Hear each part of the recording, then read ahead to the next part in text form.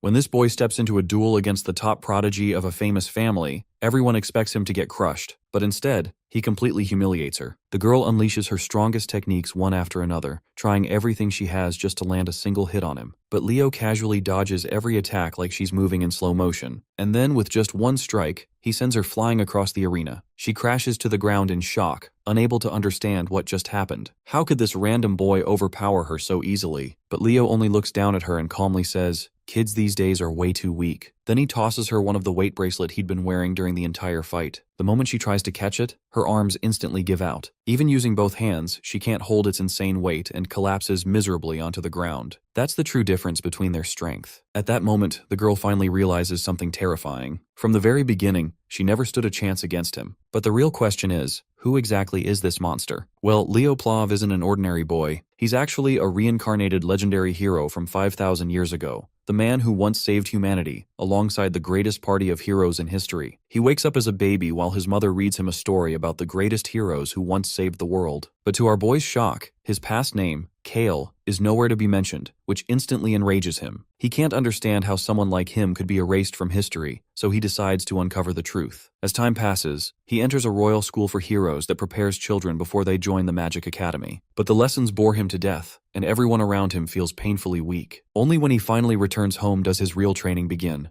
Just as he steps outside, he's ambushed by a woman who charges at him with the force of a runaway train. Leo, though startled, manages to block her strike with his blade. It's clear from their interaction that this isn't the first time these two have crossed swords. They have a shared history, one where such exchanges are far from uncommon. The lady is looking forward to sparring with him after so long, and declares that this match to be his final test before she grants him permission to attend Lumine Academy. As it turns out, this formidable woman is none other than his mother. In an instant, she lunges at him again, and their swords clash once again. While Leo is already struggling to keep up, his mother casually remarks that she hasn't even used a fraction of her full strength. Blow after blow, the spar continues, each strike more intense than the last. Eventually, however, Leo turns the tide. His sheer skill and mastery of swordsmanship allow him to overpower his mother, forcing her to surrender. The woman is left in awe of her son's talent and growth. She stands up and, in a softer tone, asks why he's so determined to attend Lumine Academy. Before the story moves forward, a little context about the academy is necessary. Lumine Academy, the Human Hero Academy, is one of the 4 prestigious institutions of the races that house the hero record. Among them, Leo strongly suspects Lumine Academy is the most likely place to uncover remnants of his past life as Hero Kyle. With such a compelling reason, it's no surprise that Leo is unwavering in his determination to join the academy. Leo's mother then reminds him that the members of the Zerdinger clan are currently visiting Daylon, and they will be staying at the Plov mansion. Though she personally isn't thrilled about having them in their home, she has a request to make. She intends to speak with Zeiss, the vice patriarch of the Zerdinger clan, hoping that he might be willing to teach Leo the Zerdinger aura technique. She believes that with the technique, Leo will become strong enough to be admitted to Lumine Academy next year. However, what she doesn't know is that her son is determined to be admitted this year. He has no patience to wait another whole year to achieve his goals. Sometime later, we find ourselves at the Plov mansion, where Celia Zerdinger is being escorted into the grounds. As soon as she steps out of the carriage, she can't help but wonder why her uncle chose to stay in a place like this when he could have easily rented an entire hotel for himself. As we know already, she is Celia Zerdinger, 15 years old, a sword princess hailing from the Zerdinger clan. Her primary focus is on the Lumine entrance exam, and she's skeptical about how a small family like the Plovs could possibly help her prepare for it. At that moment, Celia's uncle calls out to her. He is none other than Zeiss Zerdinger, the vice patriarch of the Zerdinger clan. He teasingly asks if she isn't at least a little curious to meet Leo, the very boy who boldly declared he wasn't interested in the Zerdinger clan. Celia remains nonchalant and remarks that if Leo is just a hopeful knight who can't even use aura yet, then, in her opinion, he's probably not all that impressive. Zeiss, however, doesn't share her sentiment. On the contrary, he seems quite optimistic about Leo's potential. Once they enter the mansion, Zeiss steps forward to greet the heads of the Plov household. He exchanges respectful words with Dade Plov, the patriarch, and Reyna Plov, his wife. Both hosts graciously return the gesture, welcoming the Zerdingers to their home with equal honor. Zeiss then formally introduces Celia to Reyna and Dade. The young lady promptly reciprocates their hospitality with a courteous introduction of her own. She expresses her gratitude for being hosted in their home. Reyna steps forward and takes a moment to observe Celia. She notes that Celia closely resembles her father and uncle, both in appearance and behavior. Celia, in turn, takes note of Reyna's striking black hair and red eyes. It doesn't take long for her to realize that Reyna is part of the Zerdinger family, which also makes her Celia's aunt. Later, Zeiss and Reyna, who share the bond of being brother and sister, sit back and begin catching up. During their conversation, Zeiss mentions their recent visit to the Royal School of Delan, where they had hoped to catch a glimpse of Leo. However, they were disappointed to find that he had already left the school as he was uninterested in meeting anyone. Reyna apologizes on behalf of her son, acknowledging that his behavior may have seemed disrespectful. Zeiss then curiously questions his sister about Leo, asking what kind of person he is. Reyna speaks highly of him, claiming that Leo is unbelievably talented. Her response prompts Zeiss to question whether Leo is truly worthy to inherit the Zerdinger flames. Reyna's praise of her son continues, but she makes it clear that she's not simply speaking as a proud mother. Leo genuinely has the talent and potential to be worthy of the Zerdinger legacy. Zeiss is quite intrigued to hear this. While he trusts her judgment, he feels compelled to test Leo himself before forming a final opinion. Later, we meet Leo, sitting quietly, trying to concentrate. After finishing his little ritual, he declares to himself that he has finally achieved a vessel capable of holding everything he needs. Leo reflects on why he hadn't yet learned aura until now. The truth lies in the unique nature of his body. Accepting aura too early would cause it to naturally adapt and specialize in alignment with the aura. This would limit his ability to accumulate mana and soul energy, two essential components of his long-term plan. In his past life, he had witnessed the danger of uncontrolled power. If he had fully harnessed the abilities and essence of his fallen comrades, he wouldn't have left behind a seedling of disaster. To avoid repeating history, Leo is determined to achieve perfect control in this life. So, the first step in his journey is mastering aura, but he intends to do so on his own terms. Before he can delve further into his thoughts, a familiar voice calls out to him, pulling his attention away. As he turns over, he spots Celia Zerdinger. With a confident smirk, she comments on how he finally seems to have grasped the basics of training. While her words carry a hint of sarcasm, she goes on to offer him guidance in swordsmanship, if he's up for the challenge. Meanwhile, our boy has no idea who the hell she is, so she introduces herself as Celia Zerdinger, the world-class sword princess, if she has to be specific. With the introductions out of the way, Leo gets straight to the point. Although he's feeling quite honored that she thought about him, he has no intention of receiving any guidance from someone he considers less skilled than himself. Needless to say, the girl's annoyed to hear this because his remark comes off like he's trying to suggest that he's stronger than her, to which Leo clarifies that in a death match, she's probably stronger, since he can't use aura himself.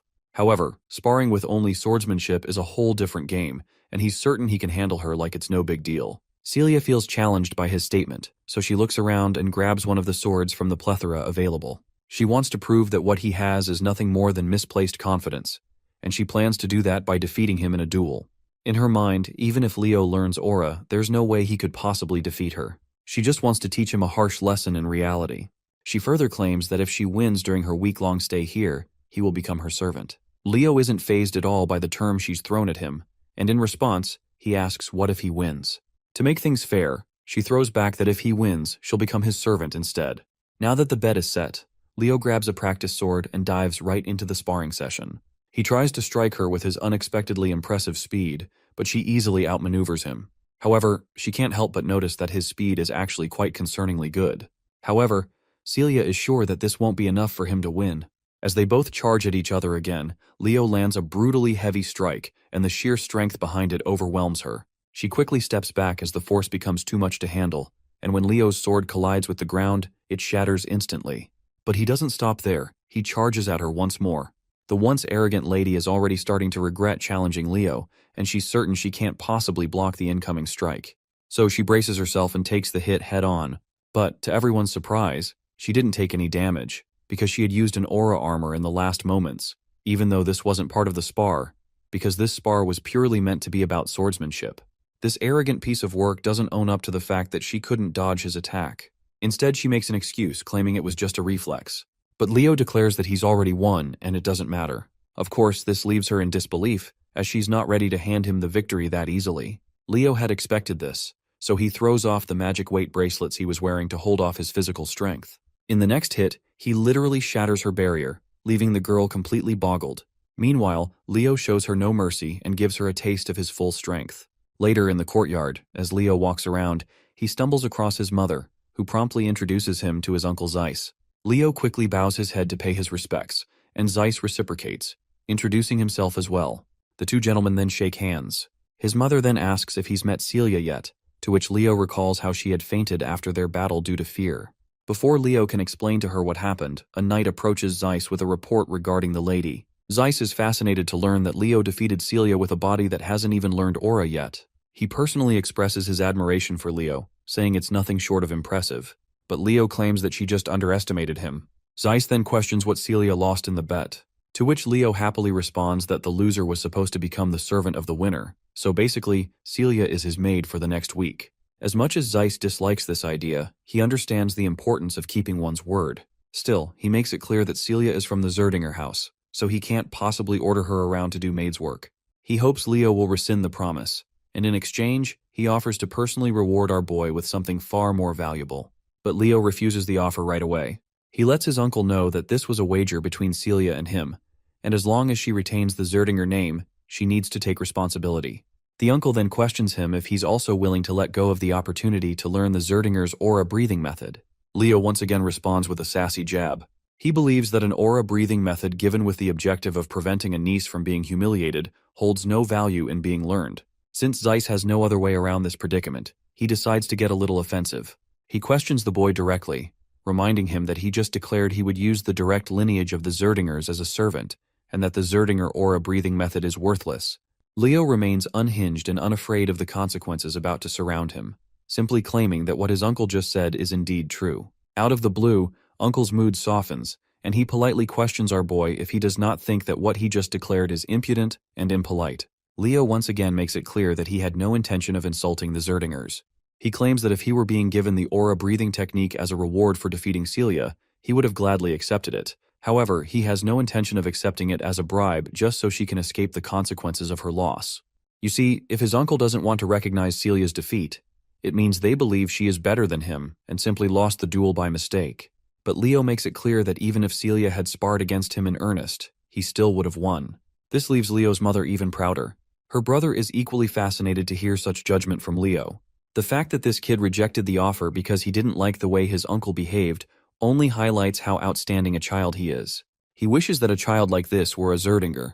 Zeiss then gestures to his knights and orders them to send Celia to the maid's quarters. He turns to Leo and grants him the right to address his uncle without any honorary titles. After that short conversation, Leo parts ways, and Zeiss turns to his elder sister, proudly telling her that once he gets back home, he'll make sure to convince their elder brother so they can teach Leo the mighty technique, Phoenix Breath. Later, the scene switches to Leo's room. The first thing we notice is Celia's totally embarrassed face.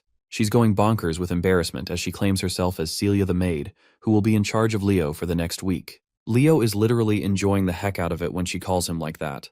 Who could have imagined that her usual fancy style would actually suit plain maid clothes so well? And this dress just looks like fire on her. Celia seems annoyed by the way he's praising her, as she knows all too well how beautiful she is. Leo apologizes, as he wasn't intending to offend her with his words. But he admits that he had a certain friend who praised beauty way too much, and that habit must have rubbed off on him. He recalls how that particular friend used to say that the beauty of eternity is unparalleled, and if peace ever returns to this world, he'll spend the rest of his life spreading beauty to everyone. The friend he's talking about is none other than the dwarven master smith, Dweno. Suddenly, Celia's eyes take note of the book Leo is reading, and she curiously inquires about it. Leo explains that he used to read it a lot when he was younger. It's the book known as The Great Hero of the Beginning. Celia remembers how she used to read this book when she was literally 5 years old. Seeing how much he likes this particular book, she walks over to the bookshelf and pulls out another one, mentioning that there are a lot of books about Kyle. In response, Leo claims that many of the great achievements in history are difficult to attribute to any single hero.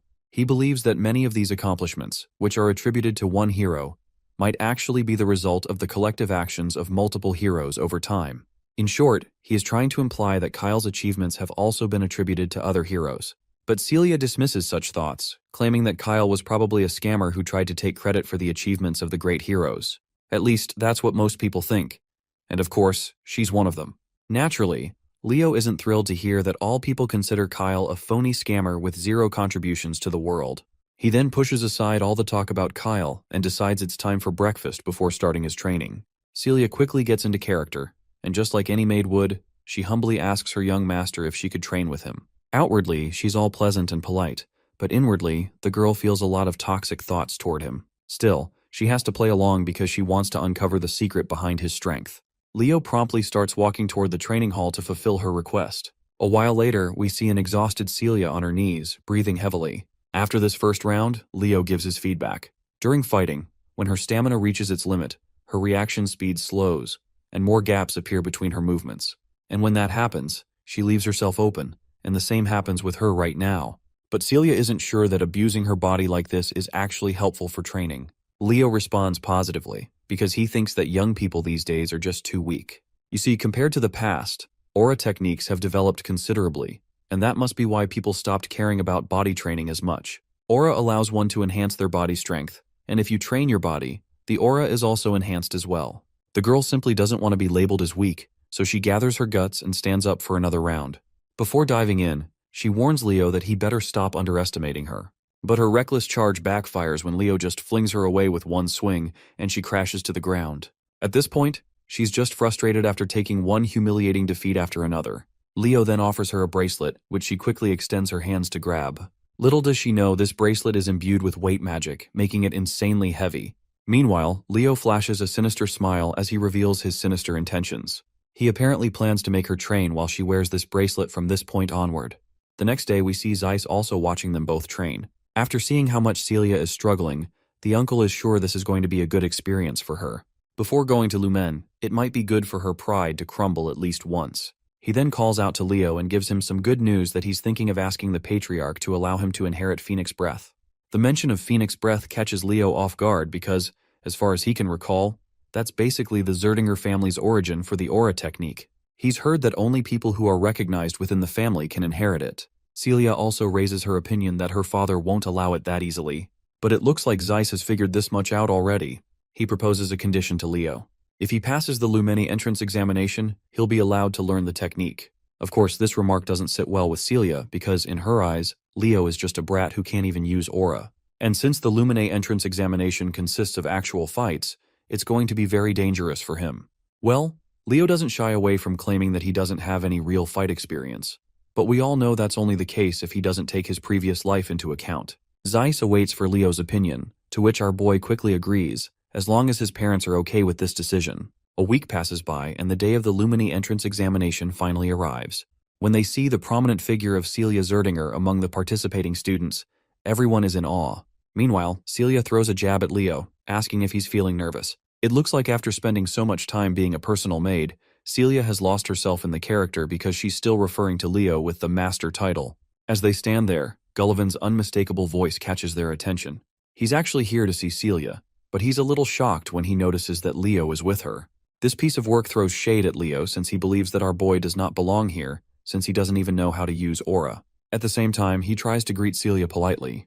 However, the poor guy is totally ignored by the duo like he doesn't even exist. He gets awkward and tries to remind Celia that he's Gullivan Tratton, and he had greeted her when they met last time. But to Gullivan's dismay, Celia doesn't recognize his name and quickly grabs Leo's hand in order to leave the scene. Suddenly, they're called by someone else. It's actually two siblings gracing the scene. The taller one is Abad Llewellyn, hailing from the Llewellyn family, and he's 16 years old. And the shorter girl beside her is Chelsea Llewellyn, 14 years old, and she shares the same family name. While Celia seems to recognize these two, Leo has no clue who they are. Celia explains that they're the Llewellyn siblings, hailing from the same heroic lineage of the Lordran Empire, the children of the Llewellyn family. Celia is particularly fired up because she's not thrilled to see these two. She warns Leo that the Llewellyn siblings will be partaking in the exam with them, so they absolutely can't lose to them. She definitely can't have the Zerdinger clan lose to the Llewellyn family. But this isn't really Leo's concern, after all, he's from the Plav family, not Zerdinger. Anyway, when the two greet Celia, she doesn't have any reason to decline their greetings and reciprocates the gesture. She also makes sure to introduce Leo from House Plav, a noble family within the kingdom of Dalad. Hearing that Leo doesn't have a fancy title attached to his name, Abad Llewellyn dismisses him as insignificant. The two siblings promptly twirl around and proceed to walk away, throwing out the warning that they'll surely be in the top spot. It goes without saying that Celia doesn't like the Llewellyn siblings' guts, and is looking forward to thoroughly crushing them in the upcoming trials. Suddenly, someone representing Lumene Academy steps onto the podium, immediately commanding the attention of everyone present. The man introduces himself as Albi Ziron, a professor at Lumene Academy. While Celia's expression shifts to one of shock upon seeing this prestigious figure, Leo seems unimpressed, mostly because he has no idea who this guy is. Celia is visibly annoyed that Leo doesn't even recognize someone of Albi's stature, She takes the opportunity to educate him and explains that Albi Zeron is listed in the Hero Record, a distinguished list of individuals considered heroes of the current era. Leo takes a moment to observe the professor carefully and notices something peculiar: immense mana concentrated in Albi's left eye. Professor Albi then proceeds to address the gathered students. He begins to explain the format of the entrance examination. According to Albi, the trials involve two main components: one-on-one combat and monster subjugation. Traditionally, participants would take turns completing these tasks. However, Albi immediately clarifies that he finds such methods tedious and wastes no time proving his point. In an instant, he burns the sheet of paper he was holding, as if discarding the conventional exam structure entirely. And up next, he pulls out a thick, ancient-looking book. As he opens it, the teacher summons forth the first chapter titled Prologue, The Wild Forest. In that moment, a massive enchantment circle begins to glow under the feet of the entire student body. The scene is set, and no one has a clue what the professor intends to do next. But one thing becomes crystal clear, which is that Albi Zeron despises inefficiency. He declares that he's combining all the trials into one seamless challenge and will move forward at once. To understand what's happening, we learn that the hero record isn't just a historical record. Its real value lies in its ability to manifest the hero's world, which contains the experiences of past heroes. By accessing this world, one can inherit the power of a previous hero. Simply put, it's almost like a hero training system. All the students have been transported into this hero's world, known as the Wild Forest. The professor announces that their one and only objective is to survive. Whether they join forces or eliminate each other, they can do whatever it takes to stay alive. Those who want to quit can break the orb they're holding and return. That's all there is to it. After looking around for a few minutes, it doesn't take our boy long to recognize the place. It looks exactly as he remembers. You see, this used to be an elven forest before it was taken over by the witch queen, Silatna. Meanwhile, some students just want to go back, especially since they think that this place is nothing more than an illusion. But our boy doesn't share the same thoughts. As far as he can tell, while this world might have come from the examiner's memories, everything that is going to happen here will be real. The deadly hazards here could seriously kill someone if they're not careful enough. With the mention of danger, Leo notices someone's presence and is soon attacked by an arrow that literally shatters the ground beneath him upon impact. Thankfully, he's safe, but when he looks in the direction of the arrow's source, he sees it's the girl from the Llewellyn family, Chelsea. It looks like she has mistaken him for a member of the Zerdinger family, and because of that, she's determined to eliminate him. But Leo quickly makes it clear that he's a member of the Plav family. Chelsea, however, becomes more aggressive, thinking he's lying since she had seen him with Celia earlier. Without hesitation, she casts her magic Windsickle. Leo seems impressed as he watches her chant a spell that didn't exist in his past life, but he also notices that the basics of this spell are not much different. Meanwhile, Chelsea is frustrated by how calm and composed he is while facing her. To shake him up, she unleashes her impressive ability at him, but Leo just effortlessly blocks it with a single swing of his sword, and the mana blade she sent at him simply falls away. This leaves Chelsea unsettled. From what she can tell, he didn't even use aura, so how has he blocked her attack so easily? Our boy just rubs salt in her bruised ego by casually claiming that her attack was too simple. He invites her to form an alliance as it will be beneficial for her. He reminds her that the one who survives the longest earns the most points, so as a sorceress, she should at least try to pass one test before getting eliminated. I don't even have to tell you what her response is. She quickly fires back and boasts that she is not your typical sorcerer, she's a battle mage. She's offended by his comment where he called her attack simple. Feeling the sting of his words, she channels all her power to crush him on the spot, just so she can prove she's not the weakling he thinks she is. But all of her attacks end up being pointless, as Leo isn't even standing in the direction where the blades are heading. What's worse is that she can't feel a trace of mana anywhere, so she can't even spot him where he is. But her eyes soon meet Leo, who's right in front of her with his fist balled up. We don't get to see if that punch lands on her terrified face or not, but one thing is clear: her knees lose the strength to hold her up, which is a clear sign of victory for our boy. Leo, however, once again reminds her that the offer to join forces is still on the table if she changes her mind. Before we can hear her response, the scene cuts to the faculty of Lumine Academy, who are watching the show through a digital window. They're thrilled to see that the battle is finally heating up. Back to Chelsea. It looks like she's getting no mercy. Leo has tied her to a tree trunk, and the look on his face clearly shows he's not exactly having good intentions for this poor girl. He also makes sure to start a small bonfire since the night is settling in.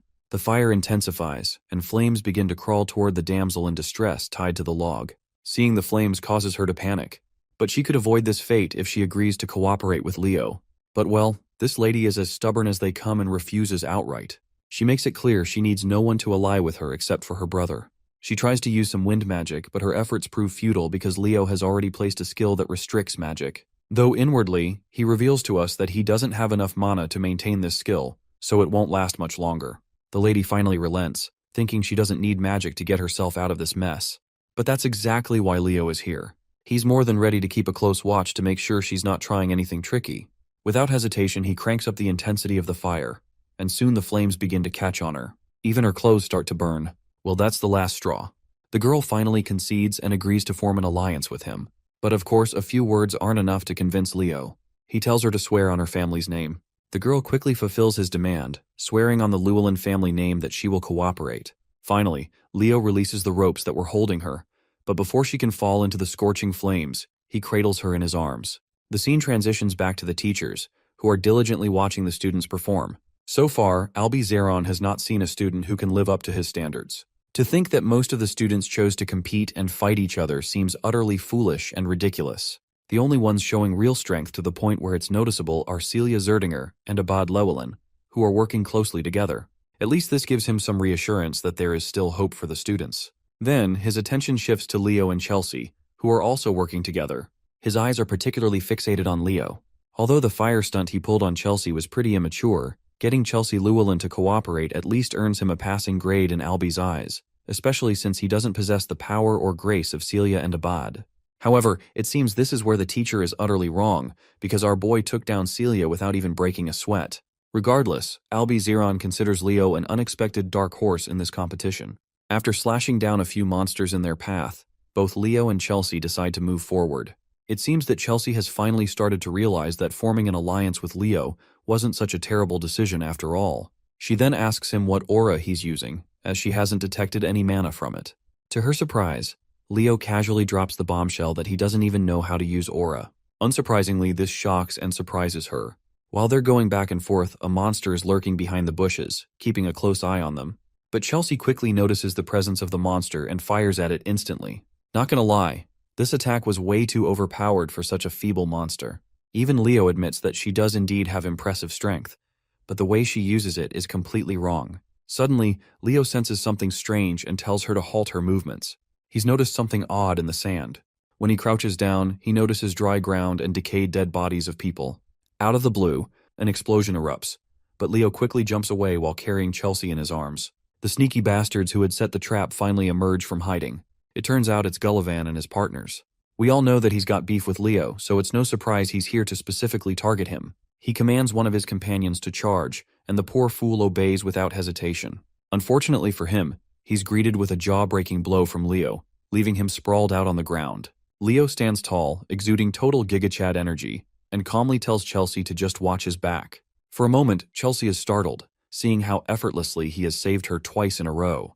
But she quickly gets up and positions herself behind him, ready to face the remaining goons. Meanwhile, Gullivan does what he does best, runs for his pathetic life. He abandons his crew, desperately trying to put as much distance between himself and Leo as possible. The only thought crossing through his mind is to find a partner fast. As fate would have it, Celia spots him from a distance. Instead of chasing him, she calmly walks into the direction he's running from. When they finally arrive at the scene, what they see is jaw-dropping. The area is littered with monster corpses and the bodies of students who had tried and failed to take them on. Naturally, Chelsea lights up at finally being reunited with her brother. Meanwhile, Celia throws shade at Leo, demanding to know what in the world he's doing with Chelsea. Leo proudly claims that it was his decision to form an alliance with her. Celia, however, finds it hard to believe. She would rather believe him if he had claimed to see a cockroach doing backflips than believe he managed to convince Chelsea the stubborn goat to form an alliance. To this, Leo casually and sinisterly claims that he simply convinced her. His wicked grin unsettles even Celia, who begins to wonder what exactly he might have done to convince her. Anyhow, our boy moves to help the students he just knocked out back to their feet. Seeing this, Abad questions why Leo is helping their opponents. Our boy quickly clears the air that there's no need to fight among themselves. Instead, sticking together to defeat the challenges of this world is a much better idea than fighting selfishly. Since Abad and the others seem clueless about what challenge he is talking about, Leo draws their attention to the nearby decayed corpses, hinting at a bigger issue. Seeing the corpses on the ground, one of the students comments that it looks like their moisture has been drained. Leo clarifies that this isn't the only odd thing here. He points out how this place, out of nowhere, seems completely devoid of any monster presence. It's as if the monsters are afraid of something, like a high-tier monster has appeared and scared off the others in the forest. As the pieces start falling into place, Abad finally understands what's going on. As far as his understanding goes, Hero Albi's first feat was defeating a high-tier monster. Just then, they all hear a massive roar in the distance, the sound of something close and ominous stirring deep in the forest. The roar fills the air with tension, a clear sign that the monster has finally decided to reveal itself. Meanwhile, Gullivan stumbles through the forest alone, holding a torch in his hand. He looks terrified, and despite being deep in trouble, his feeble mind is more focused on getting revenge from our boy than on survival. Suddenly, he notices a corpse at his feet, and there is also something behind this veil of darkness that causes him to trip and fall. The thing he saw in the dark is a giant monster. The monster looks like a giant spider, and it seems to be quite hungry. By now, it's clear that Gullivan is as good as dead. Let's explore what's happening with Professor Albi and the students. It turns out that a staggering 500 students all failed the exam. The real problem is the fact that the selection process requires the selection of at least 100 students, but there are only 50 of them still left in the test. Instead of forcing himself to pick, the professor believes that he's only going to select suitable candidates that meet his expectations. After all, the headmaster put him in charge knowing that he would pick the cream of the crop. Albi is a believer in discovering heroes in the time of great difficulty. He has gained an interest over Leo Plov, a dark horse with unexpected talent. The question is, will this dark horse be able to overcome the harsh exam? Going back to the scene of the students in the exam, they're fast on their feet and have trouble navigating because of the dark atmosphere. Celia illuminates her blade and claims that she's seen something up ahead. Her sword's red shimmer reveals the face of the terrifying spider who is currently devouring its prey. It strikes fear into their hearts as Abad rushes to use a mage spell to take down the threat. However, Leo is quick to stop him and advises Gullivan to break the crystal. Of course, Gullivan is out here becoming breakfast between the spider's teeth, so he can hardly move. He decides to smash the blue crystal, sending a wave of electricity inside the creature's mouth. With their preparations ready, Abad charges his Windfang spell and releases it upon the menacing creature. His attack manages to wound the monster, but fails to deal the killing blow.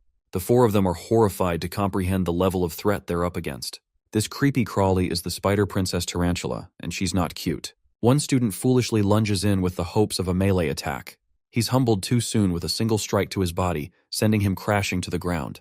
Next up is Celia, who is arrogantly assuming that she'll end the fight with a single attack. Activating the Prominence spell, she releases a sharp yet destructive beam of red, piercing the creature's body and sending it waves of pain. However, the spider is as durable as a tank and quickly recovers, making Celia's approach useless as well. Abad uses this moment to talk her down, claiming that a mage and a knight's destructive power is incomparable. He releases a wind spell, Raphael, to slice the spider in an endless spiral.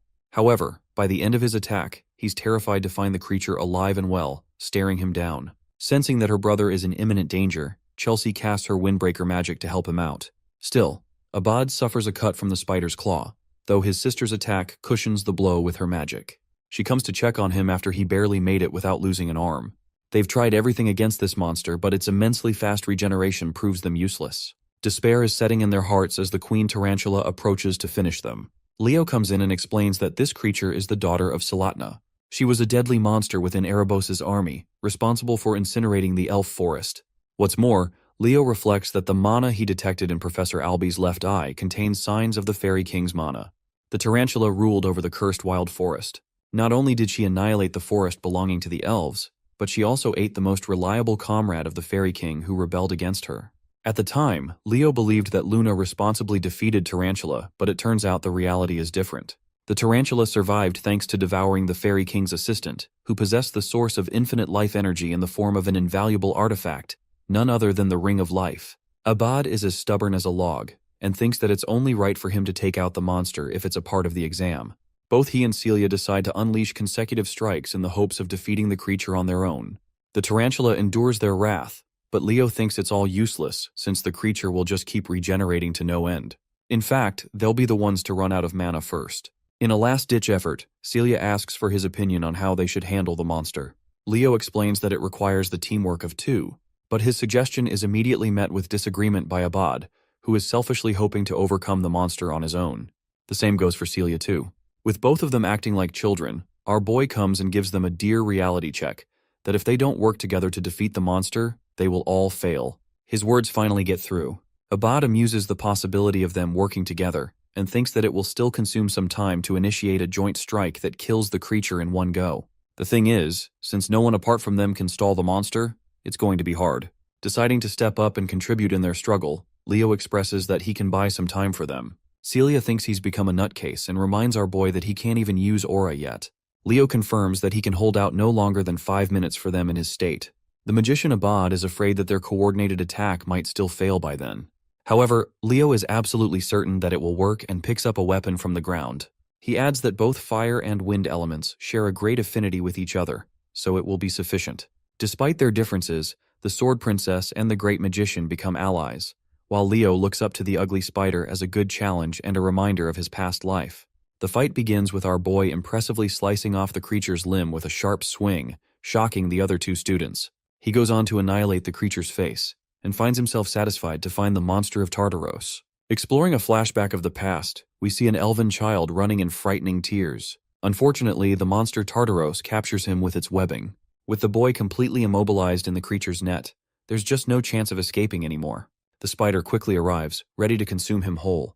The boy begs for his mother's help and awaits impending doom, until one radiant being appears as a savior, a being of light that stops the creature from hurting the child. Luna felt infuriated with the creature wreaking havoc on her homeland, and going as far as to devour the contractor responsible for being the right-hand man of the elven forest. Luna releases a light attack aimed at the toothy creature. Her magic attack enveloped Tartaros, caging the creature before sending down a column of thunder. Luna wasn't expecting Erebos' army to have come and conquered the elven forest as well. At the time, Leo in his original life became responsible for freeing the kid, helping him escape the webbing net.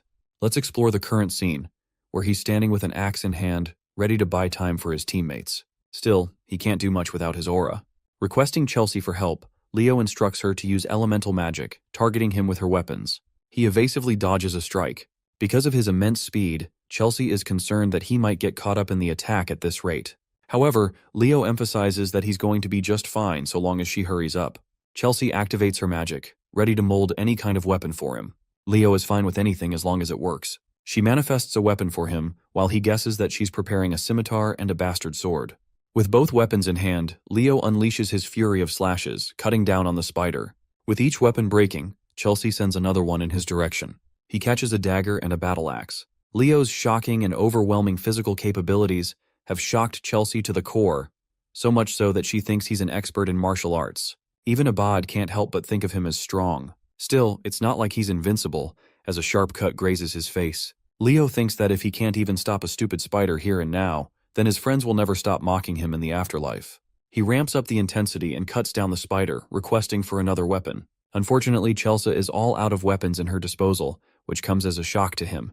Thankfully, however, Celia has already finished preparing her ultimate strike. She unleashes a roaring spiral of fire, incinerating the creature and defeating it at once. The ring of life drops is cleared from its body, and the monster is subjugated at last. Celia drops to the ground, thankful that everything is over now. Still, she can't help but focus on Leo's inhuman performance to hold back Tartaros for 5 minutes. Celia tries to praise him, but Chelsea is even faster with her words. She's become his #1 fan and thinks that his performance just now was comparable to the heroes of the legends. Leo doesn't think much of it, but this chick is going crazy for him as she wants to become a battle mage specialist. She pleads to learn from him. Funnily enough, Celia is hoping for Chelsea to receive exclusive training from him to get a taste of what suffering truly looks like. Anyway, our boy proceeds to grab the Ring of Life, which manifests Prince Silid as a fairy. He rekindles the prince's memory by saying his name. Hearing that, he goes back into the ring and accepting Silid as the Fairy King. This is all thanks to Professor Albie stumbling upon the Eye of Mana. The countdown for the testing ground is starting. Clearing Tay stage has earned them the reward of the Fairy King's pledge. Before they're transferred, Leo recognizes someone from his past life. Fast forward to Kalian Badian, the principal of the academy, who is reviewing the exam report of the Western Territory.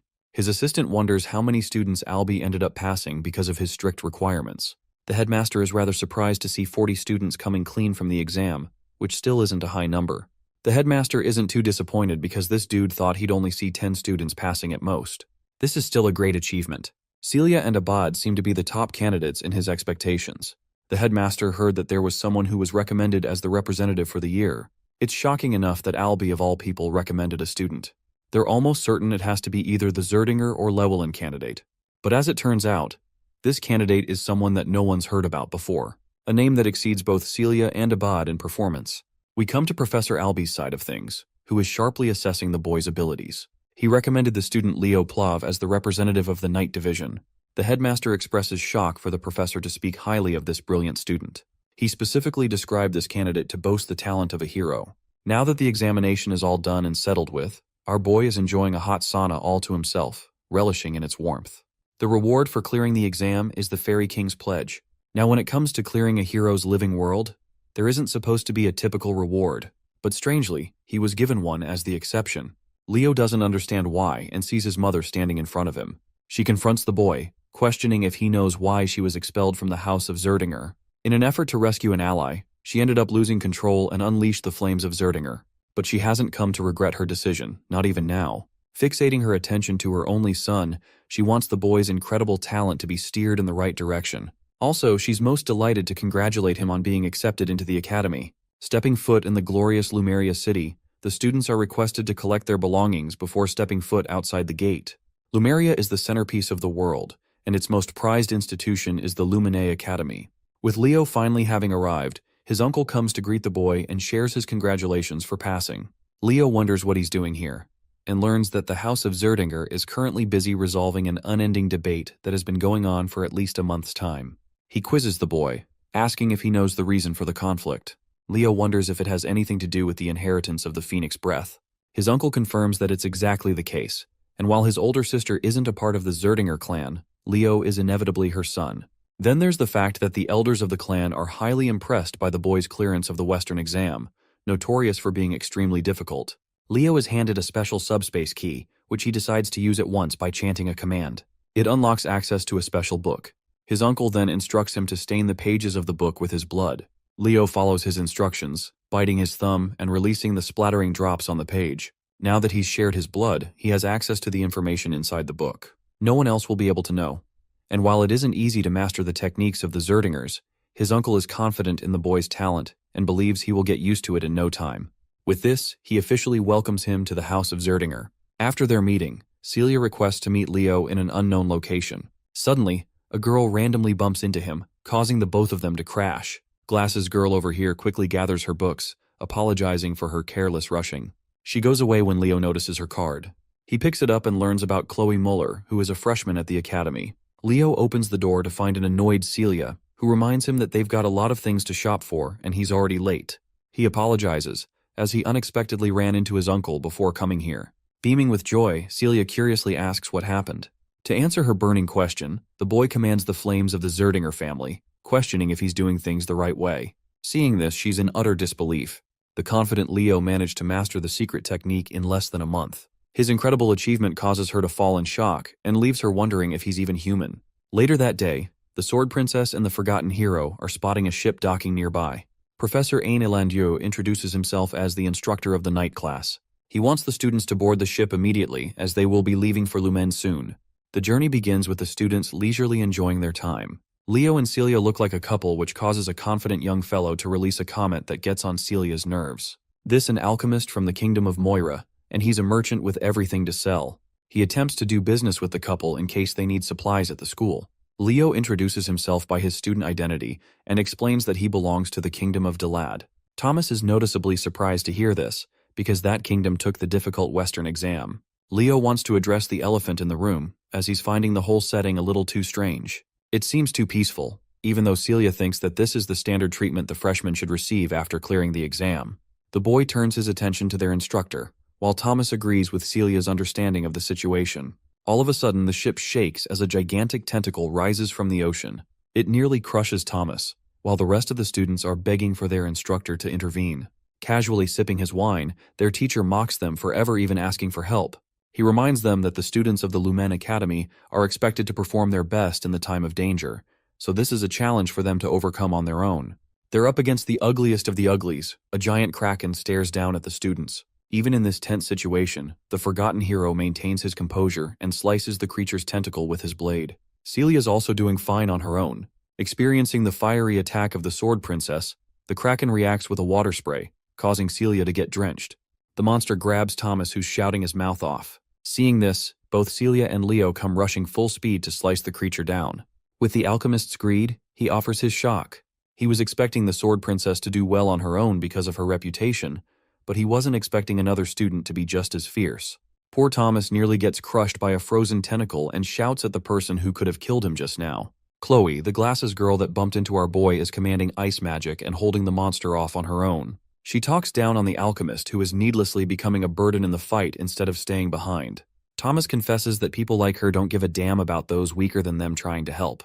With another piece of tentacle crushed, we get to see the dynamic duo of Abad and Chelsea rising to the scene. They're still not done with their rivalry between the two clans. Still, the battle mage has her eyes set on our boy despite being enemies. With numerous monsters in the lake teeming on their way to the academy, the instructor thinks this is the perfect welcoming party for the freshmen. Enjoying his wine, he comments on the top performers: Chen, Celia, Abad, Chloe, Walden, and finally Duran, Moira. The captains of each region are performing excellently against the threat. However, beyond them is a student that has overshadowed their performance. An unknown freshman with no commanding dominance in any region. His swordsmanship is the definition of perfection, and he's reacting as if he's predicting every attack. The instructor is glad that he's going to see the boy unleash his full potential in his classes. Anyway, the useless alchemist is quick to run out of his potions as they finally arrive at their destination. Hopping off from the ship, the instructor expects the students to get used to the monster treatment, since they're going to deal with it a lot. It's time to explore the glorious entrance hall. The Lumini Academy's training grounds are extraordinary. Many spectators are hoping for the freshmen to put on a good show. The entrance ceremony is soon to begin. The Night Division is grouped by their instructor, who wants the captains to come to the front of the lines. The headmaster of the academy oversees the announcement, expecting great things from the hero candidates of this year. Kalian emphasizes to the students that if they ever want to become strong heroes, they'll have to risk their lives and always be expected to surpass their limits. Slamming his fist to the ground, the headmaster believes that if they can't do the bare minimum of what he just mentioned, then they don't belong to the prestigious institution. And then a second later he melts into a grandpa, acting like he didn't just intimidate the crap out of them. Kalian points out and asks why they've all gone quiet all of a sudden. His radiant reputation and image as the brilliant swordmaster slowly gets tainted by the day. Next up is a speech from the freshman representative, a name that the first years are looking forward to. It's not Celia, Abad, Chloe, or anyone else. Only Leo Plav's name is chanted, coming as a shock to even him. He quickly turns to the professor and realizes that he must have recommended him. Leo approaches the podium and addresses the professors and seniors with his speech. While this is going on, many students are bickering about the talks of this unknown student. They don't know what happened or who even is. The speech comes to an exhausting end, as Leo Plav is inquired about his goals as the representative of the year. He realizes that their goal is to intentionally provoke the finishers behind him. Leo offers his words in a very polite and professional manner, drawing attention from the other instructors. They think it's going to be a very reserved ceremony, until our boy goes crazy and openly declares that he's ready to accept any of them challenging him for the position. This hostile and bold announcement provokes the top rankers, but Leo doesn't really care about who it is he has to go up against. With the announcement settled, the students go to their dormitories. From tomorrow, exploratory classes will elapse for 1 week. This is a special grace period for the students to take any class, which will later help them decide 3 subjects to major in. The students are promptly advised to rest up so they don't face a first-day late class. Leo's room is designated right next to Thomas, who is excited for his first class tomorrow. They exchange a goodnight greeting and Leo collapses on his bed. His mind is busy wondering what he's supposed to accomplish in the academy. Seizing his place in the best institution, he desperately hopes to find his long-lost hero record. The next day at the cafeteria, Thomas wants to share a seat with our boy who doesn't really care and approves the request. Leo receives an annoyed visitor, someone he isn't familiar with. This guy is Duran from the Central region, and he's here to confirm if the challenge he stated in the announcement carries any weight. Leo understands that his speech was provocative in its fullest. After all, it invited a stranger to take him on in an aggressive manner. Duran thinks he's some hotshot of the Central region, but Leo simply doesn't give a flying fuck and continues drinking his fruit juice. Pissed for being taken lightly, Duran lashes out by releasing a thunderous kick, sending the table flying. However, Leo's inhuman speed helps him rearrange the ingredients and reform his perfect cheeseburger. This man is the definition of class, as he made a meal out of the occasion. Leo provokes him, stating that he just couldn't ignore free food to waste away like that. Duran, on the other hand, is in the mood to kill this guy with his every word. He thinks the freshman representative is much weaker than he is, which his ego can't stand. Intervening the fight, their instructor casually rests both his arms around the 2 students. He politely mentions their ranks as the representative as well as the captain of the region. The instructor is hoping they're prepared to receive due punishment for engaging in a fight on the first day. You can just see both their faces crying for help. Let's jump ahead and visit the first exploratory class of the night department. For some reason, Celia is concerned why Leo isn't around. He emerges at last, completely exhausted for breath. His condition invites Celia's attention, because she thinks he fought with someone. Leo decides not to say anything for the time being. Class is about to start. Ain introduces himself as the instructor of the first-year night classes. Thomas notices that Duran is on bad terms with Leo already, while their teacher Ain talks about the three main powers derived from mana. The first being magic energy, the second is soul energy, and finally we have aura. Of the three, aura is deemed the most difficult to handle. Celia adds that it's because aura requires losing mana fluidity during the conversion process. Her answer is spot on, as magic and soul energy tend to use mana in its natural state. But aura, on the other hand, absorbs the mana and converts it to suit the body. He demonstrates what an aura looks like and wonders if any of them knows how to use the processed aura from their bodies. Collecting her thoughts, Celia fails to come up with a reasonable answer. The freshman representative breaks his silence and explains that utilizing an aura's power requires the burning of mana. He's reached the right conclusion as pointed out by the instructor, which then makes him ask about the most crucial aspect of the process of burning mana. Leo quickly responds, stating that it is stamina. Impressed by the boy's understanding of aura, Ain asks if he's ever studied the concept before. Turns out he hasn't, which is yet again another impressive feat. A person who hasn't even studied aura somehow extensively managed to grasp its true essence. Deciding to put an end to the theoretical explanation, Ain thinks it's about time they do a little exercise. Using his aura, he casts a wave-like platform called the aura step. This fundamentally relies on concentrating one's aura power into their legs. Ain descends to the ground and excitedly mentions that the applications of aura are practically endless. Some of the other students experiment and spar with each other, while Celia teases our boy. She's ready to teach him how aura step works, so long as he calls her sister. Leo doesn't feel the critical need for her help, as he's fine with knowing the principles of aura. Noticing Duran on the side, the instructor thinks it's a good time to address the commotion scene in the cafeteria. Some students like Chelsea don't know what happened, and Thomas strokes her curiosity even more with his commentary. Both Leo and Duran are called to the front by the instructor.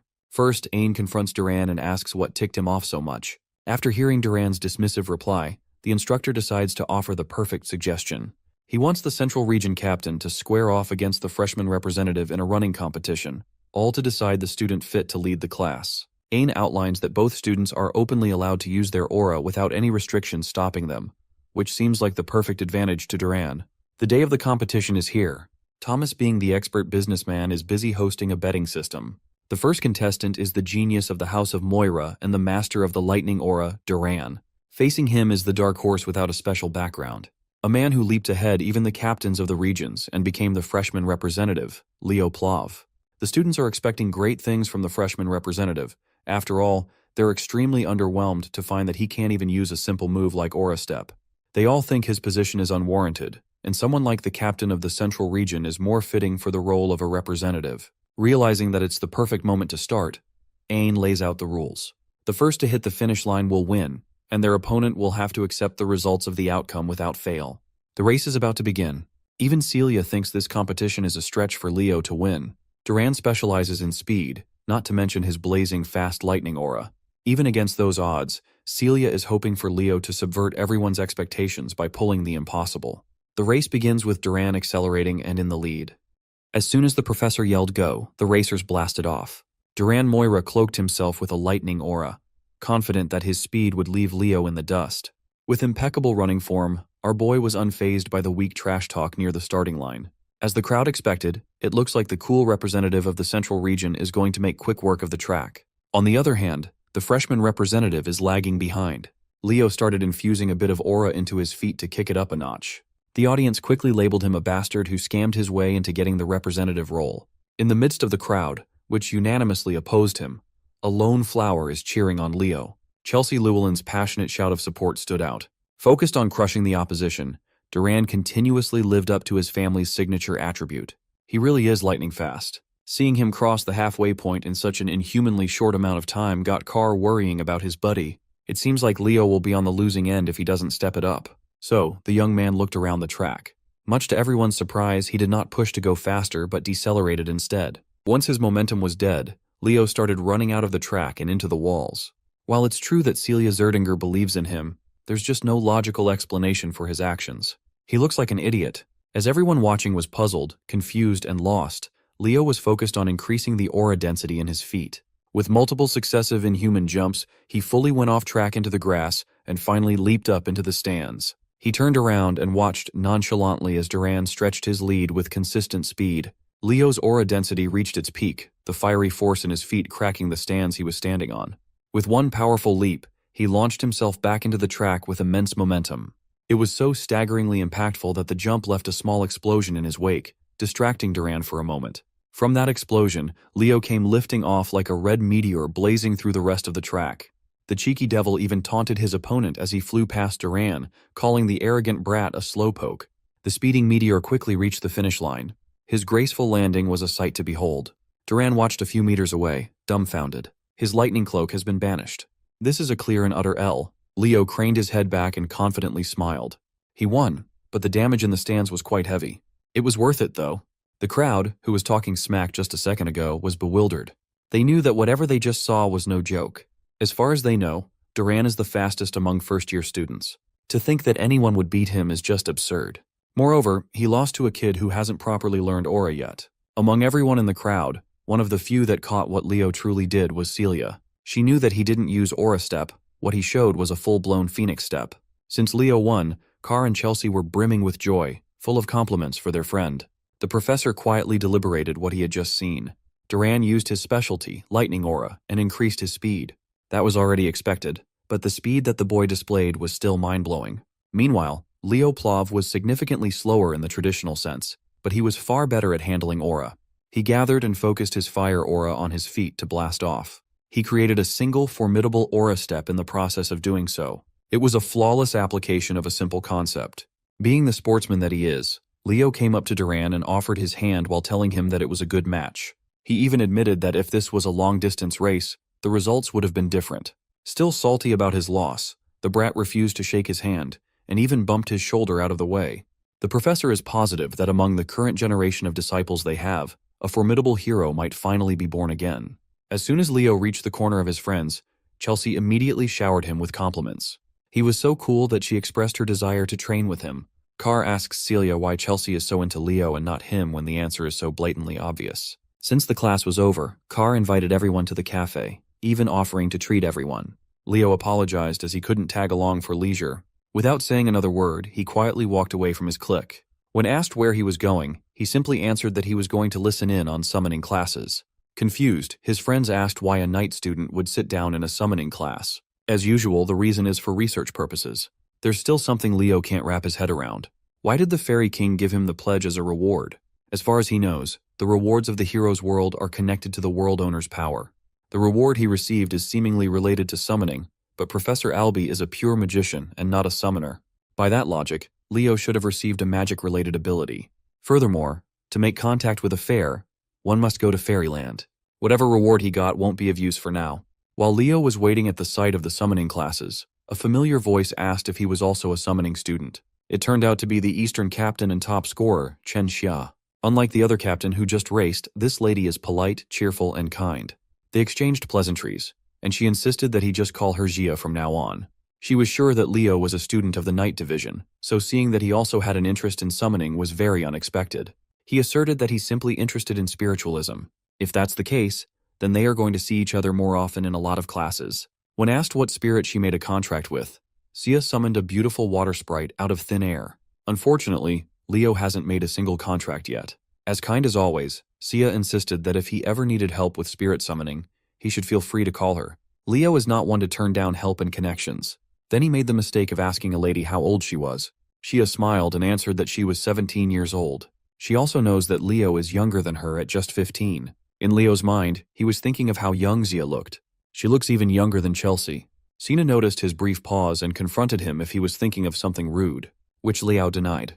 That's right, boys. Always deny. Anyway, she just came up to him to say that she was deeply impressed by his race against Duran. She was actually in the crowd while it was going down. The sight of him blazing through the track has been imprinted in her mind. With determination, she asked him to accept her challenge to one of these days. Amused, Leo smiled and didn't back down. After meeting all sorts of bombastic characters, it's nice to finally meet a normal person. And so, the Summoning Division's exploratory class has officially started. Right from the get-go, their venue was unusual. Instead of a classroom, they are out in the fields. A few notable figures are present. These two have faces and white hair, so they must be real characters instead of extras. Leo scanned the area and saw a very low number of students congregating. She already expected as much. Summoning isn't a popular choice after all. Just as he was wondering why the class was being held outdoors, the answer came flying down from the skies. A massive, scaly body with wings that covered the sun flew over the students' heads. The creature landed, displaying its fearsome figure for everyone to see. It was a black wyvern. Some of the students with paltry willpower lost strength in their knees as soon as they saw the beast. Then, the woman riding on top of the wyvern smiled and asserted that her wyvern seemed to have taken a liking to this class. She jumped off her mount and introduced herself as Yura Marin, the summoning teacher who's going to teach the freshmen for the entire school year. Yura is a grade A beauty with her long white hair, toned body, and devilish features. The hormonal students just wanted to become their teacher's summon at this point. Leo reckoned that if Pervy Dueno had been here, he would have lost his mind at the sight of a woman with a different type of charm than Luna and Lycinas. He would surely be inspired to make more cultured art. Going right into business, Miss Yura addressed her little greenhorns. The fact that they are in this prestigious program must mean that they have some talent in the field. The freshmen answered affirmatively. Miss Yura liked how confident they were. So they will be moving to the practice area immediately. She called in Carlo, the first-year summoning class associate professor, to bring out the griffins. Miss Yura explained that they would be riding together in groups of 2. They have enough griffins to accommodate everyone's asses. The problem is, this is everyone's first time handling something as finicky as a griffin. As soon as she heard a complaint, Miss Yura's eyes turned hostile as she asked if they wanted to listen to her lesson or not. Jumping on top of her black wyvern, she announced that those who think they can't ride a griffin should just quit and go back. Her scaly beast mirrored her intensity. It roared and flapped its wings, taking off while establishing dominance. While everyone was shaken, a long student stood proudly and unbothered. Associate Professor Carlo interjected lightly, telling the kids to hurry and follow the professor. Once they got over their initial fear and uncertainty, most students found out that the griffins were gentler than they thought. Some of these four-legged birds are very tricky to deal with, though. It's just the luck of the draw. Leo and Zia partnered up for the activity. She politely asked if she could hold the reins, and Leo gladly gave way. And so the students were lifted off the ground 2 by 2. Those who adapted quickly caught up to the professor's pace, bypassing the sea by taking to the skies. They were not expecting to be allowed to do something so bold as to ride a griffin on the first day. As expected of Lumine's top-notch programs, everyone's uneasiness regarding the griffins is practically erased. Some students were even bickering as to who should hold the reins. Xia and Leo were breezing through the sky with Xia as the driver. She was a bit worried, but the griffin they got is a real sweetheart. But it's still best to be careful. Griffins are difficult to control for first-time riders. Seeing that everything was going swimmingly, Miss Yura decided to shake things up and pulled out a whistle. She blew on it with strength, emitting an imperceptible sound that only the griffins could hear. As soon as the four-legged birds heard the tune, it was as if something primal awakened inside of them. Their talons protruded in full display, and all of the birds started behaving erratically. The weak-willed students turned to the professor for help, not knowing that she's the reason why the beasts are going out of control. Miss Yura reckoned that those who can't even handle an out-of-control griffin should not call themselves a student of Lumine Academy. Even Zia, a reasonably experienced young summoner, was struggling with their bird. While she was trying to wrestle the bird with the reins, Leo grabbed her hand and waist to stabilize her seat. He warned her that griffins are prideful beasts. Trying to overpower them with strength will only make them act out even more. He was gentle with his touch. Leo finessed her fingers in subtle ways to keep the rampaging mount in control. Taking over from behind, he shifted gears and made the griffin fly faster than ever. They were going so quickly and steadily that they eventually passed the professor and her associate. Miss Yura praised his control over the beast. She turned to Carlo and confirmed if the first-year representative was an applicant for the night major. According to the records, that should be the case. He's riding so good that she wonders if he has a personal griffin back home. However, according to Carlo's records, Leo is not from a noble household that can afford one. That must mean he's operating purely on talent alone. It's still early in the class, but Miss Yura is optimistic that she might have just found a hidden little gem. After that sky debacle, every student eventually reached the island of summons, every summoning major's practice grounds. A lot of the kids were throwing up on the beach after such a nauseating wild ride. On the other hand, Leo is just roaming the white sandy beach in search of a suitable fruit. When he finally found one with the right size and ripeness, he motioned to pluck it off the tree and saw a burnt feather. His mind started racing with possibilities, but he kept it to himself for now. After grabbing the ripe fruit, he fed it to the griffin as a sign of gratitude for bringing them to the island safely. With everyone accounted for, Miss Yura called everyone to gather up. From now on, they will be taking a practical exam on the first day, no less. Some of these kids just wanted to check out the exploratory class period, but now they're facing an impromptu exam. Miss Yura explained that compared to the other two majors, the path summoners must walk goes much further. Everyone should already be aware of that. For summoning, just having control over mana is not nearly enough. In order to make a proper contract with a suitable spirit, one needs the proper spirit affinity. To command your summons adeptly, adequate taming ability is a necessity. The path is hard and complicated. That is why the number of summoner heroes is vastly lower than that of the other two traditional classes. However, compared to other heroes, summoners who rise to get the title accomplish much more than the vast majority. Great summoners have deeply etched their names in history. That is the allure of being a summoner. Every student here wishes to become that sort of legendary figure in their own right. Eliza Hergen, from the renowned summoner hero family of the North, the Hergen clan, stepped up to the challenge and asked the professor what sort of exam they must face. Miss Yura explained that, as the name suggests, the island of summons is full of beasts and spirits. Since a summon is considered a form of weapon for summoners, the exam will test every student's taming ability. With that in mind, the contents of the test are simple. They just have to tame a summon in the forest and bring it back to the beach. After taming and making a contract, they are free to keep the summons. The students erupted in celebration. It's not every day that they get an opportunity to tame their own beast. While everyone else is rabidly running into the woods, excited to find their new pets, Leo just calmly walks into the forest. Surprisingly, Eliza followed him from the entrance. The rumors of his victory over Duran have quickly spread. Seeing him in the summoner class, she can't help but say hi. The other prominent students in the class took note of this interaction. Leo waved Eliza off and nonchalantly insisted that he was just doing the best he could. Seeing him dismiss her like she's some random commoner infuriated Eliza. Observing her students from afar, Miss Yura can already see the key members of her freshman class. A few minutes later, quite a few students had already started the process of taming their chosen beasts. None of them caught Leo's attention, though. Some of the students noticed that the freshman representative was going a bit too deep into the forest. Some were praying for his downfall, thinking that he'd fail to tame a summon, receive a 0, and run back to being a barbaric knight major. Unbothered by all the hubbub, Leo followed the trail as deep as he could. His guiding light is the feather he saw from the orange tree earlier. A few minutes ago, its tip was burnt badly, but now it's back to pristine condition.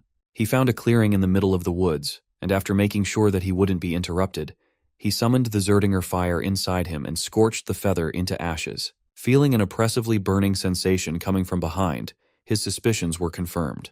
Back in Leo's hometown, life had slowed down now that the kid had flown off the nest. Reina is cooking some Ghibli movie quality food outdoors. Even so, she's still worried about her little boy. It's technically his first day of school, so there should be no need to get so worried and riled up, right? If Reina could see what her boy was getting into, then she would know that getting worried was not unreasonable. She tried to assure herself that Leo would be fine. He's a strong boy. Meanwhile, that boy is being cooked by the most intense heat one can imagine. He's being surrounded by the fire from one of the 3 great summons, the legendary Phoenix. With a voice that commanded flames, the Phoenix was confused to see a mere child using the flame of Zerdinger. The legendary beast only showed up when smelling Reina's flame. Hearing his mother's name, Leo asked the Phoenix how he knew his mom. It seems like the Phoenix showed up just in time then. The legendary beast is surprisingly acquainted with Leo's mom. It asserted that it owed Reina a great debt. This is Farina, one of the 3 mystical summons, the elusive Phoenix. She properly introduced herself, giving Leo the respect worthy of Reina's blood. Leo Plov returned the respectful introduction with one of his own, and asked Farina to elaborate on her relationship with his mom. The Phoenix confessed that Leo's mom saved the life of Farina's summoner, Ellen Lunda. Hearing the name made him jump in fright. Ellen Lunda is a proper hero. The incident happened while Ellen was clearing a dungeon in Siren. She had lost all her comrades and was in danger of losing her own life at that time.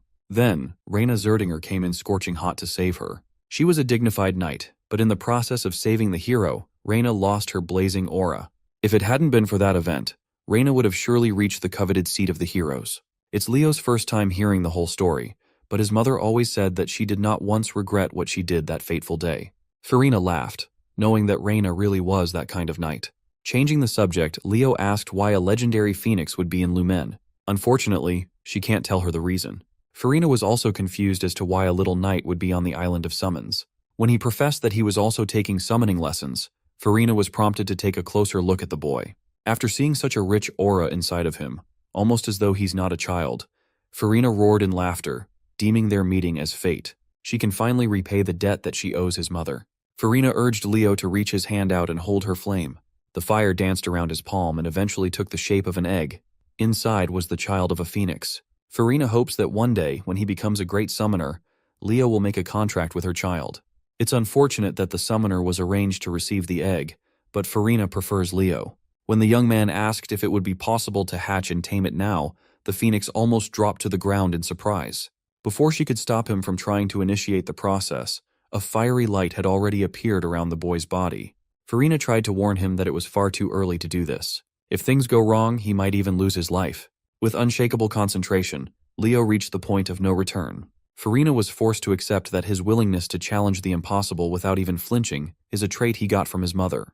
All she can do is bid him luck. In the process of hatching the egg, it was as though it was only him and the fire inside it existed in the world. Leo reached his hand out, enamored by the beautiful blaze. As soon as his palm touched the little fire, it grew into an unstoppable wild flare. Leo panicked and pulled his hand away. The heat is starting to make it impossible to breathe. This is the caliber of Phoenix Flame. This trial must be a way for him to experience what the mythical beast goes through. As a result of burning their bodies to emit powerful flames, a phoenix must endure unbearable pain every day. They live with burning flesh for an eternity while continuously regenerating at a monstrous rate. Even if just a little, Leo can understand their pain now. So he stopped fighting the pain and accepted the fire. It swallowed him whole as he joined the phoenix in its pain. The blaze reached its tipping point, rampaging all around his body. Suddenly, the egg in his hand started to crack and shatter. Leo opened his eyes, a newfound wisdom and acceptance for the agony imprinted in his soul. The fire that burned his flesh slowly coalesced around the egg, hastening the hatching process by a lot. Farina curiously asked if he had succeeded, and he confidently replied that he did. She smiled and stamped him into a true genius for pulling off such an insane move. If a phoenix tells you that you will be the world's greatest summoner, you better believe that shit. Before the egg can completely hatch, Farina is already congratulating the young man for making a successful contract. The eggshells burned to ashes, and what remained was an adorably tiny little chick named Fiora. Farina was so excited that she transformed into her human form as she entrusted her kid to Leo. By all accounts, Fiora just looks like an ordinary red chick. She's really cute, though. By midday, the majority of the students had already returned to the beach. Almost all of them brought back inoffensive summons that can be easily found in the outskirts of the woods. Miss Yura turned to her associate, Carlo, and asked how much time the rest of the students had left. Well, those who haven't returned only have 5 minutes remaining to do so. And as she expected, the only ones left were the 4 standouts she singled out. From deep in the woods, a rumbling can be heard. A giant fucking bear came running out, bulldozing the trees and everything on its way. On the back of the cuddly predator was none other than the scruffy Chen Xia. She managed to tame an aqua bear cub as a prospective knight. That is an impressive feat. Her entrance was quickly overshadowed by the shadow cast over her tamed beast. The quiet dude bagged a shadow crow as his summon, and is now aura farming by riding one of its talons all the way to the beach. Even famous summoner families would find taming a shadow crow difficult. He only managed to tame one but hasn't made a contract yet. He is up to par with Miss Yura's expectations, though. He has done more than enough. A minute later, the students started freaking out at the sight of a flawless white serpent crawling onto the beach with Eliza riding on top. Eliza haughtily asserted that she went ahead and contracted this Gorgon snake just because they don't have one in their family yet. She's just farming for the Pokedex. Carlo finally called time, signaling the end of the exam. Thankfully, the last student reached the beach at the last second. Compared to the previous grand entrances of the other 3, Leo just casually strolled onto the beach with a little chick nesting on his head. If his classmates inspired fear and awe, his image simply exudes cuteness. His dumbass mediocre classmates burst out laughing at the sight. They reckon that he tamed a chicken after sensing his incompetence in summoning. While everyone else was chortling, Miss Yura felt a chill running down her spine. She could not help but curse out. This son of a gun just brought in a phoenix for the first exam. By sunset, the freshman summoning class had officially ended, and the students were escorted back to the academy. While everyone else's day is over, Leo still has some business to discuss. He fixed his tie and knocked on the office door. A sweet voice beckoned him to come inside. As he opened the door, he was greeted by the sight of Professor Yura in her casual fit, the light of the sunset highlighting her features. She immediately set what she was doing aside and invited the young man to come and take a seat. Miss Yura confessed that today was the first time she had ever seen a baby phoenix. In fact, she didn't even know that there was a mystical summon on the Summoner Island. A freshman forming a contract with a phoenix is no joke. That is an unprecedented achievement in the entirety of the Academy's history. Miss Yura closed in on the young man, trapping him in the hair, and with an inquisitive look, she tells him that she knows what he really is. Leo nervously swallowed.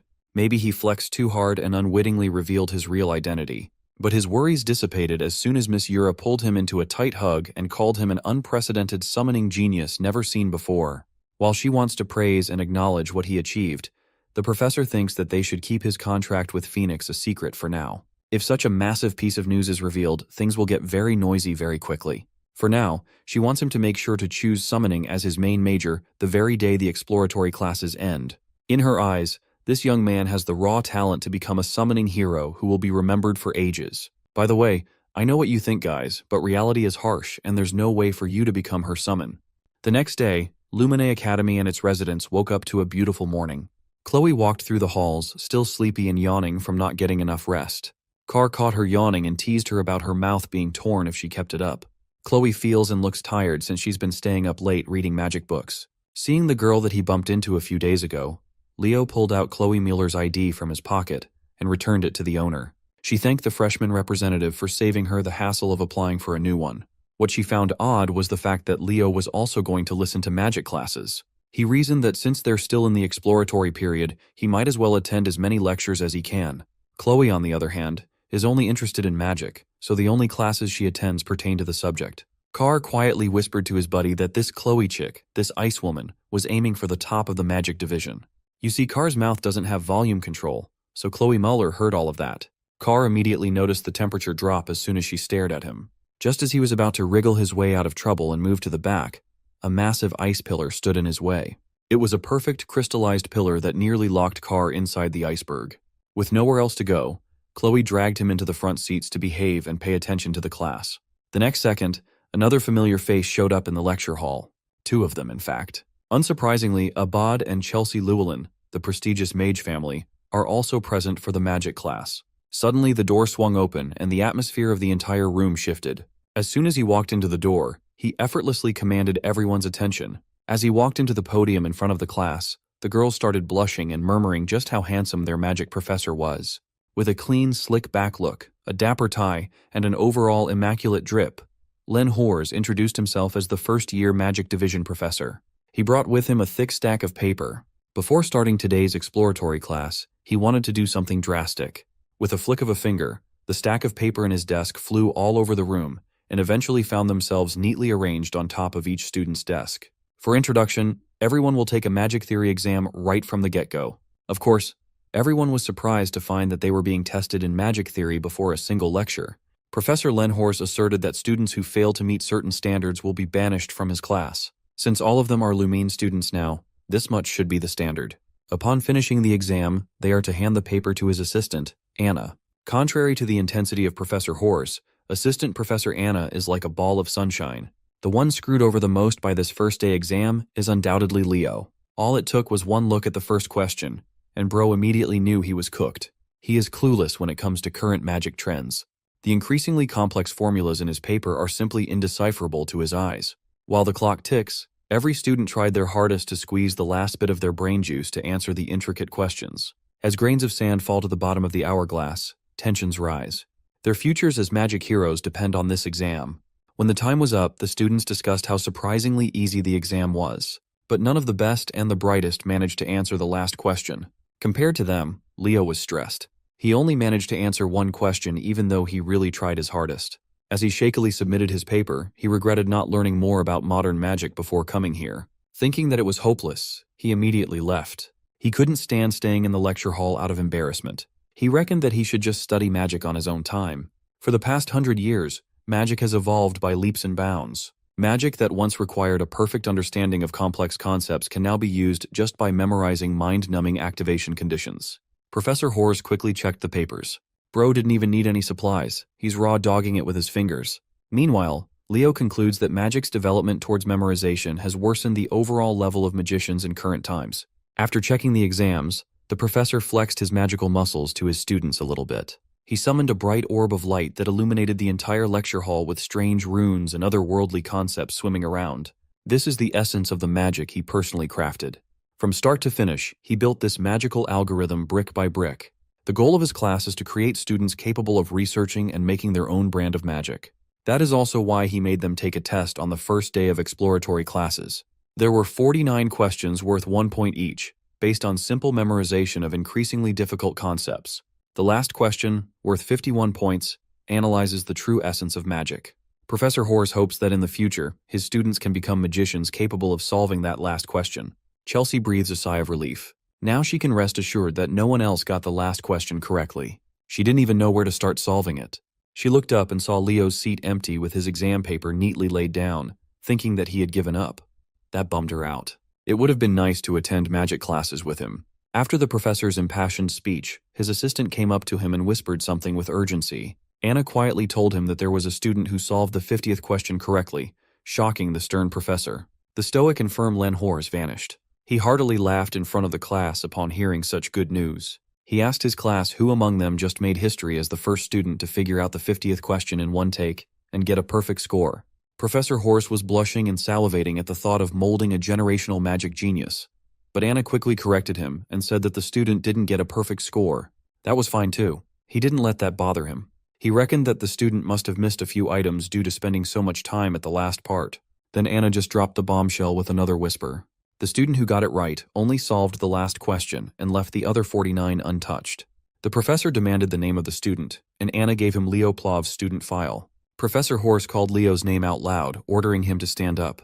But it was too late. Even his friends didn't notice him slinking out of the classroom after shamefully submitting his work. To break the awkward silence in the room, Chelsea carefully raised her hand and explained that Leo left right after finishing the test. His test score is an utter anomaly. He technically scored the highest out of everyone else by solving the last part and nothing else. The subject of the magic class's uproar is already in the cafeteria, hanging out with Celia. He shared what just happened, and she laughed at his face for fucking up the exam. He got a cute baby bird in the summoning class, and he crashed out in the magic class. In Celia's opinion, Leo must realize that he's doing something wrong with his school life. She insisted that he should just focus on his swordsmanship. He's a knight major, after all. When asked if she would like to do some stamina training, she immediately changed the subject. Their friendly conversation was interrupted by a ghastly presence zooming in behind Leo. Professor Horse is fuming. He thinks this knight major kid just made fun of his class. He confronted him about leaving after just one question.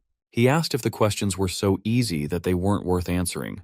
Leo stood up and respectfully cleared up the misunderstanding. He confessed that he genuinely thought he had zero chance of passing that exam. For him, every question except the last problem was way too hard, and he had no clue where to even start with any of them. He slyly explained that he studied magic on his own by reading old magic books, so he wasn't up to date with any of the modern ones. A thought started forming inside the professor's mind.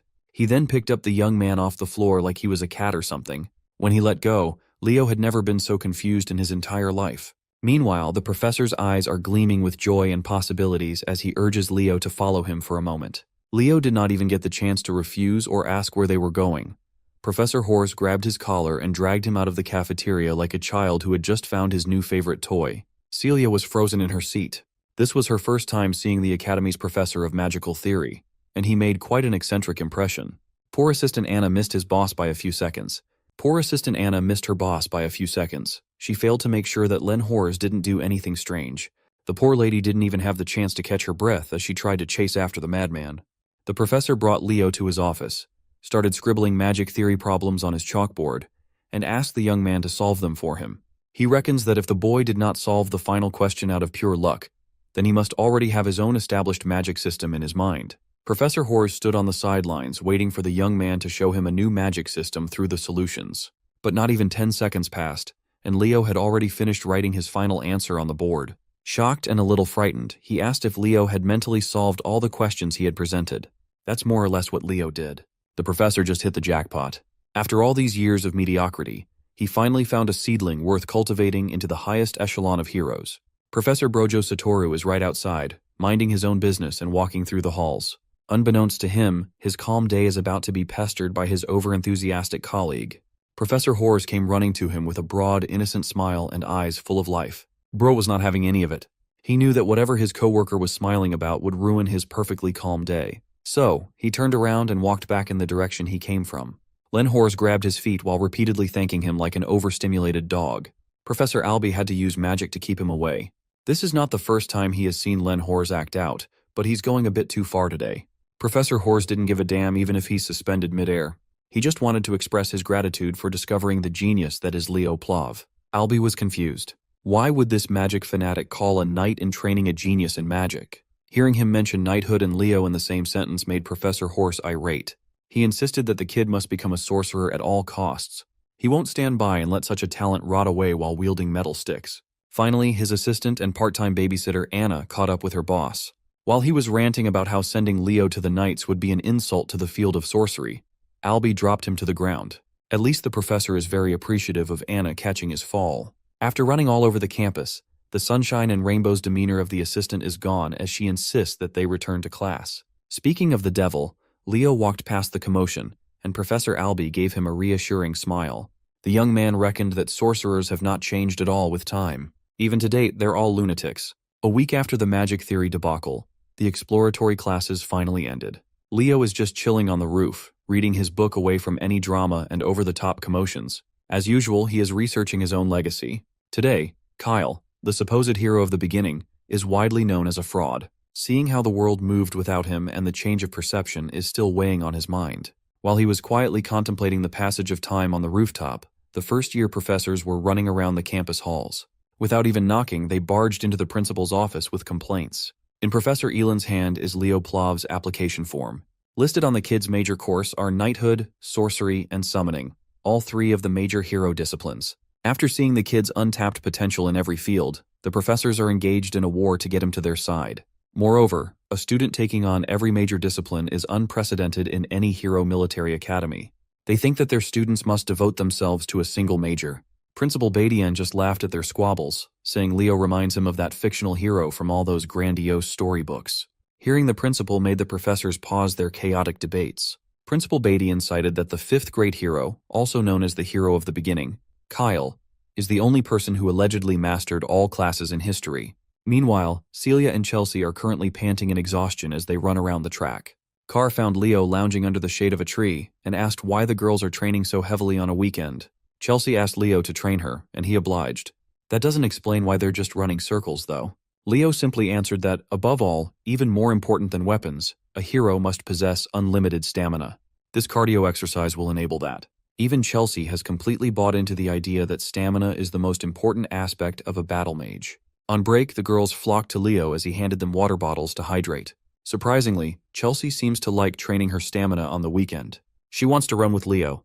As soon as Celia heard the poor girl say that, she spat her water as the trauma of training with Leo surfaced in her mind. Since he's already planning to run anyway, he might as well direct the ladies. But Celia has vowed to never run with him again. Noticing their interaction, Carr asked Celia and Leo what was going on between the two of them and why they seemed so close. He even thought they were dating at first. Celia ended the confusion by dropping the bomb that they are nothing more than cousins. Leo is her paternal aunt's son. The revelation that Leo has Zerdinger blood running through his veins utterly shocked Carr and Chelsea. Leo finally got off his ass and started stretching to join the ladies for the next round of hellish cardio. Not one to waste his time training, Carr made his exit. He's planning to explore Lumeria City a little bit more. Celia tried to tag along with him in the blissful city, but Leo had already grabbed his cousin by the hair. Today is a training day. Carr could not help but think that every noble in his circle doesn't have an ounce of dignity. Time passed, and the much-awaited class assignment day finally arrived. Leo walked to the classroom he was assigned to, namely Class 1-5. Inside, he saw Carr sitting down, calling his buddy over to the seat beside him. The sly businessman was the first one to arrive since he already knew what class he was going to be assigned to. Say what you want about Carr, that boy is good at gathering information. There's another familiar face in their class. Chelsea is in her seat. It's hard to tell if she's dead or alive after the hellish weekend of training with Leo. Carr asked what kind of hell Leo put the girls through, and he answered that they just went over the basics. Suddenly, a pair of lowly extras peeked through Class 5, also known as the Class of Anguish, and mockingly wondered how many of their pitiful juniors would remain after the first semester. A lazy voice interrupted their jeering. He asserted that these two seniors mocking the freshmen are much more pitiful in his eyes. The pair of extras turned around and immediately felt their blood run cold. A man with uncombed dark hair and an unkempt beard stood before them. His aura was suffocating and overwhelming. He is Herod Edmund, homeroom professor of Class 1-5, also known by his nickname, the Wailing Wall. This dude told the extras to form a chair with their bodies, and they did it out of fear. He sat on his human chair and addressed his students as worthless dregs. Class 1-5 is the class for failure, which scored the lowest among the incoming students. Professor Edmund is pretty sure that the kids have already heard rumors about him. He asked his class if anyone knew why he chose to assign himself as the advisor of this cursed class. Carr carefully raised his hand and answered that the Wailing Wall must have stepped in to help everyone improve their grades. The professor already knew Carr Thomas by his full name. His answer is fitting for someone ranked dead last in the academy. Professor Edmund changed the question and asked if anyone in this inferior class understood the duty of a Lumine Academy student. Chelsea bravely raised her hand and answered that it's their duty to capture the hero's world through practice missions. That is the correct answer. But all the professor can see are the faces of kids who would die a few minutes after entering the hero's world. So, wouldn't it be better if he just expelled the pathetic bugs who would only hold their comrades back? This is precisely the reason why he took over Class 5. That is also the reason why he is widely known as the Wailing Wall. While he was scaring the shit out of his students, Leo stood out as the only one unfazed. The professor quietly assessed that this kid would probably be fine if dropped into a hero's world right now. He then ordered everyone to change their attire to exercise clothes and head to the drilling grounds afterward. It's the first day of classes, so it's time for some combat studies class. Class 5 followed his directions and quickly assembled on the track. While his students were exposed to the harsh sunlight, the professor set up a huge umbrella, a lawn chair, and even some tasty drinks to relax on the sidelines. It's time to fix the rotten mindsets these kids have developed since joining the prestigious academy. He asked another question. He questioned what would save them in the real world, where life is so fragile when push comes to shove. Nella Carvin, a timid knight major with a rare healing attribute aura, meekly answered that she would be saved by her fellow comrades by her side. That's the wrong answer. Professor Edmund asserted that their only saving grace is their own ability. Only when they hone their skills in the face of danger can they even begin to lend help to their comrades. As a follow-up question, he asked if anyone here is confident in their ability to protect their comrades. A jolly, fiery, and poised voice sounded out from the crowd, asserting that she was confident in her capabilities. To explore that answer, the professor asked the girl to create a fireball so they can see if she's an adequate magical knight. The girl in question is the spunky and upbeat Eliana Layden, a dual-class magical knight. After displaying her fireball, the professor wasn't convinced that she had what it takes. He even insulted its size and intensity, telling her that it's not enough to even kill an ant. Challenged by the professor's comments, Eliana injected even more mana into her spell, creating 2 fireballs while warping her surroundings into a pool of flame. Not only did she increase the number of fireballs, but she also doubled both of its sizes. Professor Edmund sarcastically called her spell impressive while sipping his juice box. He summoned a little orb of wind and asked Eliana to try hitting the little fellow with such an amazing fireball. That orb of wind eventually turned into a wind spirit and swiftly flew in the air with its own will. It flew close to Eliana and mockingly laughed at her fire while touching her nose. The easily excitable young lady was naturally pissed. She started dishing out fireballs left and right, desperate to clip the annoying wind spirit. After wasting her mana with attacks that can't even make contact, the professor interjected, "What's even the point of increasing the number and size of an attack if you can't even hit the enemy?" This exercise is to make his students feel the thing that they lack most, the ability to use their skills effectively in practice. They must hone their skills and push past their limits. That's the hero's way. The Wailing Wall smiled and announced that the class would not be dismissed until one of them caught his wind spirit, Sylph. Leo is just listening quietly. The professor's words may be harsh, but he can confirm that all of it is true. Maybe he should try this class a little and try catching the Sylph. While his entire class is running around the track, Professor Edmund's eyes are fixated on Leo Plov. With all the conversations around the kid, he is determined to sniff out if he's just full of shit like the fictional hero Kyle. Unfortunately, even with the whole class participating in the hunt, the Sylph is simply running circles around them. From a distance, Leo emitted his aura, controlling and directing it to focus on his feet. With one mad dash, he launched himself like a scarlet cannonball, leaving destruction in his wake. His speed skyrocketed to its limits. His focus is impeccable. Maybe he really is the first true all-class hero to be born. Carr and Chelsea were already winded after trying to catch the unreasonably fast wind spirit. Then came our boy, his feet and body clad in a burning aura. Using the enhanced concept of aura step, he made his way to the skies, the blind spot of the unruly Sylph.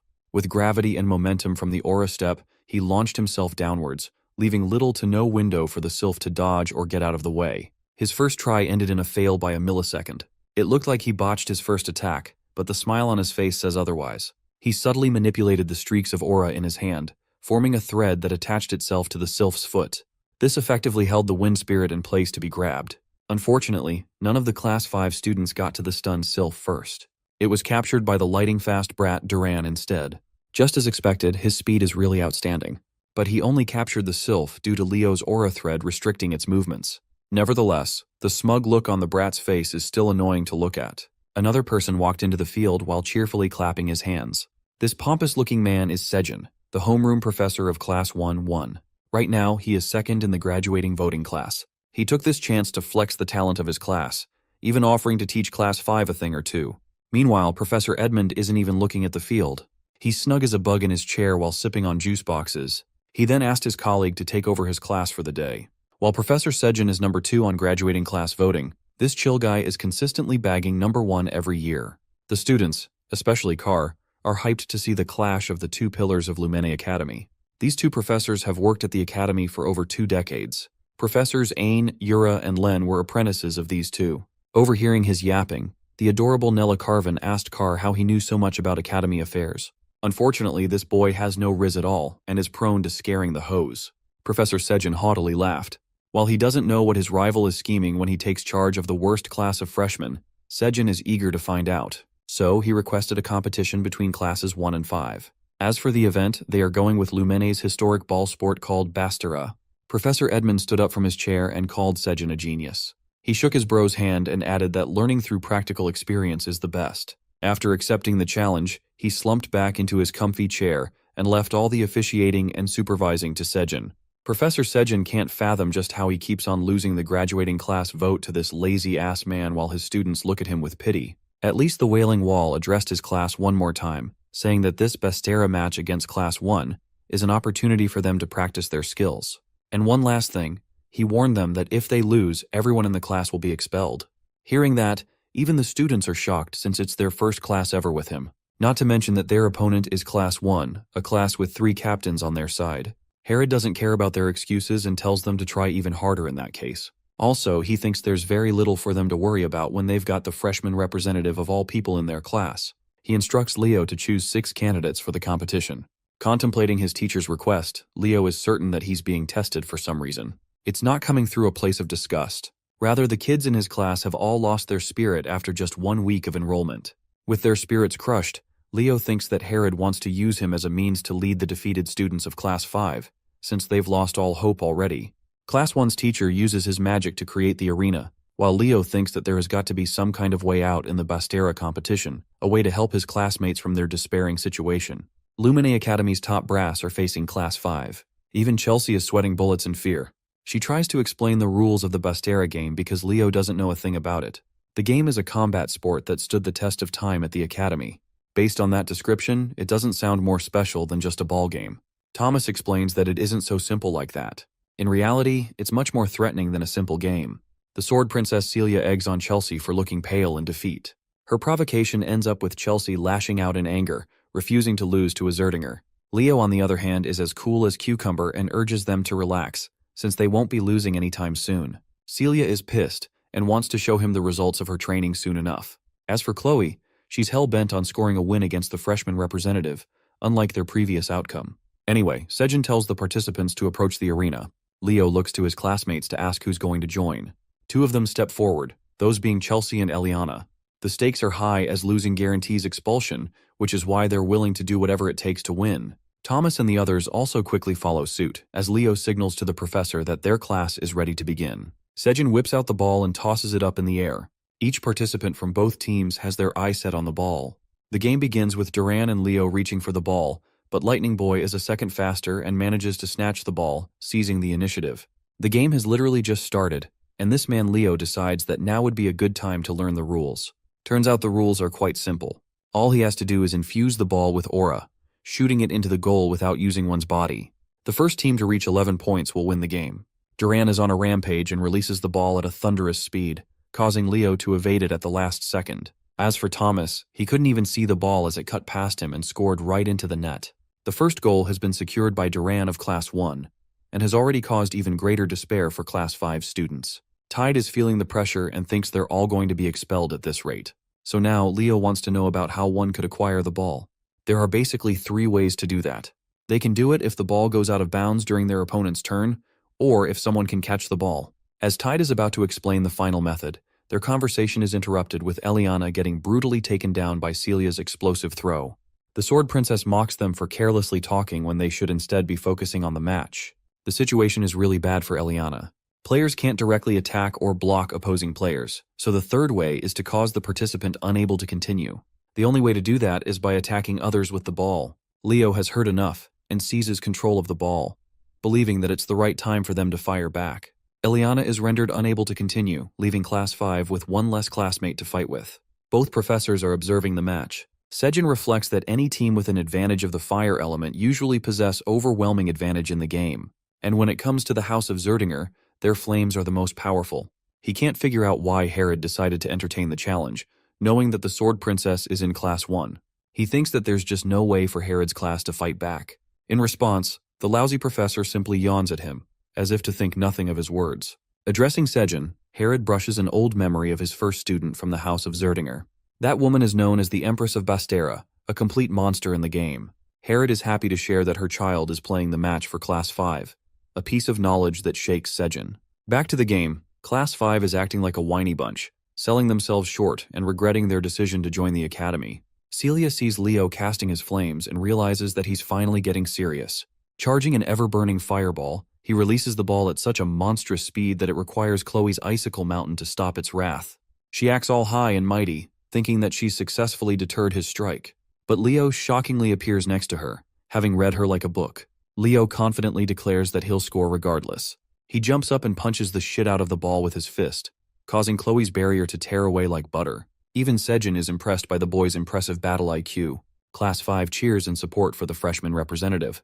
The professor of Class 1 understands now that the true game has just begun. We then see a bunch of goals scored, causing the number to jump up to 9 against 10. Many players were even incapacitated during the match. Finally, the lightning-fast Duran releases his strike, hoping for this throw to end the match. But in the end, Thomas sacrifices his body, putting his everything to stop the ball from scoring. He manages to catch the ball at the brink of mana exhaustion. In the end, Thomas collapses, causing both classes to stand at an equal footing. However, Class 5 only has Leo left, while Class 1 has all three of its captains intact. It seems like a great disadvantage for their class in terms of numbers alone. Ice Mage Chloe is ready to exact her revenge after her crushing defeat in the previous exam. She forms numerous copies to further increase their defenses. Leo is about to take his one final leap against Celia and Duran. His feet arched from the ground. He blitzed with inhuman speed, shocking the three captains with how fast he vanished. Leo flash steps at such an incredible pace that he dribbles past Celia without her noticing. He has no intentions of taking them head-on, which means he's aiming for the goal. This leaves everything to Chloe to defend.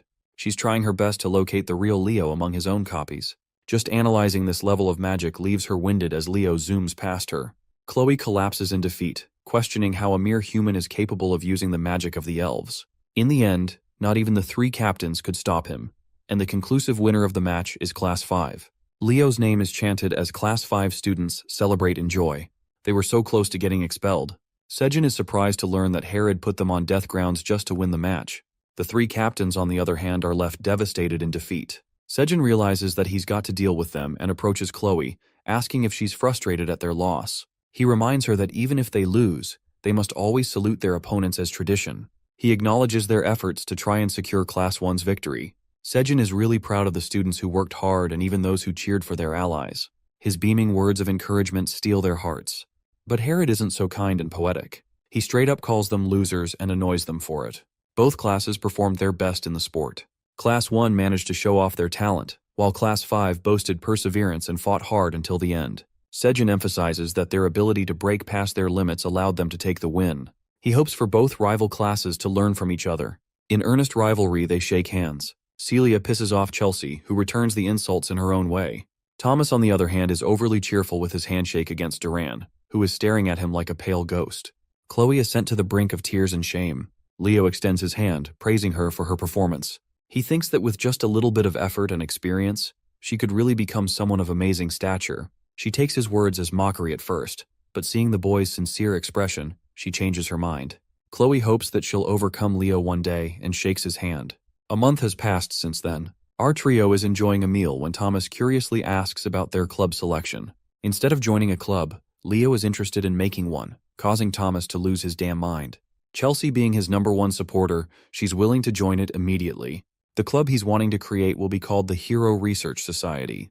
It's a strange name, but Leo has an ambition to investigate the forgotten hero, Kyle, who is considered a fictional character with no real relevance in history.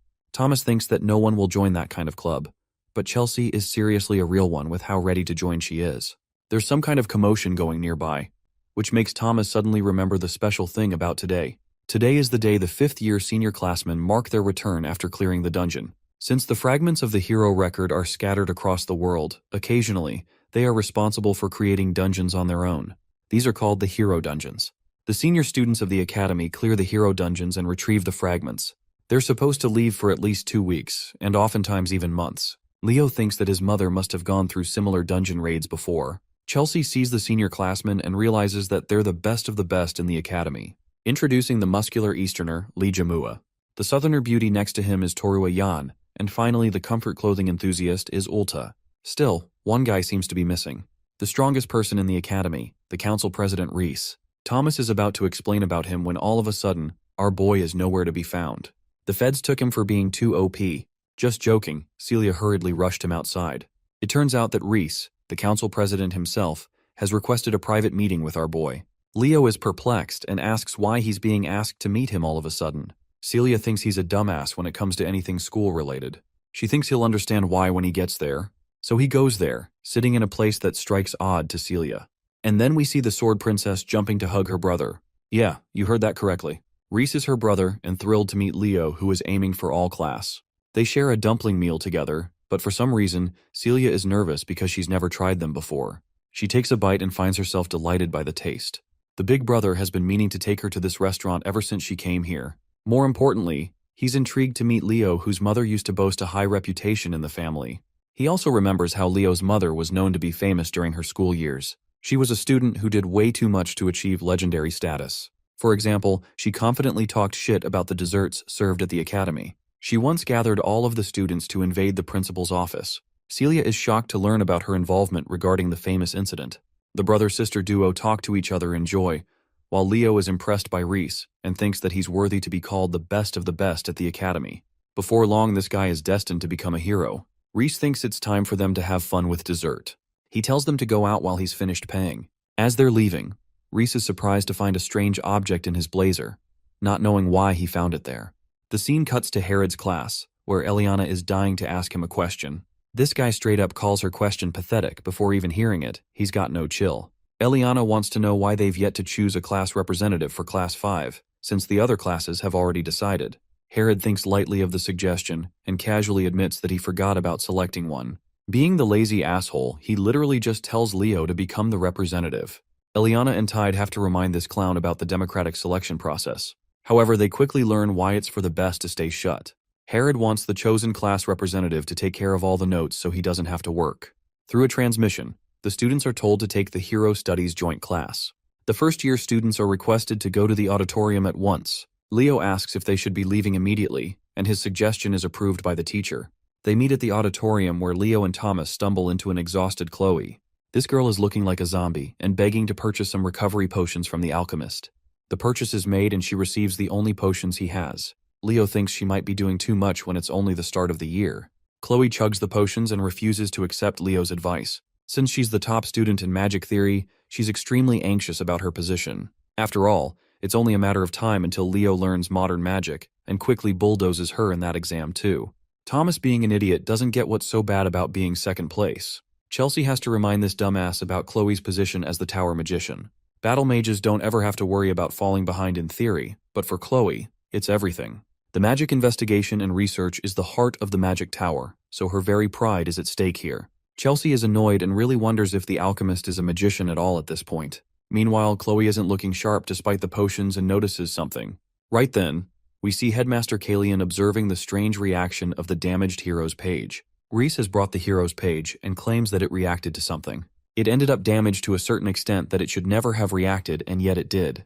There wasn't even a relic around for it to happen. The headmaster asks if it reacted after the incident, and learns that it didn't react again. Kalian is deep in thought and has decided to focus on this matter on his own. He tells Reese to rest up as he just returned from the mission. The headmaster asks his assistant Elena to take the damaged hero's page to the auditorium in the Hall of Beginnings. He wants it to be present in the first year's joint class session.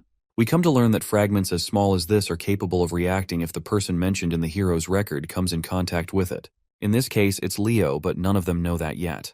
In the Academy's auditorium, The first years are sharing their first joint class session together. There's too much noise, which is why the cute Professor Artian has to request them to remain silent. Ignoring her warnings, they still bicker about carelessly. Artian is fed up and releases her fiery rage, reminding them with a shivering warning to shut up unless they're looking to die. Her cute and shy demeanor suddenly turned into cruel and killing intentions. She cusses the heck out of them for being morons. Artian experiences a jolt after learning that they've all gone quiet. She returns to her dainty and shy demeanor, acting like nothing happened just now, while the rest of the students are sweating bullets. They've simply come to accept that she's scary as hell when she needs to be. Leo has observed her powers and regards her as a spiritualist, which were extremely rare even in his previous life. Artian initiates the class session with a dagger in hand. She talks about the appearance of the hero record and what caused the hero clans to appear in the first place. In order to open a hero's world, an object holding sentimental value to that hero is required. Basically, a medium of some kind. That's why it's much easier for the hero's descendants to open a hero's world without much difficulty. It's also why the Academy reserves the hero's records, treasuring the relationship built between their families. To give it a perfect analogy, it's kind of like the relationship between a key and a treasure chest. Leo's impressed by the explanation and is all ears to hear what's next. Artian continues to emphasize the importance of hero studies, which is crucial for uncovering clues about a hero's world and increasing their understanding. As the students advance through the years, they'll end up choosing a hero to draw strength from and clear their pages. The professor's explanation is cut short by Elena's sudden appearance. She showcases them a hero records fragment that the 50-year students recently collected. Seeing the mystical object, the students roar in excitement. She opens it up slightly before closing it shut.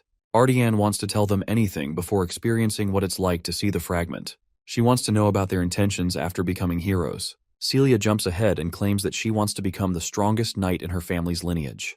Artian is impressed by her ambitious goal. Meanwhile, Chloe is interested in writing a spellbook that acts as a record of her original creations. Many students exchange their ambitions all the same. Thomas wants to play a supportive role to the hero candidates. At last, Leo stands up to declare his outrageous goal. His objective is to fully destroy Erebos for good. This declaration catches the attention of not only the students, but also the professors. Artian tries to transition smoothly, despite being shaken by his words. The rest of the students from the other classes are gossiping about his fancy goal, believing that they're just empty words. As for the professors, Herod is kind of stumped, knowing that Leo just doesn't say things without intention. It's been 1,000 years since Erebos was divided into multiple pieces and sealed. However, he's also resurrected in similar ways over the recent years. Even a single piece is responsible for unleashing much destruction. But this kid just started the impossible. He doesn't just want to eliminate one piece of the demon, but the entirety of Erebos itself. Artian wants to help explore the hero's record at last.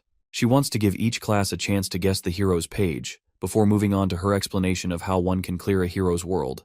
She also advises them in the case of unexpected situations, reminding them that the professors will always be monitoring them, so they shouldn't be messing around carelessly. The students are excited and stammered to finally experience the joy of touching a hero's record.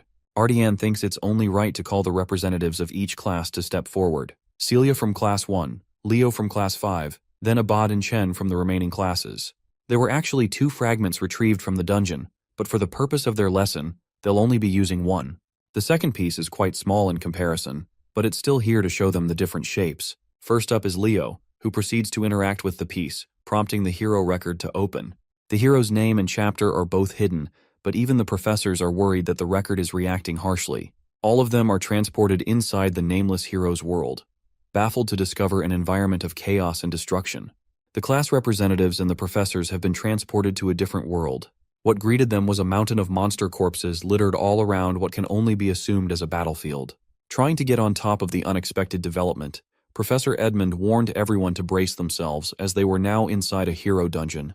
Professor Sejin, with his quick thinking, found a landmark they could use to figure things out. A fortress wall situated away from their spawn spot. Oddly enough, Leo Plav recognized the place from the Age of Catastrophe, the last line of defense for the last city, the walls of Gardaslan. If his line of thinking turns out to be correct, and the timeline is right, then Leo is the only one who knows what is happening. From a distance, he heard a familiar voice calling him by his old name, Kyle. The voice apologetically admitted that her unfulfilled wish was indeed a foolish one. The voice belonged to a woman that the modern times hail as a legend, one of the original heroes and Kyle's comrade, Lycina's. As foolish as her wish was back then, she wholeheartedly believed that they would eventually save the world. And they did. Seeing a friend who existed thousands of years ago stirred all kinds of emotions inside Leo. Facing Lycinas on this crumbling battlefield was outside of his wildest dreams. Her smile lit up the entire hero's dungeon, shattering reality and knocking everyone back to the real material world. This quick and bizarre event stemmed from Kyle grabbing the little piece of unknown hero's record, which was solely meant for display.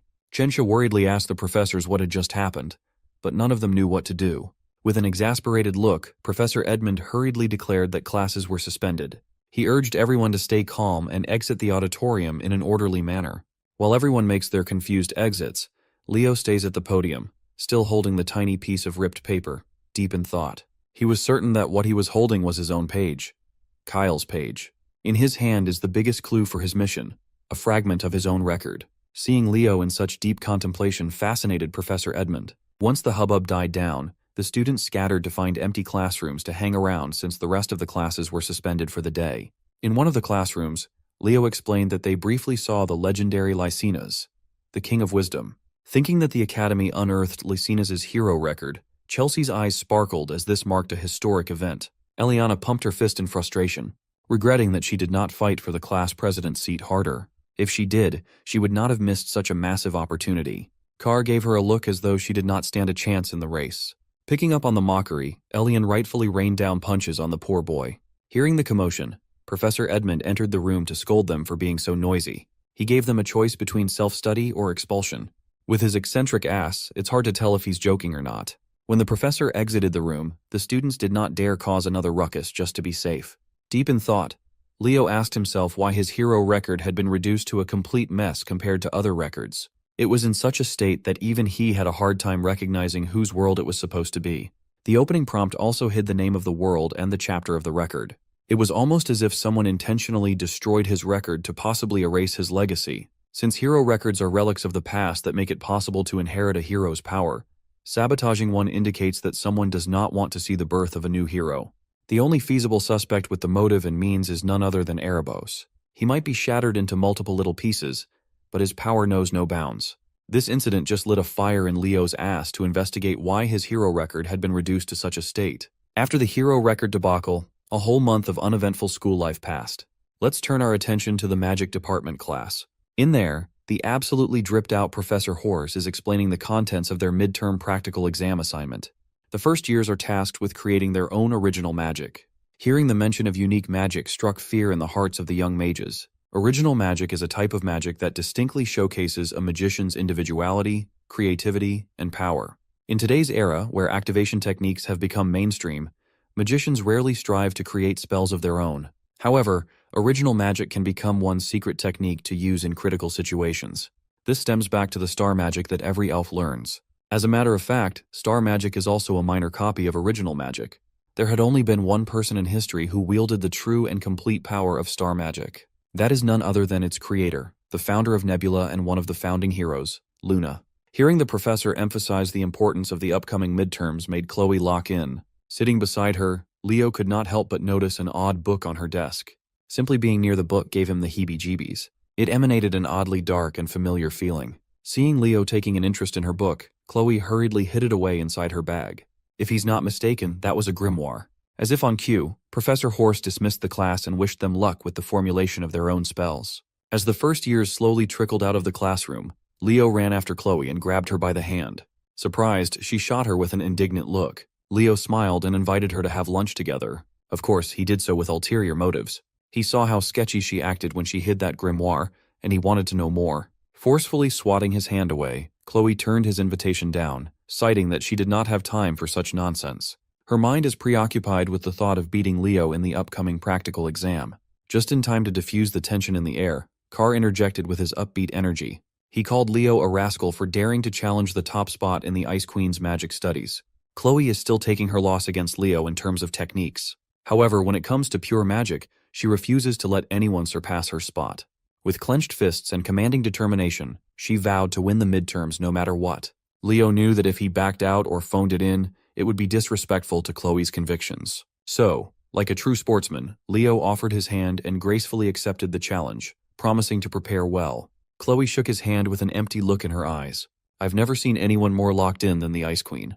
Goofball Carr was watching from the sidelines, absolutely in awe of his boy's natural technique to trick a girl into holding hands. Before the sunset, Leo found himself in the massive and monolithic Tower of Heroes. He's been told that somewhere in this gigantic place, Lumene Academy's forbidden library can be found.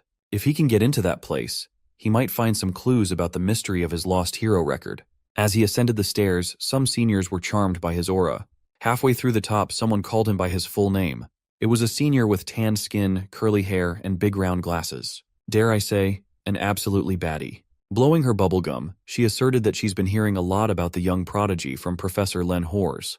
This baddie is Torua Yan, a 5th year in Lumine's Department of Magic. Leo politely bowed and extended his greetings, not thinking much of the interaction with the senior. He tried to continue walking up, but Torua extended her long legs, stopping him from going any further and asking what business a first-year student could possibly have at the Tower of Heroes. Leo truthfully answered that he was simply here to meet with the student council president. Seeing his confidence, Torua's interest was piqued. She insisted that if he joined the magic department exclusively, he'd have plenty of opportunities with regard to the tower. She was quite pushy, even though he was already taking classes in the magic department. Torua finally stopped messing with him and moved her leg away. Leo continued on his way and thanked her for understanding. With a hint of threat, she reiterated her desire for Leo to declare magic as his main focus before the semester ends. She made herself clear, and it's up to the boy how to interpret her words. Leo responded with his perfectly polite smile. Once he reached the top of the stairs, he ran into a few more seniors heading even higher in an elevator. He joined them inside and pressed the 9th floor button. Much to his embarrassment, the button refused to activate no matter how many times he pressed down. He continued pressing and pressing, and the faulty lift continued to test his patience. Leo would have been stuck on this floor if it hadn't been for a friendly voice explaining to him that the buttons only activate when mana is channeled into it. The manly voice belonged to another senior who recognized Leo. This one sounded a little more upbeat and polite than Torua. This kind-looking big man is Lee Zamua, another 5th-year student in the night department. He flashed the rumored first-year class representative a toothy grin. Once more, Leo gave a polite bow to his senior and returned the greeting. Like Torua, Lee asked him what he came to the Tower of Heroes for. Upon saying they had some business to discuss with the student council president with a smile, Lee's interest was piqued. It is rare to find a freshman in the entire academy who is not even a bit scared of him, let alone someone bold enough to barge in straight into the student council president's office by himself. Impressed by his solid mental fortitude, Lee proposed that Leo should seriously consider joining the night department as his main affiliation. Tired of having the same conversation over and over, Leo just dryly laughed. Finally, after various interruptions that drained him before the main topic even began, Leo reached his destination. He knocked on the door, introduced himself, and asked President Reese if he could come in. A warm and welcoming voice from the other side of the door invited him in without a fuss. It looks like President Reese is knee-deep in paperwork, even though it's nearly sundown, but he welcomes Leo with a smile. Without wasting the president's time more than he already has, Leo got straight to the point. He asked to have access to the Academy's forbidden library. Hearing such a request shifted Reese's mood to become more serious. He knows that Leo is not the type to mess around, so he gladly explains the gravity of this request. You see, there are only 2 ways for an ordinary student to access the sacred forbidden library. The first and most straightforward way is to conquer a hero dungeon, which is easier said than done. Upon a successful dungeon run, it is customary for the conqueror to personally return the retrieved pages to the hero record stored in said library. Knowing that he was far off from getting access through that method, Leo asked for the second way in. President Reese leaned forward, and with a wily smile, he promised to spill the secret of this second method once Leo finally joined the student council. A few days after getting cornered by seniors and the student council president, the day of the night department's practical exam arrived. For the first day of this monumental practical exam held in the Academy's open track stadium, a lot of people, students and faculty alike, have come to watch. Being the natural businessman that he is, Carr brought out a whole popcorn cart to peddle his goods to the audience. His sales talk was pretty straightforward. One can't watch the upcoming matches without munching on some popcorn, right? Seeing their friend bust out the big guns, Chelsea doesn't know whether to be impressed or embarrassed. Eliana, on the other hand, felt like Carr would have already gotten filthy rich if he wasn't stuck in Lumene. Leo lined up with his freshman night department peers and scanned the audience. Sure enough, Chloe did not come to watch. Professor Ain stood on the track, mean-mugging his students to instill the seriousness of this upcoming assessment. Without further ado, he called on the first pair that will be sparring in the first and opening match. The first one is Class 1's Hall Snafe, a snaky-looking young man with eyes and a smile that cannot be trusted. His opponent is none other than our boy, Class 5's Leo Plav. The combatants stepped onto the stage, hyping the whole arena up. In the stands, Carr is busy looking for more customers, and his eyes are locked in Professor Sejin's direction. He cheerfully ran towards the grumpy professor, eager to earn some more dough. With samples in hand, he asked Professor Sejin if he would like to buy some popcorn and drink combo to go with the match that was about to start. Being the snob that he is, he harumphed as if the idea of eating popcorn was below him. He believes that only slobs like Professor Edmund Harlan would buy such a thing. Sensing that he was not going to break the professor so easily, he looked in Class 1's direction for an assist. Thankfully, Celia was there. One look was all it took for her to understand what Carr needed. Using her secret technique, she turned her cutesy charm up to 11 and asked if the professor was buying the whole class some delicious popcorn. With the trap set up, all that's left for Carr to do is egg on the rest of Class 1 to cheer for their professor's generosity. Seeing his kids chant his name with such vigor, Professor Sejin's defenses slowly crumbled. He might be a snob, but he's also a hard-working professor who just wants his students' affection. The great professor caved in and asked Carr to hand his students a popcorn and drink combo, but strictly limit it to one per person. While Carr is cashing in on his booming business, the combatants for the opening match have taken their starting position. With a confident, bordering on a cocky smile, Leo called his opponent lucky to be the first victim. Hall Snafe could sense that the first-year representative did not see him as a real opponent at all. He is determined to make Leo regret that. This snake boy, Hall Snafe, hails from the heroic family of the Snafe lineage. Before the first round officially starts, let's hear the assessment's basic structure from our favorite popcorn vendor. You see, midterm practical exams for the night department consist of a simple series of duels. Those who achieve 5 sparring victories will get a passing grade. An air of uncertainty filled the stands. Although they're all aware that Leo is the first-year representative, only a handful of them have seen him in action. Since Leo is also majoring in 3 departments, they believe that he should have a gap compared to those solely focused on just one. Not to mention, Hall is the third best in Class 1, behind the absolute monsters Celia and Duran. His weapon of choice is the spear, and his aura contains a sharp and toxic form.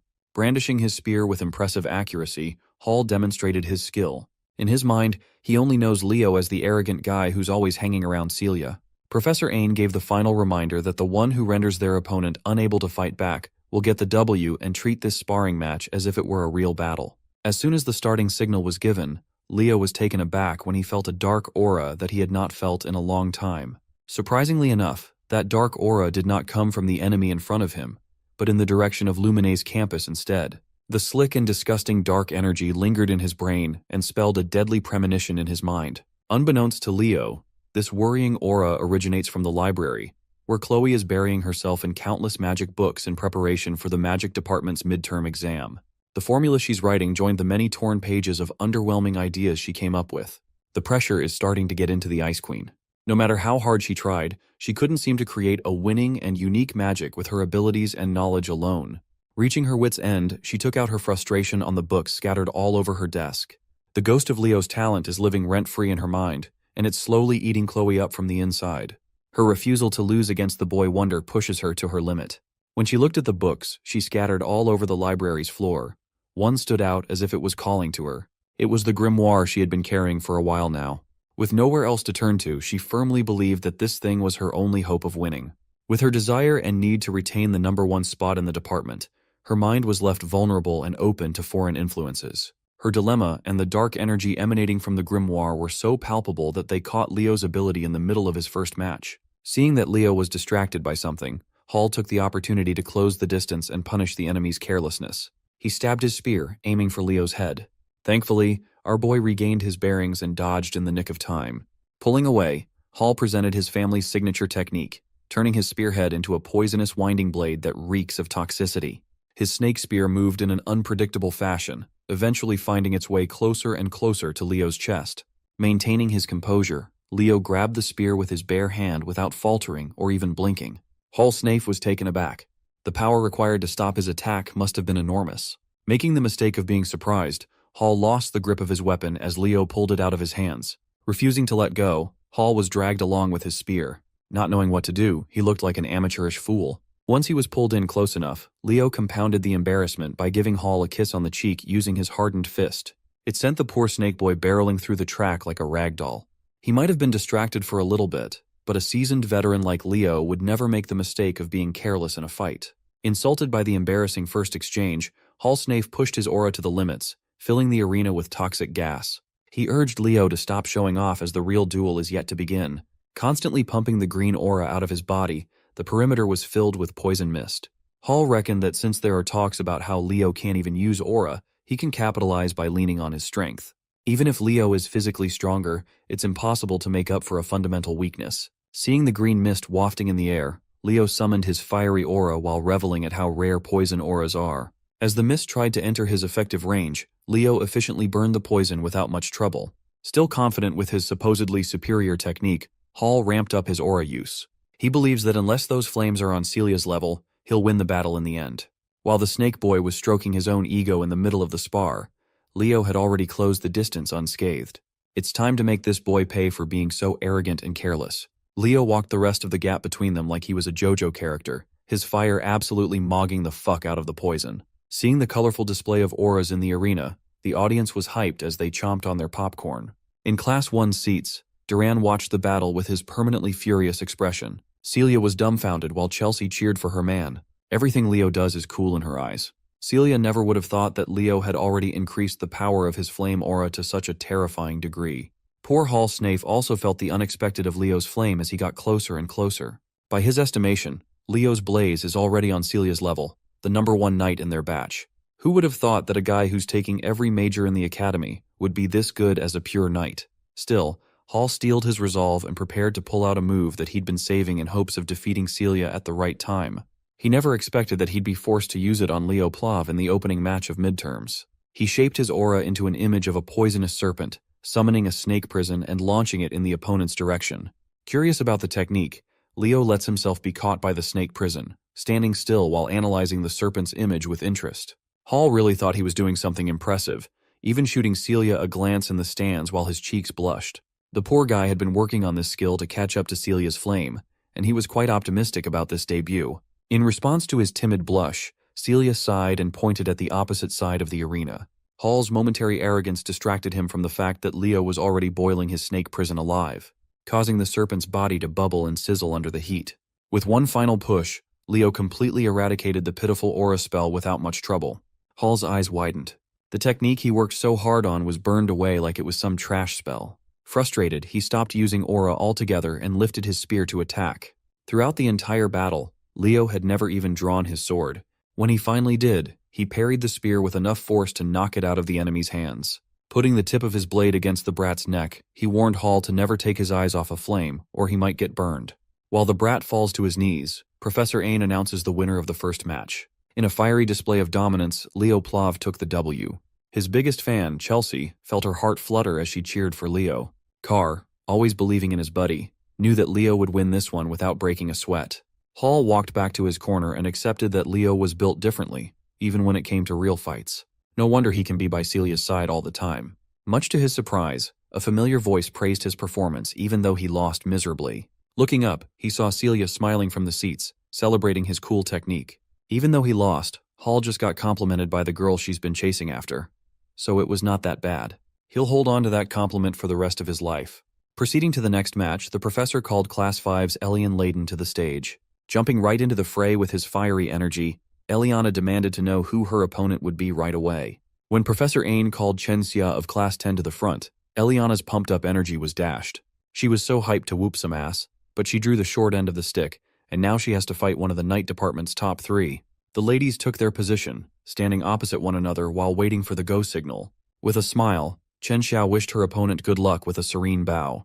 Even her politeness felt powerful. Still, Eliana is not one to back down, even if the odds are against her. She returned the polite greeting with a determined smile. As soon as the starting signal sounded, Chen Xia's hand gracefully moved to summon her water aura. The waves danced around her body like a serene ocean. In contrast to her vibe, Eliana's fiery will took the form of wildfire while she held a rapier in her hand. Leaning into the strength of her blade, Eliana pushed her speed to the limit with a stab. Chen Xia prepared to receive the attack by surrounding herself with a water sphere. Watching from the stands, Leo can tell that tanking that rapier would hurt like a bitch. But so is running at full speed and bumping into a solid shield made of water aura. Eliana was too hasty. She tried to end the bout in one attack and was punished quite heavily for it. Chen Xia's water sphere wasn't just a purely defensive skill, it could cook her enemies too. For the second match, her serene power grabbed the W handily. Eliana stood up and wiped off the pain of getting clobbered in one exchange.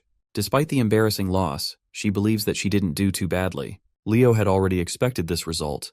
It was a horrible matchup to begin with. Still, the battle could have lasted much longer, and it could have gone better for Eliana if she had fought with a level head. For the third match of the day, Professor Ain called the Night Department's leading figure, Celia Zerdinger, of Class 1. Much to everyone's surprise, the third match would be a blockbuster matchup that no one expected this early. Celia's opponent will be none other than Duran Moira, who will perpetually be in second place in Class 1. Celia looked at her grumpy classmate and smiled. She can already tell that this fight would be fun. Contrary to her smile, you can tell Duran is taking this spar with utmost seriousness. Back in the stands, Carr somehow managed to get a 3D glass while he got high on his own supply. He shoved the whole bucket to his seatmate, Leo, to share. Everyone's gaze was fixed on the stage. It's not every day you get to see the clash of titans. The vibe did not disappoint at all. The stage started heating up, and the energy was electrifying. Both of their offensive-oriented auras roared. With both blades drawn, the fight to determine the de facto top student of the Night Studies department is about to commence. As soon as the starting signal sounded, Grumpy Duran made the first move with his lightning-fast first step. His whole body and his sword looked as though they melded together in a thundering form.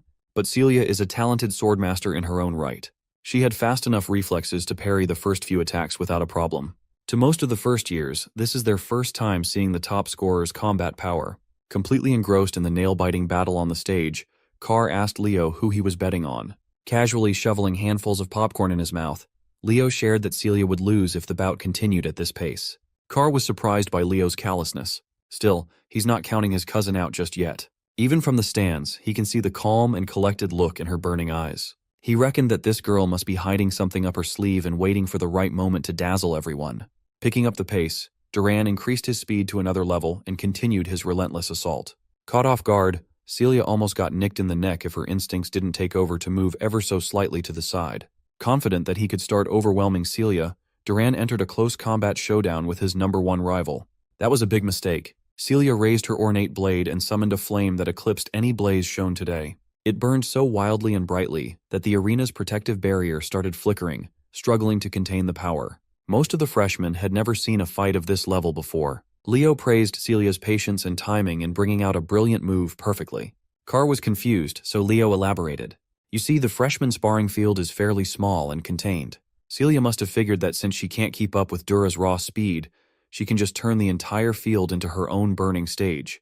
Even the playing field. With home court advantage, she essentially forced Duran to a tough spot, forcing him to be more mindful of his movements unless he wanted to get burned by the blazing fire. On top of that, the heat will make it naturally harder to see. Celia was already a great fighter, but she had gotten even stronger and craftier in using her abilities. This lady just opened his domain expansion. With the heat slowly frying the grumpy blondie, Celia took advantage of the lapses in his defense and seemingly blinked behind Dura. Her fiery slash could have ended the fight if it wasn't for Duran's pesky reaction speed.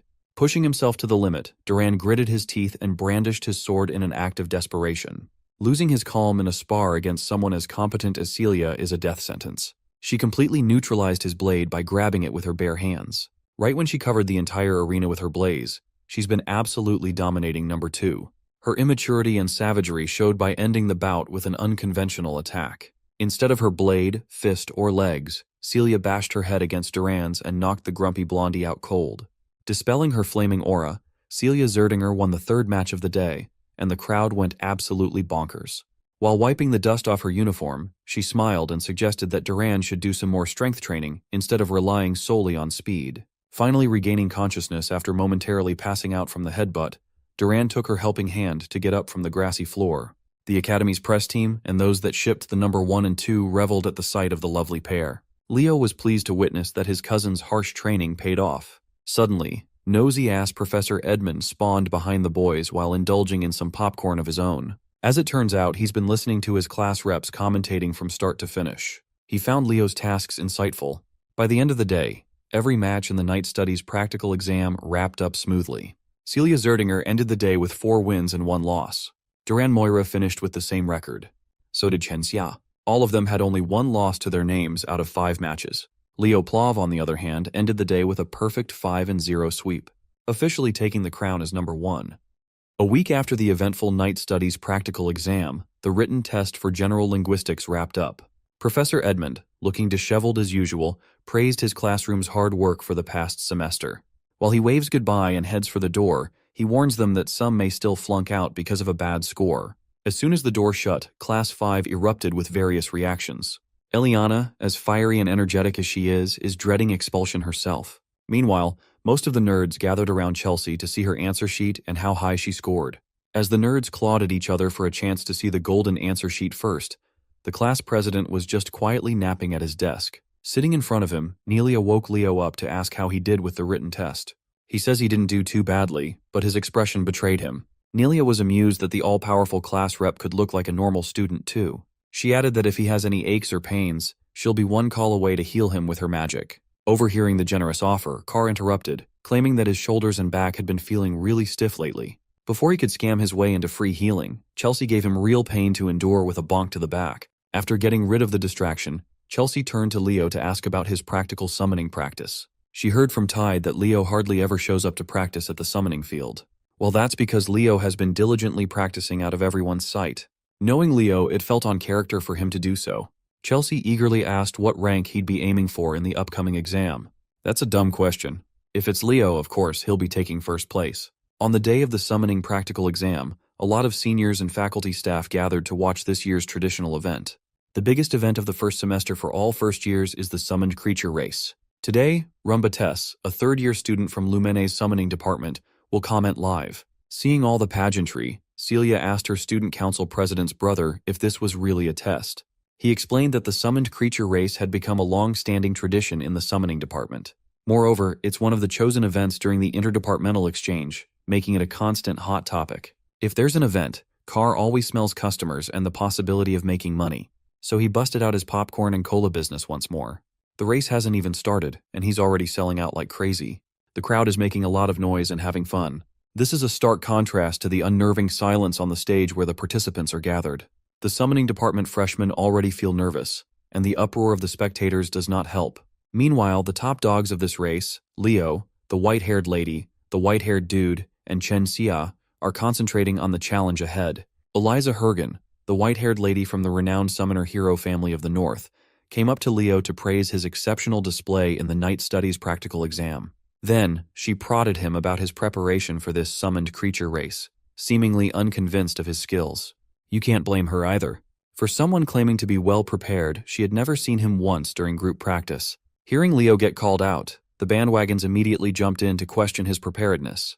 They urged Leo to step aside if he's not going to take summoning seriously. None of them have even seen him properly bond with a summoned creature before. Tide tried to quell his classmates' unprovoked anger, telling them to chill out. But the dumbasses continued to yap and yap, yelling at Tide to not side with the golden boy who was completely disrespecting their summoning department.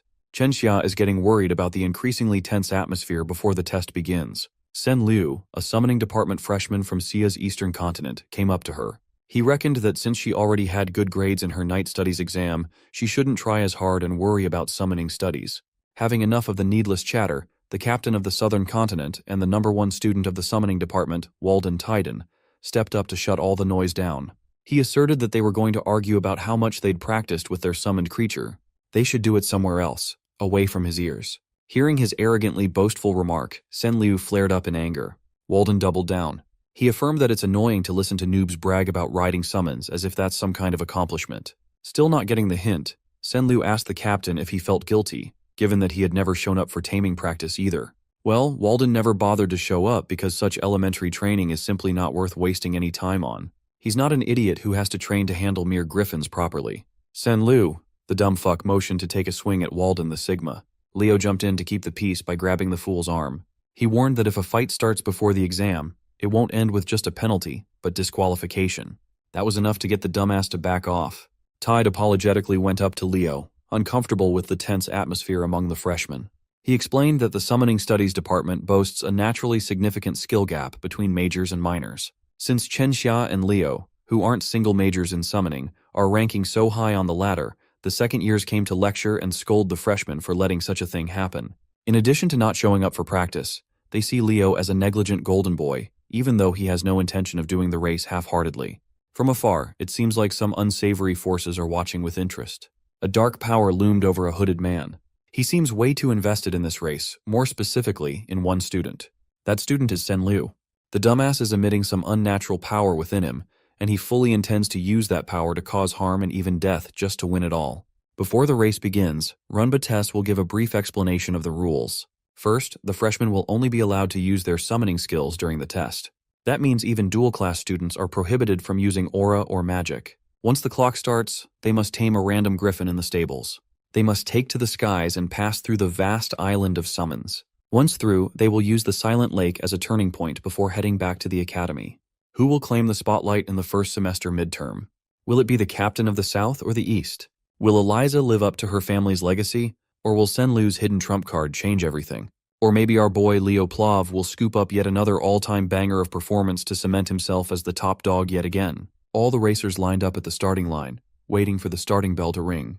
Miss Yura addressed her students with passion. She urged them to shake the nerve off and stick to what they've practiced. Anyone who panics and messes up will be left behind after the race. Her message to shake the nerve off just ended up causing more anxiety to the racers. Miss Yura then proceeded to call their marks and get ready. With a shout that reverberated throughout the arena, she officially kicked off the annual summoned creature race. While most students clamor towards the griffin stables, a certain group started the race by using their summoned creature skills of various elements. Without a lick of warning, the group shot their techniques at Walden and Leo. Even the commentator was shocked at the opening buzzer. The summoning students are turning on the crowd favorites. Leo yelled at Tide, saying not to worry about him and to go ahead, to focus on the exam. Heading his words, Tide stayed on top of his tamed griffin and left the class rep. The stands made their stance clear. They think it's unfair that the summoning department guys would target the supposed front runners. Leo knew that these dipshits never liked him, but he never thought they would go this far to mess with his game. Rumba claimed that even while the crowd is jeering, this is still a somewhat valid strategic move. Moreover, Walden quickly dispelled the elemental magic by brute force in just a few seconds.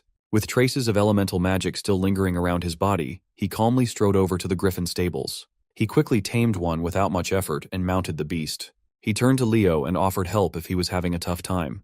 Leo dismissed his offer, knowing that this child's play was not much of an issue. Without uttering another word, Walden took off flying with his trusty steed, quickly accelerating to the skies faster than anyone else. Leo was left as the only racer still stuck on the stage instead of roaring in the skies.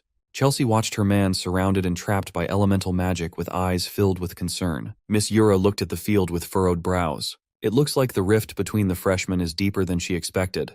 They went as far as openly ganging up on the top student. As far as she knows, Leo's main ability isn't in spirits, but in summons. Freeing himself would be immensely difficult. But she thought wrongly. A dazzling light filled the arena, demanding everyone's attention. Leo closed his eyes and steadily chanted a rhythmic script to beckon elemental spirits to break his chains and open a path forward.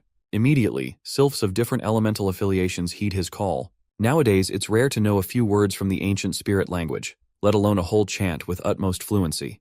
The gift of surprises known as Leo Plav just keeps on giving. Miss Yura looked at the young man's determined eyes and heaved a sigh of relief. She was worried for nothing. One thought emerged in her mind. She needs to lock this kid into the summoning department. While Leo is still at the starting line, the others have already covered quite a bit of distance. The bastards who trapped Leo and Walden laughed as they talked trash about their victims, confident that the best of the South would get last place. When the goons asked Eliza what she thought, she argued that she could have beaten Leo Plav and Walden Titan without any underhanded tricks. She's also worried about the public image of the summoning class. The goons just wanted to let the geniuses taste a little bit of humiliation. Done with their stupid drivel, Eliza sped up and warned the goons to think before they acted in the future. Senlu heard her holier-than-thou attitude, and his anger crept up. At the current pace of the race, placing second behind Eliza shouldn't be a problem for Lu. Other than her, he's the best when it comes to controlling flying summons. As he was lost in thought, a speeding griffin cut through the flock of goons. Riding on the saddle was Chenxia. Instead of riding, surfing might be a more accurate description of her style. Whatever she's doing is working. Her speed was peerless, even without using soul energy to strengthen the summon. Threatened by Zia's appearance, the goons, led by Sen Liu, turned their targets on the eastern representative. A girl summoned a spirit of light and launched it to Xia. The aerial acrobat sensed the incoming attack and shifted her position forward, riding one of the griffin's wings. When the light spirit got close enough, Chen Xia jumped in midair and performed a graceful flip in the skies. The poor noobs seeing her parkour out of harm's way were taken aback. After making her landing, Chen Xia's leg became as taut as a bowstring before launching herself away from her mount. Her destination was the girl who attacked her with the light spirit. Using her momentum and body weight, she delivered a staggering kick. The girl fell from her griffin as she panically protested that Chen Xia must have cheated. She's just dumb. Chen Xia didn't even use an ounce of aura. She just attacked using pure martial arts. After dealing with the immediate problem, she focused back on the race and sped up. On the way, she greeted Sen Lu. They came from the same region, so they've been acquainted before. He returned the greeting with hostility, claiming that making him an enemy was a big mistake. While it's true that Xia is a bit disadvantaged in real aerial combat, Sen Lu has bigger problems to deal with. She can sense that a person who was pissed off by the starting line mischief is coming in hot. Suddenly, a massive fiery explosion painted the sky hot red. Walden is frying chickens in midair with his terrifying spirit manipulation. It looks like he's the type to seek payback in full with interest. He eliminated the bastards who put the childish plot into motion in vain hopes of slowing him down. This aerial massacre is just a little something he cooked up in return. Seeing their comrades fall one by one, the goons scattered like headless chickens. But Walden was persistent and incredibly skilled. Each spell he unleashed claimed another griffin, effectively disqualifying their riders. The clouds burned. Back in the starting area, the commentator continued focusing on Leo's attempt to catch back up to the rest of the class. The first-year rep is in danger of having a horrendous race performance. After freeing himself from the spirit lock, it's time to tame the last remaining griffin in the stables. If he fails in this part, it's over. Leo gave the bird one good scan and found a nasty wound on its left wing. With how fresh and deliberate it was, it's easy to conclude that the goons who trapped him did this too. For aspiring heroes to play such cruel tricks is unforgivable. Leo grabbed the reins, and the griffin immediately started losing its marbles. It's widely known that it's not wise to forcibly mount a guarded griffin like this without establishing trust first. The Zerdinger siblings were watching from the stands. She's worried, and he's curious to see Leo's plan. It looks like the young man is just going to brute force his way through the taming and mounting process. While he knows how angry and scared the griffin must be, he has to expedite the process as fast as he can. He looked the rampaging bird in the eye and struck fear in its heart with a cold glare. Leo ordered the griffin to kneel. Feeling like its life was on the line, the bird stopped resisting. The griffin visibly calmed down as the rider and mount formally established a bond for the race. Leo reached his hand to the bird's left wing and removed the shard stuck on the wound. With one fluid motion, he mounted the saddle and prepared to finally get started. He expertly controlled the giant bird to exit the stables and go forth. Zooming in on the last student left on the starting line, everyone in the audience saw the wounded wing. The commentator is starting to toy with the idea that the first-year representative might get last place. Leo quietly empathized with his mount. He can feel that this big guy has been enduring a lot of pain. So, in accordance with the contract, he commanded his sole contracted beast to appear. Fiora the Phoenix manifested herself in midair, as adorable as always.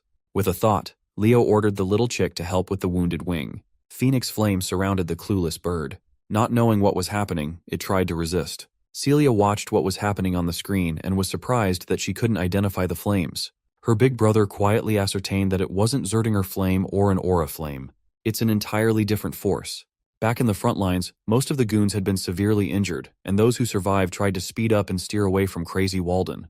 They're all just trying not to get last place at this point. Unfortunately for these kids, the real main event has been unlocked, and he is fiercer than ever. Clad in Phoenix flame, Leo's griffin soared like it never had before. Now that he can see traces of competition, it's time to test out the speed limit in this bad boy. But just as he was aiming to go ahead and win it all, someone pulled up with a freaking dragon in the skies. At least that's what it looked like.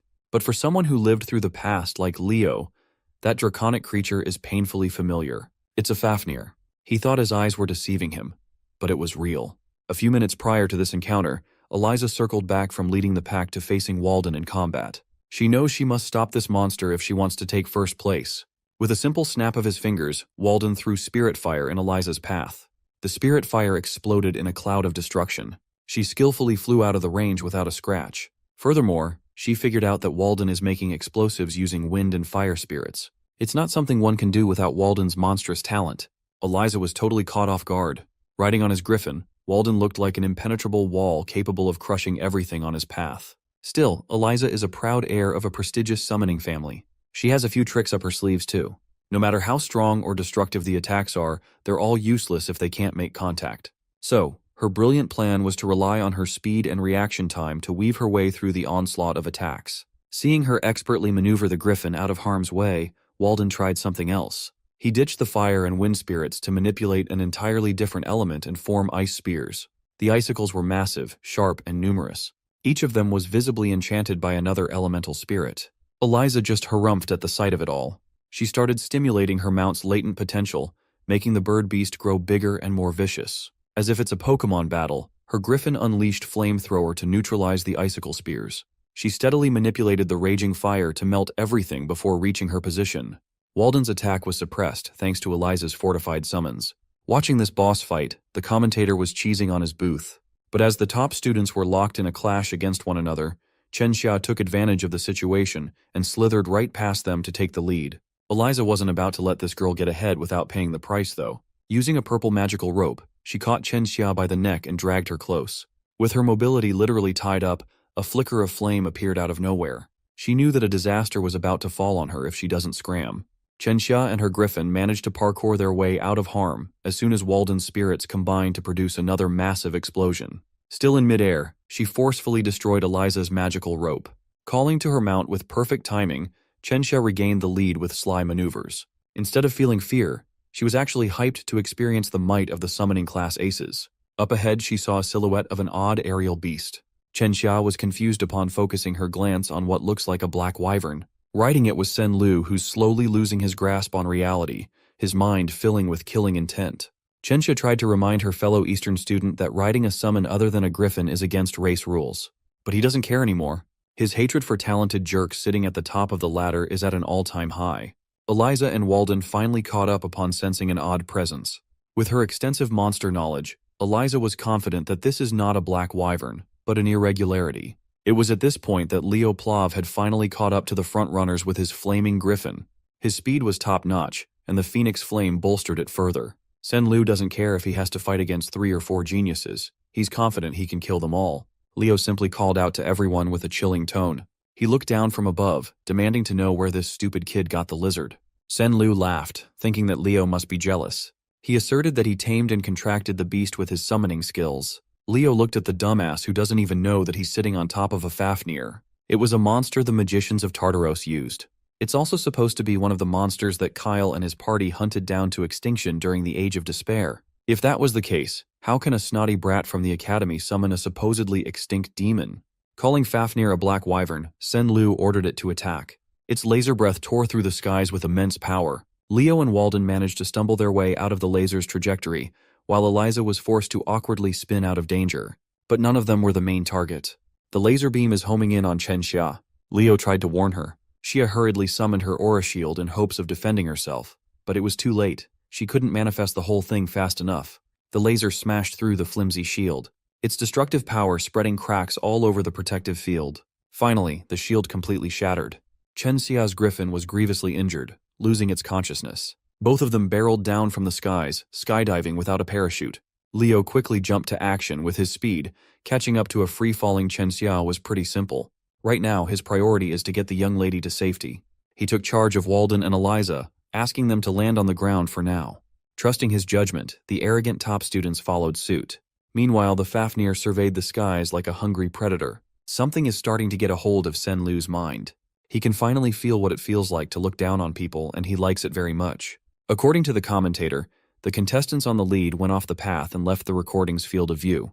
The last thing the audience saw was Sen Lu summoning a black wyvern and attacking the department aces. Miss Yura climbed up to the commentator booth and kicked that kid out of the microphone. This is not the time to be casting. Yura seized the mic and called all the summoning class professors and assistant to ready more flying summons. The race shall be on hold and top priority is rescue.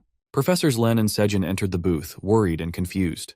Miss Yura explained that one of the students has contracted with a high-tier demonic beast and is going on a rampage. Hearing the mention of demonic beasts shook the professors to their core. They knew that the beast's influence would eventually break the poor kid's mind soon. Professor Edmund entered the room and proposed the possibility that something else was controlling that murderous beast.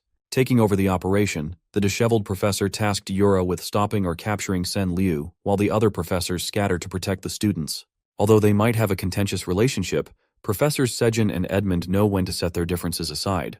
If it's for their precious students, they would gladly team up to form the most diabolical duo. Back in the field, Leo found a hidden spot where he can lay the unconscious Chen Xia down to assess her injuries.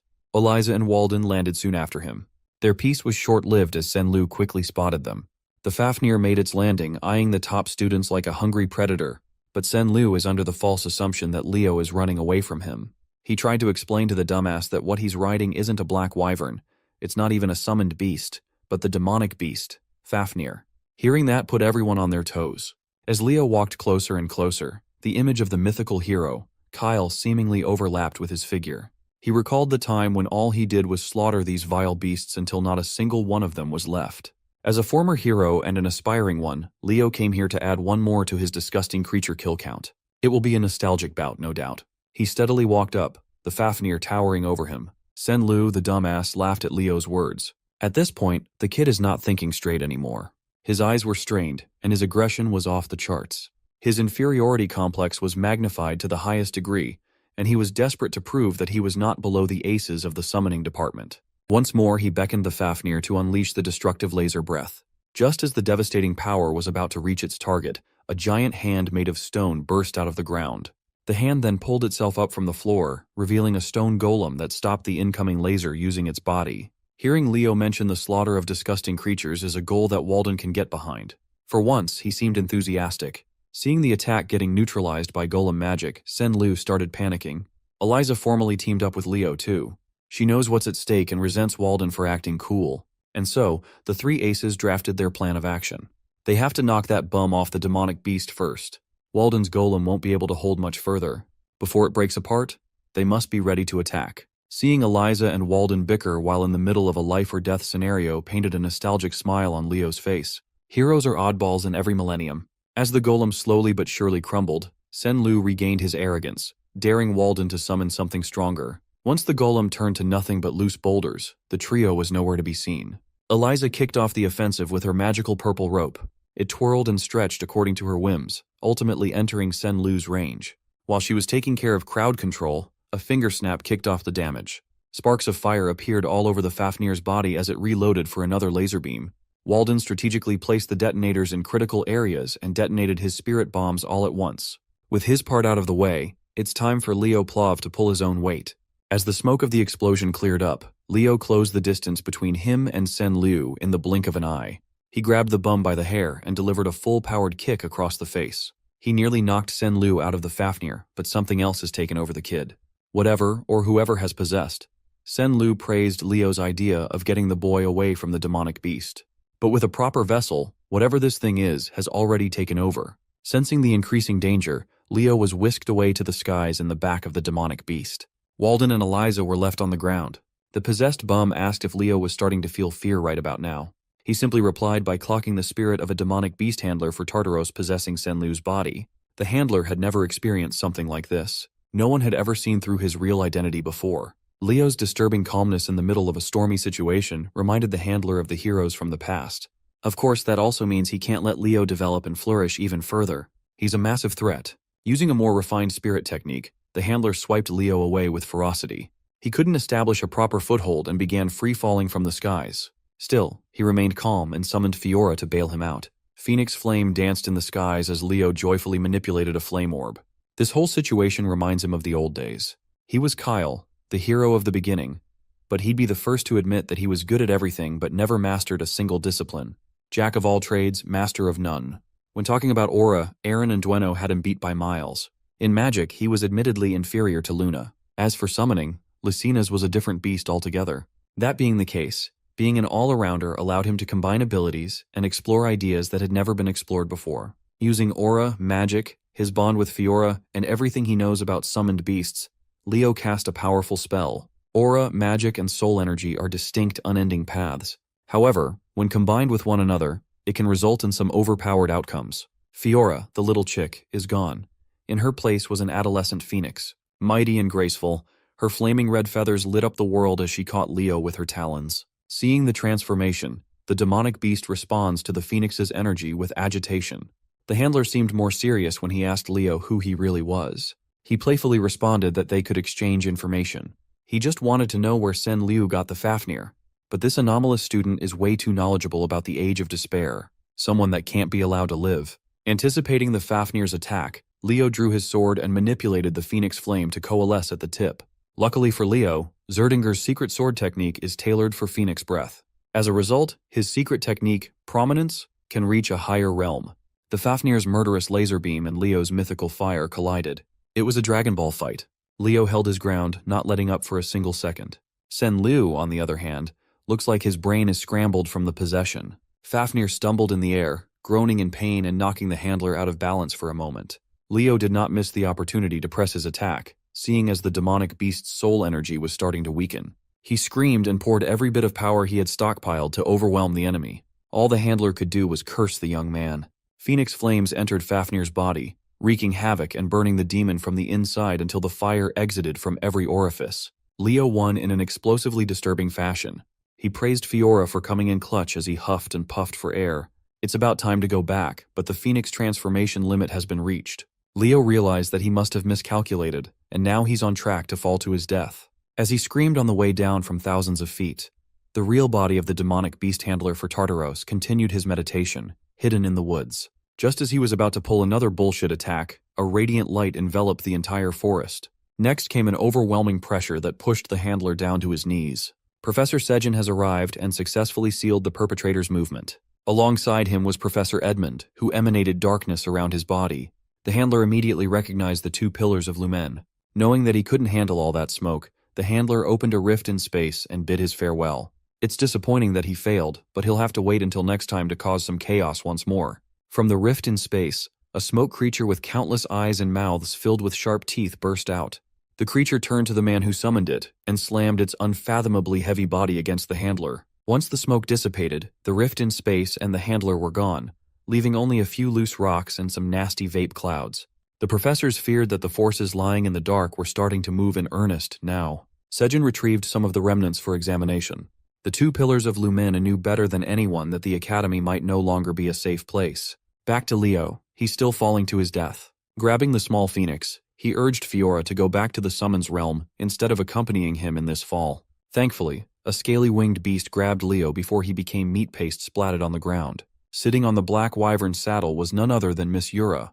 The smile of relief on her face was glorious. She thanked the gods that she had arrived just on time. They softly landed on a prairie, the black wyvern still holding Leo like a cub. Mr. Demonic Beast Handler has retreated to a cave in God knows where, the headquarters where he performs all sorts of fucked up experiments. His supervisor stood over him, his eyes filled with disgust and embarrassment. The fool was taken down by a measly hero candidate. The handler, clutching his wounds, argued that what he faced wasn't some normal hero candidate. Upon hearing that the kid had a phoenix as his contracted beast, the supervisor's ears perked up with interest. But upon hearing that the kid knew of Fafnir's true identity, transformed that interest into caution. With a sly smile, the handler's supervisor licked his lips, looking forward to what that interesting hero candidate had in store for them. Back in Lumen, the practical summoning midterm race was cancelled due to an unforeseen incident. Sen Lu, the poor kid, had his mind broken so badly that he ended up dying. The new students are starting to realize the gravity of being at Lumene. After the whole debacle, it's natural that everyone was curious about what really happened to Sen Lu. But at Miss Yura's orders, the 4 students involved decided to tell people the cover story of a rouge-black wyvern. Today, Leo needs to put the sprawling web of conspiracies aside. It's the day of the magic class practical exam, after all. Professor Len stood in front of the class, waiting for everyone to pour into the lecture hall. Carr and Chelsea were already inside. Looking at the entrance, they spotted Chloe walking in. Her hair was disheveled, and judging by the bags under her eyes, it seemed like she hadn't slept in days. Following closely behind was Leo. He also took notice of Chloe's poor condition. After a few more minutes of waiting for everyone to arrive, Professor Len finally spoke up. His gravitas made the reality sink in that this exam won't be a simple one. The professor expects everyone to showcase their original magic and display their own personality. He deemed it a waste to be the only one to witness the amazing magic of the next generation, so he called for some help. Professor Len asked 3 people to join them in class today. These 3 are seniors who graduated from the magic department 3 years ago. They have since established names for themselves in various fields of magic. The sharp Rilda Pedney, the hardy Edmund Slack, and the cheerful Sean Hodge. They will be the ones judging the freshman exam today. The 3 extended their greetings to their juniors, lifting everyone's spirits up. Carr is feeling lucky. He thinks the judges are the lenient type who give high marks. With introductions out of the way, Professor Len called the first student, Eliana Layden, to the front. With an optimistic smile, Eliana jumped to action. She confidently stood on the stage with his head held high. She turned up the cuteness up to 100, her eyes shining like stars as she extended a formal greeting to the seniors. Hearing her introduce herself like a charming, prim, and proper young noble almost made Carr hurl in disgust. He knows this girl is trying to play a character. Moving on to the demonstration, Eliana summoned a beautiful light show inside the lecture hall. She can conjure up something this shiny due to her rare affinity to the light attribute. But the light show was just the first part. She figured that adding the flame attribute would create some interesting results. As fire and light fused together, Eliana was surrounded by the winding flow of scorching rays. Combining two of her best elements, she can emit some powerful thermal ray magic. Sean Houge looked at the display with wonder. Then she commented that this thermal ray magic is no different from the basic laser-type magic that anyone can learn. Eliana thought her demonstration was going well, but the judges were already penning her grade without further questions. The three diligently considered the criterion of judgment to give an appropriate score. After a short deliberation, they handed the final assessment to Professor Len. Hooge and Rilda gave Eliana a C-, while Slack was a little more generous with a C for an overall score of C-. Seeing that Eliana Layden's impressive showing got such a low score, the students tensed up. One after another, magic department students were called up front only to be disappointed that their hard work only amounted to a C and C-. There were some exceptions though. Surprisingly, Carr Thomas scored a B+ thanks to his impressive display of manipulating metal and gold. As expected, Chelsea Llewellyn scored the highest thus far. She received an A for her breathtaking wind magic. The fox and the cat celebrated their back-to-back win. They were relieved that the exam was a massive success. Unbeknownst to the freshmen, the judges are actually quite disappointed by all the performances. Professor Len lured them to participate in this exam with the promise of remarkable students, but no one has stood out in the crowd just yet. Looking at the pile of papers, there are only 3 remaining students to be judged. Eidman Slack can tell that these 3 are the real deal, the cream of the crop that the professor arranged for last. Next up on the stage was Abad Llewellyn, Chelsea's brother. The moment he stepped up to the plate, the ladies couldn't help themselves. If they were judging, they would give him A+ just for his face alone. Contrary to the ones that came before him, Abad didn't start with a flashy performance. Instead, he went in-depth on the theory behind the spell that he created. After laying out the theoretical framework, he announced the name of his original magic, the Tempest. Professor Len was pleased, and the judges were fully engrossed in Abad's explanation. The magic genius claimed that once completed, his Tempest would reach an estimated rank of top class. You see, Abad has been preparing for this exam for a while now. Back in the Llewellyn family territory, he performed countless experiments, continuously refining Tempest. He had to enlist the help of family elders to create a protective perimeter in case something went wrong. With utmost concentration, the Abad family magicians held strong. In the middle of the perimeter, Abad was free to tweak and unleash the terrifying power inside him. Launching his body off the ground and softly floating in the air, the initial stages of Tempest showed itself. With a bloody roar, he stimulated every bit of power in his cells to beat the wind itself to submission. The wild winds eventually coalesced into a destructive storm that can erase everything in its path. The Tempest held so much power that even the protective perimeter manned by 4 capable magicians couldn't contain it. When Abad opened his eyes, he saw the Tempest lifting an innocent animal up to the heavens. He panicked. He doesn't want his lack of control to endanger an innocent life. The desire to save that little animal gave him the last push to completely bend the will of the wind to his whims. Abad is a great guy, perhaps the most fitting hero candidate aside from a certain someone. Back inside the lecture hall, Abad showed the judges a compressed version of Tempest. Summoning its full form might destroy a portion of the academy after all. A magic that intensifies the wind's power to the utmost degree. It sounds simple, but the judges knew that it was rooted in a difficult system of high sorcery to use. As a result, Abad Llewellyn walked back to his seat with the first unanimous A+ score, the highest thus far. Chelsea quietly and supportively bragged that her brother is just built different. Speaking of built different, Professor Len's face lit up at the thought of seeing the next student showcase his talents. Of course, it was none other than the golden boy, Leo Plav.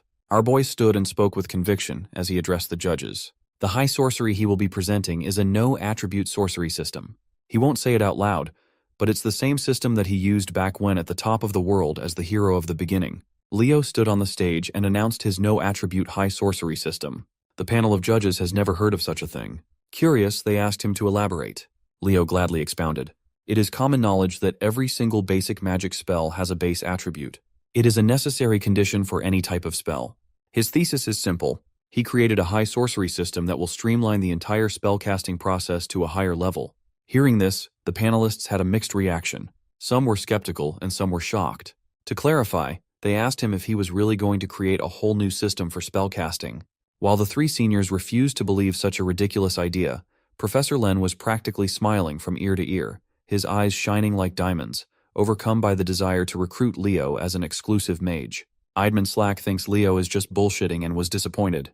They are here to judge magic with sound theory, not to listen to fantastical stories.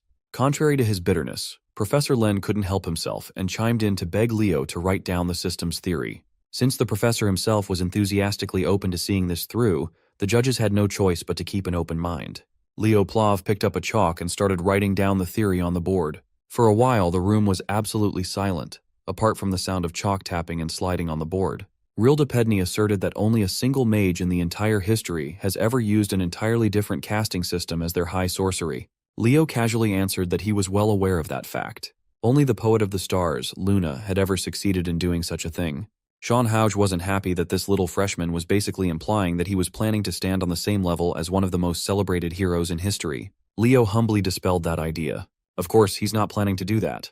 He can't ever compare to Luna when it comes to magic. He clarified that one does not need to be a monstrous genius like her to make a new spellcasting system. All the panel of judges have to do is look at what he wrote on the board to see how. Much to their surprise, every line of spell theory seemed airtight.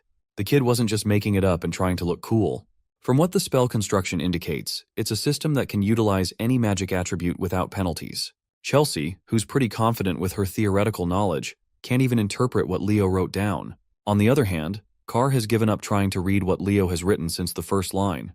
Throughout the whole process, Chloe never took her sunken eyes off her rival. Now that the judges have a rough idea regarding Leo's genius, they ask him what his reasoning is behind developing such a magic system. The answer was pretty simple. He just wants to be able to freely use any magic in existence. Eidman's disbelief had turned to interest in the crazy freshman. Now, he understands why the professor insists that this year's batch is special. When asked what this system's name would be, Leo grinned, raised his hand, and summoned an incandescent thread of mana that lit up the lecture hall. The incandescent mana coalesced and formed an unfathomable orb of pure magic. Leo dubbed this system as the Bible. Sean Hooge was taken aback. Digging through her extensive knowledge, she knows of only one person in history who has used that term, the allegedly fictional hero, Kyle. She's looking forward to what Leo will do in the future. Maybe the kid will prove that Kyle really existed. After the shortest deliberation of the day, the panel of judges handed their scores to the professor to announce. As soon as Professor Len saw what was written on the cards, he smiled. As expected, Leo Plov got an A+. Walking back to his seat, Leo thought about failing to complete this magic system during his years as Kyle. This time things will be different. He will make sure that it will be. Finally, the last student to present their personal magic stood from her seat. It's Chloe's turn to wow the judges after Leo blew their minds. Before sitting back down, the concerned Leo asked if the locked-in Chloe was fine. She certainly doesn't look like she is. Chloe Muller stood on the stage with her back straight and solid. The panel of judges was informed ahead of time that Chloe is the reigning top student of this year's magic class. They have high hopes for her showing today.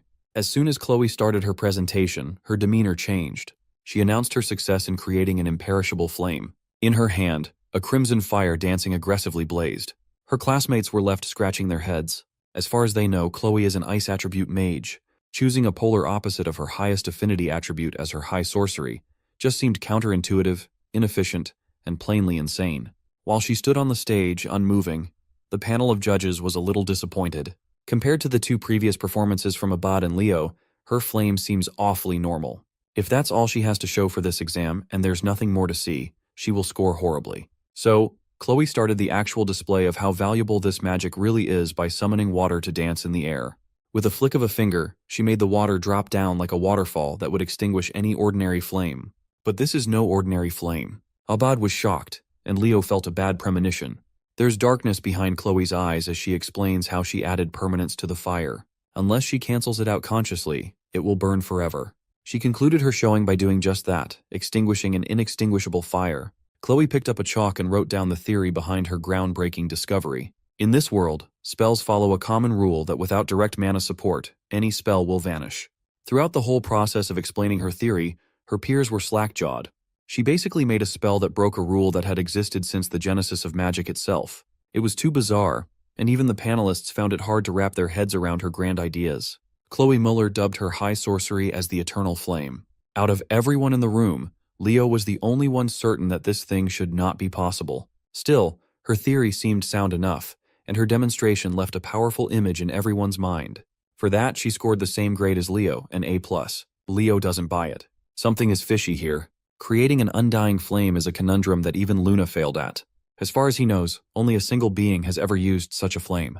The cataclysm himself, Erebos.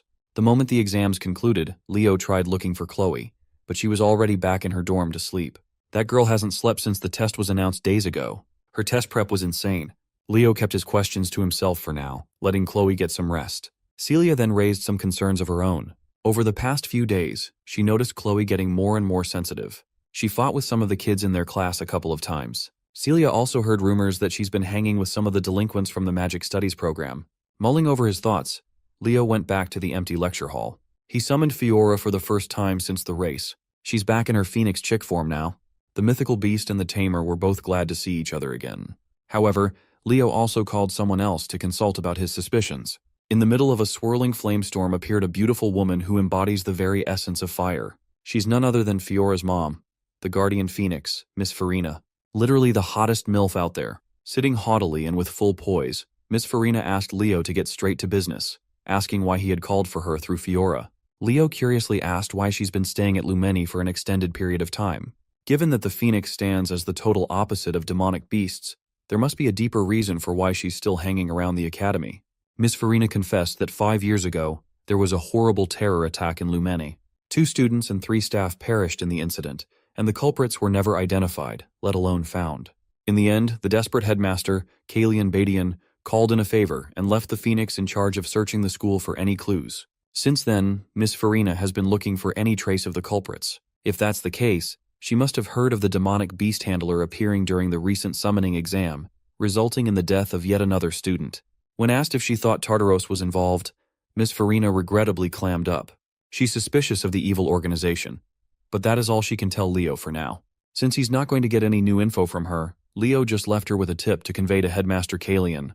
He put forth the possibility that Sen Liu may not be the only student Tartaros has influenced. The next day came, and the gauntlet of exams continued. This time, every freshman gathered for the Heroics and Combat Studies joint practical exam. Supervising the exam was none other than the laid-back Professor Edmund. Since every student is accounted for, he dumped the job of explaining the contents of the exam to the class representative, aka Leo. Leo gladly stepped up to the plate and informed his peers about this Heroic and Combat Studies joint practical exam. Today is about forming teams and raiding a hero's world. The world they will be running is the infamous Chedmer incident. As soon as they heard that name, every student anxiously froze in fear. The only one who hadn't heard of the Chedmer incident was Eliana, even though it was part of the written exam. Seeing that the joint class was getting rowdy, Professor Edmund's voice boomed to silence his students. He demanded that they show respect and pay attention to what Leo had to say. Leo continued detailing what they will be tested on today. Everybody will enter a hero's world from 30 years ago. It was an incident involving a group of first-year Lumene students who went on a mission to the central Chedmer forest. They were unexpectedly attacked by Tartaros. Professor Albi, the sorcerer of the magic eye, a second-year student back then, was dispatched with a rescue team. Thanks to his efforts, they prevented a complete massacre. The goal of this exam is to rescue the injured students and exterminate hostile demonic beasts, while assisting the image of second-year Professor Albi. Professor Edmund added that this is not an average midterm. They will have to learn to be more cautious and alert, to stay sharp at all times. Anyone who is judged to have no heroic potential by the end of the exam will be immediately expelled. Hearing such a harsh punishment for doing badly worried those who weren't too confident about their practical application. Softening up at the sight of his worried students, the professor assured them that they'd all come so far and had become strong enough for this challenge. They just need to trust themselves. He might look like a bum, but Professor Edmund really knows how and when to give the carrot and the stick. Proceeding with the test, it's time to begin organizing the teams. Everybody was asked to come forward one at a time, starting from Class 1. It seems like they are not forming their own teams. They might have to work with people they haven't even met before. A random draw might determine whether you get into a stacked team or a horrible one. When it finally came to Leo's turn to draw, he pulled out number 11, the very last team in this exam. With the teams set and acquainted, Team 1 was called to stand before the summoning portal. Led by Celia Zerdinger and Chelsea Llewellyn, Team 1 looked perfectly balanced. It's time to show all these other nobles the strength of the Lordran Empire. Making this exam possible was, of course, Professor Knockoff Gojo himself, Albi, the Aura Farmer. With a wave of a hand, he opened Albi's world, prologue chapter, the Chedmer Incident. A sweeping torrent of bright magic swallowed Team 1 whole, transporting them to a vision of the past. A giant magical screen was set up on the field as a recording device followed the team's every move for everyone to see. Everybody was impressed. Even though Team 1 had just got in, they were already blazing through the hero's world. With Chelsea's magic and Celia's tenacious swordsmanship, they were practically speedrunning this exam. Children from prestigious hero lineages really are built different. Sitting next to Professor Edmund was his bothersome rival, Professor Sejin. Since Celia is Sejin's student, he naturally talked her up as Team 1's X-Factor. Edmund argued that Chelsea's actions are even more impactful. The two pillars of Lumen just can't resist battling each other every chance they get. Interrupting their bickering, the headmaster made his entrance while praising Team 1's outstanding pace. They are truly worthy of being called rising stars. The headmaster must have known that the two pillars were going to fight like children, so he pulled up a chair between them. He just wanted to see how much the first years have grown. Turning to Professor Albie, the grizzled old man apologized for using such an unpleasant memory for the exam every year. Albie asserted that he should be taking Headmaster Kalian instead. He vowed never to forget this incident, and he needs this yearly reminder to stay on track. Finally, Team 1's raid came to a swift and bloody conclusion as Chelsea and Celia tag-teamed a beast. The headmaster took note of the Zerdinger and Llewellyn girls. They worked impeccably together despite how heated they usually get. They really are the pride of their country. Team 2 didn't do anything too impressive, while Team 3 blitzed through the hero's world in a dominating fashion. They let the two strongest first years, Abad and Duran, stand vanguard while the rest of the team played supportive roles. The headmaster approved of their fast and efficient methodology, which led to victory. Team 4 surprisingly entered the upper echelon too. Nella Carvin's healing aura is definitely special, but what carried the team was Chen Xia's abnormal movement. The headmaster made a mental note of the girl from the east. Team 7, led by two of the most promising summoners, made quick work of the hero's world too. Headmaster Kalian and the professors couldn't take their eyes off the live feed. While there are a lot of exceptional students who showed what they're capable of thus far, the most promising one has yet to take his turn. Finally, Team 11 was called to come forward. Aside from Leo Plav, there was another familiar face in the last squad, Chloe Muller. Headmaster Kalian was lost in thought. Watching the kid makes him feel nostalgic for his heydays, back when he was a young and valiant hero taking on missions with Miss Farina herself. Team 11 stood on top of the magic circle. Leo and Chloe stared into each other's eyes. Professor Albie flicked his magic book open and opened his hero's world for the 11th and final time. Albie's World, Prologue. Chapter, The Chedmer Incident, loaded. No one noticed a hint of darkness dropping onto the magic circle, corrupting the intricate etchings. While the light swallowed Team 11, Leo's instincts were telling him that something was wrong. Different from all the previous hero's world openings, the light seemed to move more aggressively. Much to everyone's surprise, only 2 people were transported out of the field. Aside from Leo and Chloe, the rest of Team 11 was left where they were standing when the magic circle died down. Professor Sejin stood from his seat, worried about what was happening. Headmaster Kalian Badian consulted Albie as to what had just transpired. With a hint of fear in his voice, Albie demanded that the exams be halted. The hero's page in his book depicting the Chedmer incident has been tainted by foreign forces. What shouldn't happen just happened. It's an unprompted hero dungeon manifestation.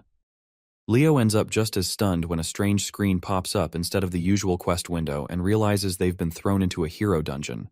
Chloe looks around in confusion since there were no lost pages, and it's unheard of for a page from the records to glitch like this. Leo tries contacting the professors, but no one answers. Chloe starts losing it and prays that the professors come save them, but Leo brings her back to Earth and points out that if they could have done anything, they would have already shown up. So they're left with one option, the hero dungeon's calling, and they have to answer. Shaken, Chloe questions whether he's completely lost it since barely anyone survived the last time people got summoned there, and they're just walking into Tartarus's trap with a death wish. Her knees give in, and she mentally collapses as her last bits of hope crumble, but our boy keeps calm and reminds her she's still the sharpest mind in their class. With the unbeatable power of teamwork, there's no way they're losing. The brat bites her lip, clearly jealous of how Mr. Perfect manages to keep it cool even in this situation. She forces herself to pull it together and demands to hear this brilliant plan. Leo explains that there are 2 main goals: rescue the freshmen and make sure they get out safely. To do that, they need to get stronger. Chloe immediately shoots that down, pointing out they can't power up without access to the outside. But Leo casually reminds her they're not the only students dumped in this forest, and that makes Chloe pause as she remembers others should be here too. Then without batting an eye, he looks at her and tells her to ride him. Chloe nearly combusts from embarrassment at the sheer audacity, but Leo stands firm like a Chad. They can't let their seniors confront Tartarus first, and mages like her seriously lack stamina, so there's really no other choice. At the same time, deep in the forest, a demon named Chubarn spies on the students through his creepy little magic cameras. He seems mildly surprised to see just a duo sent in as the rescue team, but he's not sweating it. He's fully confident he'll wipe out these wannabe hero candidates with zero trouble. That is, until his head whips around and his whole mood shifts. He spots that one of the rescuers possesses an all-class and immediately drops the cocky smirk. His target switches instantly from the party of 4 to the guy who is a walking circus act giving a piggyback ride to his mage. Meanwhile, Leo notices his vision starting to fade the deeper they go into the woods, so he decides it's time to activate Aaron's aura farming technique. By wrapping his body completely in aura, he forces his senses to max out and heightens every instinct. As they push further in, he warns Chloe there's a pack of orcs up ahead, but she's already on it. She waves her wand once and sends a volley of icicles right into the pack, dropping them like bowling pins. Or so she thinks. One of them survives and pulls out a horn to call backup, nearly giving her a heart attack, but our guy steps in and slices the thing down before she can even blink. Chloe watches that and instantly feels the difference in their levels, wondering if she'll ever be able to outdo him. After that, the two of them stumble upon a bunch of demons surrounding a party of 4 students. Without hesitation, Leo darts into the middle of it all and yells at Chloe to support him like a good little mage. The girl up front scrambles to finish her spell, but the big bad demon easily outspeeds her and is seconds away from ripping her in half like wet paper. Before she can even scream, Leo appears right in front of her and slices it clean, leaving the rest of the demons frozen.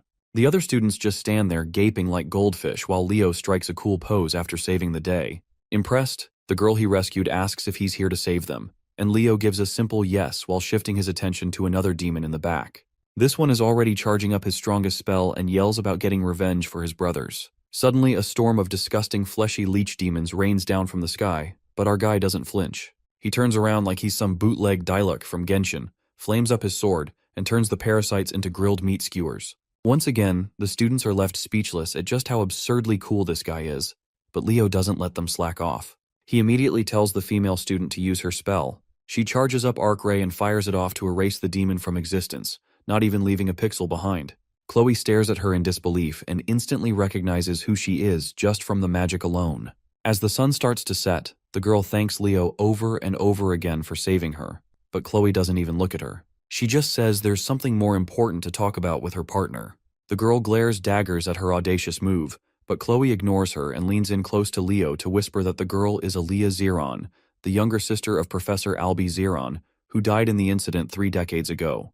And then Chloe reveals the part that's really bothering her. Since this party belongs to Aaliyah, it's destined to meet the same tragic end in this dungeon, no matter what. Chloe shares that Chubarn, a knight-ranked demon from Tartarus, launched an attack 30 years ago, and that Aaliyah's party was the first one to get flattened. After all, the core plan behind that operation was to wipe out Aaliyah, a genius among hero candidates, which led to her name getting sealed in the hero records for good. She tells Leo they should be focusing on survival now and fulfilling the dungeon conditions with a different party. Leo asks if she really means to just leave them behind, and Chloe fires back that she has no other option. This is a hero dungeon, and no matter how tragic it gets, the dead can't be dragged back. Still, our boy refuses to back down and says he won't abandon them, which immediately gets on Chloe's nerves. She screams at him with so much fury that even Aaliyah's group watches like they just got caught in the middle of mom and dad's latest meltdown. Steaming with frustration, she yells that she knows he's cool and powerful, but now's not the time for showboating. It's time to grow up and stop playing the hero. She breaks down in tears while Leo stays calm, reaches out, and gently pats her head to settle her storm. He says she shouldn't talk like that, because they're both hero candidates, and this isn't some game. It's part of the process for becoming the real deal. Then he reminds her they've already messed with the original timeline, leaving her more than a little lost. Leo explains that the sky turned dark long before they even crossed paths with Aaliyah's team, and by now, they were supposed to be long gone, hunted down by Chubarn. Seeing that honest look on his face, Chloe pushes down her conflicting thoughts and agrees to follow whatever plan he's cooking. He tells her they need to focus on getting out together with Aaliyah's group. From behind, Chloe watches Leo's aura shift, and that moment hits her hard that he's once again miles ahead of her. She clenches her fists, eaten up with jealous frustration, and thinks about pulling out her book. Meanwhile, the green-haired student named Teao wonders out loud why only 2 seniors were sent to help them. Dina and Bellic instantly start suspecting he might be a spy planted by Tartarus, but Aaliyah shuts that down and reminds them he literally saved their lives by slashing up demons like they were toilet paper. Then, she lets her actual thoughts slip and admits she finds the guy pretty attractive and very much her type, which earns her some serious side-eyes from the rest. Aaliyah doesn't get why Dina is that shocked, so Dina explains she thought only their senior Albie could ever match her impossibly high standards. Cutting into their girl talk, Leo tells the juniors to get it together and that they need to get out of this forest immediately. Teao doesn't see why they're rushing now that backup has arrived, But Leo throws a cold dose of reality, saying a knight-rank demon is lurking around here. That gets everyone's full attention. One of those monsters is enough to solo an army of 100, so the urgency suddenly makes a lot more sense. Leo repeats that avoiding a fight is top priority and staying alive comes first. Aaliyah quietly stares at him and thinks he really does feel a lot like her brother. With that, they all sprint through the forest like their lives depend on it. Though Chloe's still clearly bitter about the argument earlier, and Aaliyah picks up on her feelings fast, being as sharp as ever. Back at the academy, the staff scrambles through old records, digging for anything about hero pages turning into hero dungeons. The headmaster tells Professor Albie it's a good thing no outsiders have been able to interfere yet, and the blonde guy confirms that only 2 living beings are inside. The headmaster figures night must have set in by now since 3 hours have passed, and he asks Albie when he took down Chubarn last time. Albie says he finished off the trash demon around midnight. Right then, Elena bursts into the room to report a lead on whoever sold the demonic creature summoning catalyst to Liu. Before she can even finish, the headmaster's attention snaps toward a powerful surge of magic about to explode in the room. He sees Albie losing control of his emotions and quickly steps in to calm him down. But Albie jerks his arm away and says he needs to step out for some fresh air.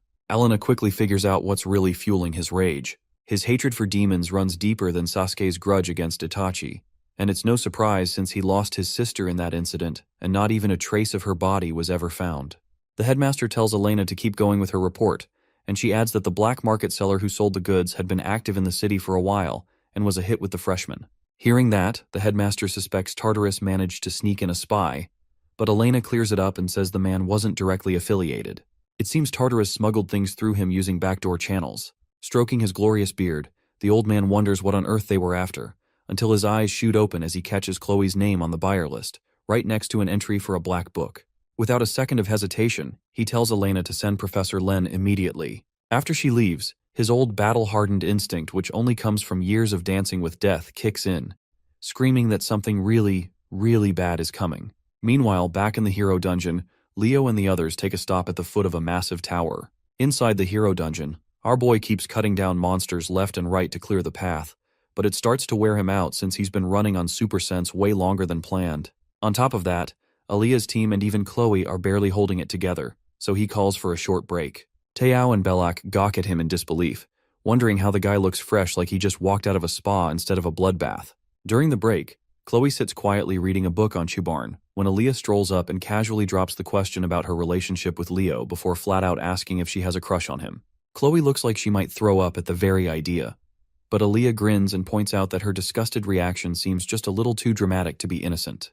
Chloe sighs and glances at the so-called genius girl who supposedly existed 30 years ago, but looks no different than any high schooler in her own class. She flips the question right back and asks if Aaliyah is the one catching feelings instead, and without missing a beat, Aaliyah says he does make her heart go doki doki. That reply instantly irritates Chloe because not only is this girl a literal legend from the past, but she apparently fell for him at first sight too, which only proves how absurdly amazing Leo is. Still, Aaliyah admits she's not sure if it's romantic or just that weird fluttery feeling she gets when her brother struggles and finally pulls something off. Chloe asks if she's talking about Albie Zeron, and Aaliyah nods, explaining that her brother lives to take on insane challenges, the kind no sane person would ever try, like mining bedrock in vanilla Minecraft. That little detail only makes Chloe even more convinced that Leo's practically a copy and paste of the guy.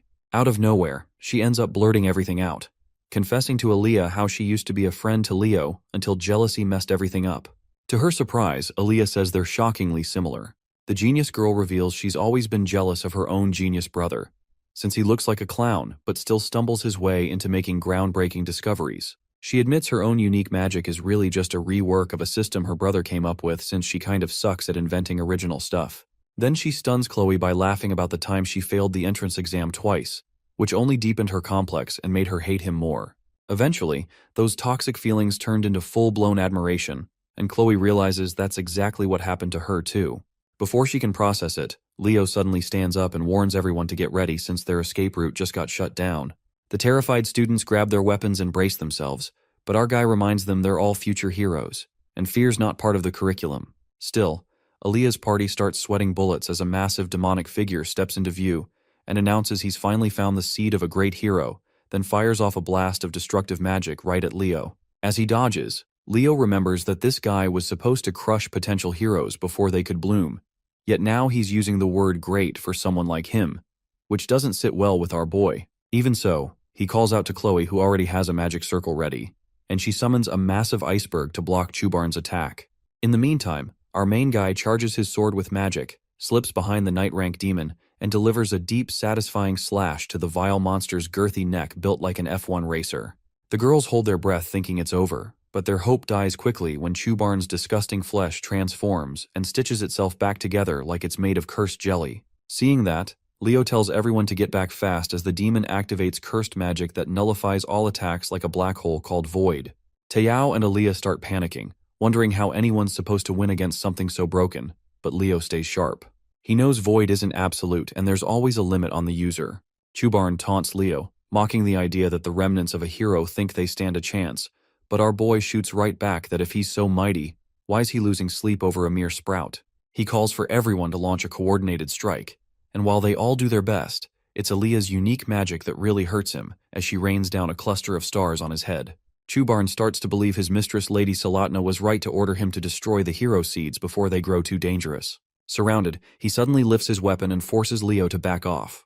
The moment our guy sees what's coming, he yells for everyone to get down. Unfortunately, one of the spikes slices through Belak's side, so Leo grabs him and falls back behind an ice wall Chloe quickly raises. He checks on everyone and tells them he can stop the bleeding with his aura, then tells Chloe to line up a finishing blow. With that, he rushes off to buy her the time she needs to prepare an attack strong enough to push through Void's limits. Chloe opens the black book she's been holding onto this whole time, and as she flips through the pages, she realizes it holds the perfect spell to roast that ugly demon alive and erase him for good. All the freshmen watch in stunned amazement as Leo blitzes around Chubarn using afterimages to smack him from every direction at a speed no one can track.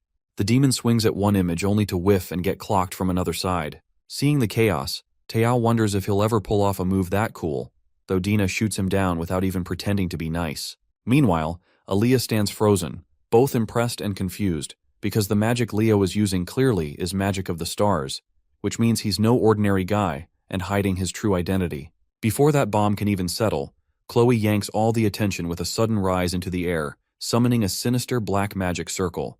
With a wild grin that honestly makes people question who the real demon here is, she claims she's about to erase this monster from existence. Aaliyah panics and yells at Leo to get out of the blast zone because there's no way anything nice is about to come out of Chloe's hands. Chloe throws in a quick warning that she won't be held liable for property damage and fires a blazing death ray straight at Chubarn, which sets off alarms in Leo's head since this is supposed to be an ice girl, not a pyromaniac. Watching the demon get absolutely wrecked, Chloe laughs like she's fully lost it and boasts about her undying flames, telling Chubarn to go burn where he belongs. As the fire swallows him whole, the flames shift into a black fire like it is Amaterasu, which sets off alarm bells in Leo's mind, and he yells at her to shut it down before things go wrong. But she flat out refuses and insists trash like Chubarn doesn't get mercy and deserves to suffer properly. Seeing that she's clearly on the villain arc now, Leo charges in and swats the cursed book right out of her hand like it's the kind of book his mom found under the bed. A short while later, Chloe finally comes back to her senses, so Leo calmly asks her to be honest if she really created that endless flame magic, or if she picked it up from somewhere. She admits she's no genius and confesses the spell was straight out of that book, confirming as he suspected that it is a copy of the Flame of Erebus. Chubarn starts regenerating from the flames, so Leo quickly lets Chloe know that the spell she used is black magic, and the book is actually a disguised sorcery machine. The news makes her feel sick over what she's done. With a sad look, she mutters that she is way too corrupted now to be called a hero, but Leo snaps her out of that negative spiral. He explains that even he didn't know Chubarn had the Void Curse until now, which means the demon must have used it during his battle with Aaliyah and her friends. Back then, they were just students who got outmatched in an impossible fight, but still refused to back down. He reminds her that their academy's motto is to go even further beyond like Goku, and that's when it finally clicks. Chloe realizes she doesn't resent Leo for always being ahead. Rather, she admires him because he's got way too much swag to even compete with. After that, Aaliyah steps up and tells Chloe that she believes in her, giving the blonde the final push she needs. With the Void Curse now gone, Leo gets ready to end the fight once and for all. Just before that, he senses a powerful surge of magic, and it turns out to be Chloe, finally breaking her limits to become someone who can stand beside him without feeling like a shadow. Backed by a new waifu candidate, Leo's memories of his past life come rushing in as he recognizes her magic, which reminds him of the allies he once fought beside. The familiar light fills him with a fresh wave of courage. Chubarn suddenly lunges forward and smashes Leo with a finisher strike. Leo blocks the first hit, but the demon sneaks in a second blow that breaks his guard and launches him straight into a tree. As he struggles to stand, Chubarn saunters up and declares that it's time for the so-called remnant of a hero to take another nap. But right then, a snowflake drifts down in front of Leo, and the whole forest begins to freeze. His fear melts away as he stands back up and fires back that demons like Chubarn never beat him before and they're not starting now. The demon stares at him, confused what kind of high-quality copium he's smoking, unaware that Chloe is behind him and about to drop the biggest spell of the night. She silently thanks Leo for helping her reach the breakthrough she needed and unleashes her original magic, a spell called Ice World, that covers the battlefield in a chilling wave of pure power. With a wave of her staff, the whole field below her locks up in ice so thick it deserves all 3 seas. Chloe floats in the air and calls down massive crystalline lances meant to wipe out anything unlucky enough to stand below. But Chubarn doesn't even flinch, since he stays frozen solid like a cursed popsicle that forgot how to breathe. Leo walks up to the ice-covered demon, and the moment he places a hand on it, its soul fades into a pure black smoke. Right after that, he finds the black magic book, channels fire magic into his sword and drives it straight through, triggering a violent burst that scorches it to a crisp. System notifications roll in congratulating him for both saving the freshman mid-crisis and taking out Chubarn. But what really gets his attention is how Chloe totally stole the spotlight by pulling off a whole new magic type on the spot. It turns out to be field magic, which is something he wouldn't even think about copying unless he suddenly lost all survival instincts. To his surprise, Chloe says she's planning to come clean and wants to risk it all, even if it means getting expelled. He reassures her right away that someone as amazing as her wouldn't get kicked out over one mistake, and that she's more likely to end up as a full-blown hero. Aaliyah and Dina rush over to the duo and hype them up with praise for their insane rescue, not holding back on how heroic they both looked. He returns the love and compliments their fearless energy, while Chloe hands Aaliyah her staff back and thanks her for it, saying it helped her tap into her real potential. But then Aaliyah throws a curveball no one sees coming and tells Chloe to keep the staff as a reward for saving them, while Dina hands her sword to Leo as a solid thank you gift. Our guy takes it with zero hesitation, and just as things start to settle, they hear voices from a rescue squad calling out that survivors have been located.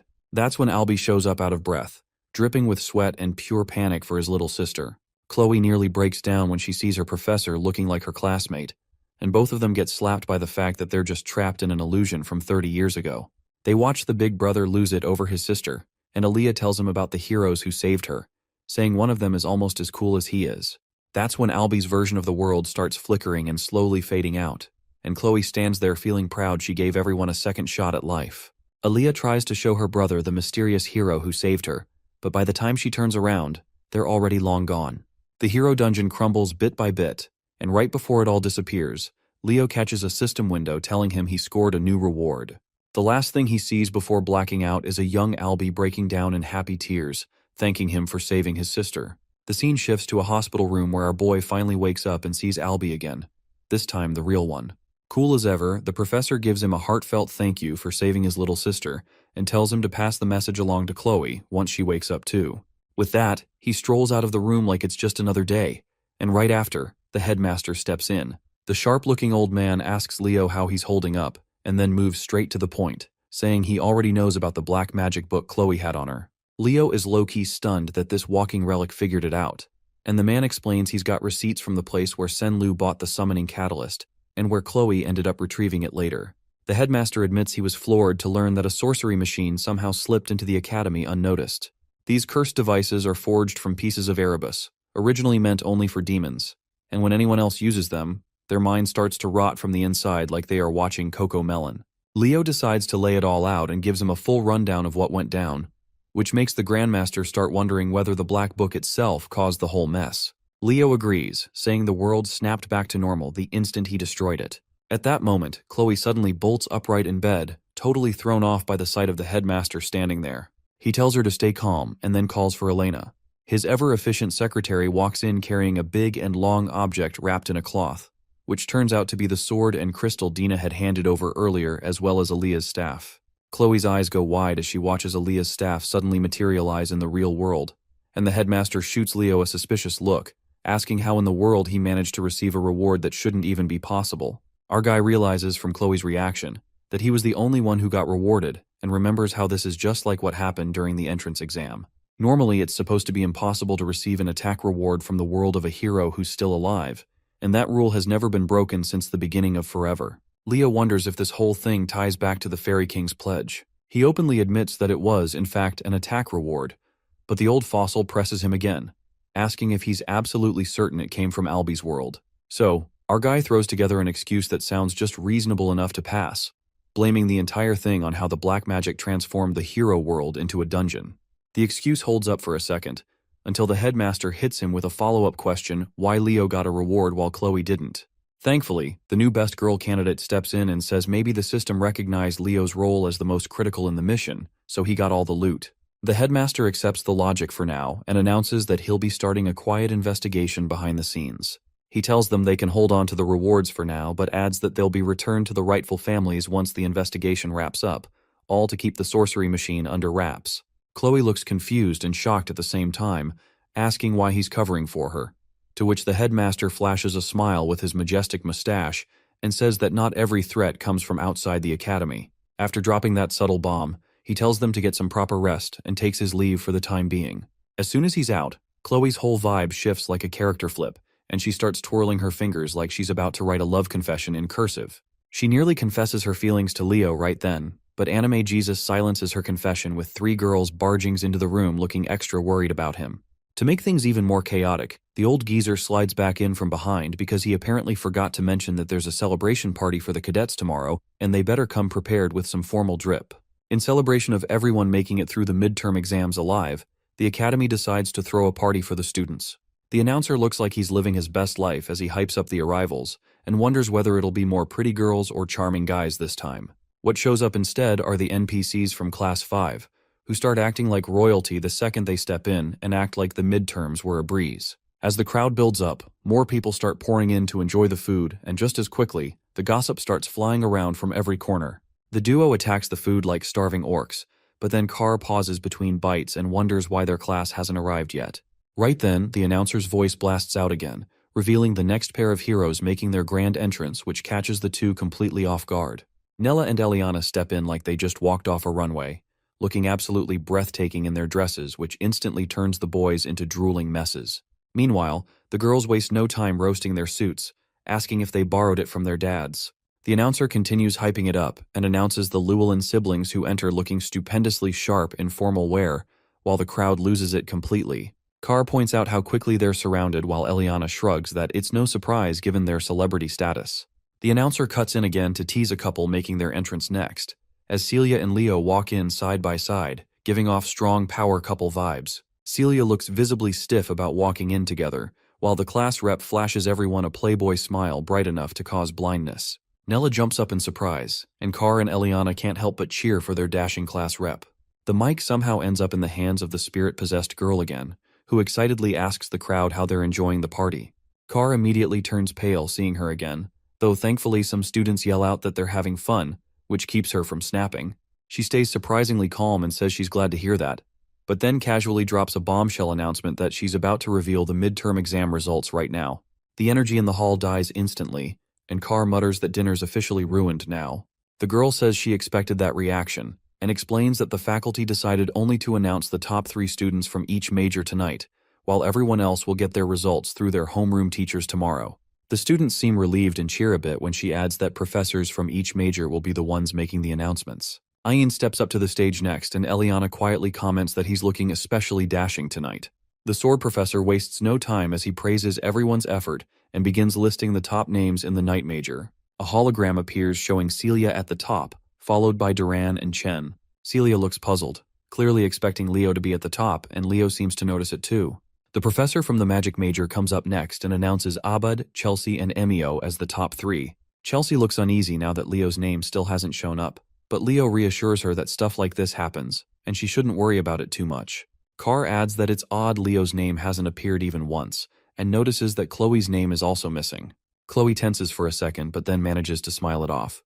The professor recalls that although she had to fail Chloe for using a spellbook, her passion and skill as a magician were seriously impressive. Sejin is also of the same opinion and stands up like a proud father, but Herod smirks and tells him to sit down, while Celia quietly comforts Chloe. Then the real star of the evening, Yura takes the stage to announce the results of the summoning major, and the simps immediately yell out to be her summon pet. She starts calling out the names, and once again, Leo's name is missing from the list. Celia starts getting a little worried, while others also begin to whisper about how strange it is that he hasn't ranked once. The mic ends up back in the hands of the same chaotic girl who asks if everyone's still having fun, and immediately announces that it's now time to reveal the top scorer who will represent the academy next year. Letting the tension simmer for dramatic effect, she finally announces the name Leo Plov, which sends his classmates into a full celebration mode as they hype him up. The applause is short-lived though, as a student suddenly speaks up with an objection. Emio questions how Leo could possibly be the top scorer when he didn't even rank in any of the majors, saying the whole thing seems suspicious. Leo admits that he's just as surprised and turns to the announcer, who now starts fumbling over her words, trying to piece together some sort of justification.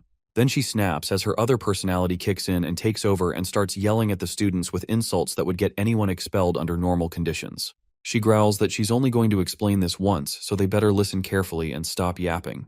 Herod watches amused and wonders if she's being possessed again, and Sejin nods in agreement that he finds this entertaining too. She launches into a rant explaining that students who have dual majors don't count in specific major rankings because their stats are spread between classes. She uses an example saying that a magical knight has a weaker aura than a pure knight and weaker magic than a true magician, but the combined strength is still far more powerful than either alone. She adds that Leo's joint practical exam scores were higher than anyone else's, though Emio still mutters something under his breath about the others having better theoretical marks. She roasts him mercilessly and reveals that Leo completed the mission in the hero's world, going so far as to exterminate Shubarn, which leaves everyone stunned into silence.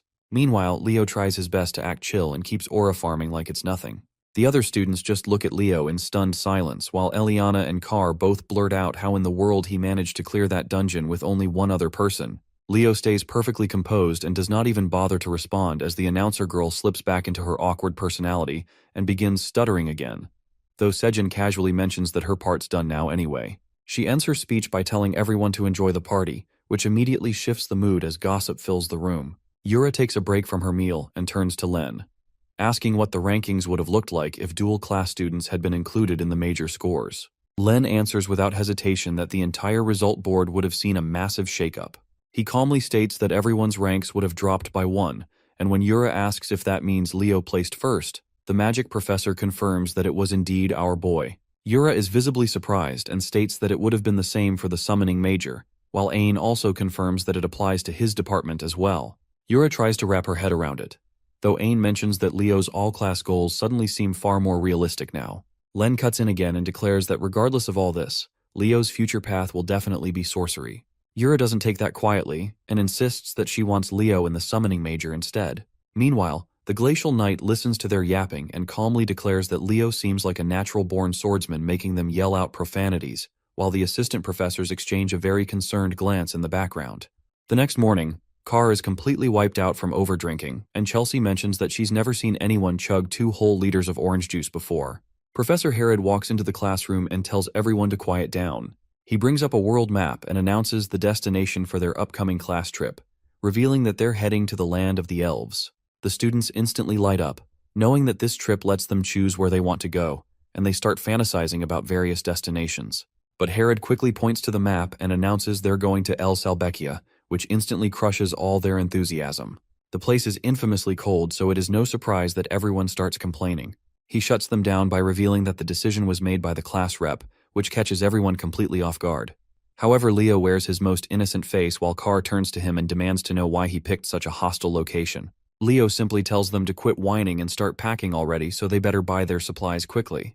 Eliana dramatically sobs and declares she's buying gloves, while Chelsea is just excited to try out all her winter coats. Meanwhile, Leo dives into deep thought and recalls that while people believe El Salbekia is nothing special, it's actually the hidden home of the fairies. He gets a bit nostalgic as he wonders how Silrod has been doing all this time.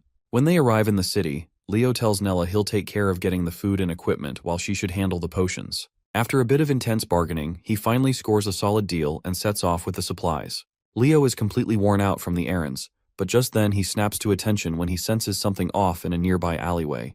He realizes this is the 13th block and heads toward a specific building, recognizing it as the same place where Sen Lu and Chloe had bought their sorcery machines. Dropping his bag, Leo steps inside and finds the shop completely empty, aside from one cute little teddy bear sitting awkwardly in the middle of the floor. Nothing seems out of the ordinary, which makes sense if the investigation team already swept the place. But something feels off. His mind catches up a moment later as he realizes that the teddy bear shouldn't be there at all because Lumern should have collected everything, and the shop had been sealed. He immediately goes to slash it, but the bear suddenly spins midair and spits out some black goo that Leo instantly recognizes as a demonic entity. This one isn't a standard demon either, as it's dripping with high-level curses and foul energy. As the twisted lump of darkness begins solidifying into a form, it tries to speak. Leo narrows his eyes as the voice seems oddly familiar. The demon mocks his sharp senses for catching the curse so quickly, and locks eyes with him, and he finally recognizes that it is the witch queen Salatna, who is one of the 3 Legion commanders the heroes failed to eliminate back then. However, this body is not her real one. The demon questions whether he's a magical knight and taunts him that his heightened senses will now lead to his downfall. It lunges forward, and Leo barely manages to dodge the attack as it grazes his arm. Our hero realizes that he doesn't stand a chance against her like this, while she slowly slithers forward, and thanks him for such a delicious offering. Just as she prepares to finish him off, Leo cracks a smirk as a flash of light erupts behind him. A holy blast slams into the demonic creature, knocking it back into the ground hard. As it tries to crawl away, it shrieks out the name of the sorcerer of the magic eye, while Professor Albie just stands there at the entrance like he is some kind of anime protagonist. The demon hisses in frustration but decides this is even better, claiming that having an audience always makes things more fun. But when it tries to sneak up on Leo again, Albie's already one step ahead as he throws out verbal abuse like confetti and activates a massive glowing spell circle, calling the demon nothing but a steaming pile of cursed trash. Huge beams of light blast out, slicing the giant demon's head clean off as she gets called demon trash. It tries to lunge at Golden Boy and hisses about how it'll devour those juicy fairy eyes, but he snaps back that he's not into some knockoff clone garbage like her and yells for her to just die already while firing off a massive Miko Miko beam. The thing gets obliterated into nothing but scattered teddy bear bits. Meanwhile, Leo remembers that Professor Albie's other name is the Decimator of Tartarus. Rumor has it he only became a Lumen professor to get clearance beyond the borders so he could hunt demons. Leo takes a breath of relief and feels thankful to this era's hero, but Albie just stares him down and asks what the hell happened here. Leo explains that the demon appeared during his investigation and was hiding inside the teddy bear using a high-level curse. Albie grabs the teddy's head and says the investigation department is definitely taking the blame for this mess. He turns back and says he'll let the solo investigation slide this time, but tells Leo to ask for backup next time if he needs it since he still owes him for what he did. That catches Leo off guard, and he picks up his supply bag as he quietly thinks that House Xeron is one of the 3 great families, so he might just lean on Albie to access the Forbidden Library. Heading back, he finally spots Nella, who looks thrilled to see him, only to instantly panic when she notices he's injured. She hurries over and casts healing magic while asking what went down. However, Leo is lost in thought that this incident pretty much confirms Salathna's the one behind the demonic beast and that cursed book of sorcery, but he still can't figure out what their endgame is. A week passes, and the students gather before a massive gateway portal as Leo goes over the checklist with his class to make sure they've got all the essentials. Celia strolls over and asks why his group's headed to El Salbekia, and he tells her it's like a summer vacation to escape the heat. She grins and says she hates the cold, then tells him to have fun before leaving with her own class. He sees her off and then turns back as he tells the students it's time to move. Chelsea looks fired up while Carr groans that he hates the cold too.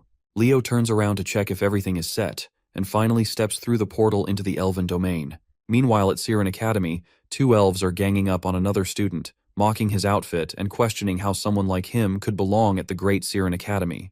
They call him a half-blood while the boy just lowers her head in shame until someone else steps out and tells them to quit bullying and act like actual students. The bullies try to twist it and ask if she's not bothered by a half-breed dressing like that, but she's already had it and starts cursing them out. She yells that if they don't like his clothes, they can strip and give him theirs instead.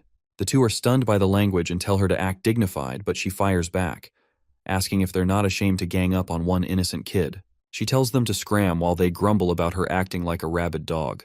Turning to the boy, she asks why he's dressed so thin. He says someone stole his clothes and introduces himself as Luca Inaris. Runia instantly starts fuming at the guys, while Luca keeps trying to give her the scarf back, feeling a bit shy, but she brushes it off and tells him not to worry. He notices she seems weirdly happy, and she admits her contractor finally hatched. Luca lights up and congratulates her, and she flashes a grin before heading off. Runia races straight to her dad's office, who quickly reminds her not to call him that at the academy. Her dad is sweating a bit as he confirms that Fernia's child has hatched, making her light up like a kid on their birthday. But he admits there's a problem, that a contract's already been made, which drains the energy straight out of her face. He says he's looking into it, but she slams her hand on the desk and demands to know who the hell stole her contractor. Meanwhile, Class 5 manages to reach the academy safely, and everyone immediately starts whining about freezing to death. But Leo tells them to suck it up. Herod cuts through the noise, tells them to line up, and asks if anyone knows this place's history, to which Chelsea raises her hand. She explains that the capital Velkia was named after a fairy knight who was one of the disciples of Luna, the poet of the stars. Leo remembers it a bit differently, that Velkia was more like the bratty disciple of both Luna and Aaron, and jokes that for all his attitude, the guy still managed to get the title of fairy knight. Professor Herod confirms she's right and adds that House Ezrar are the ones in charge here, since they are the descendants of the fairy knights. Just then, someone begins to approach from the fog, which Herod notices as the group starts to come into view. Carr immediately panics and asks if they're thieves, and the professor says bad people can be anywhere. But even he's caught off guard when a familiar voice greets him and asks how he's doing. A squad of elves finally steps out of the fog, led by a sharp-looking one with white hair, and the girls start fangirling like they've just seen a celebrity. The white-haired elf steps forward and says he's been expecting them. He turns out to be none other than Lune Ezrar, chair-member of the council. Herod nods and remarks that he's just the same as ever, while the girls practically melt, claiming they've finally met their future soulmate as the thirst levels are hitting the roof. Leo interrupts their happy moment and asks if age really doesn't matter to them. Eliana starts nudging him and asks if he's jealous, but he stays cool, pointing out that elves live long and barely age. He then flips it on her and asks how old she thinks Lune actually is. The two adults catch the chatter and comment that this batch is a lively one, unlike the previous groups who were a lot more disciplined. Herod just excuses them as first years having some fun. Eliana steps up and boldly asks Lune his name and age, and he apologizes for the late intro and says his name while dropping the bomb that he's 97. Eliana's fantasy crumbles instantly, and Carr casually shoves the frozen girl aside and asks if he's maybe their trip guide. Lune extends a hand and states that he's the council's chair member. Carr awkwardly shakes it, while he is dying inside as Professor Herod mutters that they'll need to talk later. A while later, they find themselves in a dusty old place, and right on cue, a mouse scurries by. The students freak out and demand to know if they're seriously staying in this dump. Leo shrugs and offers them a backup spot to crash, and Eliana immediately starts buttering him up as their respected class leader. Leo offers them the tent he set up outside, but Carr suddenly changes his mind and announces they've got a lot of unpacking to do. After cleaning the place up a little, some boys sneak toward the stairs as Carr gets that mischievous grin and says the best part of school trips is sneaking peeks at the girls. But at the top, they freeze because Chelsea's already standing there, looking beyond pissed. She doesn't waste a second and launches a gust of wind magic that blows them off their feet as they scream for mercy. Leo watches in amusement and says it seems like everyone's enjoying the trip and figures he might look around too. Before he gets far, a voice refers to him as Lord Leo as he turns around to an elf in uniform who informs him that the head of the house wants to speak with him. Moments later, Leo steps into Lune's office, and the chair member barely glances up from the mountain of paperwork and tells him to come in. He apologizes for the wait and asks if he can hold on a bit longer. But instead, Leo asks if he can look around as the office seems to have some interesting stuff, which Lune is more than happy to let him. Leo walks over to the weapons mounted on the wall and notes they look pretty old. His eyes narrow when he spots one in particular, Urquint, as that name instantly draws a reaction. Lune looks surprised and asks how Leo could possibly know about it, since its history is only passed down to the heads of House Ezrar. Leo starts sweating but plays it off by saying he read about it in the ancient library of Lumerne, which Lune eats up without question. As Leo touches the blade, he senses the infusion of stellar mana, but quickly realizes it's not the original and is just a copy. His thoughts drift into a flashback from his past life as hero Kyle. His companions had been hyping up a new weapon back then, and Luna proudly showed it off to Kyle as she asked his opinion, but roasted her instead that she looked like a goblin thief, which set her off instantly. The real Urquint had originally belonged to Luna, but was later handed down to her student Berkia. However, it was lost before the expedition to Tartarus. Lune comes up behind him and explains that Urquint was retrieved by his ancestor who conquered Berkia's hero world. But weapons from hero worlds can't be used by anyone except their original conqueror. That clicks for Leo that no wonder it felt like an empty shell, and Lune gestures for him to sit. He says Herod told him Leo is an all-class student and also the first-year rep, which Leo confirms. Lune then says he has an odd request that he wants Leo to speak with his granddaughter. She's a top-tier student at Seirun Academy, but ever since entering school, she's lost all motivation. Lune figures that someone like Leo, being of a different race, might shake her up a little. Leo walks up to her room, questioning if it was really okay for Lune to hand him the key, but he still knocks and enters, only to be met with what he calls the mother of all messes. He coughs and comments that the room's dusty as hell, then starts noticing the posters and figures that she must be a fan of the great heroes. He's seen kids collect this stuff before, but this is next-level obsession. He spots a uniform hanging up and guesses it belongs to Seirun Academy, but just then, the girl walks out and assumes it's her grandfather in the room. She starts ranting about how it's not okay to barge into a grown girl's room, only to freeze in pure shock when she sees Leo standing there instead. Her face turns bright red as she screams that there's a human in her room and immediately dives under the covers. Leo introduces himself and says her grandfather wanted him to meet her, but she stays silent, wrapped like a burrito in her blanket. Not getting a response, Leo casually picks up a book and comments that she's collected almost as many on Hero Kyle as he has, and he's curious how the elves portray him. As he flips through the pages, he's genuinely impressed by how neatly she's organized the notes and praises her for understanding Kyle's achievements so well. Finally, she peeks her head out and asks softly if he likes Hero Kyle too. She asks him about the Battle of Darnos, and he explains it was where Taberka was defeated and was the first battle where the heroes fought side by side. Her eyes light up as she quickly follows up, asking if he knows where Commander Zerga's forces were crushed, to which he answers without pause that it was Edvelik. She nearly bounces with excitement as she is impressed that he knows what most people overlook about the great heroes. In her eyes, Leo suddenly shines like a knight in armor, and she looks down shyly as she introduces herself as Aaron and asks if her nerdy rambling scared him off. But Leo reassures her and says that the great heroes would be thrilled to know someone out there is still enjoying their stories. She continues on that she believes Kyle is an undocumented fifth hero. Leo agrees and says he believes Kyle's a true hero too, and even plans to join a club that researches his legacy. That perks her up until the mention of school sinks in and her mood dips again. Leo notices her quiet and reserved nature and gently asks why she doesn't want to go back. She admits she doesn't think she belongs in a place like Seirun Academy, as everyone there is aiming to become a hero, and someone like her with a weak heart doesn't deserve to stand among them. Leo notices that her uniform is well maintained and figures out that deep down she still wants to go. He tells her he's not the only human around here, and that his classmates would probably love to meet her and hear her thoughts. She's surprised, but he adds that other schools that train heroes from different races also exist. He tells her with a smile that if she's curious, she should come see for herself, and with that, he takes his leave. As soon as he steps outside, Loon is waiting with starry eyes and the sudden appearance startles Leo. But Loon leans in and excitedly whispers if he was really talking to Aaron this whole time. He wipes a dramatic tear, overwhelmed that Aaron managed to hold a full conversation for once and now wants to reward him with a magic item. Leo agrees, since it would be rude to reject a gift, and Loon leads him to the treasury, telling him to choose anything he likes. Nothing really jumps out at first, but then Leo spots something odd. He picks it up and Loon casually says it's just a jewel imbued with fairy power, though he thinks of it more as decorative. Leo simply says it's fine and that he wants this one, to which Loon agrees happily. However, our boy realizes that he's certain the fairy inside isn't carved and is alive. Later, Class 5 stands in the hall as Professor Herod explains their new schedule. Starting tomorrow, they're waking up at 6 for personal training, followed by mission practice in the afternoon. Eliana tries to object and points out they already train non-stop back at school, but Herod shuts it down that this trip isn't a vacation. Instead, it is meant to sharpen their weak points. Then he casually drops the bomb that this entire schedule was planned by their own class rep, and instantly, everyone glares at Leo with looks of pure betrayal. But Leo beams and says this place is perfect for combat training, to which Eliana gaslights herself into believing he must have noble intentions. Herod wraps up the meeting, telling them to enjoy this final day because it'll be their last bit of free time.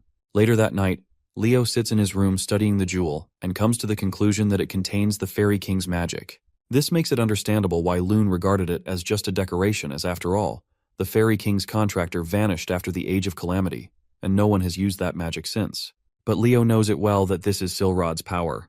He pours his own magic into the jewel, which causes it to glow. It's finally time to activate the pledge of the Fairy King he received before, and with that the jewel starts to crack and open up. A small voice stirs, asking if Father has broken the seal at last. But when the fairy spots Leo, confusion takes over as he demands to know why a random human is standing there, to which Leo simply asks who he's supposed to be. The fairy gets offended and declares that he's Kieran, the firstborn of the Fairy King Silrod. He starts ranting like royalty, but Leo calmly preps his fingers and tight as Kieran smugly says his name. Leo flicks him on the forehead. Kieran freezes as he tries to process this human's audacity, but Leo's expression shifts, and he says that even Silrod treated him with respect, making him wonder who the hell this brat thinks he is. Kieran gets enraged and starts hurling racial slurs, But as he keeps going, Leo keeps flicking his head one after another like an angry mother. Eventually, Kieran summons some manners and stares at Leo in awe, realizing that he must be the pledged one his father spoke of. Leo leans in and warns him again that if he's got a problem, he should speak up. But Kieran backs down, deciding that a pledge with a human might not be so bad. Leo pats his head, casually noting that for Silrod to take all 6 of Kieran's wings, the kid must have been a royal pain. Kieran's surprised Leo knows that, but before he can say more, Leo tells him to go summon Silrod already.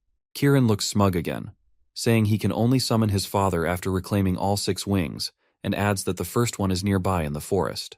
Leo smiles, calling it fate that they crossed paths, but then gives him another flick for good measure. The next day, the class heads into the forest under icy winds. As they push forward, they all freeze again, this time in shock as Chelsea just got wiped out by wind magic. Leo helps her to her feet and smirks as he tells her she'd better train harder if she wants to keep up.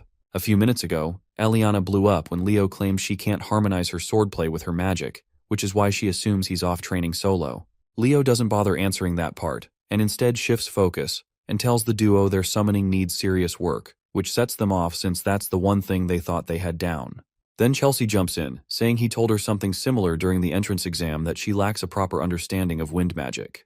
Drawing her weapon with a smile, she challenges him to see what he's really got, and Leo gladly accepts. She thinks his performance so far has gone above and beyond, and she's curious what else he's been hiding. But she doesn't give him a chance to prepare anything as she fires off her windbreaker spell without warning, sending a massive gust roaring toward him. Leo doesn't even blink and casts his own windbreaker in response, which cancels out her spell, leaving her stunned. Eliana is shocked to the core since high-speed casting was supposed to be Chelsea's edge, but Leo just matched her pace exactly. Chelsea keeps pushing and activates Wind Chain, but Leo only sighs and reminds her that when they first met, he warned her not to use wind magic that way. Then he fires off Wind Bolt, an absolute monster of a spell that rips straight through hers and barrels toward her, catching her wide open. The impact sends her flying into a tree, and like nature adding insult to injury, a pile of snow falls on her head right after. Leo walks up and points his sword at her as he calmly declares his win. Chelsea still looks dazed as she questions if that was real wind magic. Carr throws in that he didn't expect her to lose, and Eliana can't wrap her head around how their class rep got this strong. Professor Herod gives his 2 bits that while Chelsea isn't weaker in raw power, but the real gap lies in their understanding and control of wind magic. Leo pats the grumpy cat's head as the professor continues, explaining that even as they learn new skills in higher grades, they shouldn't neglect perfecting what they already know. He wraps up by telling everyone to sharpen their abilities under the class rep's lead, which immediately triggers a bunch of complaints about the freezing cold. Later on, Leo walks alone through the snowy forest gathering herbs for a mission. He remembers how the others completely tapped out and promised they'd do their missions later and smirks, thinking they're probably still passed out back at their inn. Out of nowhere, Kieran zips in and proudly announces he's collected a huge stash of herbs. Leo gives him a pat on the back for doing good work, which has the little guy all puffed up and glowing in his tiny fairy pride. With that, Leo decides the haul is enough and stashes the bag away. He starts wondering if it's time to get serious about investigating the forest, and states that the hunt for Kieran's wings officially begins now. As they move ahead, he suddenly stops and asks when Kieran was exiled, which the fairy answers it was around 100 years ago. Leo narrows his eyes, telling him to look closely because there's illusion magic at play here, which Kieran quickly picks up on and confirms it's the Fairy King's magic, but not his father's. Leo pieces it together and figures the spell belongs to Silrod's father, the Fairy King during the Calamity era. It's been a century since the magic activated, so judging by the timing, the energy fueling the spell must be Kieran's wings, as he somehow repurposed into an ancient formula. Suddenly, a voice cuts through the air that he heard something valuable is hidden nearby. Both of them go on edge as a nasty aura floods the area. The stranger steps closer and asks why humans are wandering around elf territory, but Leo flips it back, saying it's weirder that the undead are hanging around here.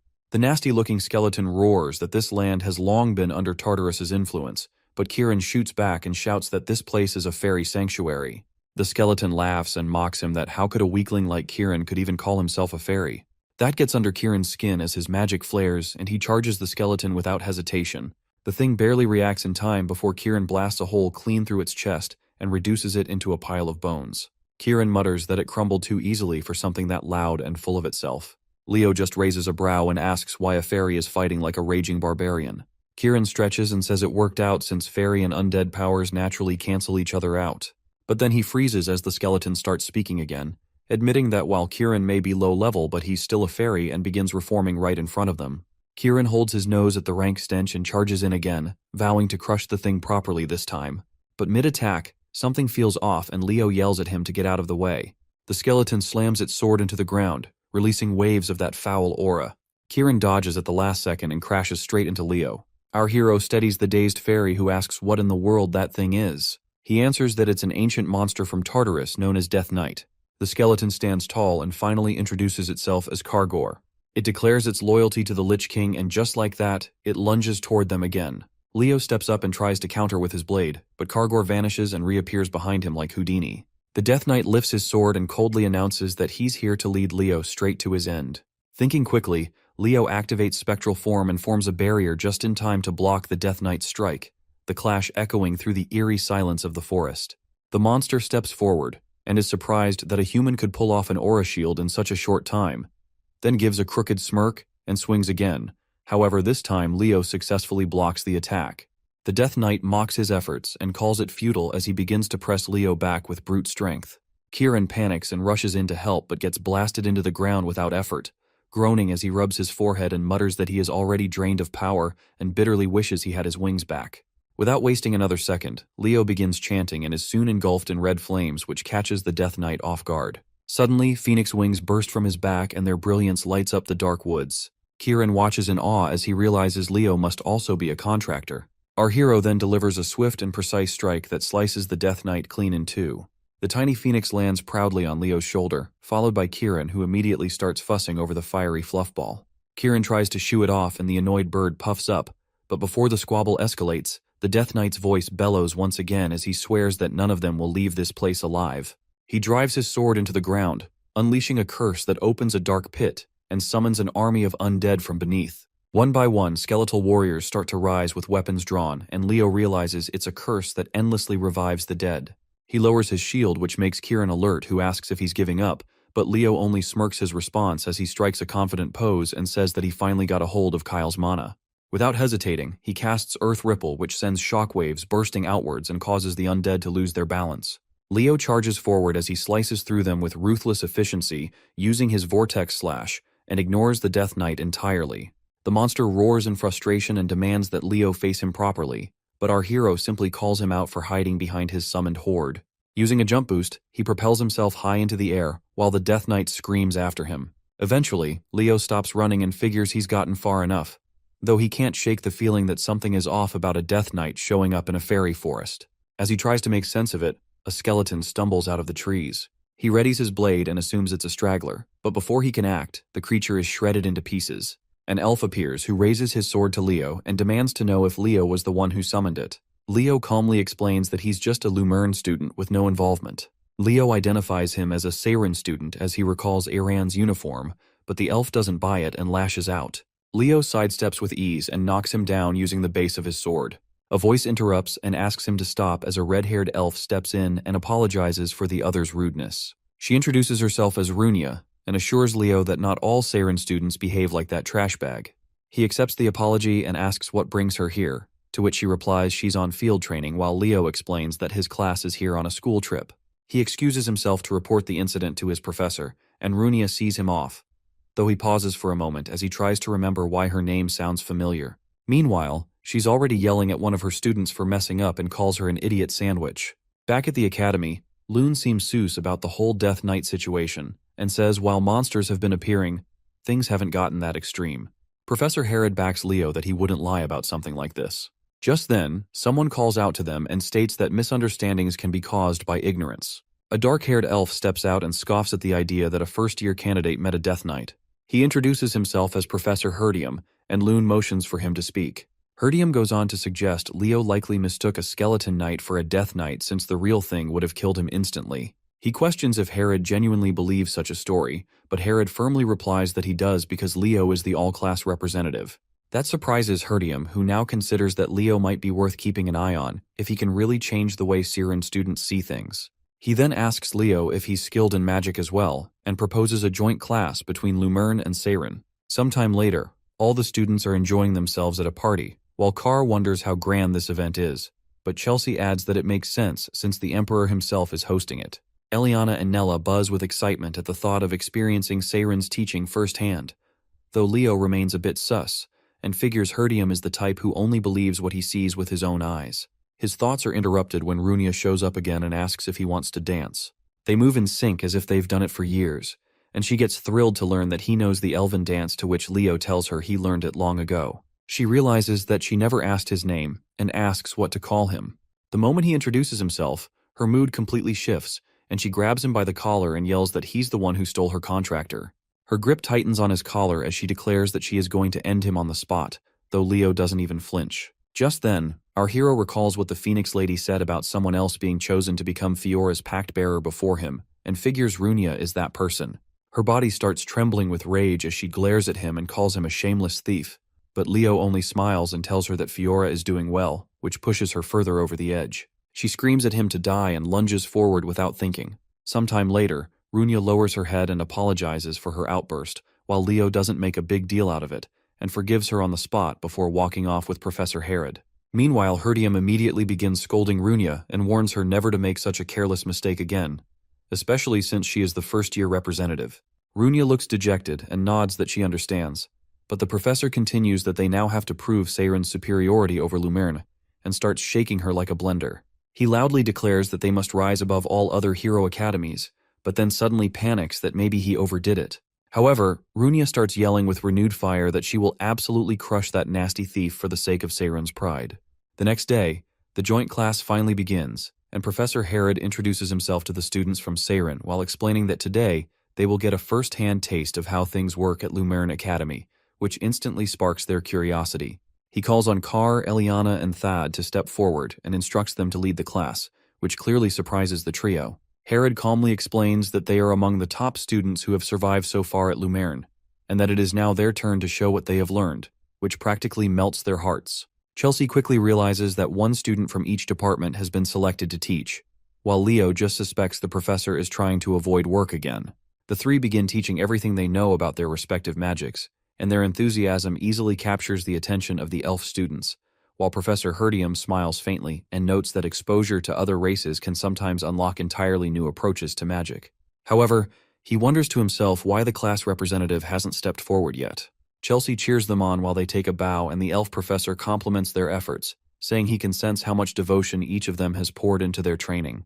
Picking up the chalk, he begins explaining that at Seiren they follow a different teaching method, and though elves naturally use magic as a foundation, they make sure not to rely solely on it in order to maintain balance. Leo immediately calls him out in his mind because even though they pretend to teach everything, the curriculum is still soaked in magic. He thinks elves have always been pretentious and nothing really changes. As the professor starts explaining a complex spell theory, Leo starts yawning from boredom, and Herdium silently notes that not only did the boy claim to fight a death knight, but now his attitude in class is absolutely trash. Deciding to switch gears, he abandons the theory and forms a glowing golden star in his palm, which he calls the essence of Seiren, and even Leo starts to show interest.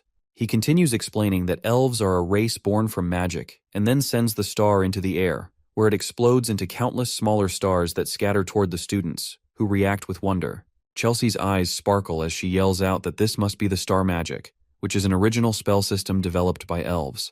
The professor nods and proudly says that this is the core of their magic and draws on the board, a spell directly derived from the Great Luna's legacy, and it forms the foundation of all star magic and includes countless variations. He smiles and asks the class if it is not beautiful, but then pauses as a hand goes up and he allows the class rep to speak. Leo thinks he doesn't really care about star magic, but calmly says that the interpretation of the spell is wrong, and that immediately turns the room ice cold. The professor nearly bursts a vein while Leo explains that the magic simply will not activate. Everyone stares like he just kicked a sacred relic, and the professor tries to recover by saying it's obvious that it won't, since the spell is incomplete. He explains that their ancestors deciphered the progenitor's records and managed to restore the spell to its current version over time. Leo quickly pieces it together that this is one of Luna's lost spells and figures that most people wouldn't know, because Luna originally created this magic just for Kyle when she developed the star magic system. The professor doesn't take the comment lightly and throws down a challenge, asking Leo to demonstrate where their interpretation went wrong. Professor Herod tries to step in and defuse the situation, but freezes when Leo actually walks forward. Meanwhile, Leo is already thinking that the magic elves are using now is just a watered-down replica, because he received the complete version directly from Luna, but died before he ever got to pass it on. He stares at the board and wonders if fate brought them back together like this. Herod starts sweating bullets since he knows how important star magic is to the elves, and tampering with the progenitor's legacy could be a disaster. However, Leo moves without hesitation and begins rewriting the formula using his own magic, while the elf students whisper in confusion since none of them have seen anything like this. After a few moments, Leo announces that it is ready, and the newly formed formula begins glowing intensely. The professor stares at the magical pattern with teary eyes, softly asking what kind of spell this is, and if Leo has used it before. Leo is suddenly pulled into a flashback as he stands on the edge of a cliff, where Luna calls out to him and proudly says that she has completed the magic. She smiles warmly and tells Kyle that she will now teach him this spell, which can make flowers bloom as he stands there holding a golden glowing flower in his hands. Leo repeats the magic Luna once taught and releases a wave of glowing flowers across the lecture hall, instantly lighting up the room as the students grow even more excited.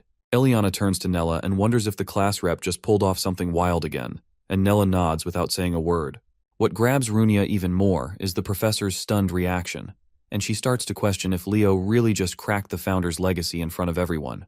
The professor drops to his knees in disbelief as he holds a golden flower in his hand, and mutters that he can't believe the magic they've all been using is just a flower-blooming spell. Leo calmly corrects him and says it's not that simple. He explains how flowers nearly vanished during the Age of Calamity, and suggests that they probably meant something important to the founder of the nebula. Back then as Kyle, he remembered once telling Luna that this kind of useless magic wouldn't help them survive battles, but she told him that flowers were beautiful, and that someday she wanted to see a world blooming with them. The professor agrees that the founder must have embedded a deeper truth in the spell, and as the flowers start fading, the students begin whispering as they try to figure out who this guy even is.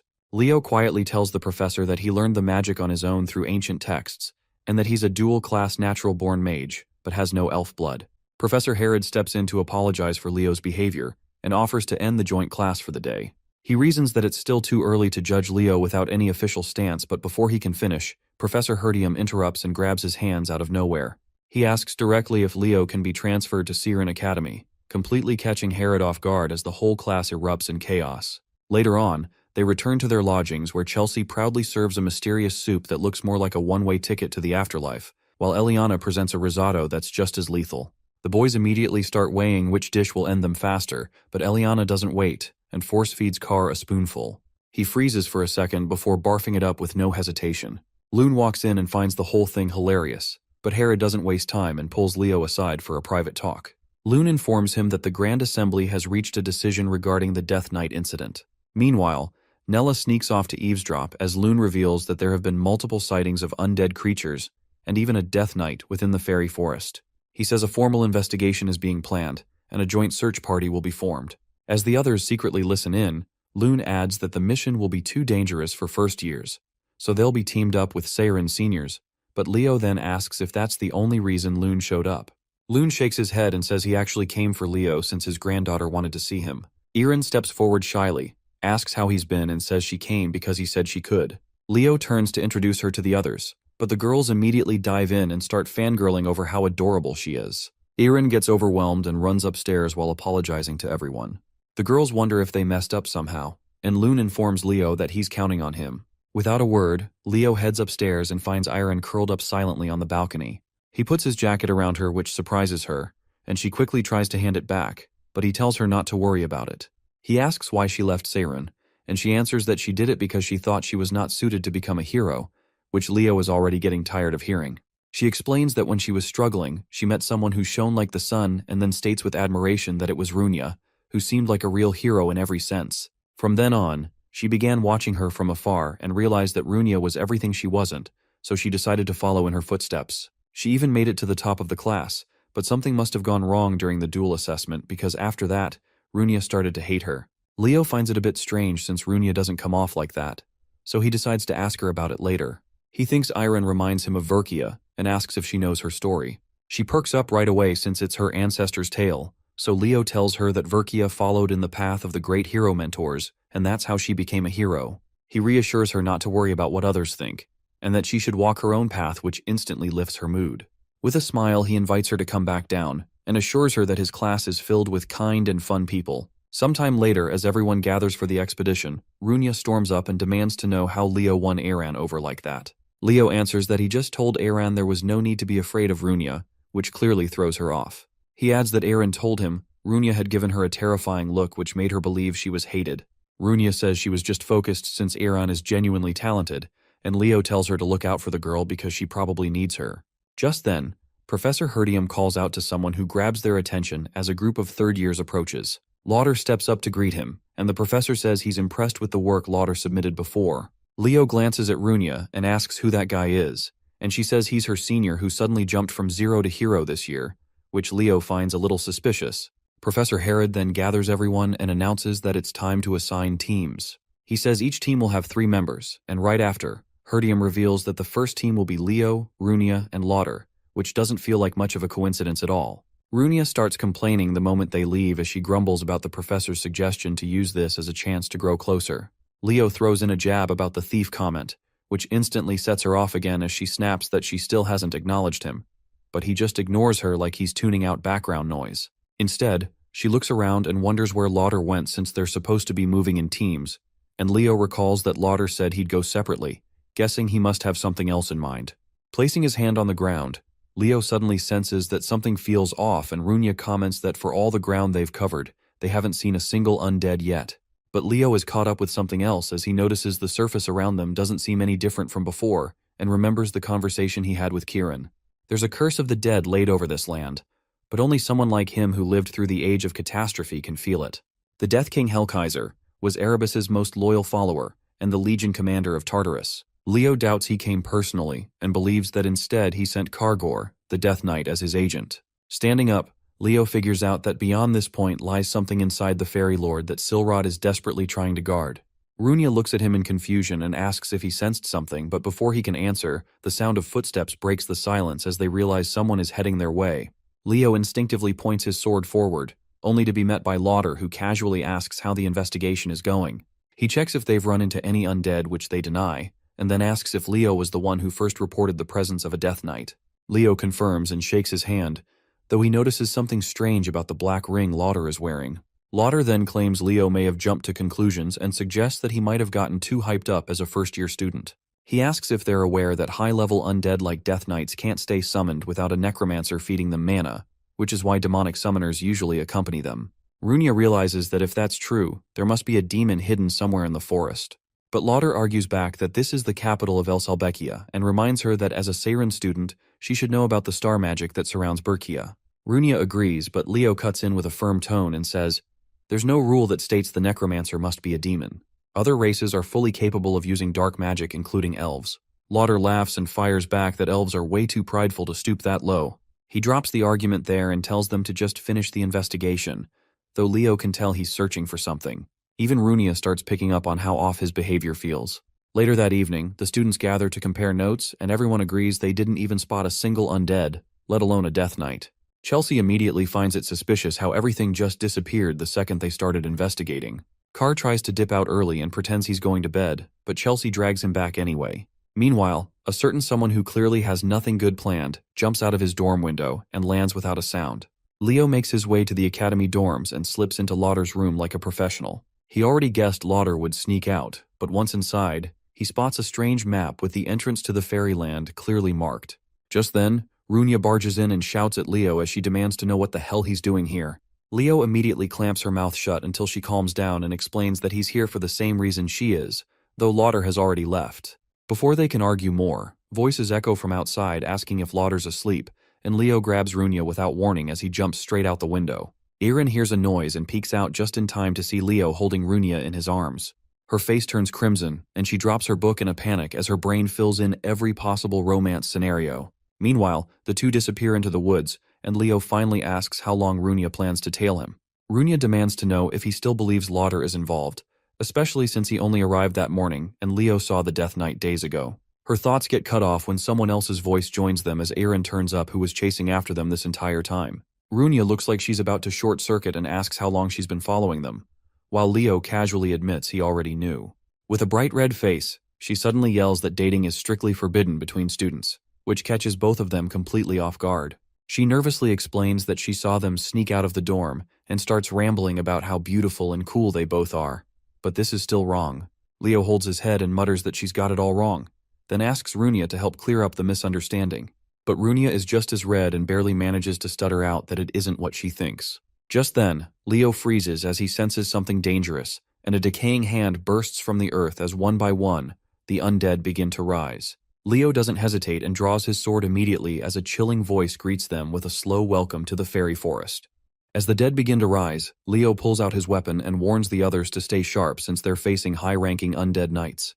He calls out behind him to check if Runia is ready, and she slams her hand onto the ground, summoning flames in response. She activates Firestorm and lights up the entire area, grinning proudly as she asks how she did while being completely unaware that a knight is still charging straight for her. Leo notices too late to stop it, but Iron suddenly jumps in and blocks the attack like a true Amazonian warrior, making our boy realize she's wearing Animus armor. She wastes no time and cuts straight through the skeleton and turns it into another victim of sudden head loss syndrome.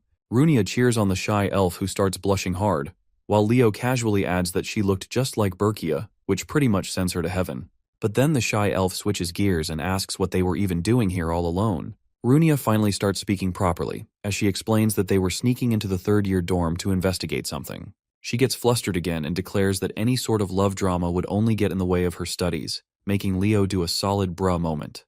Irin doesn't let that slide and says that Miss Runia will always be the #1 student because she's going to be a hero. That hits Runia hard as she realizes Irin always saw her that way. Her mind drifts back to the duel they had where Irin barely blocked her attack using a mana shield. Runia smirked in response as she realized that only Irin is strong enough to be her rival, so decides to go all out while channeling a powerful fire spell. However, Runia's angry face scares Iran, who drops her guard, but by then it's already too late as the fire spell goes off and collides into her in an explosion. And now she finally realizes what Iran's look meant. She lets out a sigh as she realizes it was her fault that Irin stopped showing up, to which she tells Irin that she wants her to come back to school because she is her friend. The shy elf looks unsure, but Runia hits her with full confidence, saying they're absolutely friends and wants her to keep competing against her as a rival. Right after that, Irin suddenly hesitates again and asks if Runia is really sure they're not a couple, which makes Leo deadpan on the spot. Runia gets completely flustered and shuts that down fast, while Leo just acts like a wise old grandpa and calls them kids. Meanwhile, in an unknown place, the Death Knight growls that the mage has hit his limit as intruders are crawling all over the place, but the cloaked mage snaps back that it's the knight's problem, not his. The hood comes off and the person is revealed to be none other than Lauder, who the skeleton calls a brat. Getting annoyed, the skeleton steps forward and demands to know why he's being treated like some low-tier servant, despite being a Death Knight of the Great Lich. Lauder doesn't flinch and just flashes his ring as he taunts that the Great Lich chose him instead. As he walks away, he casually adds that once the summoning circle is finished, there'll be no need for Tartarus anymore, and says he's counting on the knight till then. The skeleton just lets out a mocking laugh and agrees to do exactly as he says, and definitely is not planning to backstab him. Back with the hero squad, Irin says she still can't believe their senior Lauder would team up with demons, and Runia shares the same disbelief. But then Irin starts complaining that it suddenly feels colder, and even the red-haired elf begins to notice something's off while Leo stays quiet as he picks up on something.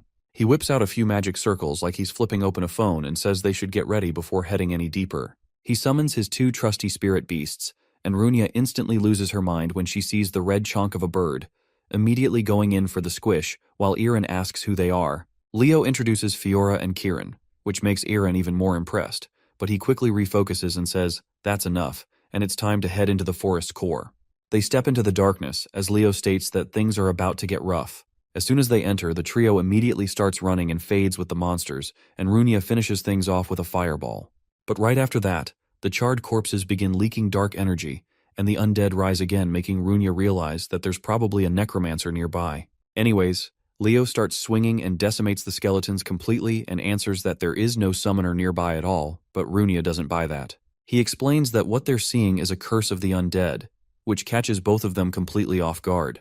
Runia admits she's never heard of anything like that, but then Aaron steps in, explaining that it's a curse which constantly summons undead in a region, turning the land into a place of death. Leo finishes the thought as he adds that the spell can only be cast by Tartarus's general, Hell Kaiser, the Lich King. Runia starts to panic hard after hearing that name and says they should report it to the professor right away, but just then, a sudden blast of cold smacks them like they opened a freezer door. A sinister voice welcomes the hero candidates to the land of the dead, and the Death Knight makes another appearance as he rushes in and clashes swords with Leo. It starts laughing like a lunatic while claiming there's no way out, but Leo doesn't even bother with a reply and blocks the attack with 0 effort. The Death Knight starts taunting the students while the undead march toward them. Leo steps forward and declares that he will take care of the Death Knight while the girls handle the undead. The monster laughs at him for actually fighting this time as they clash swords. He blocks another blow and activates his family's secret technique called Providence. With the technique, he forces the knight back with ease and cuts off one of its horns. The skeleton retreats and asks if that was Phoenix Fire, but Leo keeps the pressure on and adds that he mixed it with Zerdinger's flame aura. The monster looks shaken as it studies the melted blade in its hand. Another strike sends the knight flying back where it lands among its undead soldiers. The Death Knight stares at him, wondering how a kid could become this strong and have such a wild look in his eyes. Before it can react, a massive flaming ball drops from the sky. Runia smirks as she activates her blaze skill and roasts the entire group of skeletons like nothing. She throws a proud victory pose while Iron is too stunned to speak since the girl just scorched half the forest without blinking. Sometime later, Kieran asks Leo if the redhead is really an elf because she acts way too violent to be considered one. Leo stops walking when he sees a track in the ground and says that the battle is not finished yet. As they walk through the ruined forest, the girls feel overwhelmed by the thick death aura floating through the air. A voice calls out from the side, asking what they are doing in a restricted area, and Runia nearly jumps when she recognizes Senior Rauda. He says he is investigating the appearance of the undead in the forest. The redhead replies that the cause is a powerful curse, but Rauta looks doubtful. She is in shock since the curse energy around them is way too powerful and might choke anyone. Leo taps into his inner Sherlock and recalls that some Lumerne students recently touched objects that came from Tartarus and unknowingly used the dark arts. He raises his hand and activates a reveal spell that shows the trace of dark magic which leaves the girls horrified. Looking at the exposed remnants, he calls Rauda out and says that he willingly used black magic and worked along with Tartarus. The senior clenches his fist and mutters that Leo is annoyingly persistent. He then announces that Lady Luna's hero record fragment is buried somewhere nearby, which sends another wave of shock through them. Rauta mocks the council, saying they do not even know it exists, and claims it is his right to reclaim the artifact. Irin shouts that it is offensive to the great hero and that Rauda plans to keep it for himself anyway. Runia gets fired up and tells Leo that they should beat this guy up and drag him to the teachers. He draws his weapon and warns the two that the fight from here is life and death. Rauda suddenly launches a deadly lightning spell which catches everyone off guard. Leo reacts instantly and copies the spell, which cancels out the attack. He tells the girls to get ready because this is what a real fight with evil looks like. Rauda laughs in amusement that a human can use original elven magic and asks who he really is. Deep down, he feels a crack in his confidence because the kid not only countered him expertly, but also saw through his plans. He realizes that if the girls join the battle, things will get messy, so he raises a finger and releases a dark aura around him. Leo notices something wrong and yells at the girls to get down, as the senior unleashes another devastating spell. Irin activates her animus armor and shields Runia as the blast dies out. She cannot believe the basic spell was that strong, but her shock turns to panic in an instant. Leo lies on the ground with Rauda walking toward him like a predator. She shouts that they need to help him, but just then, the Death Knight suddenly appears again. He blocks their path and tells the two girls that this is their end, which only pumps Runia up even more. She tells Irin to keep the knight busy while she prepares a spell. Rauda stands over Leo and asks if he has any final requests. Leo fires back that he seems way too overconfident and signals Kieran. The fairy darts in and hits the purple energy orbs around Rauda, which makes them explode and sends the elf flying. Leo gets up with his sword ready while Rauda struggles to sit upright. Looking at the cold look in the kid's eyes, he starts begging for a chance, but it is too late, and he loses the right to keep his head attached. Kieran cheers that they can now finish off the Death Knight, but freezes as Rauda's body twitches again. A blast of magic hits the fairy, and the elf rises while placing his head back on his neck like he is fixing a toy. With a twisted look, he tells Leo that he cannot wait to be the one who sends the shining prodigy straight to his grave. The elf starts monologuing that once he adds Lady Luna's power to the skeletal knight's power, he can crush talented bugs like him without effort. Leo notes that the demonic ring has started to seep into his mind and watches the elf hurl another dark magic spell. He deflects it with a clean swing of his blade while thinking that the mind control is not complete yet, and the guy is still holding on. Like a lightning bolt, he moves in and slashes off Rauda's arm, then drives his sword into the elf's shoulder. Our boy mocks him that people like him never worked on their combat skills and only know how to rely on borrowed power. He tells him to keep regenerating so he can cut him apart till he dries out. The ring whispers in Rauda's mind again and taunts him for struggling against a kid, even though the boy is not the main target. It reminds him that he should finish the summoning circle instead of wasting time. While Leo keeps him busy, the severed hand slowly crawls across the dirt. Leo checks the girls from the corner of his eye and sees that they are holding up fine. He turns back to the elf but wonders why the right arm is not regenerating yet. which makes his spidey senses tingle. Kieran suddenly points at the ground in panic as the severed hand finishes the summoning circle. Rauta coughs up blood and announces that it is too late for them to stop him as his body glows red. The girls freeze as the circle lights up, and even the Death Knight looks back at the scene. Leo jumps back as he senses something dreadful rising from below. The ground shakes and cracks open as a giant hand pulls itself out. Kieran asks what this nightmare is, and Leo answers that it is a skeleton king, and that they are facing a truly formidable monster. Rauta laughs like a lunatic as he feels new strength rushing into him and wonders if it belongs to Lady Luna. Leo realizes that the senior has fully given in to the black magic and rushes forward. He leaps into the air and yells that such vile and disgusting power could never belong to the founder. Rauta smiles in amusement as the skeleton king raises a massive hand to strike. Leo barely dodges the hit and lands a few feet away. The senior laughs even louder and says that he now controls the skeleton king completely. Kieran asks if they should retreat, but Leo says something feels off about the monster king. While dodging the monster, he explains that the summoning was rushed and Rauta cannot maintain it forever. He recalls that the most basic rule in summoning is to have enough mana to support the creature. He tells the fairy that they only need to stall it till the power burns out. He pushes some mana into the fairy and asks him to back him up.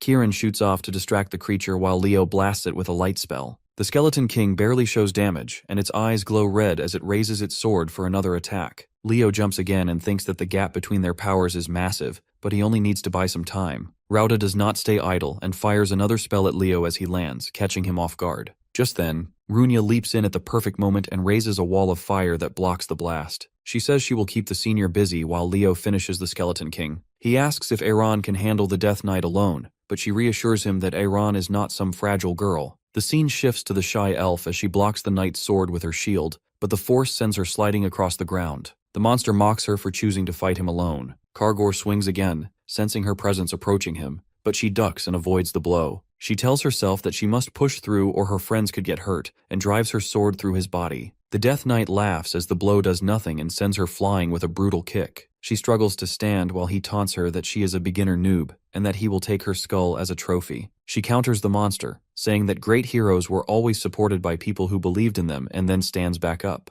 Irin taps into a power inside her and says that her ancestor Berkia also followed the hero's path and made a vow to never waver in her belief. She then raises her sword with renewed resolve. The Death Knight starts sweating since the energy looks like fairy magic and charges at her. She grows confident and tells him that this is a secret technique passed down to the fairy knights. As the Death Knight closes in, she activates the skill Evergreen and slices through the skeleton with fierce determination. After taking the full Gojo treatment, the Death Knight starts fading away, unable to accept that it was a kid who defeated him. Irin tries to stay on her feet and tells herself she has to help the others, but her vision turns blurry and she drops to the ground. Back to the main fight, Rauta asks Runia if she is ready for some more. He fires a lightning dragon spell, determined to end her right there and then. Runia summons her fire turtle at the last moment and uses its shell to deflect the spell. The senior's eyes stretch open as the lightning shoots straight back and drills through him. Runia mocks him and asks if he thought she would just stand still. She fires another blazing strike that engulfs him in flames. Rauta drops to the ground, smelling like charred meat, while the redhead turns away. Her expression twists in shock as he suddenly fires an attack that sends needles through her body. Leo calls her name and breaks focus, letting the Skeleton King close in.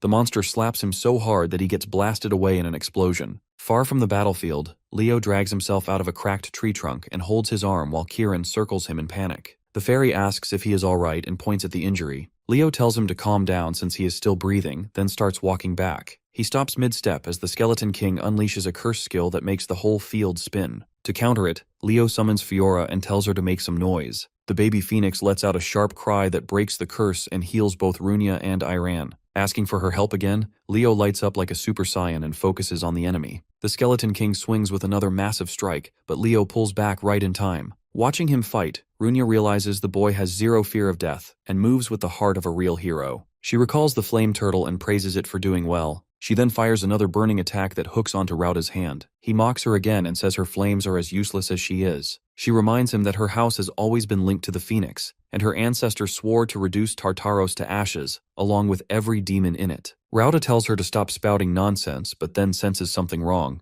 The flame on his hand refuses to die, which puts him on edge. Runia continues that as long as she lives, the oath lives with her. She reminds him that his left eye is demonic, so the flames will not stop till he is a charred brisket. She closes the distance and tightens her grip on his arm, making the flames rise even higher. She reveals that the technique also burns the caster. Rauta calls her insane, but she has already decided to take him with her. Out of nowhere, the flames vanish without warning, which makes him relax for a heartbeat. He tells her he will return the favor, but his ring goes berserk. A vortex opens and starts dragging him in while he screams at it to stop. The ring devours him whole, and he disappears from sight, leaving Runia collapsing in disbelief. She wonders why the Skeleton King is still here even though its summoner is gone. The ring then starts glowing with a different aura, and Leo tenses up as he senses a familiar, terrifying presence. The Demon King orders the Skeleton King to continue the mission, and the monster raises its sword again. Leo braces himself while thinking that the energy feels exactly like Hell Kaiser, who is now using the ring as a vessel. He guesses that the Demon King is aiming to break the barrier protecting the zone. Leo rushes in and yells at Kieran to cover him.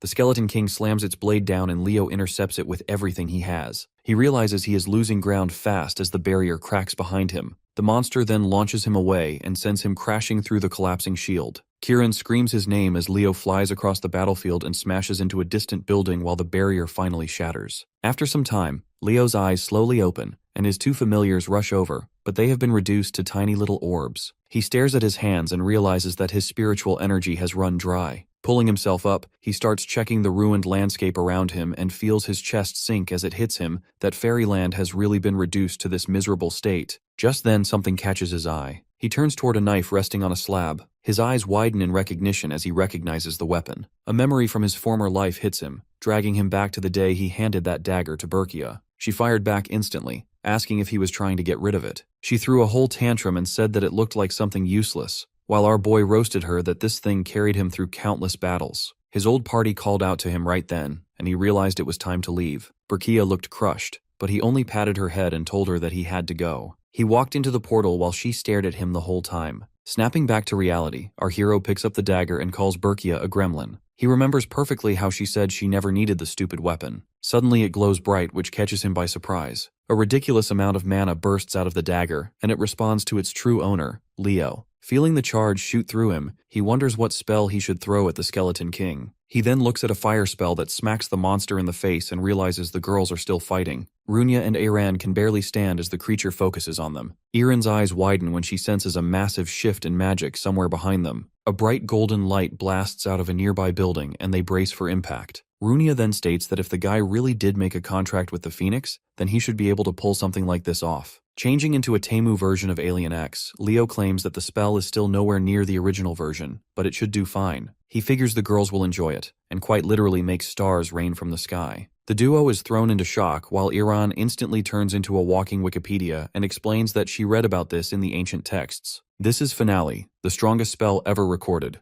The raining stars crash into the Skeleton King and wipe it out of existence. Leo strolls out like he is just taking a walk and summons Kieran. The fairy pops up ready to fight, but Leo breaks it to him that the battle is already over. He then tells Kieran to go get his wings back, and the fairy zooms away instantly. The girls call out to him and he asks how they are holding up. Runia starts yelling that he is supposed to be the injured one here, while Aran is just relieved he is still standing. Runia then asks about the spell, and Leo explains that it was only possible because of the dagger. Aran lights up since this is a great hero's artifact, while Runia wonders if Tartarus was aiming for this the whole time. Kieran then reappears and proudly announces that he found the wings his dad stashed away. He asks Leo to help him get the bandages off while Runia stares like her brain just blue-screened. She then blurts out if that object is a hero fragment as it starts glowing. The hero record unfolds and the whole group suddenly gets sucked into another world. Runia spins around wide-eyed, but then a voice calls out and asks if they really plan to defeat Erebos. The voice calls them stupid for even attempting such a thing, but then casually agrees to tag along since she likes the idea. Leo turns around slowly and sees her introduce herself as Luna, the one who shines stars in the night sky. Only then, Leo finally processes the fact that this hero fragment belonged to him back when he was Kyle. Meanwhile, the two teachers rush to the scene, worried sick for the students. Runia calls out to Professor Herdium and shows him the hero's fragment they managed to recover. He stares at it in disbelief while Professor Herod tells Leo he did well and asks if anyone else is missing. Leo answers grimly that there was one more, and Iron breaks the news to her grandfather as she tells him about Senior Rauda.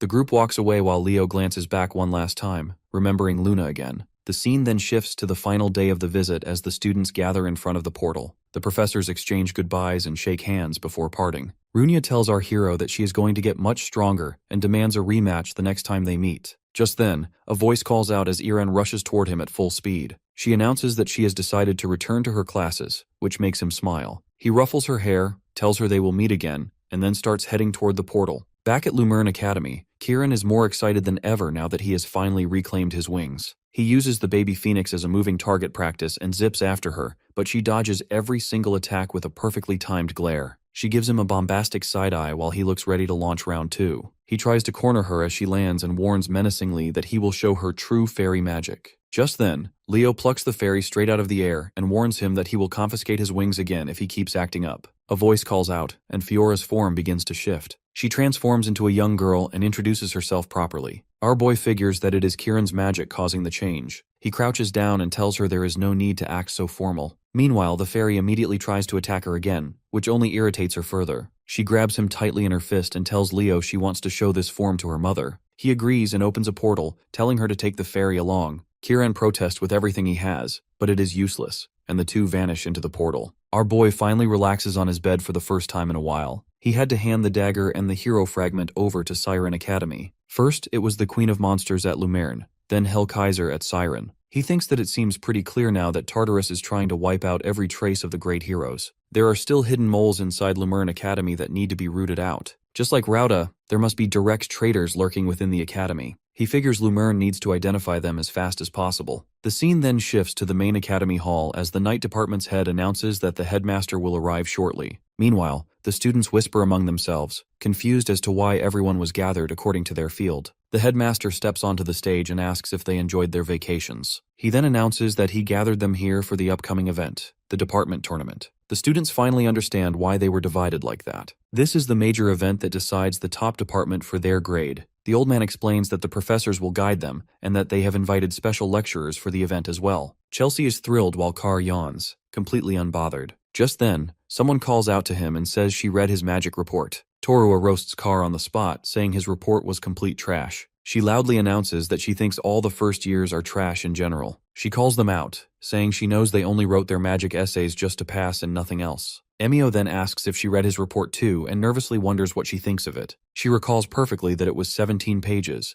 and says it was still just basic common sense. She launches into a long rant, but the students zone out instantly, unable to follow a single part of it. She gets cut off as Senior Lee walks in and introduces himself. Flexing his muscles dramatically, he lays it on thick that knights overcome problems with their bodies and that training is the only path to success. The students immediately flock to him, fleeing the lecture at full speed. Another senior shows up by the name of Ulta, who asks the crowd what the most important thing for a summoner is. The students try guessing one after another but fail miserably. Ulta then reveals that the most important thing for a summoner is love, which earns a collective deadpan stare from the room. The principal continues and announces that these top students of Lumerne will guide everyone for the upcoming event. The old man then suddenly freezes in confusion and asks why Leo is standing there all alone. Everyone turns toward him, not understanding what is going on. However, Leo just smirks and declares that he is standing in the all-class zone. Meanwhile, Torua asks what he means by that and if he is feeling all right in the head. The principal explains that this is an interdepartmental competition. All the departments immediately try recruiting him one by one,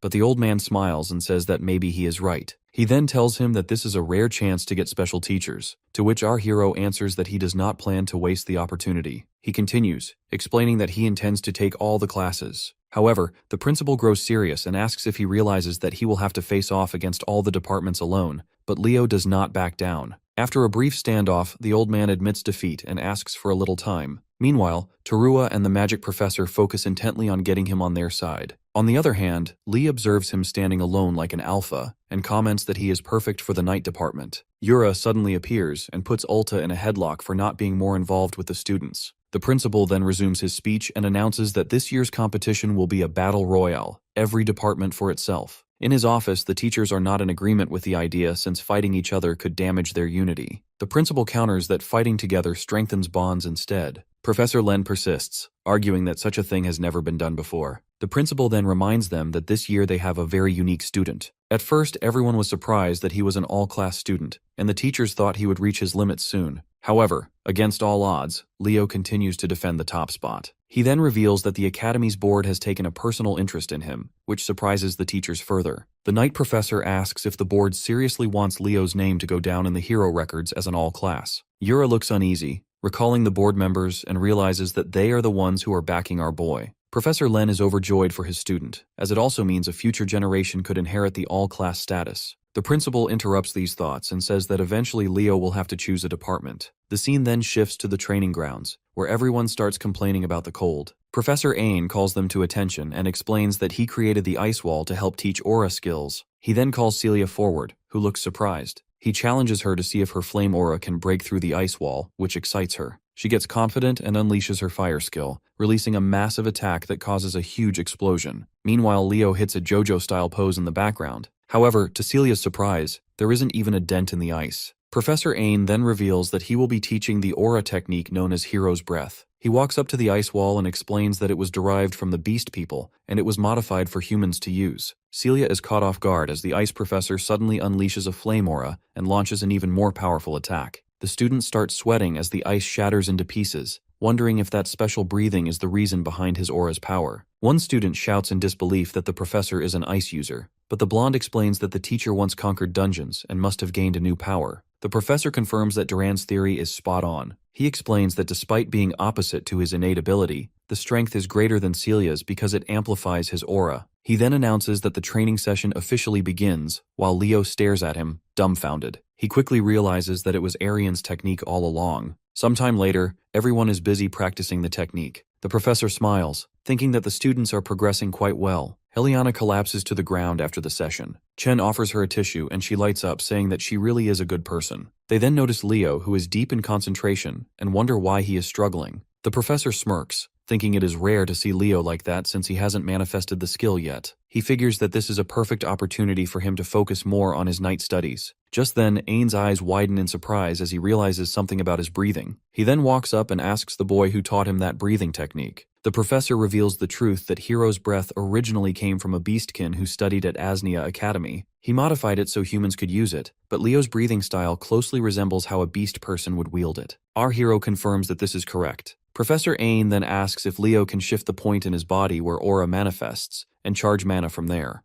Guided by the professor's advice, Leo ignites his aura in an impressive flame that rises sky high. Duran is blown away by the power of that ability, and the students start gossiping, wondering what has just happened. The teacher smiles and compliments him, saying that he is unlike anyone he has ever seen before. Leo just smiles back and thanks the professor for his words. The scene shifts to the hallway, where Chloe is carrying a pile of books, struggling with the weight. Leo shows up and comments that those look heavy, then offers to accompany her since they're both headed to the magic class presentation. She turns red for no reason, wondering why she can't maintain eye contact with him even though he isn't doing anything special. Just then, Tarua appears and immediately starts teasing the poor girl. Chloe is shocked that the senior even knows her, but Tarua explains that she read and enjoyed her paper on Northern Magic. She then bluntly asks our boy when he plans to join their department. He counters that forcing him to pick is literally against the rules and thinks that she really is way too forward with her approach. The group heads up toward the clearing and Torua suddenly freezes. A second later, she rushes ahead, demanding to know what Professor Albie is doing here. He explains that he's been hired as a special lecturer starting today, which shocks her even more. She immediately starts throwing a fit about how he never agreed to give their batch a special lecture, while the students behind them enjoy the display.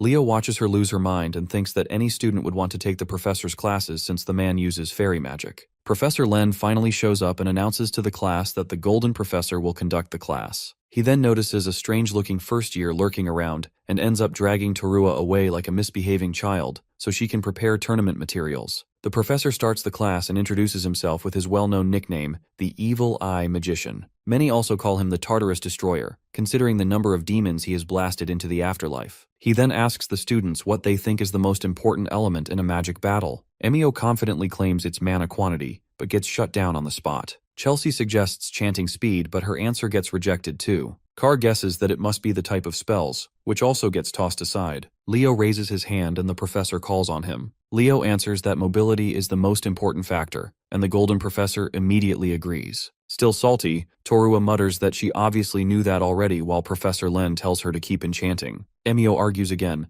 saying that mobility doesn't matter anymore because it has been surpassed by magic. Professor Albie asks if he is referring to wing magic, and the other students murmur that it should indeed be enough since everyone has it. Diving into lore mode, wing magic is actually a levitation spell that surpasses the fly spell with sheer speed. It can even lift objects through the air. The professor then calls both Emio and Leo to the front. Emio shoots daggers at our boy, who wonders what he even did to deserve that stare. The Golden Professor asks Leo if he thinks Emio is right, and Leo instantly says no. The professor then tells them to test their theories to see which one is correct. He asks if they brought their own magic devices, but Leo doesn't have one. The professor simply smiles and tells him to manage somehow, and Leo looks ready for whatever challenge comes next. The teacher announces that they'll race to the Isle of the Beasts and then return to this spot. Emio gets fired up on the spot and pours magic into his board. He launches forward at top speed, tearing toward the isle. After a while, he looks back and is about to start mocking Leo but gets interrupted by a lightning bolt hitting him out of nowhere. Carr demands to know what Leo thinks he's doing right as he fires another lightning spell. Leo calmly explains that this test is about mobility, so naturally, he's testing his opponent's mobility. The professor agrees with the idea, though Carr still appears unconvinced.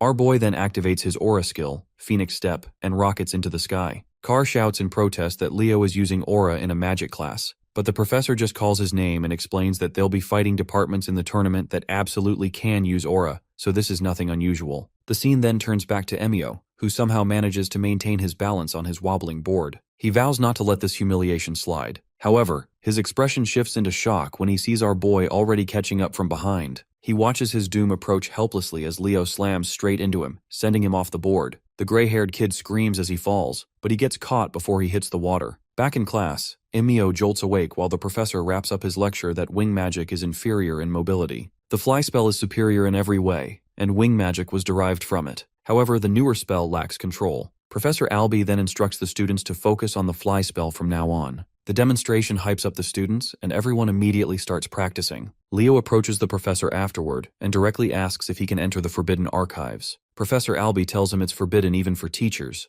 but Leo calmly clarifies that he's asking a member of the Geron family, not a lecturer. While staring at the class, the evil eye magician asks why he wants access. Leo answers that he's searching for a document about an unknown hero. The professor agrees to prepare a recommendation letter for him. He then tells our boy that to actually enter, Leo will need the permission of the head, his brother, Altek. Leo remembers that Altek is known as the Infinity Mage, famous for memorizing countless spells. The Golden Professor then lets him know that the head is away on a mission, so Leo will have to settle for the representative. Leo asks who that is, and Albie reveals that the representative is his senior, Elena Geron. The scene shifts to the summoning island. Leo overhears whispers that the other departments have already started their special sessions, and even Professor Albie dropped by for the magic class. He then recalls the conversation he had with his friends about Elena. Chelsea explains that the girl is basically campus royalty and also the third-year representative. At only 18, she already sits at the top of the magic department as the current rank 2. Carr jumps in and says that she is also insanely hot, which is why people call her the Queen. She has crowds of followers,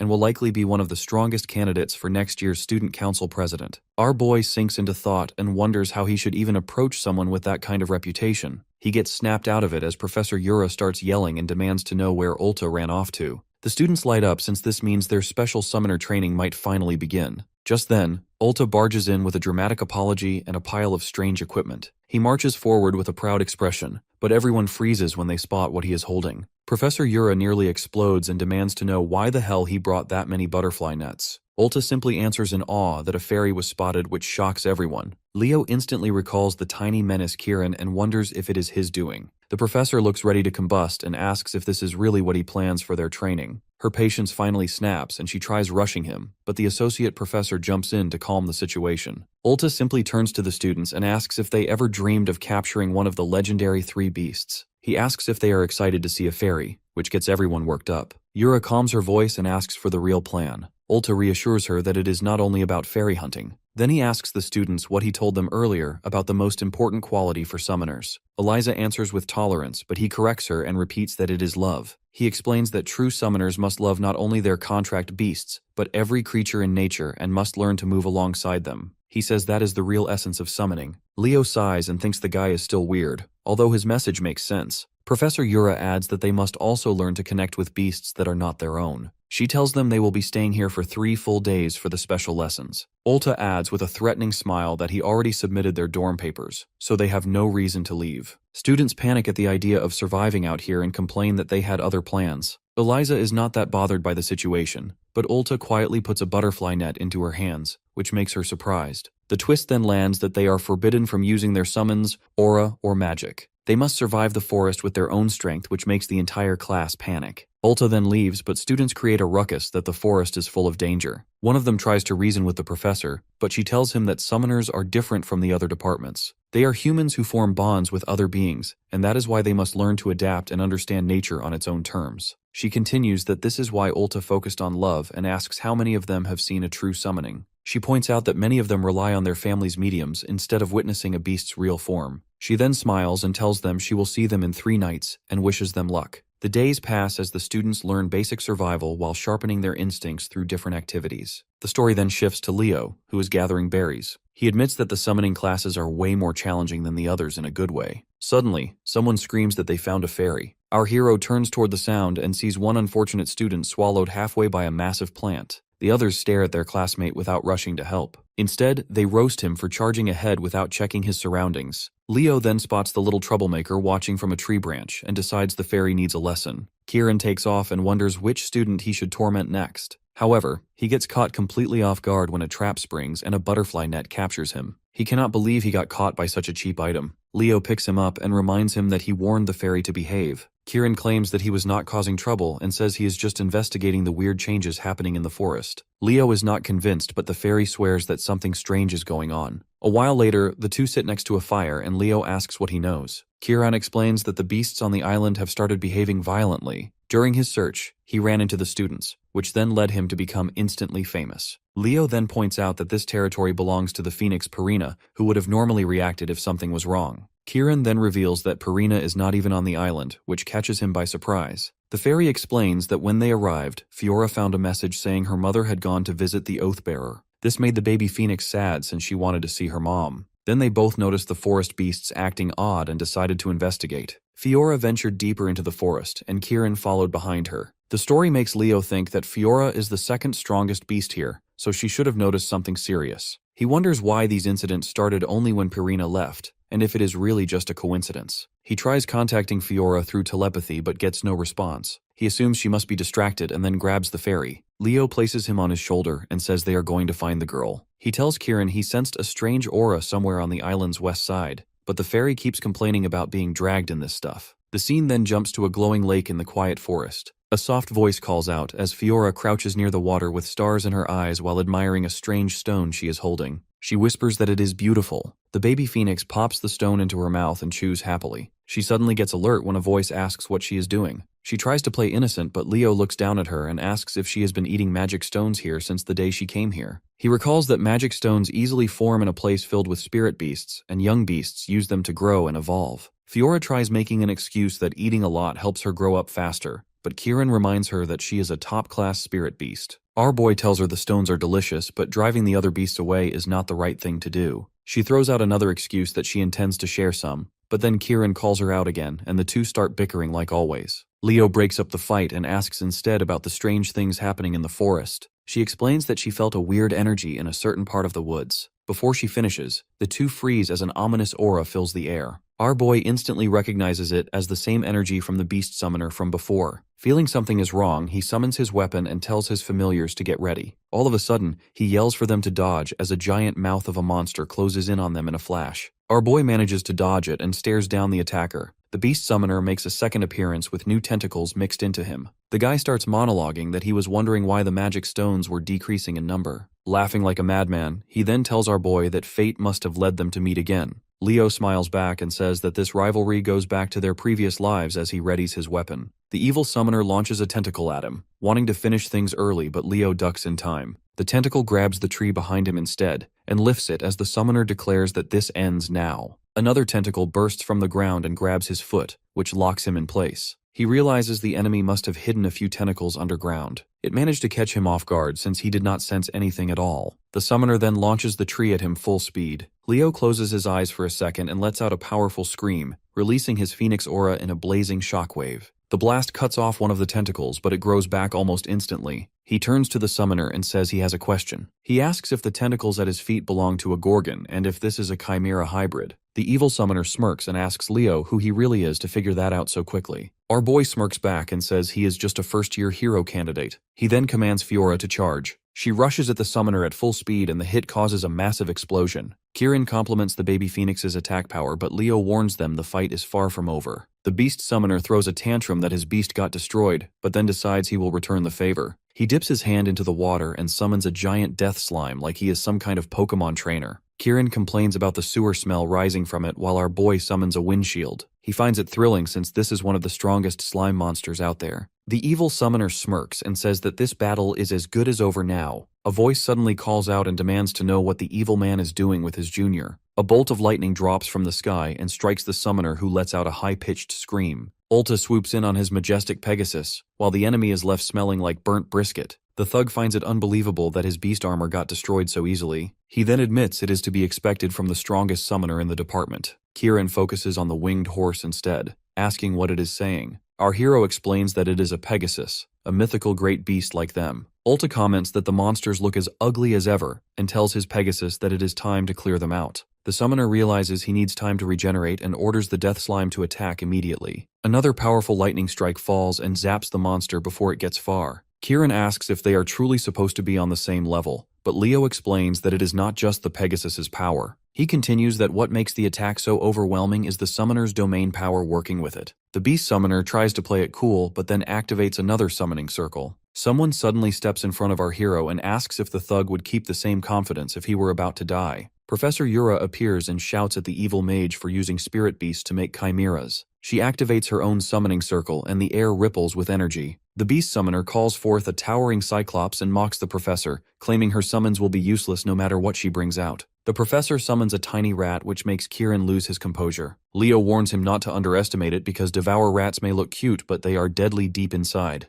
The rat starts multiplying until a swarm surrounds the entire area. Professor Yura then commands the rats to move forward and have a full mukbang with the Cyclops. The Cyclops screams in pain as the rats rush him and start eating him alive. The summoner begins sweating hard, realizing this is not looking good. He pulls a scroll through a portal, but Ulta orders him to stop and fires another lightning bolt. Even while getting hit, the beast summoner manages to rip the scroll and vanishes in black smoke. The senior looks at the fading smoke and wonders if his attack did not reach in time. As the area grows quiet, Professor Yura begins lecturing Leo for entering a restricted zone. He explains that he was following Fiora, who was the one eating the magic stones by the lake. That calms the professor down and Ulta starts crying tears of joy that our hero loves his familiars so much. The professor gets serious and says the beast summoner was most likely trying to corrupt the magic stones here. She mounts her black wyvern and says she will report this to the headmaster immediately. Yura then asks Ulta to continue the training, but to be careful. After she leaves, the senior then turns to Leo and comments that he is the Phoenix's contractor. He even notices Kieran, who is invisible, but chooses not to say anything. Our hero changes the subject and asks if the small Pegasus belongs to him. Iria walks up and introduces herself politely. Leo pats her head and she melts under his touch. This surprises Ulta since the Pegasus do not usually like being touched. He then asks if our boy has ever handled one before, which he denies. Leo recalls his previous life, where he handled a Pegasus, and the memory brings him a warm feeling. The senior tells him to continue the training, but notes that he will consider the fact that he used his powers. Leo agrees without complaint. He then goes deep into thought that since the beast summoner is that strong, the enemy hiding within Lumerne is likely a professor. A few days later, the entire class gathers for the first time in a while. Carr asks his friend about the summoner training, but the guy is too tired to reply properly. Eliana asks where the class president went, but Carr reminds her that all the representatives were summoned separately. Meanwhile, Leo walks into a large tent, and Reese greets him immediately. Luce, the second-year representative, is head over heels for him, while Hark, the fourth-year rep, sleeps soundly in his seat. Our hero looks around, searching for someone, when a hand touches his cheek and calls him cute. He recognizes the voice as the girl asks if he is the shining first-year rep. He realizes it is Elena, the one with access to the archives, and she asks him straight up if he wants to be her boyfriend. Leo rejects her immediately while Luce enjoys the scene with popcorn. The senior leans closer and says that big sister will take good care of him. Being a true man of culture, he tells her she is too young for him. His comment catches her off guard and she bursts into laughter, saying that this is going to be fun. Luce finds it amazing that Leo is as dashing as the rumors and that he is not backing down against Elena. Reese then asks the third-year rep how her mission went, but she dismisses it as boring. He moves over to the fourth-year rep and shakes him awake. Hark gets up and immediately challenges Reese to a fight. Reese just smiles and tells him he will deal with him later. Elena begins trash-talking him for wanting to fight the moment he wakes up. The fourth-year rep fires back that a faction mascot like her would not know what a real fight is. The two begin bickering non-stop until Luce interrupts them and warns that they will get in trouble. Reese asks Leo what he thinks of the representatives, and he nervously replies that they seem like good friends. Fast forward to the gathering. The principal enters and greets all the students before explaining why they were summoned. He announces that from today onward, all academy staff and students will be cut off from the outside world until the competition ends. Everyone will be placed under strict lockdown without further notice.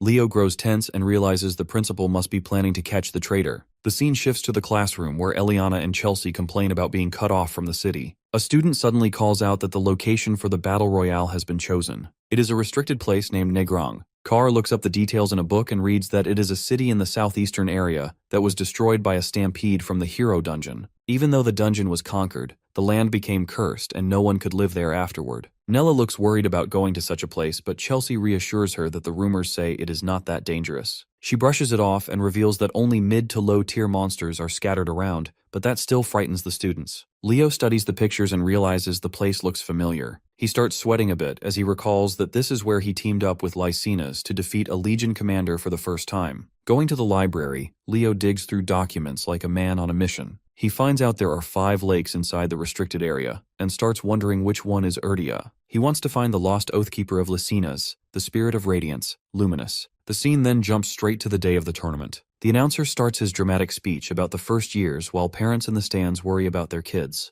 Meanwhile, the principal and Yura overlook the whole place and talk about how dangerous it was to invite a crowd this big. The professor wonders if the lockdown should have stayed longer, but the principal reassures her that their defensive forces are back. Purina flexes her flames in the background while Yura silently fangirls over the phoenix, dying to talk to her. Just then, Sejin steps up on stage and announces that he will be the overseer of the competition. He confirms that the battle royale will proceed as planned. The students will put everything on the line until one emerges the victor, and that student's department wins the whole thing. He then reveals that each student gets a bracelet that monitors their body. If it senses that a student might die, it will teleport them to safety immediately. Sejin then drops the bigger news that this tournament also serves as their final exam, which shocks everyone. He explains that surviving the longest won't be enough because if they hide the whole time, they get low marks. All their actions will be recorded from start to finish by the bracelets. The professor continues that a person who fights early and gets eliminated can still score higher than someone who camps throughout the match. He then wishes them good luck. Leo smirks,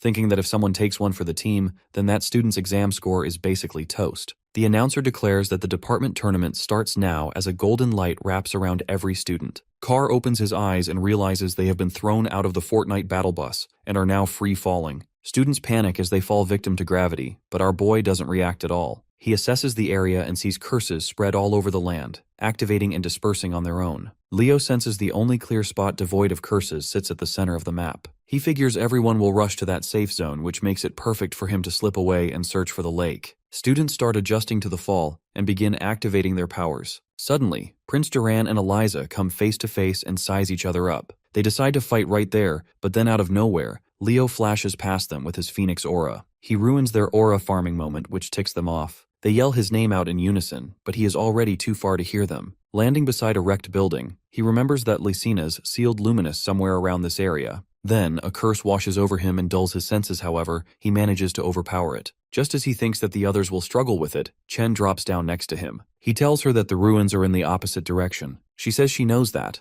but she has unfinished business with him. She takes her stance and asks for a one-on-one battle. Leo teases her for dropping that out of nowhere. Chen says that from the moment they met, she wanted to know the difference between their strength and rushes forward. She activates her water martial arts skill, but Leo hardly reacts. She compliments him for using his flame aura to cancel her water attack at that moment. Then she tightens her posture, and Leo senses it instantly that she has a high-ranking water spirit. Chen launches another attack, but he summons a flame in his hand. A massive wall of fire cancels her attack, but then he realizes that it was only a distraction. Feeling for her presence, he catches her coming from behind and blocks her cleanly. Chen slides back, surprised that he countered her last attempt. She knows she has lost the element of surprise, but she refuses to back down. Leo then lectures her that water is a force that can take any shape. Marching forward with his flame sword, he tells her that her movements are too rigid. Chen sweats as she knows a direct hit would end her. She summons a water shield, but then her eyes widen in surprise. He appears right next to her with a fireball and tells her again that her movement needs work. When the smoke clears, he points his sword at her throat and says that he has won. She admits defeat and says that he fights like a seasoned veteran, but then he tells her to head back. She is shocked he is not eliminating her, but he says it is his choice. Walking away, he then tells her to deal with the two who are heading towards them. Chen hesitates, but then realizes what he means as those two powerhouses from earlier rush toward them at full speed. Duran and Eliza rush past while arguing over who gets to fight Leo, both acting like children. As they close in, Chen looks at them like they've lost their minds and asks why they are even here when the ruins are literally in the opposite direction. The prince assumes she must have eaten a loss and asks where the class representative disappeared to. Chen admits the obvious, but then says she is injured, so they should head to the center. Duran gets fired up over that. but she cuts him off fast and reminds him that they are in the same department, so there is no point denying her request. That shuts him up on the spot. Chen then turns to Eliza and asks if she can carry her back, but the white-hair girl immediately reminds her that their departments are different. Chen fakes being offended and even brings up the times she helped Eliza cram for her tests. That hits a spot, and the white-hair girl says she does pay back every favor, but she really can't right now. Chen drops the puppy eyes like it's her final move, and that ends the debate, forcing the two to agree at last. Eliza warns her that the truce only lasts until they reach the central ruins, while Duran just stands there awkwardly. Looking back, the water girl hopes that Leo finds whatever he is chasing and wraps this up fast. The scene shifts to a red-haired NPC, Juridan from the summoning department. He is sprinting at full speed toward the castle in the center. The boy mutters to himself that he can finally be free from the curse, but a huge fireball slams into his path and forces him to a halt. A voice tells him not to get too confident. Celia stands tall as she summons another fireball, having taken over the north gate with zero hesitation. Students in the area scramble away toward another gate. They try their luck again, but the same fate hits them as Chloe guards the west gate with her ice magic. The red-hair student gulps and thinks that only the south and east gates remain. He recalls that Eliza is chasing after Leo and hopes that Walden handled at least one gate. Before they take another step, a giant shadow spreads over the horizon. One of the students panics and yells that it's a black wyvern, but Juridan corrects him fast and says it is the cursed variant from the summoning exam. Everyone breaks into full panic mode, wondering what the hell the beast is doing here. Meanwhile, Zeist Zerdinger checks the battlefield and notes that Celia is handling things well, but finds it strange that Leo still has not entered the ruins. Looking at Chelsea, her uncle compliments her and says she has finally become a proper mage of their house. The two share a moment talking about how adorable the younger students are, but Zeiss shifts immediately as he senses something off. A massive monster appears on the battlefield without warning. The teachers rush into the control room and demand to know what is going on. The mage inside yells that they lost contact with the other control room. Herod tells Sejin that they need to evacuate every student right now. The white-hair professor pours magic into the crystal, but nothing responds. He announces that it isn't working, but Herod doesn't stop and bolts toward the headmaster, telling him to keep trying. The scene jumps to a group of students locked in a fight. An NPC wipes sweat and comments that the other departments are built different as he tries to catch his breath. Walden chills on a broken rooftop and decides he has to wrap things up before the monster reaches this area. Right then, the cursed black wyvern flies into view and shocks everyone. Someone yells for cover as the creature fires an energy blast. Walden reacts instantly and raises a firewall to shield them, despite being in different departments. He calls his teammate and orders him to open the gates so they can get everyone inside. The guy gets cocky and says he doesn't take orders from him. Walden casually chokes him out with one arm and says that time is limited. He declares himself captain and repeats the order to open the gate with no room for debate. Somewhere else, Leo is busy crossing out lakes one after another as his search still comes up empty. He figures that everyone must be fighting by now and thinks he should join them soon. Just then, his eyes widen as a nasty aura spreads across the land. He notices that this curse of severance doesn't match anything in the local area. It hits him that he last felt this curse during a fight against Tartarus. He activates his Phoenix aura instantly and rushes forward at full speed. Leo recalls that the curse doesn't attack people directly, but it cuts off every form of outside communication, trapping them in a giant net. He wonders if the traitor inside the academy finally made their move. Zipping across the terrain, he tells himself he needs to find the others as fast as possible. In the central ruins, Nella tries to heal Carr while telling him not to fade on her. Another NPC trembles and asks why the bracelet didn't activate to teleport them away. Meanwhile, Chelsea refuses to back down and takes on the Minotaur at the east gate alone. Out of nowhere, the monster swings its axe down on her and catches her off guard. Someone blasts the Minotaur back before it can land another hit. Her brother, Abad, appears and reminds her that she can use multiple spells at the same time and tells her to focus. Chelsea struggles to get up and tries to figure out what is happening, but a roar shakes the ground and cuts her off. Her brother locks in and announces that the department competition is cancelled for now. He adds that everyone needs to join forces now if they want to deal with these monsters. He assumes that the smart students will head toward the inner castle and says that their job is to prepare to hold down the fort. From afar, Eliza, Sia, and Duran closed in on the castle as soon as they caught a glimpse of the rally signal. They had no idea what was going on, but it was an abnormal situation to say the least. Duran decided to lead the charge, while the ladies offered support. Using his potent lightning affinity, he made quick work of the monsters along the way.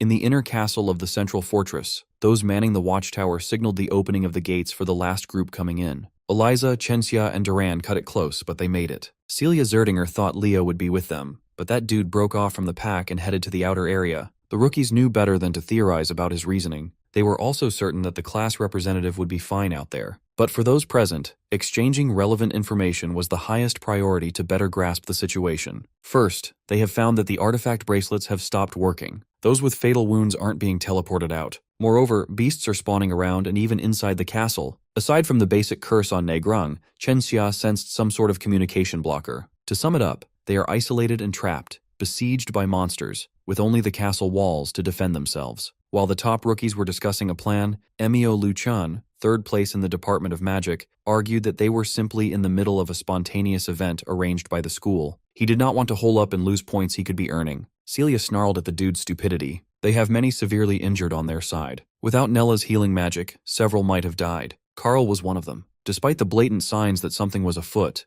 Emio chose to believe that the professors were just testing them. He was obsessed with getting points for his finals. Duran tried to talk some sense into the freak. They don't even know the criteria for scoring, for certain. Still, Emio ignored his warnings and headed for the gate. He would have continued marching out of there if a Minotaur's corpse hadn't suddenly dropped under his feet. It was Walden's prey. Upon arrival, the absolute Giga Chad voted to defend the inner castle. Celia took charge and split the entire batch into 5 groups to guard the gate and each wall. The monsters worked fast. Just moments later, a Minotaur was able to break through the castle gate. Duran flawlessly dealt with the threat by cooking its furry ass with lightning. The magic boys contributed some damage as well. Up on the walls, the strategy was to take down the ogres first. These boulder-lifting monsters were surprisingly resilient against normal magic attacks. Since that was the case, Celia Zerdinger showed off her aura in the shape of a phoenix. One flame wing attack toasted every ogre within her lethal range. Second and third year reps, Lil Luce and Elena Giron, were watching everything unfold with bated breath. Though the freshmen were holding on, Elena reckoned that the situation would continue to deteriorate. If the enemy went through all the trouble of tampering with a Lumerne event, they won't stop with just a few scares. In the worst-case scenario, everyone inside might die. The next phase had already started. The sky was torn open by a magic circle, and a gigantic furry hand emerged from the spell. They've discussed this possibility in the classroom. That time, they covered the hero record of Hermelin's Spear Knight, Battle of Bjorn Field. In that battle, heroic forces were terrorized by a 15-meter-tall anomaly. It was a monster known as Gigantes. One look was all it took to plunge the inexperienced crowd into despair. The Gigantes was fast, muscular, and ready to charge in. While the rest were just watching the monster in a daze, Chloe Mueller put some new holes in the creature's body using ice. Her actions woke up the useless sitting ducks. Chloe added that the Gigantes in front of them weren't in full form. Thinking rationally, most scrubs would rather just run, scatter, and wait for the rescue team. Chloe had bigger balls than these fools. She admitted that she was scared, but that doesn't matter. To make matters worse, the Gigantes showed off its uncanny regenerative ability, healing gaping wounds in its body in just a few seconds. While the noobs skedaddled out of fear, Chloe stayed. Someone recently taught her that a hero stands tall in moments of crisis. No matter how hopeless the fight might seem, Chloe Mueller will deliver, because that's what heroes do. She was so focused on icing out the Gigantes that she neglected defense. Celia ran to her side, but she was too far. She won't make it in time to pull Chloe out of the Gigante's claw. It would have been GG for Chloe had someone not swooped in to chop the monster's whole arm off. She recognized that ruthless slash. So did Celia. Leo Plov, the goat in human form, had finally joined the siege with style. His fairy buddy disapproved of his flashy play. Fairy magic's healing ability isn't omnipotent after all. Leo did not have the bandwidth to listen to Kieran's nagging at all. He shoved that fairy back inside him. He landed and checked on the ladies first. He made sure to give Chloe the compliment she deserved for standing on business, unlike the noobs who ran. For a moment, she truly looked like a hero. She learned from Leo after all. Afterward, they reconvened with everyone to get an updated status report. According to Carl, severe injuries have halted since they took over the inner castle. However, everyone was terrified of the naked, horned giant monster roaming around the vicinity. Leo proposed a simple and straightforward plan. Work together and kill that thing. If these kids really dream of being heroes, they should be jumping at the opportunity like this. Ilyana voiced out that a head-on battle against Gigantes was insanity, but Leo volunteered to lead the charge because he was confident that he could smoke that monster. Princess Eliza opposed the plan, but Walden was surprisingly open to having Leo as shot caller. The guy was normally arrogant and stoic, yet he knew when to set aside pride to defeat a fearsome enemy. Since Leo was confident in his chances, it's only right to let him lead. Chen Xia was already on board with the plan. Eventually, Eliza softened up and joined in. Chelsea had seen the same thing happen in the entrance exam. Leo loves throwing himself into impossible fights. Leo personally invited Duran to cooperate, but the prideful young man insisted on being the one to land a heavy blow on the beast. Out in the real world, concern turned to hype. With such an incredible batch of promising prospects, victory might be possible. Elena Duran felt what happened the moment Leo showed up. That kid changed the group's atmosphere. There are many great heroes in the world, but she could tell that Leo Plov is on a whole other level. He's the type of man who can turn despair into hope, the light in the darkness. In other words, that boy is goated. Within the length of the group's discussion, the monster had reattached its arm. This time, Eliza and Abad formed a surprising airborne duo. She handled the transport, wowing Abad with her flying skills. Finally, they successfully baited a ranged attack straight out of the monster's mouth. Eliza swiftly pivoted her summoned spirit out of the way, while Abad wound up a spell. Using the pure destructive power of Tempest, he put that Gigantes in a giant blender. Despite the brutality, the monster survived. The next wave of attacks immediately followed. This time it was fiery and spicy. Celia scorched the skies and landed on top of Eliza. With 3 people aboard, a wind wyvern's mobility drops. Even so, Abed couldn't stop rizzing up the hot-headed Zerdinger. Bro was talking about how well wind and fire go together. From the castle walls, Chloe Moeller walked out clad in icy mana for a second-round bout against the ugly bastard. She silently chanted another big spell, and the Gigantes did not want to let her finish. Her icicle spears were formed and active. They will be the perfect companion to the duo up next, Duran and Zia. Zia's water spirit was versatile, perfect for opening a path for Duran's serious damage output. Her sparkling fluids could coil around the enemy and harden into restraints to bind them. Once the Gigantes were sufficiently under control, Duran could finally go apeshit. His lightning attacks gained a perfect pathway through Sia's water. It was a combination attack that was equally striking and inescapable. After inflicting some diabolical damage and momentary paralysis, the next guy up joined in. Walden restricted the Gigantes with his spirit magic chains. The mad lad held down a whole beast with pure muscle power. As the chains tightened, Celia and Abad decided to chip away at the monster with a combination attack of their own. Everyone perfectly played their role. It was now up to Leo and Chelsea to deliver a fitting finisher. Desperate and immobile, the beast stayed still and loaded up another ranged attack. It decimated the castle walls, but the targets leaped out of the way. Chelsea retaliated with a swirling pool of wild wind magic. All sorts of spells and aura techniques have pushed the Gigantes to the brink of annihilation. Leo Plov was up there to push past that brink. Mixing his old Kyle Vortex and Phoenix Breath resulted in something far more desiccating. After he cooked the monster's rancid meat, Chloe cooled it down to absolute zero with Ice World. All in all, it was a successful subjugation, even though the Gigantes still looked geeked out inside all that ice. Thankfully, it despawned when the frost shattered. It was a concerted effort between the top rookies of the batch across every department. As soon as Chloe retreated to the inner castle, she was hounded by Carl. He truly admired her for looking like a real hero out there. While everyone was catching their breath and celebrating, the MVP, Leo, was nowhere to be seen.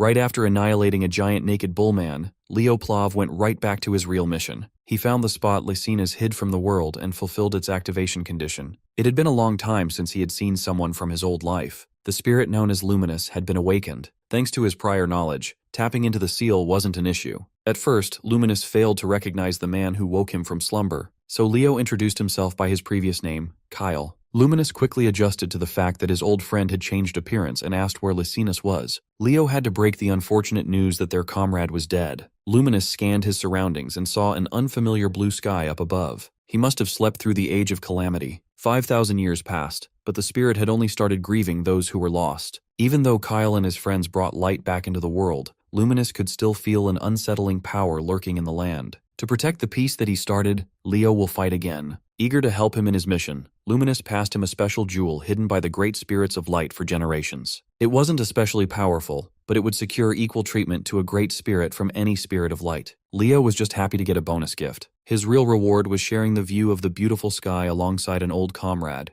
Back in the academy, an internal team compiled a list of suspicious individuals on campus. There were an awful lot of people recommended by the board on that list. To prevent any more buffoonery, starting from the second semester, Headmaster Callion will bring back the vice principal. While the faculty was stressing, the students were celebrating. Despite the hiccups, Leo's class survived the first half of the year. Professor Harland reminded them not to cause trouble during the incoming break. When the gloomy professor left, the rookies discussed their vacation plans. Some of them didn't even know that Leo was from the kingdom of Delan, the frontier kingdom of the western region. It had been a while since he went home. It sounded like a great idea until he finally returned. He came home to his mother and the entire household proudly waving banners listing his accomplishments in Lumerna. It was embarrassingly sweet. Leo was glad he came home. Later that day, at the dinner table, his mom and dad tossed him a constant barrage of questions about academy life. Mom is really looking forward to having a parent-teacher meeting with Professor Harland. While enjoying their meal, a guest arrived for the young master. Mom didn't want to stress her son out with noble bootlickers, so she told the maid to dismiss the visitor. But when they heard that the guest was from Azonia Academy, interest was stirred.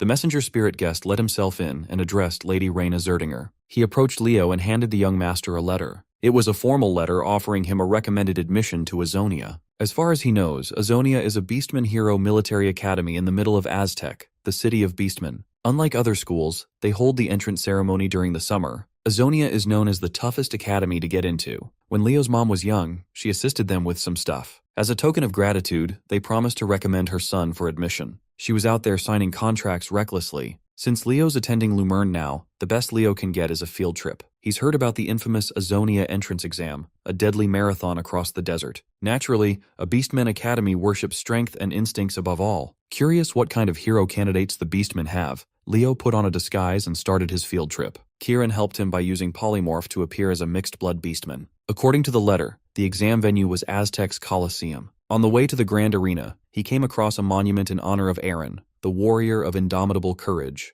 The statue was fire, but the text was a bunch of bull. Leo knew Aaron as a scaredy cat quivering before every battle. When he entered the Coliseum, Leo saw a bunch of Beastmen waiting for the program to start. It did not take long for a bunch of asshats to crawl out of their hole to mess with the newcomer. Due to his mixed-blood disguise, the racist furries saw him as unfit for the glorious Azonia Academy. They kept calling him a mongrel rabbit, but Leo was unfazed. These kids are acting high and mighty, even though they haven't even passed the entrance exam yet. When this fact was pointed out, the asshats immediately escalated the situation and laid hands on Leo. The moment he felt the tightening grip on his shoulder, he wrestled the asshat to the floor. When Leo left the commotion, the guy he slammed to the ground had changed his tone. 5 millennia have passed, yet Beastmen still worship the strong. Unbeknownst to Leo, a bored Catgirl was watching him from the roof. Catgirl's interest was piqued. The preliminary exam started. The last group the instructor tested passed in 36 minutes, a solid upper-mid ranking. Instructor Berga too was unsatisfied with this year's Azonia hopefuls since he heard about Lumerne's stellar freshman batch this year. Still, he can't be too bitter since they have some impressive cadets in the mix too. Instructor Berga's daughter R2 is coming in as a freshman this year. He was certain that his little girl could easily be the class representative soon. While eyeing the examinees, he noticed a familiar-looking black rabbit boy in the crowd. He asked the deputy director for their file on the kid, but he wasn't on the watch list. As far as they know, the rabbit boy's name was Kyle, and he was a recommended admission. Berga looked into the boy's eyes and noticed their uncanny resemblance to an old friend, Reyna Zerdinger. Leo was put in the final group for the so-called Beast Carnival. Alongside him was the prospect everyone was watching, R2, heir to the two family. Since she's a rising star in a culture that reveres strength, Leo wondered if the Catgirl was worthy of inheriting Aaron's techniques. Other than that, Leo was confused by this whole Beast Carnival business. He thought he signed up for a desert crossing marathon. Naturally, he asked R2 about what's going to happen next, citing his mixed blood as an excuse for cluelessness. R kindly explained that Azonia's entrance ceremony is also one of the city's biggest festivals. The Beast Carnival is a very popular celebration and form of entertainment for visitors. For admission candidates, it was also a long-standing rite of passage. Amid the unending threat of Tartarus, this is their way of proclaiming that Beastmen have arrived. Today, R is expecting Rabbit Boy to fight as well as she saw earlier. The beast assigned to them was a normal and pissed-off Cyclops. The monster single-mindedly charged forward, and the examinees scattered out of the way. This one-eyed freak made the error of focusing on Lady R2. She took to the skies in one giant leap, clawing away at the monster's flesh on the way back down. When she landed, R noticed another Cyclops heading towards the Rabbit Boy.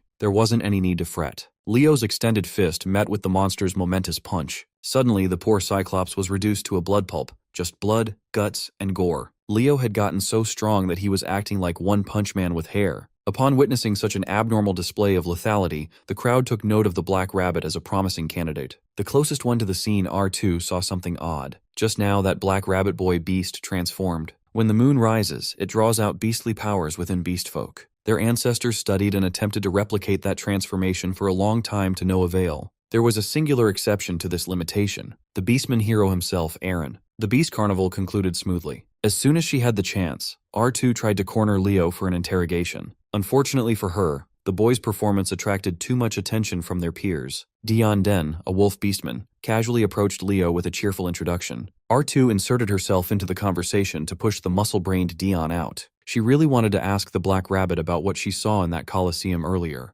R didn't get the answer she wanted since Instructor Berga II, her dad, joined the candidates. He came by to inform them that tomorrow's exam needed no introduction. They will be crossing the Great Azarek Desert. The rules are simple. Depart from Azarek, cross the Great Desert, and finally arrive at Azonia. Beastmen know just how harsh this region of the continent is. Berga's only piece of advice was for everyone to never confuse recklessness with courage. Recommended admits who haven't attended the free Azonia lectures with everyone else are encouraged to introduce themselves. Normally, attending free lectures to secure a letter of recommendation is the standard. Recommended admits are special cases, prospects with overwhelming abilities who are exempt from lectures. The first two were R2 and the black rabbit named Kyle. There was Stea Rual, a mage, Rate Vega, a spirit summoner, and Dion Den from earlier, 5 special admits for the freshman class. The deputy director encouraged them to check the bulletin board for assigned lodging before being dismissed. While everyone else was filtering out of the room, Leo was halted by Instructor Berga for an interview. Without wasting time, the beastman asked him if he was Reina's son. Leo thought his disguise was impossible to see through.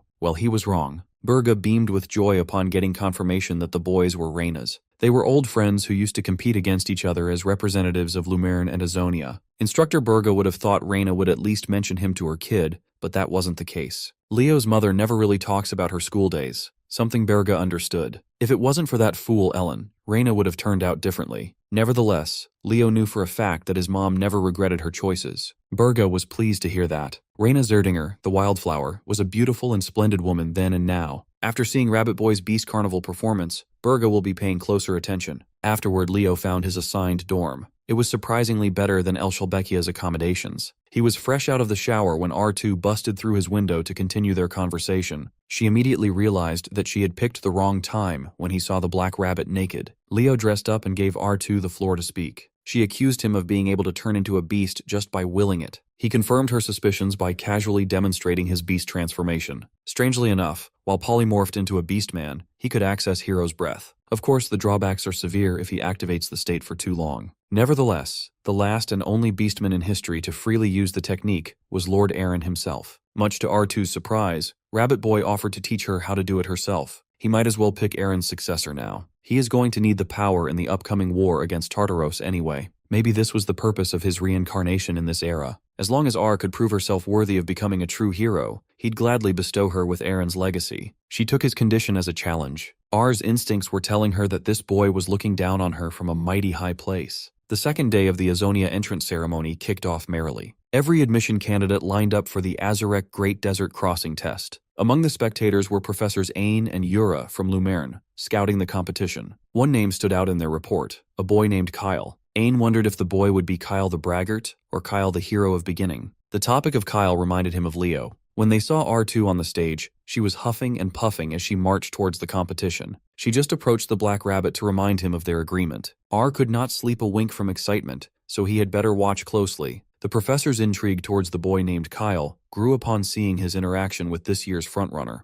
Like lightning, both professors were struck with the realization that the black rabbit was just their Leo in disguise. Before the entrance ceremony began, recommended candidates were required to take an oath. They were asked to place their hands on Lord Aaron's hero record before reading a declaration. In the name of the Aaron, they shall not act cowardly. While R2 and Leo were reciting the second part of the oath, the pages of the hero record lit up. The light grew into a powerful beam of radiance, piercing the sky. The professors and instructors were taken aback. Those kids just triggered something impossible. They have opened up Aaron's world, a hero's beginning, Aaron's prologue. Berga's deputy panicked. It would seem that their ancestors' hero's world just opened. Lord Aaron's page had never opened for thousands of years. Even if this was due to dungeonization, clearing it could open a rare chance to inherit Lord Aaron's power. Unfortunately, 2 admission candidates were the ones to trigger the opening. When R2 opened her eyes, she awoke in a place and time when darkness pervades the world. She tried to make sense of her surroundings to no avail. To calm her down, Leo directed her attention to the sky. Instead of clear blue skies, the emptiness of gray darkness blanketed the view up above. Leo remained composed. He was used to this world. They were transported to an era of 5,000 years ago, when Aaron lived, the Age of Despair. He even recognized the city they were in, a refugee city called Lasar. During Hero Studies class, Leo went through a similar situation. When he touched his own hero's page in Berkia, he was sucked into a hero's world. Synchronizing with his own pages was one thing. Resonating with Aaron's page was another. To clear the page, they must fulfill the objective of finding Aran in Lysar. An objective indicates that this wasn't a typical hero dungeon. Still, contact with the outside world was impossible. Leo saw R2 trembling and was worried for the poor girl. In truth, she was trembling with excitement, since the objective suggested that they were bound to meet Lord Aaron himself. She reckoned it would be easy to locate someone so famous and powerful. This girl foolishly believes that they could find Aaron just by simply asking around. Her decision made sense for someone from the modern era. Recorded history is different from reality after all. He let himself get dragged along by Lady R, but their strategy to ask around was not fruitful at all. They got yelled at, dismissed, and ignored for the most part. Some pervy elf coming out of a broken-down pub even tried to invite them to his room. For the sake of safety, Leo decided to find a place to stay before it got darker. He estimated the year to be 1462, 20 years since the Age of Calamity began. If his estimation was correct, there is someone in this city they need to meet. Trying his best to recall the place, Leo led the way through the gloomy back streets of the refugee city. They've covered quite a bit of distance and never saw a proper inn to stay at. Suddenly, a man tried to sneak up on R2. Her sharp instincts instantly took over, throwing the first strike. Leo warned her not to fight, but she wouldn't listen. As a result, the man who snuck up to her helplessly held R2 by the neck for questioning. If they don't state their business properly, he threatened to finish her off. Leo cited that they were told to come to this place. When pressed for more specific information, he name-dropped doppelganger Aaron. Upon hearing that, the man let go of Lady R2 and asked Leo to take the girl and follow him. The man led them to a shack where they could stay the night. Tomorrow morning, they'll continue talking. Now that things had chilled out a little, Leo went out to look at the damned sky. To this day, staring into the abyss above gives him chills. Judging by the hazy view beyond Lacer's boundary, the hero page might have limited activity within the city. During the midterm incident, the objective didn't pop out until he defeated Chubarn. The current conditions rule out a rampage. The key to opening a hero's world is typically the hero themselves, or an object deeply tied to them. Leo's recent experience suggests that there's another type of key, a person with deep ties with the hero on the page. Of course, it's all speculation at this point, but if Aaron's world did open because of his presence, it would explain a lot. It made Leo ponder if his reincarnation with memories intact was really just a coincidence. If hero records exist for the next great hero to be reborn in the future, then the complete subjugation of Erebus might be possible. The night passed silently, and Leo was woken by his loud cat-girl roommate. She assured the Black Rabbit that her sturdy body was fine after last night's attack. He filled her in on the misunderstanding and the peace talks that happened afterward. Speaking of the devil, the man who attacked R2 visited them bright and early. His name was Aegon, guardian of the azure sky, a hero from the Age of Calamity. He was quite surprised by the girl's absurdly rapid recovery. Aegon also came over to apologize for what happened last night. He didn't see how young the two were in the dark. He prepared some breakfast to make up for his rashness. If he's kind enough to offer breakfast, then he's got to be a good person, right? Still, R2 had her doubts as they vigilantly followed the man outside. Leo knew who Aegon was during the Age of Calamity. He was a father figure to Aaron, a valiant hero they tried to recruit into the subjugation force. Unfortunately, for some unknown reason, the Aegon he met back then was a broken man. Compared to the empty shell of a man Leo met back then, the Aegon in this hero page seems fine. Something must have happened to him over the course of a month.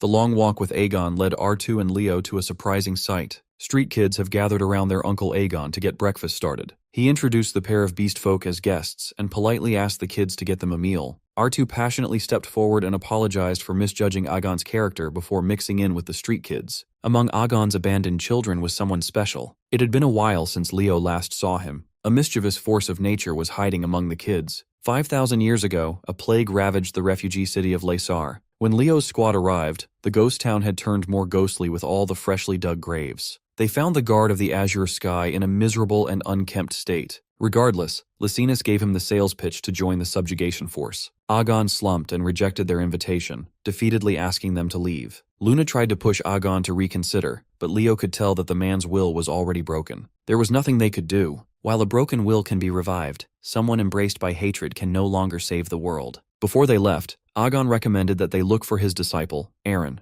They weren't able to get more information other than a name, but since the name was recommended by the guardian of the azure sky, Leo thought it would be worth pursuing. On the way out of the city, Lycinus sensed the presence of a shadow spirit. That was the first time they met Elsie. Leo didn't expect to see her again inside this hero page. He was meant to meet her while the subjugation force is taking shape a year from now. Perhaps it would be better to avoid her. He got his bowl of stew and sat with Aegon and R2. While chowing on some hot meal, Leo asked the hero if he knew where Aaron was. Unfortunately, Aegon had no idea. The last time he saw or heard from that foolish disciple of his was half a year ago. This was R2's first time hearing that Aegon was her idol's master. The guardian of Azure Sky wasn't too proud of his student, though. But in R2's eyes, the noble, great, and brave hero from history books must have been raised by a humble master. But Aegon openly talked shit about his disciple. He basically called the Beastman symbol a cowardly bum. Even so, he admitted that Aaron was remarkably powerful for his age. His cowardice makes him unworthy of that talent. Aaron left Lacer because he wanted to avoid fighting. Hearing slanderous first-hand accounts about her role model was breaking R2's brain.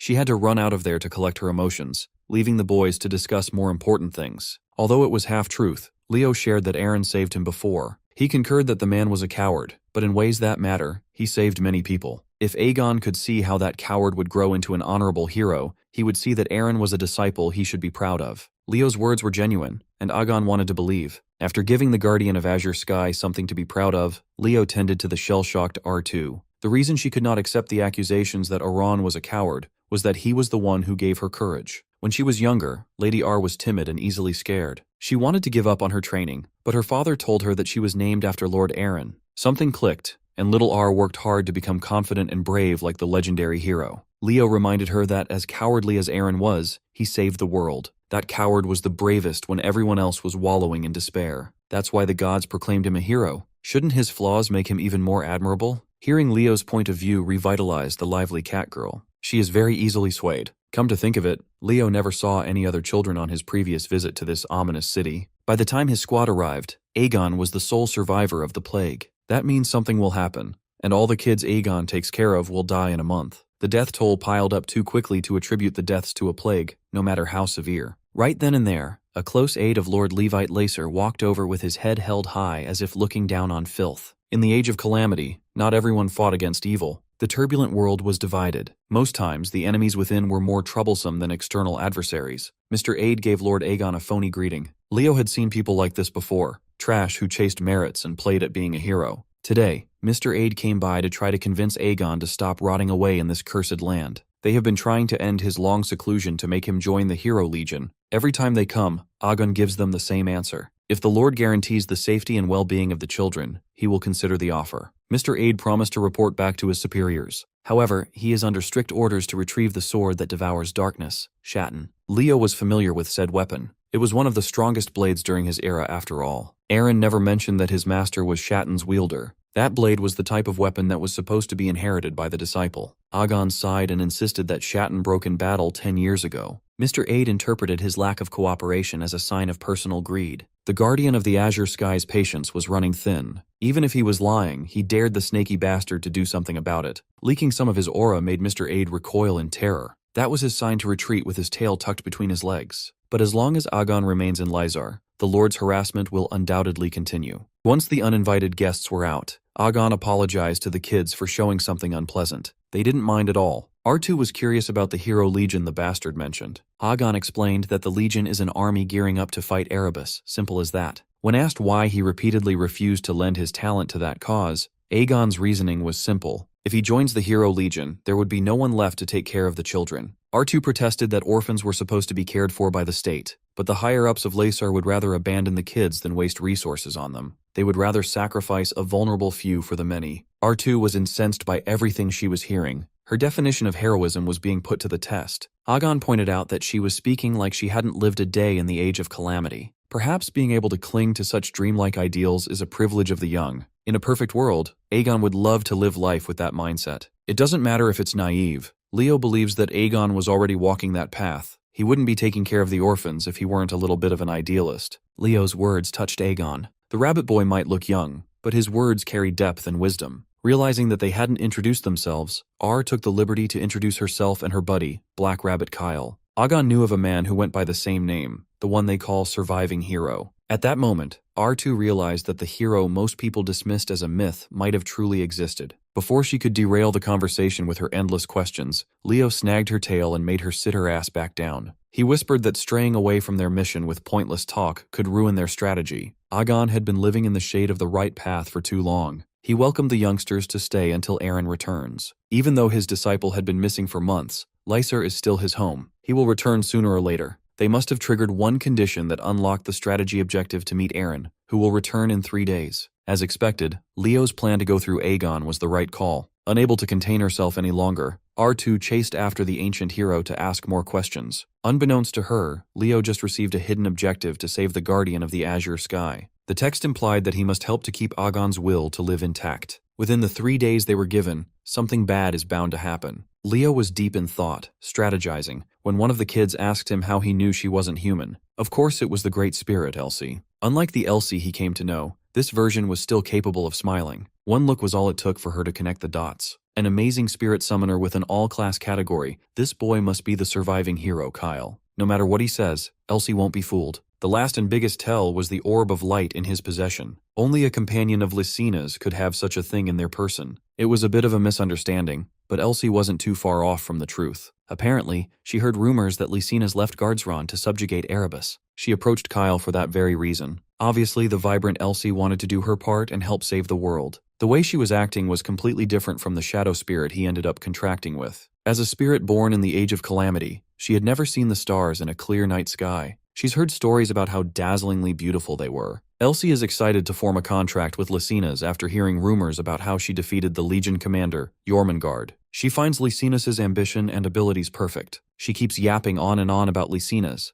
but Elsie ended up choosing Kyle as her contractor for some unknown reason. Stirring the pot further, she whispered a little secret in Kyle's ears. The sword that devours darkness, Shatton, is none other than her. In the Lysar Lord's castle, reports about Aegon's constant refusal were relayed to the man on top. These days, Lord Rodion often stresses over securing more power to protect his city. His aide brought up Aegon's soft spot for the orphans of the cursed land, riling up the Lord. Rodion took it as an insult that someone wouldn't follow his greater cause to the point of shielding trivial things. The aide pounced on his lord's displeasure and informed him about the plague spreading across the cursed land. If a breakout explodes among the refugees, the city will be shaken. But if they cut it off before the sickness spreads further, they'll have an answer to their homeless orphan problem. Naturally, Aegon won't just stand by. That's why Mr. Aide planted rumors about the plague's spread earlier. They were banking on the belief that a hero won't do something foolish and endanger a city full of people, no matter what. Lord Rodion was a dumbass, completely under the control of his corrupt aide, Levaton. After just a few words, he was ready to entrust full authority over Lysar's security. Levaton's silver tongue and ability to cozy up to his boss were a dangerous combo. After Levaton's last visit to Aegon's shelter, the paranoia about the plague seeped through the city. Meanwhile, Kyle was still thinking about the night he contracted with Elsie. After endlessly glazing Lysina's, she asked Kyle a serious question. Do you think the world is worth saving? Surprisingly, Kyle didn't give a concrete answer. He would rather think about that question once they are done saving the world. The Elsie he met back then was disillusioned with the world. She wasn't as bright as the Elsie hanging out in Aegon's shelter. Kyle was finally certain that the kids did not die from a plague. When he met up with R2 again, he asked her where the Guardian was. Unfortunately, Aegon has left. He was summoned by order of Lord Rodion. Once the shield was gone, the operation to purge the source of the plague ensued. The kids politely tried to drive away the soldiers deployed by the city. Their pleading was met with violence. These soldiers saw the orphans as nothing but plague-ridden rats. The situation could have turned bloody and sad real quick, but history won't be repeating itself. R2 swooped in just in time to save a helpless little girl from getting sliced apart. Leo instructed her to prioritize the children's safety, while he squared up with the deplorable soldiers. At the forefront was Jaren of the Laser Hero Knights. In her eyes, interfering with their work is akin to defying the Lord's orders. Leo knew better than anyone that this was Levaton's move. It was obvious that they were using the excuse of a non-existent plague to kill a bunch of kids and retrieve Shatton somehow. Leo cannot stand people who call themselves heroes, but fail to uphold even a minimum line. These people are living insults to those who truly risk their lives saving the world. Jaren knew she was cooked, so she raised her spear and attacked. The rabbit boy easily deflected her spear tip. The parry was quickly followed by trash talk. He showed off his fire attribute aura, an unusual ability in the Age of Calamity. Jaren was confident that her shield would render the flames useless. She quickly found out that overconfidence is a hell of a drug. Leo blew her the fuck up with pure flaming aura. One attack was all it took to melt her shield and burn her armor. Both her skill and equipment were trash. While Leo was literally cooking his foe, R2 showed off her combat skills too. Fully accessing her beastly savagery, she drop-kicked one of the pathetic armored knights. After knocking one out, she glided through the air to reposition on top of the biggest enemy clump. When her feet and knees dropped, the incompetent soldiers followed. Leo was very much impressed by R's proficient use of the elasticity aura. Now that they are fighting side by side, she's even more excited to take on Leo's flame aura soon. The burn victim leading the operation bitterly growled that Lord Levaton would avenge her. She even cursed at Aegon's kids for being filthy orphans. R did not like that at all. At that moment, Leo asked R to take the kids to safety for a bit while he dealt with the trash. She gathered the children and led them away, knowing that shit's about to go down. Jaren asked if the boy was ready to surrender and beg for his life. That could not be farther from what Leo had in mind. He just told R to evacuate the kids, because what he's about to do would traumatize any child who saw it. Jaren tried to beg for her life at the last moment before her head was separated from her body. The captain was beheaded, and the soldiers were damn near paralyzed from the beating.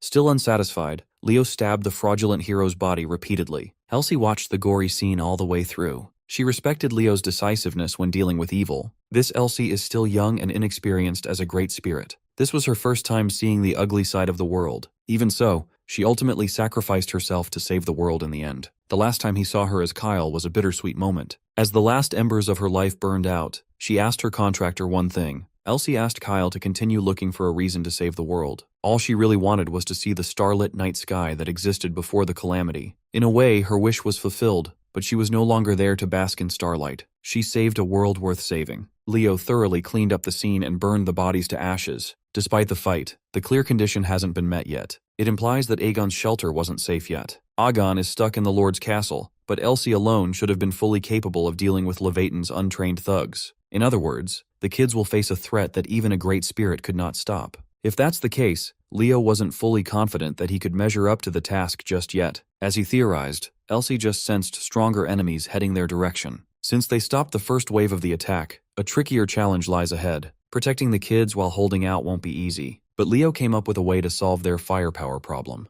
They need to find Aaron. According to their clear objective, Aaron won't reach Lacer for 3 more days, but Leo knew better. Last night, he confirmed the restriction zone of the hero's world. Surely the page owner had already spawned in. He told her to play it slowly while avoiding taking any more risks. Knowing the Black Rabbit, R2 doubted that he would stick to that safe play plan. She came to dream of being a hero because of Lord Aaron the Brave. There was no way in hell someone like R would back down when meeting her idol was within reach. Furthermore, she doesn't want Rabbit Boy to hog all the glory. The revised plan is for Leo to head and search for the Beastman hero while R holds the fort. Back in Leo's subjugation days, Aaron was notoriously strong yet timid. He could take down giants but was deathly afraid of the demon race. Even so, he's always had the urge to fight. One day, he decided to gather his courage at a place that overlooks his hometown, Lysar. Aside from demons, he was also terrified of heights. But that night, he was overcome with the desire to protect his city. Recalling that conversation, Leo headed for the highest peak within Lacer and climbed it. At the top of the concrete lighthouse, he saw a face he hadn't seen in 5,000 years.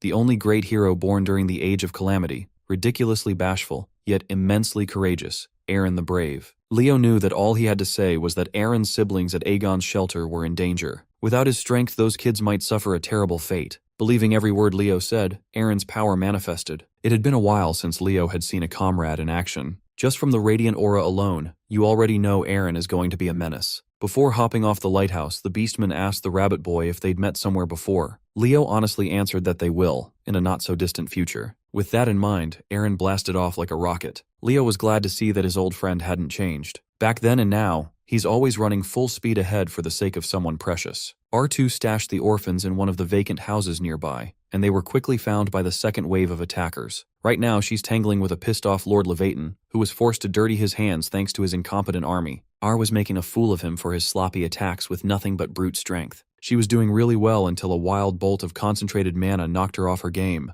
She shamed Levatan for being a mage pretending to be a warrior. Levatan did not account for the beastfolk kids interfering with his plan. He thought he was in the clear as long as Aegon was restrained. Once more, R aggressively pressed her attacks. She cannot stand bitches who only borrow power from magical armaments instead of using actual skill. That hate manifested in her kick that slammed the corrupt aide to the wall. The fight looked one-sided, no matter how you look at it. Neutralizing a fraud was as easy as pie, even for R2. But her impressive showing of force attracted the attention of the real problem. Talitania, demon of Tartarus and daughter of the monster queen Silitana, joined the fray. Still feeling herself from the recent stomp, R2 readily charged at the unknown enemy, intent on blowing her away. Princess Talitania found her little kitten attack cute. The demon's clothes started to rip, her body morphed and grew, reshaping itself. R2 failed to pick up on her demonic scent. Now she is screwed. Talitania was quite proud of her scent-hiding trait. She got it after biting off the Fairy King's arm after all. The giant Spider-Woman was not deployed to deal with some tasteless cat girl. R could die for all she cares. She tried to crush R2 with her spider legs, but someone interrupted. Shatton finally decided to step in. If it hadn't been for Elsie, R would have been crushed into meat paste. Elsie corrected the demon princess about her name. Shatton was just the name of the sword she once wielded. Talitania doesn't really care. All she cared about was getting a taste of the great shadow spirit. The princess tried to break free from Elsie's dark hold, but it was surprisingly tough to do so. As soon as Elsie's shadow secured a tight grip, Talitania's huge body stopped moving.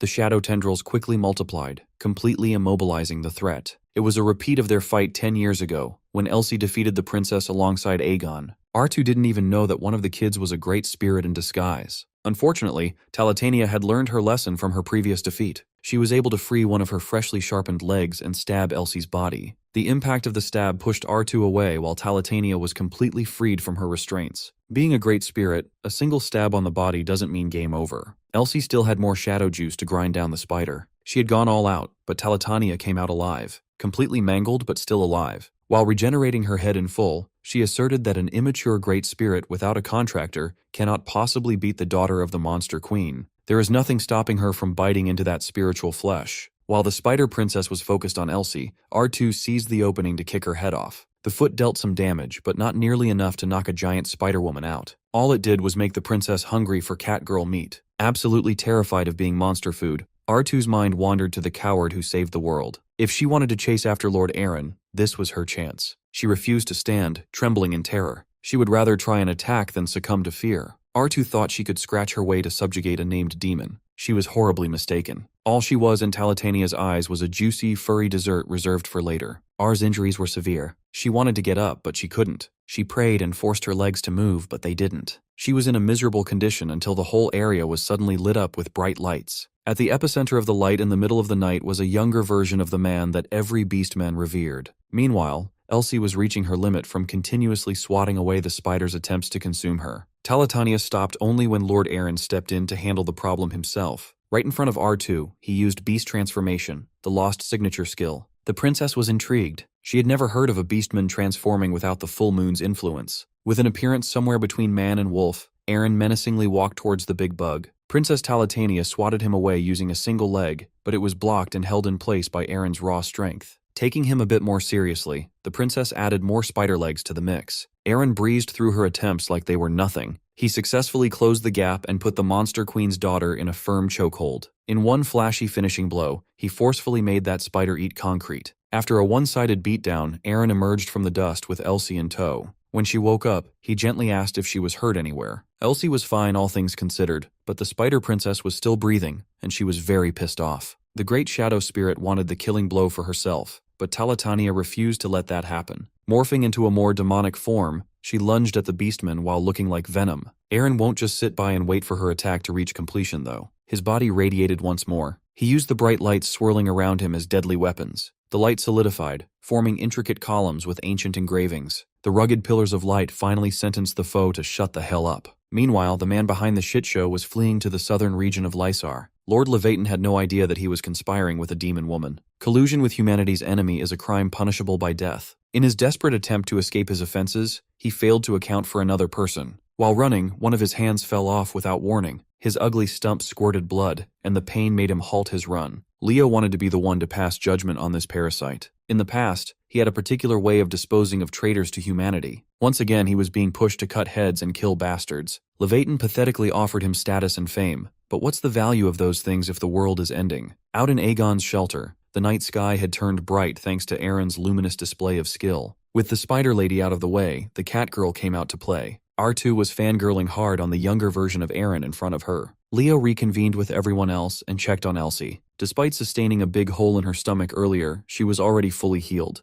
More importantly, she was proud of the part she played in defeating the Spider Princess. It was W in her eyes, but Leo knew better. Princess Talitania won't die so easily. She's a monster that destroyed kingdoms. It would take a hell of a lot more firepower to eliminate her completely. Elsie proposed that they should recommend that Aaron join the subjugation with Lycinas and everyone. Leo responded by ruffling her hair and agreeing to her idea. Today, the great shadow spirit realized something. She no longer wanted Lycinas. She wanted to form a contract with Kyle instead. She changed her mind solely because she grew to like him over a short period of time. Although he was honored, Leo does not have the authority to enter into a new contract at this time. He also confessed that he wasn't exactly the surviving hero. Elsie was surprisingly receptive to his absurd reason since he lacks power despite being an all-class fighter. Even so, she still wanted to make a contract with him. She wanted to bet her future on him since she's quite certain that he has the sauce to defeat Erebus. Leo didn't fight her any longer and accepted. Spirit and human touched each other's hands as Elsie commenced with the ritual. It was faint, but her shadow seeped through his flesh, marking his soul. She vowed to be his sword and shield as long as the contract lasts.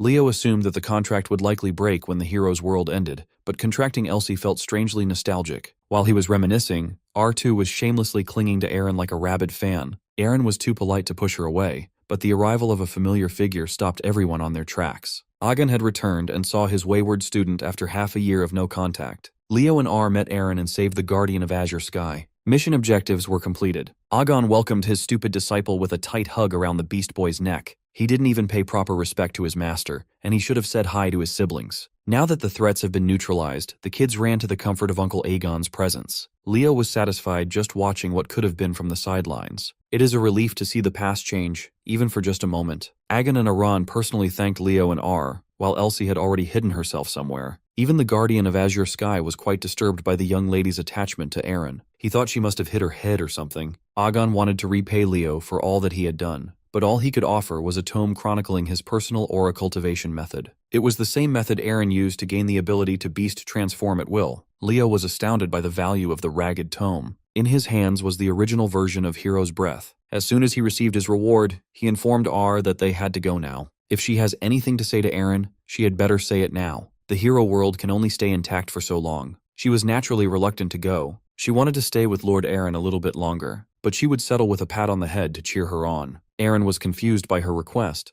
but Leo just gestured at him to do it. Clueless and awkward, he gave his biggest fan the head pat she wanted along with a few kind words. That day, Lady R2 took an oath to never wash her hair again. As the hero world collapsed, Leo spent his last moments talking to his old friend. He warned young Eren that life is about to get a whole lot harder. There will be people they can't protect. There will be despair and endless trials. But he assured Eren that he would make it. After all, he's braver than everyone else. There is nothing more courageous than sacrificing oneself to save the world. Quietly, Leo promised to do his part to the best of his abilities. Out in the real world, Instructor Burga too had grown frustrated by the lack of progress in shutting down the hero's world. Thankfully, the professors of Lumerne left their front row seats to calm Burga down. Since the issue concerns hero worlds, it would be good to share experiences, especially these days when Lumerne just went through several unfortunate incidents the past semester. Professor Ain added that one of Lumerne's students is also involved in today's situation. Before he could explain further, the stone tablet's light covered the whole area. This type of reaction means either a hero world clear or the page is closed due to the challenger's death. Fortunately, this light signified the former. R2 and Leo were gently spat out by the page. Now that they're back, Burga ran up to his baby girl and enveloped her in a tearful hug.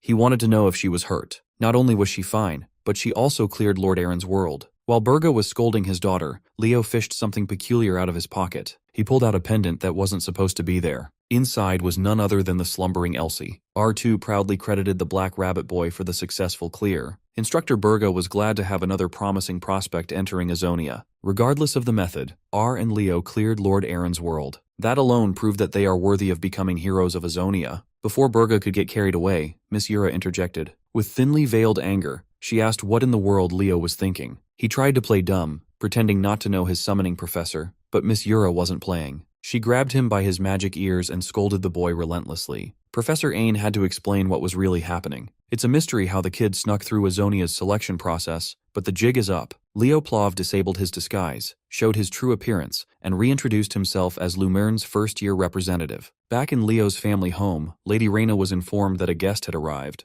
It was a young woman claiming to be the young master's school friend. Since the young lady didn't flaunt her family name, Reyna allowed the girl to be escorted into her home. She took it as a sign that they must be truly close to her son. The mystery guest was Chelsea Llewellyn. Reyna knew her as the kid who teamed up with her son during the entrance exam. Chelsea brought a scrumptious strawberry cake as a gift. It was the perfect way to get in Reyna's good graces. She recognized the box from Rodrin Royal Bakery. It's been a while since she's been to that store. While sharing cake, Reyna informed Chelsea that Leo is away from home for several days. The young lady didn't mind at all. She was planning to stay in Delard during summer break anyway. Luckily, she didn't have to wait for long. Leo just got home. After washing off the long journey back home, he invited Chelsea back to his room. Her heart was pounding out of her chest when she entered Leo's room. The tension she felt quickly dissipated when she saw just how plain and ordinary his room was. What really interested her was the story of how Leo sneaked into the Azonia entrance ceremony. He told her the story of how great hero Eren's record suddenly came to life. Leo even told her about Miss Yura and Professor Ain's involvement. Hearing all about his adventures made her fired up, so she demanded a special training session from Leo. She was welcome to sleep over and do whatever she liked. At night, when everyone else was sleeping, Leo pondered the pendant he received. Lately, every hero's world clearly rewards him with things he could never dream of. But Elsie is supposed to be a being from the past. She wasn't supposed to cross from the page into reality. The only plausible reason for this anomaly is his connection to the past as Kyle. First, he wanted to check on the Great Spirit's condition. As soon as he opened the pendant, shadows and light exploded within his room. Elsie slowly opened her eyes and asked him where they were and where the rabbit ears went. Strangely enough, she felt stifled. Something was holding her back from using her full power. As expected, she's not in perfect condition. Still, the implications of her crossing from the distant past into the present were a mystery. Looking around the room, Elsie saw a moon that wasn't blood red through the window. She also saw the strange specks of light in the night sky. It was exactly like the starlight she had only heard about in stories. Leo took this chance to explain to Elsie that she's in the future now. Believe it or not, she somehow crossed over to a world 5,000 years after her era. He also told her that in this life, his name is Leo Plav, rather than his old name, the hero who survived, Kyle. Finally, he was able to truthfully share how he defeated Erebus and reincarnated into the current era. It was a lot to take in, but seeing the night sky made Elsie believe his every word. After all the struggle, she is now in an age of peace. It's not completely peaceful, though. Erebus was defeated, but he hasn't vanished completely. Tartarus is still scheming in the dark. Leo will need Elsie's help to defeat them once and for all. If this is now her reality, then fate must have a hand in it. She will be in Leo Plav's care once more. A day later, Leo's father pointed out how close Chelsea and Raina have grown. Interrupting their father and son stroll, a butler informed the head of the house that another guest from Lumerne had arrived. Hearing that reminded Leo of something he forgot to tell his parents. Today was the day scheduled for Professor Harlan's home visit. He wasn't expecting to see another student of his in Plav family's home at all. Chelsea was quite pleased to see a familiar face, but Harlan warned her to head straight home soon, since she's next on the list for his summer home visits. Leo and his father met up with the rest out in the yard, and Harlan politely thanked the man of the house for the warm welcome. Lady Raina, on the other hand, was excited to see Professor Harlan for a different reason. She was eager to tease and mess with Harlan like an annoying little sister. When the parent-teacher meeting officially started, Harlan spoke frankly about Leo's record. There is no doubt that the boy has all the qualities one could ask of a hero candidate. He is truly unmatched. Leo's mom and dad were floating on cloud nine, hearing their boy receive such high praise. Harlan handed Raina Leo's results in night studies, magic studies, and summoning studies, all of which were marked with top-tier grades across all three departments. Leo's leadership is also exceptionally strong, but in Harlan's personal opinion, the kid faces incoming crises far too readily. Throughout Lumerne's history, there have been very few students who could hold a candle to Leo's potential. He's a 15-year-old boy accomplishing feats comparable to full-pledged heroes one after another. It sounds like a good thing on paper, but even Raina could see how that can't be purely good. To achieve heroic feats usually means risking one's life, and Leo had been involved in far too many extreme cases in just one semester. Raina had not voiced her concerns, but she's truly worried about her son's safety. So Professor Harlan asked why Leo keeps pushing himself so hard. The kid eloquently stated that trials are unavoidable on the path to becoming a hero. He is not the type who merely idolizes the heroes of old. Harlan knew better than anyone that this psycho is truly dead set on the complete annihilation of Erebus. After the home visit wrapped up, summer break flew by in the blink of an eye. Leo had returned to Lumeria City to take in the lively vibe. On his casual walk around town, he came across Hero's Rest, a cafe managed by the academy. Outside the cafe, a pair of youngsters wearing Lumerne uniforms were making a scene after being kicked out for not having student IDs. They insisted that they had left their identification behind, and they had been hanging out in this cafe all semester anyway. Leo reckoned that Dumb and Dumber here must be hero candidates who were advised to withdraw after the final exams. He could see that the argument was on the brink of escalation. One of the kickouts threatened to use force if he wasn't allowed entry. Suddenly, Leo felt the world stop spinning as a man clad in black drip appeared beside him. The man outrightly stated that Lumerne does not give second chances to those who can't cut it. He stared the youngsters down and strongly encouraged them to give up and walk their own paths. The road to becoming a hero doesn't stop at Lumerne. His words did not have any effect on the Dumb and Dumber. Since they refused to listen, the man just sent them to the Shadow Realm right away. The man was briefed about how impressive this year's freshmen were, but seeing dropouts shamelessly rampaging gave him a bad first impression. When asked where he sent the kids, the Giga Chad answered that they are now somewhere far away. Leo just held his breath and watched the whole thing happen. He was 100% certain that this enigmatic man was a genuine dragon in disguise. After coming across a mythical beast in human form, Leo headed to the port where he met up with Celia. The start of the semester felt more real by the minute. Chloe Muller found Leo and Celia and joined them in waiting to ask about their vacations. Celia's vacation wasn't the best. She was swamped with family issues and such. Leo says his vacation was normal, but Celia outed his secret outing in the Azonia entrance ceremony. Finally, the best bro arrived. Always on the lookout for profit, Carl arrived at the port with a massive bag filled with wares to sell. Not long after, their little group had grown big when Ilyana and the others joined up. Now that everyone had arrived, the man Leo encountered at the cafe emerged from out of nowhere. He gave greetings to his cadets and introduced himself as Riven, the vice principal of Lumeran Academy. The only thing cadets knew about the principal was his 5-year absence from Lumeran. Getting right down to official business, Riven counted 346 of 440 students who made it to the second semester, a high survival rate. Riven has heard murmurs about the first-year batch being called the Golden Generation. He's not the type to believe rumors until he sees for himself. Today, the surviving cadets will demonstrate their capabilities to the vice principal. He already canceled the ship that was supposed to take them to the academy. Vice Principal Riven vanished into a puff of dark smoke. He will be waiting for the kids at the front gate of the school. Before vanishing completely, he warned the kids that crossing the lake wouldn't be easy. Perhaps no one will make it across. Summer is over, and daily life in Lumeran has officially restarted. Leo's lake crossing method was straightforward. Just pump aura and fly over the water. Staring at the lake below him, he recalled that this area wasn't filled with water before the Age of Calamity. This place used to be the center of the world. Though Lumeran Academy now occupies the territory, it was originally said to be the land of dragons. It was the first area attacked when Erebus appeared. Leo's historical musings were interrupted by a hostile bolt of lightning coming from behind. Duran chased after him with a singular goal in mind, defeating Leo Plav. Before he could properly get his hands on his one-sided rival, the lake water below them created a massive wall of separation. The culprit was Eliza and her pink dolphin summon. Similar to Duran, she's been chasing after Leo to settle their unfinished duel from before. Chinsia saw the commotion and laughed. She was just having a fun time out there. A few other cadets gathered around the interesting spectacle, intentionally slowing down to watch. Eliza and her pink dolphin rode the cooling wave towards Leo. Without footing, he can't dodge this one. So he improvised and froze the water in place. Eliza expected that he'd have a method to counter her every move. So, she showed him something he had never seen before, a pink dolphin firing beams of energy from its mouth. The pink beam tracked his position and diligently followed Leo. It was a pain in the ass to take in raw. Eliza was very pleased with herself. For a minute there, it looked like she had the upper hand. But Duran was still sparking off in the distance, and he is very territorial when it comes to his prey. He was down to play dirty and struck Eliza Hergen from behind. As a result, Leo was freed from hostility, while Eliza and Duran argued about who got to fight him first. To stop them from bickering, Leo proposed a compromise. Just like a tournament, they should fight, and whoever wins will get to fight Leo fair and square. They were so competitive that both of them readily agreed. Eliza came out of the gate swinging with a showcase of her Delphinus's Dominion ability.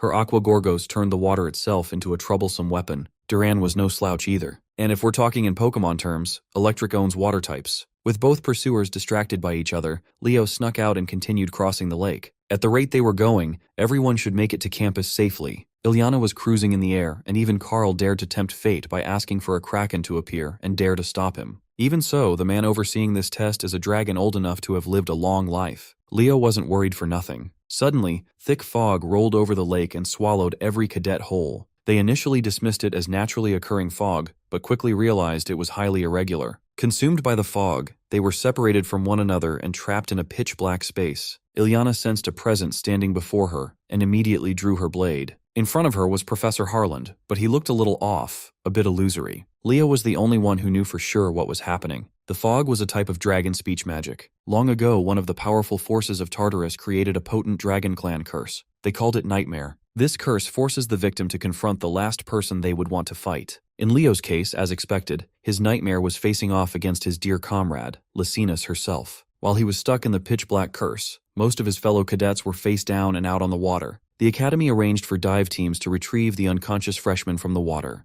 Riven's illusion magic was just too much. Most professors don't like the vice principal's inelegant method, but it was very effective. They were completely unaware that one of the cadets was having a tender moment with a great hero. Instead of absolutely smashing him to bits, the illusion of Lysinus let him out of the dark freely. Leo knew she would do something like that. He was very grateful. Vice Principal Riven, just like he said, was waiting for the cadets at the other side of the lake. While he was watching the water, Leo reached the finish line while criticizing the old dragon for making up an impossible test. Riven was legitimately shocked that one youngster pulled through. He asked Leo to sit down and have a chat with him. Riven has been serving Lumeran for a long time now. In doing so, he had seen many students become heroes. But no one dreamed of something beyond being a hero. The vice principal had grown bored of watching the world stagnate for so long. He overlooked Leo's potential, and for that, he apologized. With just the two of them sitting on the bench facing the lake, the old dragon asked the kid what his dream was. Consistent with his goal, he answered the complete annihilation of Erebus. He truly understood why Riven had grown disillusioned after working at Lumeran for so many years. But he reminded the vice principal that the King of Wisdom once saved the world and never gave up. Even if he was frustrated and disappointed, he saw no reason to give up.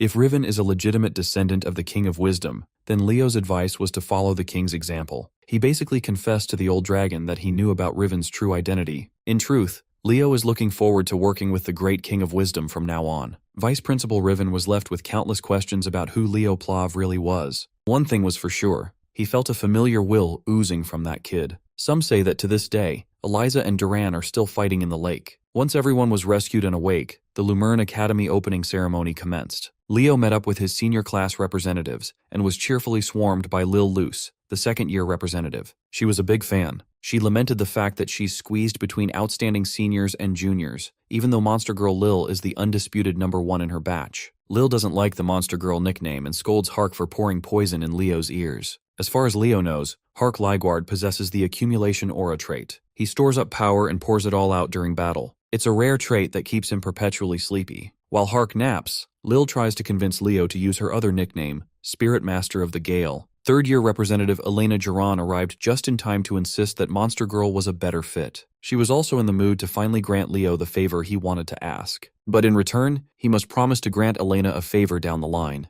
Hark heard her voice and woke up angry from his nap. He low-key hates her for real. Thankfully, the most senior representative arrived just in time to defuse the situation with a smile. He led the other representatives out of the tent, leaving Hark and Leo inside. Hark gave his junior a fair warning to be careful of Elena Duran. Ever since she was young, she's had a habit of treating the people around her like toys. Leo was aware of her willful personality. Everyone was. But the real problem comes when that girl finds a toy that she finds particularly special. Her eyes are on Leo now. He genuinely appreciated Hark's advice. He might be a bit rough around the edges, but Sleepy Boy was quite welcoming to his junior. Headmaster Kalian stood on the podium to address the whole academy. It was a pretty boring speech. During the yap session, Leo was preoccupied with thinking about the heightened threat of Tartarus, now that he's made too much noise to get their attention. Hell, the hidden traitor in the academy might even try to eliminate him directly. No matter what, he must stay sharp. After what seemed like forever, the headmaster's welcome speech concluded, and the cadets filtered to their assigned classes. On the first day of the second semester, Carl was already complaining. The first lecture was led by the terror professor hiding under a kind smile. Apparently, they must cover a new issue that cropped up in the field of hero studies. As most cadets know, for the first time ever, the prologue page of Aaron the Brave was cleared during the Azonia entrance ceremony. Those who cleared the page were certain that a certain name was mentioned in the scenario. For the first time in the world of great heroes, the hero of the beginning, Kyle, was officially mentioned in the record. Leo reckoned R2 must have included this tidbit in her report. Today, they must ponder whether the man with no known hero record was a real person. They must manage their expectations carefully. All they have right now is a single mention of a name. On that note, Chloe Muller raised her hand and asked what would happen if the hero of the beginning was proven to be real. In that case, the entire landscape of hero studies would be overturned. Among the many hero pages with unknown owners, some may belong to Kyle. That would mean humanity would also have a great hero to look up to. Leo felt a bit complicated, given that he was the topic of discussion. To this day, 5 races exist on the surface, namely humans, elves, beastmen, dwarves, and dragons. Among them, only the humans had no great hero to praise. For the past 5,000 years, humanity has lived with an inferiority complex toward other races. If his existence was revealed and proven,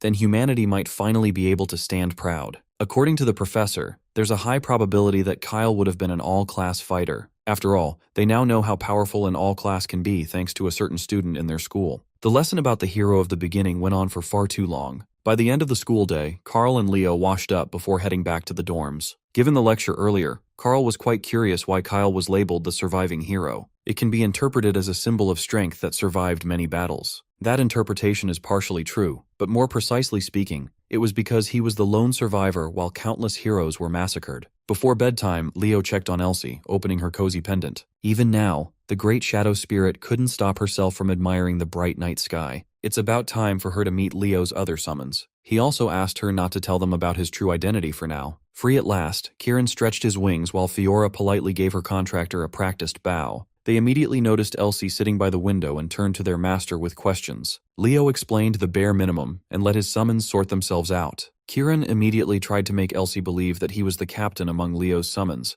but Fiora also wanted to be captain. She was Leo's first contract after all. Kieran sees himself as the most dignified and highest-ranking summon, so naturally he should be captain. The Phoenix and Fairy Prince bickered like children in front of Elsie, making her chuckle. She liked how full of life her fellow summons were. Elsie calls them lively. Leo calls them immature. The next day's classes kicked off in the magic department's outdoor lecture hall, led by the popular Professor Len. During the break, he gave a lot of thought to how the second semester should go. This year's freshman batch is receiving a great deal of attention from the school. To answer why that is, Professor Len pointed at Carl Thomas to discuss. The reason was quite straightforward. It's partly because this batch is exceptionally outstanding. In addition, the upcoming Lucijan is generating quite a buzz. Previously, the magic department's seniors in second, third, and fourth years had never won once. As far as Leo knows, Lucijan was the friendly match between Siren and Lumerne. For the past 3 years, Lumerne's magic department has suffered L after L, but not anymore. With Professor Len at the helm of the department, he aims to prevent a fourth consecutive year of humiliation.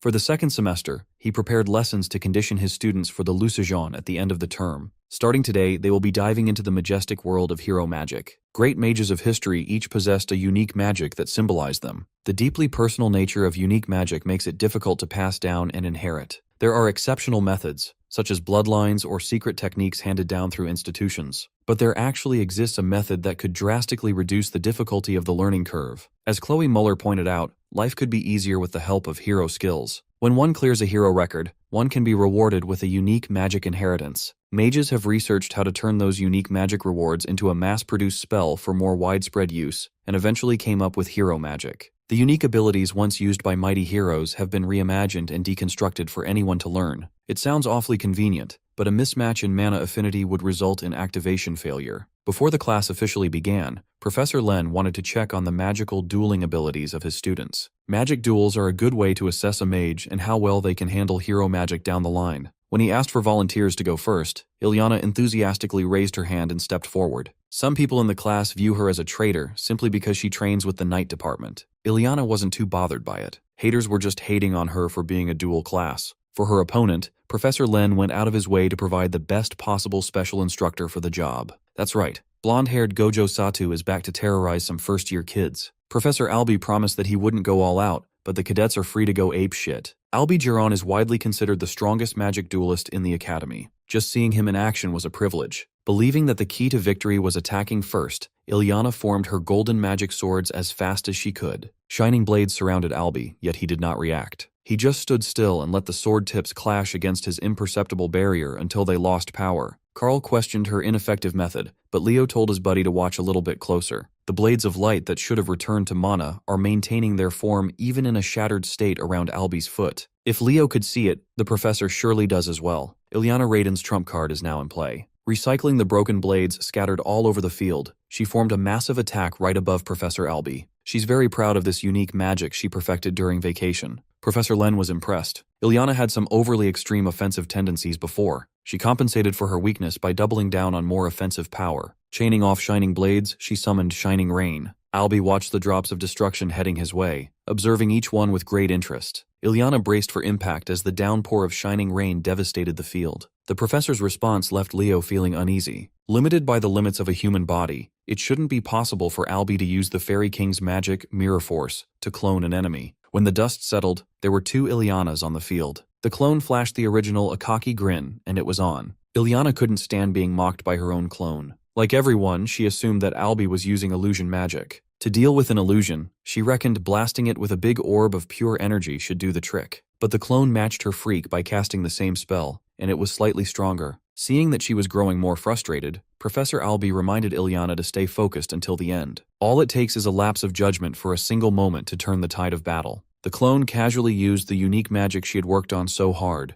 An even more powerful, colorful downpour of shining rain brought Ilyana Raiden to her knees. Even though she lost, Albi complimented her performance. Professor Len turned to his class to get the next volunteer, but Professor Albi had a better idea. Instead of beating up helpless kids, he called on Leo Plav to come forward. Leo didn't see any reason to refuse, so he readily joined Professor Albi in the ring. Albi has the Fairy King's illusion magic, and Leo has the Elven Star magic in his arsenal. Right away, the cunning professor used Mirror Force to clone Leo. The Fairy King's magic was designed purely for combat. Albi's clones draw out the copied target's power and amp it up to the limit. To test out how accurate Albi's mirror force was, Leo used star magic right out of the gate. Anyone who devoted their life to magic would know how rare and powerful elven magic was. Leo's magic, in particular, looked like he was summoning an entire constellation of heavenly bodies in the palm of his hand. The bright and overwhelming mixture of different hues was a product of casting multiple spells at once. Now that it's the second semester, Leo has grown a little bolder when it comes to showing off the extent of his power.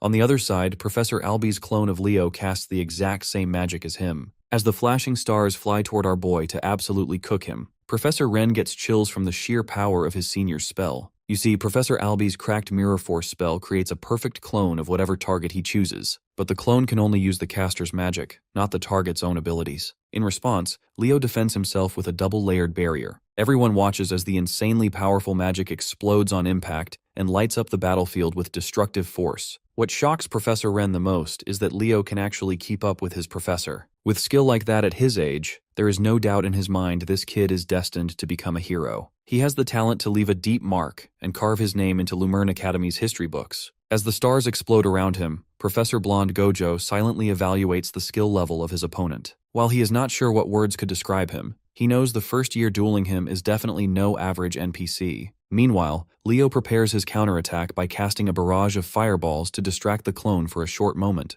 Naturally, his balls are not average. They are boosted by multiple layers of magic enhancement spells to make them hit hard. Seeing that, the professor thinks Leo is a complete clown if he believes such simple magic will actually do anything useful. However, Leo reminds him that the clone was never his real target. The duel was always between them from the start. Fired up by the cocky little remark, Albi decides it is finally time to give this smug first year the beatdown of his life. Still, Leo already knows the best way to beat someone using mirror force is to distract the caster and attack when he least expects it. While his fireballs keep the clone busy, he rushes straight into its face, which forces it to defensively cast Firewall. That still is not a problem for him because our boy never skips leg day. He leaps right over the flames. Combining Cinder Explosion with Windstorm, he unleashes a combo attack that his clone definitely will not forget. Watching the entire exchange from afar, Professor Albi is left stunned. He quickly realizes Lumerne Academy's star student will overwhelm the clone despite their massive gap in experience. After the devastating combo spell lands, Leo finishes the duel by instantly closing the distance and grabbing the clone by the face and reducing it to ash. After that, he stands confidently face to face with his professor, casually telling the man that he knows elven magic too. Professor Gojo is impressed by how he did not try to cancel the firewall like a normal person. Instead, he blocked his vision and used a timing window tighter than Dark Souls dodge frames to dispel his clone.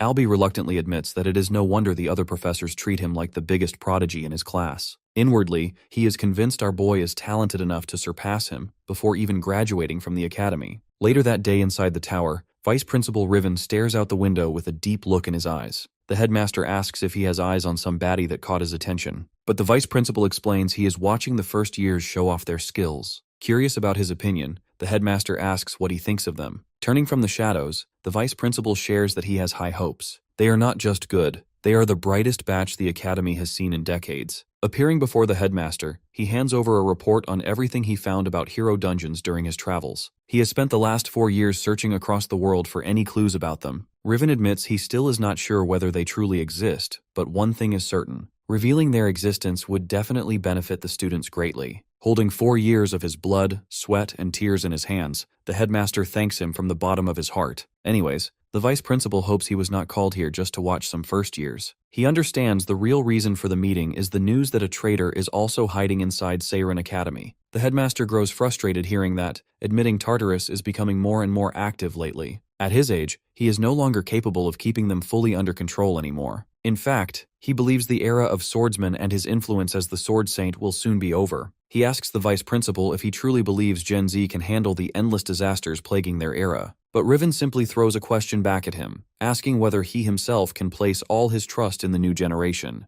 With a smile brighter than gold, the headmaster says there is nothing he trusts more than his proud students. The next day, Professor Harland announces to the class that their next event will involve training through a real mission. As future heroes, it is only natural they are expected to at least make a difference against the threats around the world. Of course, the academy will cover every expense since this is only a training exercise. They will even earn credits from it, making it a win-win situation. However, he warns them not to get cocky and choose some mission clearly above their pay grade. On the battlefield, there are no save points or respawns. If they screw up, they die. That brutally honest statement leaves some students trembling in their boots. Right as class ends, everyone stampedes toward the bulletin board covered in requests. A crowd quickly gathers as the students search for the right mission to pick. Chelsea notices Leo there too, but she looks surprised that he plans to take a mission in some dogwater village sitting in the middle of Alabama. She comments that a bandit subjugation sounds like boring grunt work that will only become annoying. But he responds that he has always wanted to visit that place. Right then, the two freeze when they hear a snobby voice behind them. As expected, it is Queen Elena of Lumerne Academy, and she is visibly disappointed by Leo's pathetic mission choice. Ignoring the squawking harlot, he does not even bother making eye contact, as he tells the princess not to judge a book by its cover. In reality, the place where he chose his mission is somewhere not mentioned even in history books. No one knows that the location used to be the legendary city of Guardsron 5,000 years ago. That also happens to be where he first met Rashina's. Somewhere nearby, two first-year students rush toward the first floor to grab their very first practice mission before all the decent ones get snatched up.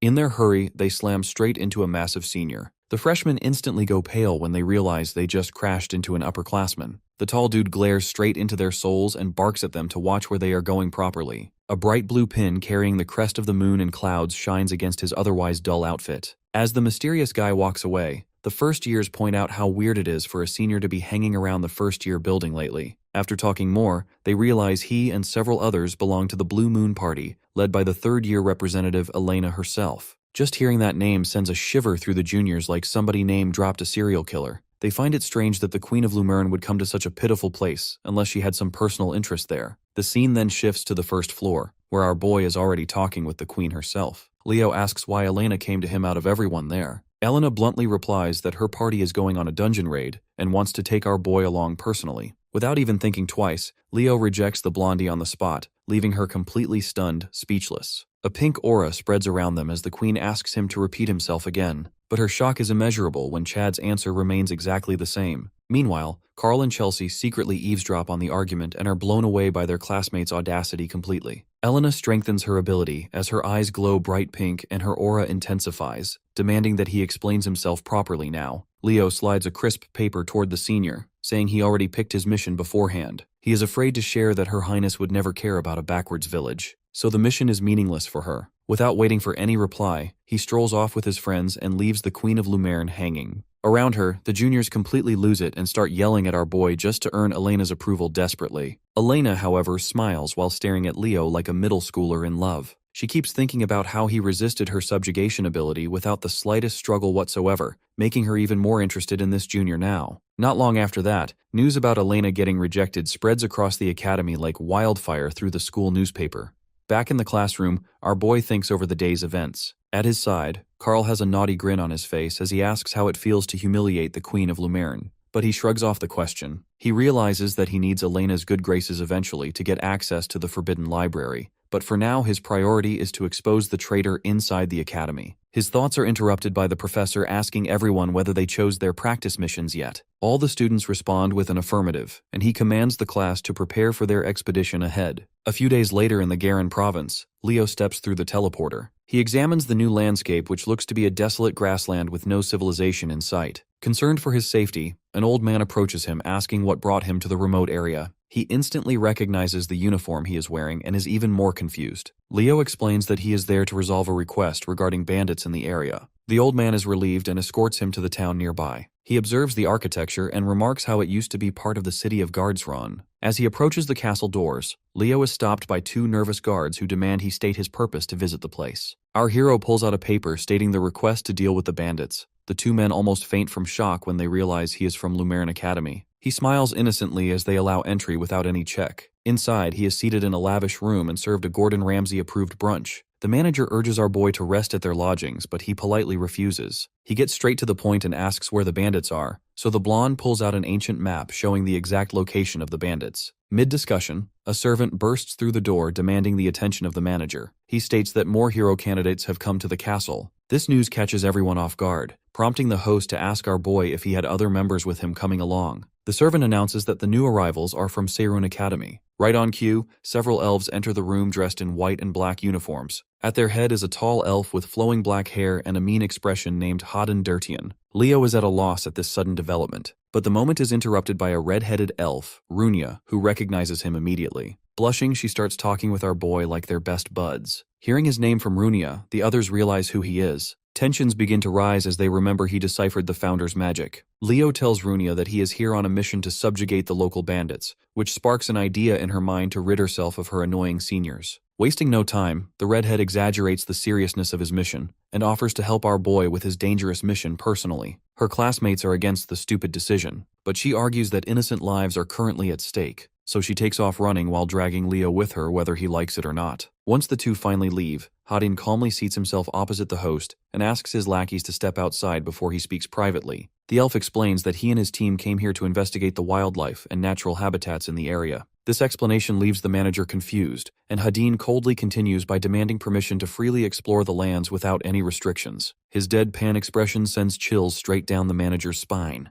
The men quickly prepare the required documents, allowing their expedition to officially begin. Meanwhile, inside the castle garden, the remaining Seiren students loaf around. They discuss how it's outrageous to send just one first-year student on a mission in such a remote region alone. They fear that Lumerne may have the same classified info as Siren about the hidden hero dungeon that exists in that region. One of the four comments that even if that actually were true, it would still be unbelievably stupid to send such a low-ranked hero candidate alone. In response, a pink-haired second-year student laughs and mocks that the students at Lumerne are a complete joke. Out of nowhere, Elena suddenly appears directly behind her and scares the soul of her body. Elena feels bad for Lily, who failed to show her own abilities because she was busy supporting her class. The Siren group freezes up nervously, confused about what business the Queen of Lumerne has with them. Furious at the outsiders insulting her people on her turf, Elena activates her ability. Her glowing pink eyes shine intensely as she orders the juniors to kneel down and bow before her as punishment for the disrespectful garbage they spewed earlier carelessly. Reluctantly, she questions why the hell she should kneel to another student. The Seiren student fires back that even a blind person could tell the Seiren second years are cooking Lumerne's team alive. Their cute little representative Lily should actually do something instead of sitting around like a pretty doll. The girl challenges Elena to prove her judgment wrong if she really thinks she has the skills. That blatant invitation to fight immediately gets Elena fired up. She steps forward and gives the fool one last chance to take back that filthy comment if they value their life. When they refuse her generous offer, she reminds them they were the ones who started it first. Suddenly, a loud explosion echoes throughout the academy, catching the staff members off guard. They rush outside in a panic to find the source of the massive boom. Seeing the Seiren students lying on the ground knocked out cold beside a cloud of smoke, they wonder who the hell did all this damage. Right then, one of them spots the shining golden hair of the Queen of Lumerne. However, Her Highness seems to be doing something absolutely unhinged in public. With her foot stomping on the poor girl's head, she degrades that clown and reminds her she is nothing. She has zero right to dump on her academy. At that moment, another Seiren student arrives on the scene who seems to know the cold-blooded queen. Elena casually keeps her foot planted on the poor girl's head as she greets Hadin. Flashing a devilish grin, she mocks that he did such a garbage job disciplining his juniors about respect that she had to beat the lesson into them herself. The elf is seriously ticked off by her comment. Meanwhile, at the bandit subjugation, Runia is going completely feral on all those poor suckers. They run from the rampaging witch who blasts them with fire and throws out every curse in the dictionary. Watching it all from afar, our boy realizes he probably will not need to help the mad woman in the fight. Instead, he focuses on the ruin standing before him. While hundreds of years weathered it down, he believes it should not be possible that there are barely any remnants of the fortress of Guardsrun left behind. Placing his hand on the cracked walls, he feels something strange is definitely going on here. Right at that moment, he senses traces of dark mana leaking from the wall, which means Tartarus is no doubt behind it somehow. That is when it finally hits him that the fortress of Guardsrun did not disappear anywhere. What he sees is only the tip of the iceberg, while the rest of it is buried deep underground beneath them. At night, Runia starts a campfire with 2 logs for the both of them to enjoy a comfy little camp night together. Seeing that he isn't back yet, she remembers he mentioned that he came on a practical mission from the academy. That makes her wonder if he will return to the academy once he is done, or if she should invite him to enter the hero dungeon alongside her instead. After she finally finds him next to the ruins, he tells her he was investigating something strange about the fortress. Deep in thought, he remembers that the citizens of Guardsrun had to move out in search of new homes. That is because the fortress was attacked and overtaken by Tartarus, who dragged it deep beneath the earth. Anyways, he calls it a day and returns to camp with Runia. There, the two are completely shocked to see the most cursed couple in academy history sitting together, Hadin and Elena. Inviting them to sit down for what feels like an interrogation, the queen straight up asks if she accidentally blocked their little date night. Runia immediately turns into a blushing mess on hearing that, which does not help her case either. After that, Elena officially introduces herself as Leo's senior from Lumerne. Confused, our boy asks the princess what she is doing here considering her party was supposed to explore some dungeon. She was against wandering around this boring place. Elena smiles and says she ditched them because she finds quality time with him way more interesting than some dusty dungeon. That gives Runia all kinds of dangerous ideas, and she asks what happened to the seniors who were with Hayden earlier. While Elena breathes down his neck with that smug, haughty laugh of hers, he explains that a certain psycho sent them to the infirmary. Leo is quick to sense some drama definitely went down between these two. Moving on, Runia asks Hayden what this means for their dungeon exploration mission. Hayden explains that it changes nothing. The two of them are more than enough for the mission. But Queen Elena suddenly grabs his face shamelessly and questions if he might be talking about a certain hero dungeon instead. Hadin realizes the queen has spies everywhere, so it seems Lumerne already had insider information on the newly discovered hero dungeon. With the most punchable grin imaginable, Elena reveals his juniors leaked everything about the newly discovered hero dungeon. She grabs our boy up like her Gucci handbag and declares they will explore it together the next day. Girl completely ignores the fact he still has a subjugation mission to finish first. Elena is somehow 4 steps ahead already and says she wiped them out on the way, so they're cooking. A thick atmosphere of competition fills the camp. Runia stares at them and swears she will find the hero dungeon first no matter what. On a rainy morning the next day, our boy demonstrates some of his abilities to Elena, who looks genuinely impressed by his performance. She is surprised to see he completely outclasses most first years by a landslide. Feeling weirded out by her bubbly girl personality, he questions what happened to her usual stuck-up queen bee attitude from the academy. In return, she ambushes him with a sudden headpat attack. The queen finds it adorable that he used to see her that way before. She asks him to describe her personality now, to which Leo instantly replies dumb as bricks, and she bursts out laughing. On the other hand,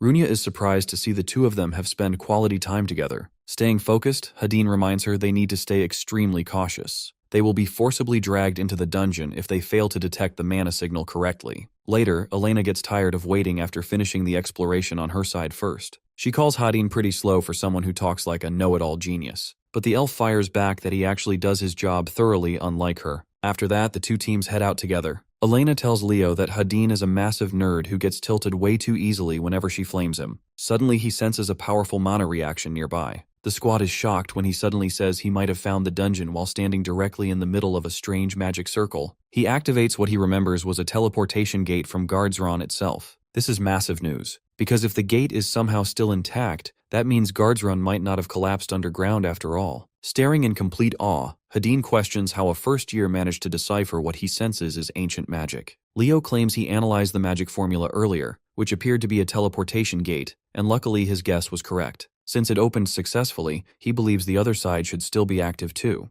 Runia hesitates to step inside, but Elena says they cannot know where it leads without entering first themselves. She asks her favorite junior to come with her immediately. Leo, however, has serious doubts about whether Guardsron could still be erect that deep underground after all this time. That is when Elena suddenly touches the gate. She accidentally activates some ancient system that announces the hero world has officially been unlocked. It declares that the first record to play is the prologue of Varharun. A bright flash of light bursts out from the newly opened gate. The squad freaks out when they realize they are not being transported into some normal dungeon. It's a one-way train to a hero world instead. A glitchy interface pops up in front of Leo and Elena. Beneath the glitched-out name, the chapter title appears as Prologue Varharun. The moment he reads that name, cold sweat starts pouring down our boy's face. He stares blankly into the endless light pouring from the portal before it swallows him whole. When he wakes up, Leo suddenly finds himself standing inside a fancy hallway beside a massive window with warm sunlight shining through. Our hero quickly checks the user display for his mission objective, but as expected, the screen is blank because of the nature of this dungeon. Snapping back to reality, he decides the first thing he needs to do is regroup with the other three immediately. Not a second later, a short girl carrying a dangerously huge stack of books crashes straight into him. The poor elf girl instantly drops to her knees in panic while scrambling to pick up her books and apologizing over and over for the accident. When he looks down at the kneeling girl, he is flabbergasted. It is the founder, Luna.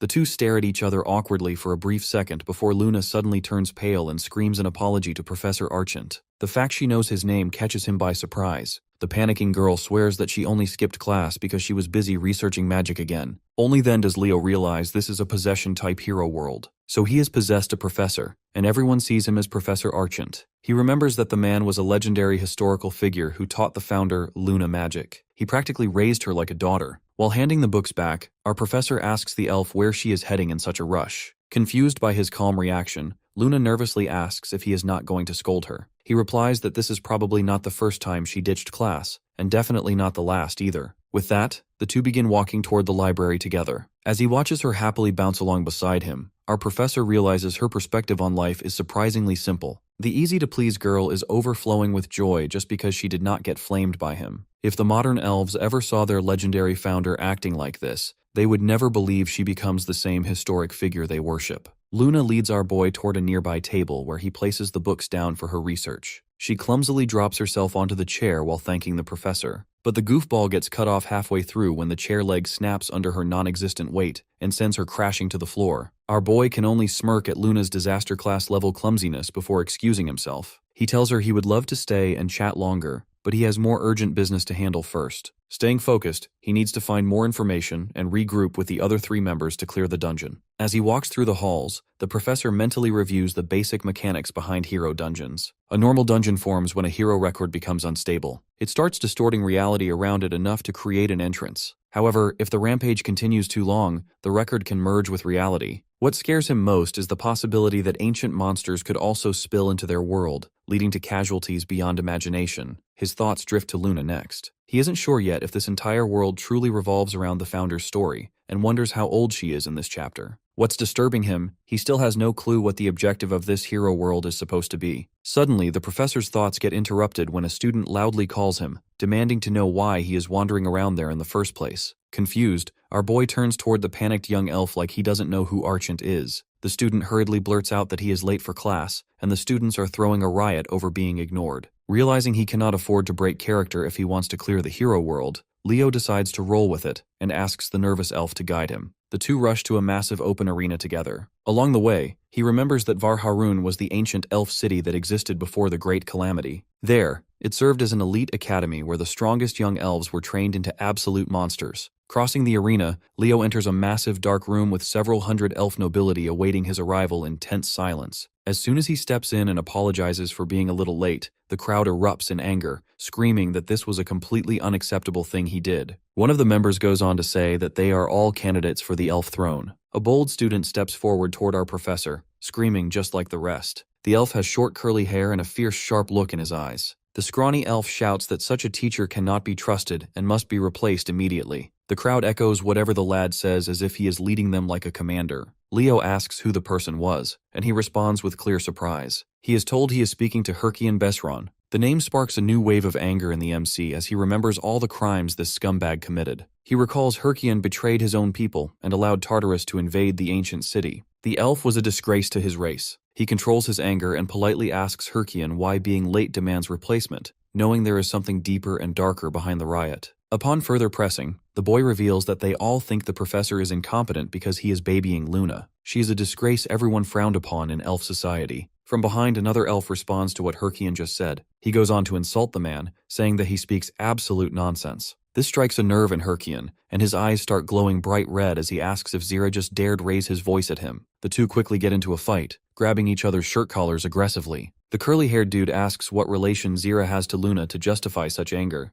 At the same time, Leo is quietly watching the drama unfold. He deduces that Herkian must be a senior from 3rd year who was offended by Zira, who must be a junior student. The snobby elf roars that he wants to discipline the guy, but he can't do much due to school rules and needing permission to duel. Without a care, our professor suddenly declares that he gives full permission for the duel. This move leaves both elves in visible shock, and he further elaborates that since both parties want to fight, then who is he to refuse it? The elf states that this kind of behavior does not suit the professor, and with a sly smile he gets ready for action. Later outside, the students cheer Herkian to kick Hadin's teeth in and get the disgrace expelled already. Staring him down like a demon, the loser swears he will demonstrate what a real mage actually looks like. Casually fixing his glasses, our boy marks the official start of the duel. Herkian goes completely all out from the beginning. He bombards his opponent non-stop with magic attacks. Unable to understand how any of this is impressive, Hadin looks slightly disappointed instead. Leo knows that he is a 3rd year at Siren Academy. At his level, there is basically no type of magic he does not already know compared to some bargain bin king like Herkian. Before the Age of Calamity, high elves like him were nearly wiped. The reason being they became spoiled by peace and comfort. With an arrogant smirk, Herkian is already making plans about how he should finish his opponent dramatically in front of everyone watching. However, that smug grin gets erased from his face when his student suddenly forms a powerful aura around his body. Watching his magic get blown away by a mere 2nd year, Herkian is left stunned. Even Zira's classmates stare in disbelief at how the heck he is using such an advanced technique. Seeing that, Leo realizes Hadin openly used a technique the body he possessed never could have handled before. After all, lazy bum elves from back then never trained both sword and wand together like the current generation does now. Rather, magic was not considered important enough for an elf to physically train with. Even then, Herkian shouts that cheap aura training will never help against his advanced magic. He launches 2 more slimy magic missiles, and Hayden senses that the king's raw power output is impressive. That said, it is still pathetic compared to what he has handled before. He draws his sword and rushes straight forward to make the king regret ever crossing him in the first place. His aura shatters Herkian's barrier in one giant explosion. When the dust clears, the loser is sitting flat on the ground with a blade pointed directly at his neck. Furious, Hadin mocks him for having zero real skill, yet still daring to insult their founder Luna publicly. That causes an uproar because a disgrace to the elves like Luna could never possibly be their founder in their eyes. Hadin is pissed off by the sheer nerve of this man who keeps talking trash despite already getting cooked. Then he does what nobody expected, and kicks the elf king right in the mug. Warning Herkian that he brought this humiliation upon himself, the student climbs on top of him and starts beating the daylight out of him. Before he goes too far, Leo intervenes. He brings the guy back to his senses and tells him he has already gone far enough. Still not satisfied with the blasphemer's punishment, Hadin requests permission to pound him just a little bit more. There is honestly nothing he would enjoy more than that. However, he reminds him it would seriously mess up their progress in clearing the hero dungeon later. Hearing that, the elf instantly realizes that he is actually Leo. Our boy offers to share information, but first they need to move somewhere more private. As Professor Archant, he declares that the duel is officially over and orders some students to drag Herkian straight to the infirmary. Meanwhile, he takes Hadin with him. The only problem is, he has absolutely no clue where his room is located. So the clever guy orders a nearby staff member to escort him, and the man leads him right to Professor Archant's study room. A nearby student overhears him saying he will personally punish Zira later himself. But this silver-haired baddie is not actually a real student, and she figures out they probably do not belong in this world either. Inside the professor's study room, Hadin throws a complete tantrum over the nerve that bastard had to insult their founder lady openly. But our boy explains that it is actually a natural thing to hear during the time period they are currently in. Hadin asks in confusion what exactly he means by that, so Leo gives him a reality check that their hero world is actually thousands of years in the past before the Age of Calamity. His senior finds that incredibly hard to believe since the hero records from that era were supposedly wiped out completely. The only exception would be if this is the world of a great hero, and the elf suddenly shoots up in shock after remembering the only hero from that exact period. He confirms that it is the world of the founder of star magic herself, Lady Luna. Still completely stunned, his senior demands to see some kind of proof that the world they entered truly belongs to Luna. So my guy drops the bomb that he saw her a few minutes ago, no cap. That news hits his senior like a lightning strike. Man instantly becomes desperate to know what the legendary elf shoddy actually looked like in person. In his mind, he pictures her like the petal of a blooming flower, or maybe an innocent beauty even the stars would kneel before. His thirsty senior grabs him and shakes him back and forth, dying from suspense to know. This is a once-in-a-lifetime chance to see his idol. But disappointment smacks him like a truck when he learns what she is really like. Leo comforts the poor guy by saying she is still pretty cute at least. Regardless, it is a fact that they are inside the Founder's world. Tartarus should not even exist here because the organization only came into being after the Age of Calamity. Returning to the mission, his senior figures their objective must be something huge, since they are not inside the world of some average hero. While he is still unsure, the elf senior suggests they avoid using modern magic since it does not even exist during this era. The moment Leo hears him mention magic, everything instantly clicks in his head. Back when Founder Luna was still a student, this was the very beginning of her research into star magic she later became famous for. He realizes his objective must be to assist her research into star magic while acting as Professor Archant. Right then, a knock on the door suddenly snaps him out of his thoughts. The staff from before informs him that the headmaster would like to meet with him personally. Bro genuinely asks what he did to make the headmaster angry at him. The man explains it is because of the huge fiasco he caused earlier. Even the higher authorities of Varharun are getting involved. They have strict orders for student Zira to be placed under arrest immediately. Realizing it is best to play along for now, Hadin agrees to go to jail without causing more chaos. Our professor also figures out he's going to have to deal with this smartly. After that, he accompanies the man toward the headmaster's tower. Inside, he walks alone through the eerily silent tower, with not a single soul anywhere around him. Suddenly, he sees something he never imagined could actually exist standing before his eyes. The staff of Polium rests on a pedestal right within his reach. It is explained that the staff was one of the greatest treasures of the elves before the Age of Calamity. It is a sentient weapon that chose its own master. The staff only acknowledged Founder Luna as worthy, and it shattered alongside her at the time of her death. Unable to hold himself back anymore, Leo slowly reaches out to touch the mythical rarity item. That is when he suddenly hears a voice from above calling him interesting. His eyes widen in complete shock as he looks up and sees the mysterious person. However, it is not too surprising though. There is a demigod on Earth as the headmaster in the times before the Age of Calamity. The demigods are supreme beings who the common laws of nature don't apply to. Before the Great Calamity, these beings freely roam in the mortal world. After seeing Fibua, our professor politely greets him, but Fibua tells him that there is no need to be formal. Then he explains that the deities who come to the mortal world can't use their powers, so the only thing which they can provide the mortals is knowledge. After that, he asks our boy if he is receiving blessings from the deities, but our boy counter-questions him to reveal how much he actually knows. The deity is surprised to see that this guy knows how to deal with a deity on equal terms. Impressed, the headmaster understands Leo is not an ordinary guy and is the current user of the record system. He introduces himself as Fibua, the current headmaster of Varharun,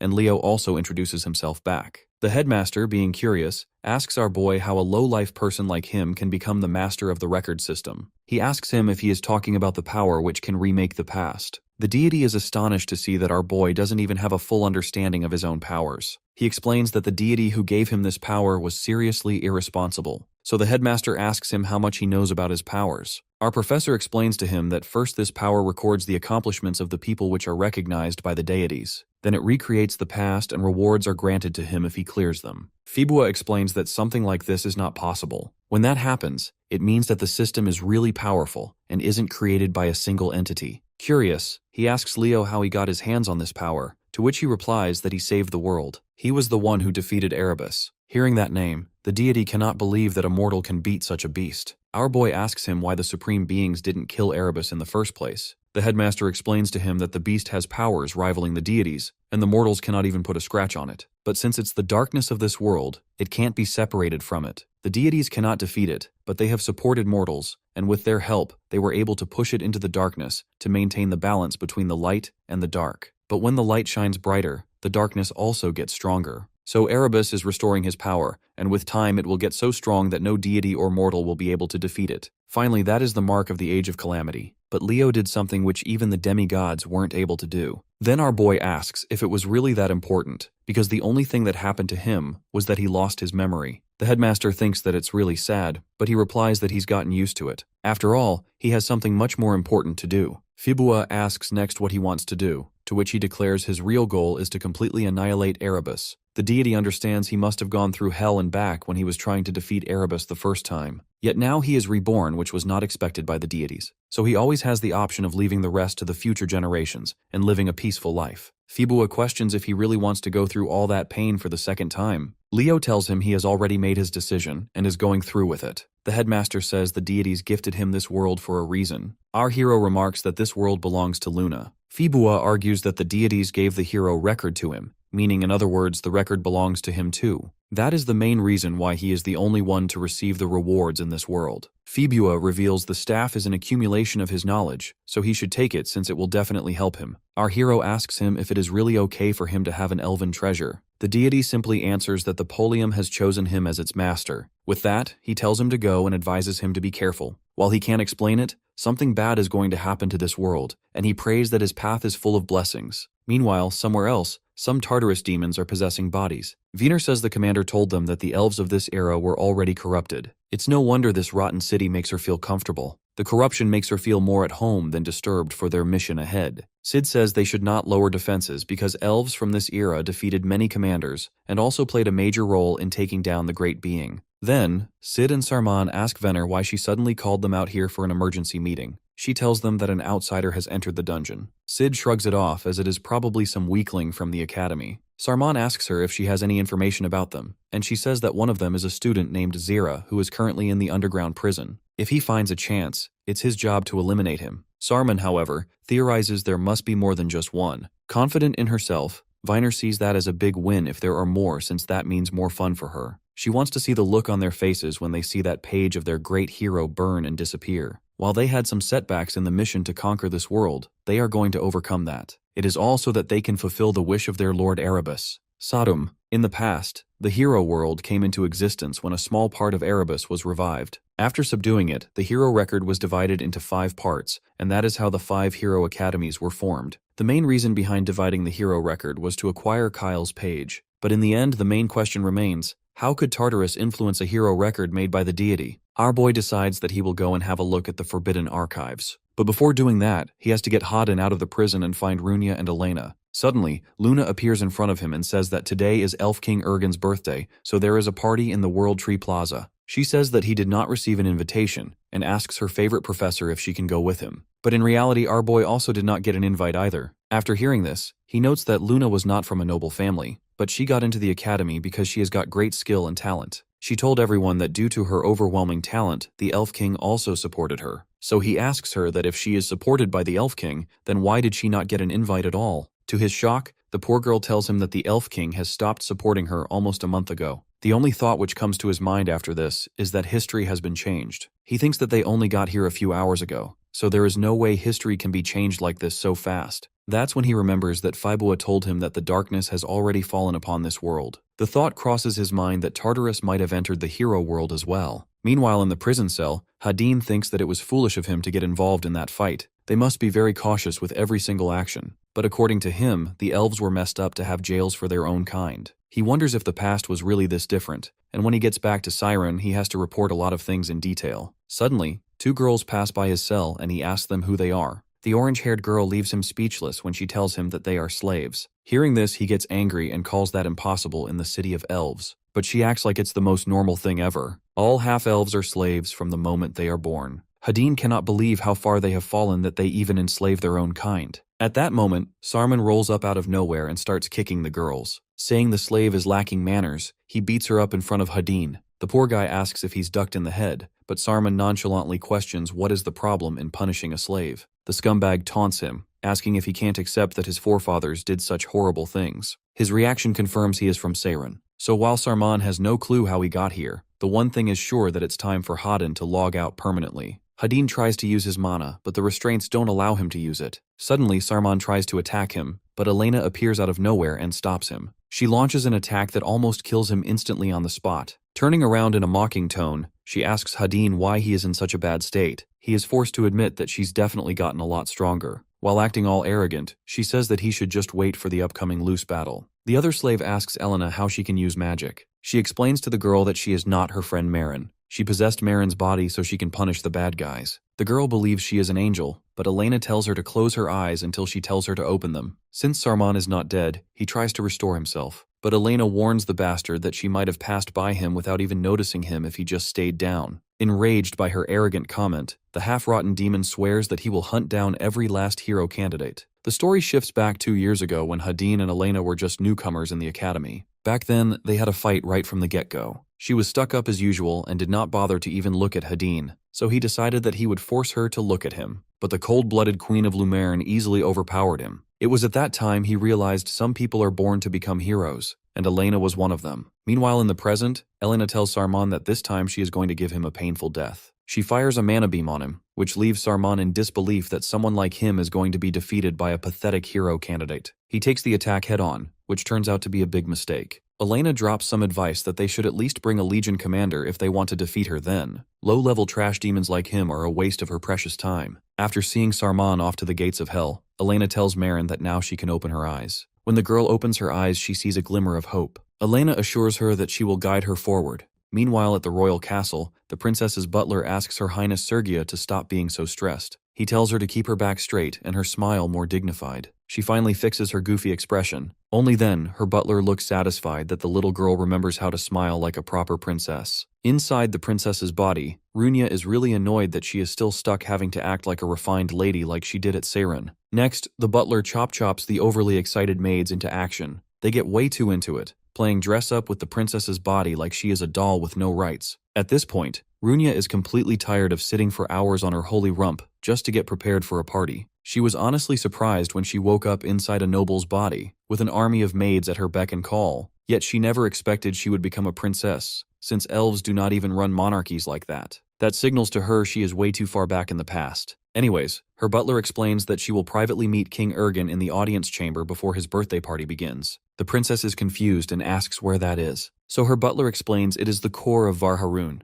built by carving elven architecture directly into the world tree's trunk. He reminds her to stay dignified, since it is sacred ground reserved only for the king's guests. Noticing she is getting sloppy again, her butler sends her off with another stern warning. On the way to the audience chamber, he constantly berates her sloppy habits. So she realizes the strict manners enforced at Seiron were nothing compared to this nonsense. From what she has picked up, she figures out she is in the hero world inside elven territory. As she works on a way to find the others, she quietly plays her role. Suddenly, the audience chamber doors burst open, and a terrifying pressure explodes outwards. At first, she tries to pin down where it's coming from, but the evil aura is so disturbing that her mind goes completely blank, and she fails to find words that describe it. A demonic face with crimson-red eyes flashes before her, leaving her paralyzed in fear. Her butler's voice finally snaps her out of it. Seeing the chamber return to normal, she wonders if she is the only one going crazy. She walks down the aisle leading to the throne, crested with so many jewels it shines so brightly you can barely look at it. With a creepy smirk, the king invites his daughter to come closer. Runia plays her role as the princess and congratulates him on yet another birthday. Noticing the distressed expression on her face, the majestic elf king asks his dear daughter if there were any problems during her journey. Playing along, she states that all the maids took great care of her, and looks up. That turns out to be a mistake, because reality itself shifts and twists into a disturbing scene. She cannot hear a single word the elf king speaks. Her body is drenched in sweat from the horrifying feeling crawling over her skin as she watches a giant creature looming over the throne. All of a sudden, she realizes this is not her first time seeing this thing. That huge mother trucker hovering over the throne looks exactly like the description of Erebus found in the storybooks. Shifting back to Luna, the poor elf girl asks her professor if she was unworthy of Varharun like the others say after all. While she hates to admit it, the struggle is getting to her. She has started getting second thoughts. She's not sure the type of magic she chose was really the right choice. Luna's despair makes it clear to our professor that her world has been tampered with. He gets furious at the Tartarus scum whose plan of changing history and ruining the founder's life worked like a charm. With unwavering resolve, her professor Archant tells his dear student that she will become the most famous elf in history. He believes she has it in her, and as her professor he bets on it and guarantees it. To seal the deal, he hits the founders with her famous quote, saying she is a hero destined to shine bright like a star in the night sky. His words leave Luna stunned and speechless. Brimming with newfound confidence, the cutie brags that she is a twinkling star and she knows it, darn it. With that, he invites her to join him at the king's birthday party as his +1. That brings Luna closer to the king, and he gets to annihilate Tartarus. 2 birds with 1 stone. At the party, a bunch of gaudy guests irritate Runia since she is the princess. She tries her best to deal with them, but the pressure starts getting to her. Even now, she still shudders when the flashbacks of that beast she saw in the audience chamber come to mind. What really terrifies her most is that she is the only one who can actually sense that thing. Deep in gloomy thoughts, she snaps out of it when she hears a shaky voice greet her from behind. As soon as she hears Luna's voice, our princess realizes it is someone special. When she turns around, her despair gets overwritten by hope for the future. She berates herself for not realizing sooner that it was their legendary founder's world. After Lady Luna introduces herself, the two quickly get along. Watching them get along a little too well, the Tartarus demon observing from afar gets annoyed, wondering why that eyesore Luna is here. As the possessor of the vice principal's body, he knows full well her name was not on the invite list. Suddenly, our professor appears from behind and reveals he knows the smell of a sewer rat when he sees one. No matter what timeline it is, he can always recognize that sweaty, slimy stench of Tartarus trash. The vice principal tries to play dumb, but Leo swears he will make them beg for death as punishment for messing with a hero's world.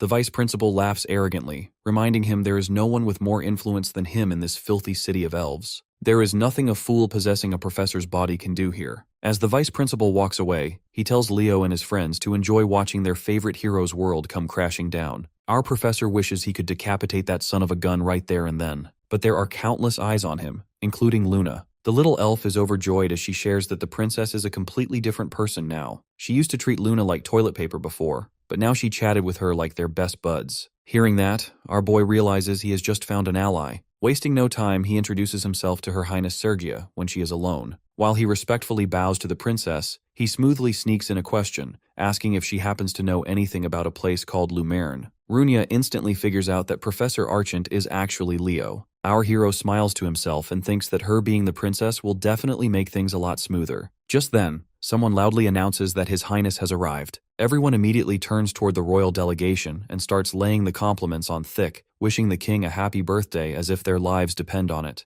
At that moment, Luna suddenly says that she is leaving, and our boy decides to dip too. Prince Ergen walks around greeting everyone one by one and tells the guests to enjoy the special occasion. Meanwhile, Leo teases Luna, saying that she looks insanely nervous. She fires back that this is her one chance to get sponsored by the prince, so obviously she has to lock in. A red-haired woman suddenly appears and grabs Leo's arm, asking him for a dance. Seeing that it is Runia, he calmly replies that he would be delighted to. Meanwhile, Luna is standing there completely confused by what just happened. As the two dance, the redhead quietly confirms that he is indeed Leo and asks how much information he has gathered about this world. Our hero replies that this place is Luna's world before the Age of Calamity ever happened. Runia admits that she expected as much and instead asks about the conditions needed to clear this world. Leo then drops the bomb that Luna originally created star magic in the future, yet in this world, no such thing exists. He continues that agents from Tartarus most likely infiltrated this place too, and there is a good chance some of them are even attending this party. The redhead gets surprised and asks if he means the Tartarus from the past. However, our boy denies it and explains that the demons broke into this world from the outside as well. Recalling what she witnessed in the audience chamber earlier,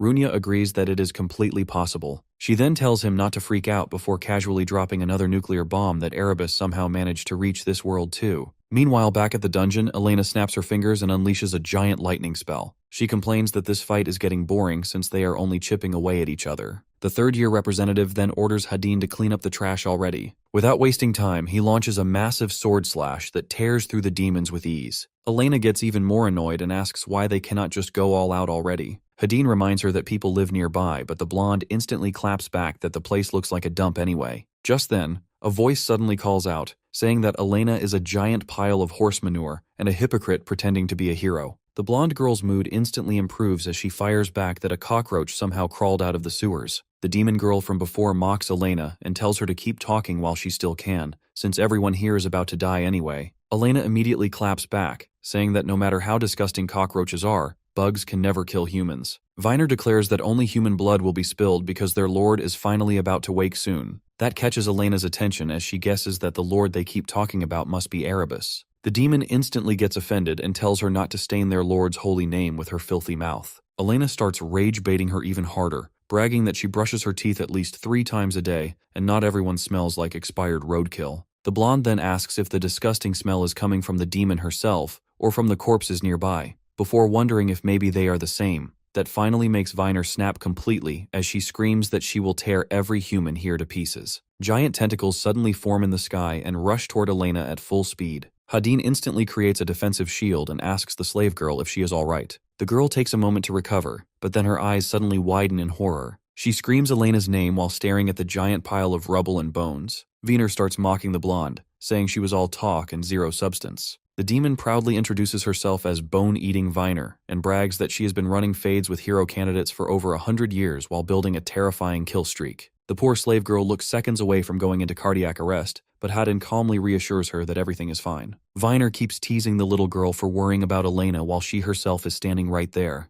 The elf immediately claps back that the demon should be the one worrying instead. On the inside, he tells himself that if Elena really went down that easily, then she was never worth surpassing in the first place. Suddenly, the giant pile of rubble starts glowing bright pink before a massive explosion rocks the entire area. Viner notices the pink aura and desperately tries to remember where she saw it before. But just as realization finally hits her that this is the famous Elena Giron, her body suddenly loses connection with her head, like somebody unplugged the Wi-Fi router. The blonde casually announces "Winner, winner, chicken dinner," while the slave girl watches Viner's head roll across the ground. However, the demon suddenly starts laughing like an absolute maniac, and rambles that she can hear the voice inside her head. A moment later, Viner regenerates like nothing even happened. The two seniors exchange serious looks and conclude that she is definitely referring to Erebus. Staring at the giant snake-like monster, Hadin quietly states that there is clearly more to this place than simply clearing the hero's objective. The scene then shifts back to our boy, who asks Runia if she is absolutely sure about Erebus returning. The redhead confirms that even though she has never personally seen him before, she instantly recognized his terrifying presence. Just then, her eyes widen in shock as she tells Leo to look at himself. Our boy looks down and realizes that he has returned to his original body. Runia then notices that her own hair is slowly changing back to red as well, leaving the two completely confused about what is happening. Suddenly, dark demonic energy floods the sky, and Leo instantly recognizes it as the flames of Erebus. The elves attending the party immediately start panicking and shouting, demanding to know where these intruders came from and what they did to the princess. Our boy clicks his tongue and realizes that the situation is rapidly spiraling out of control. Runia asks what they are even supposed to do now, while the long-haired elf from earlier starts accusing them of infiltrating the celebration. Leo finally pieces everything together and realizes that this world itself is collapsing alongside Luna's memories. Just as he wonders how he should handle this mess, Luna suddenly steps forward and demands to know who he really is and what he did to Professor Archant. At that point, our hero figures that clearing the dungeon is not in their best interest for now. Staring at the glowing sign on his hand, he thinks that there is only one thing left to do now: defeat Erebus. A sudden bright flash of light fills the area. Leo holds the folium in his hands and tells Luna that they need to save the world, and he needs her help for that. Confused, she accepts the staff from him, but then realizes that she is holding the mighty folium in her hands. Luna wonders why it is reacting to her. In her mind, she feels that the human standing in front of her is strange, someone who should technically be her enemy. However, for some reason, it also feels like she has known him for countless lifetimes. While she is still trying to process those feelings, our hero asks for her help yet again. After a few moments of silence, she finally agrees while tightly holding the staff. The bystanders immediately start arguing about what the reject is doing with their holy relic. Meanwhile, the demon starts sweating bullets since he never expected the elf girl to side with our hero. However, he quickly calms himself down because in the end, since Erebus is still going to destroy this world regardless.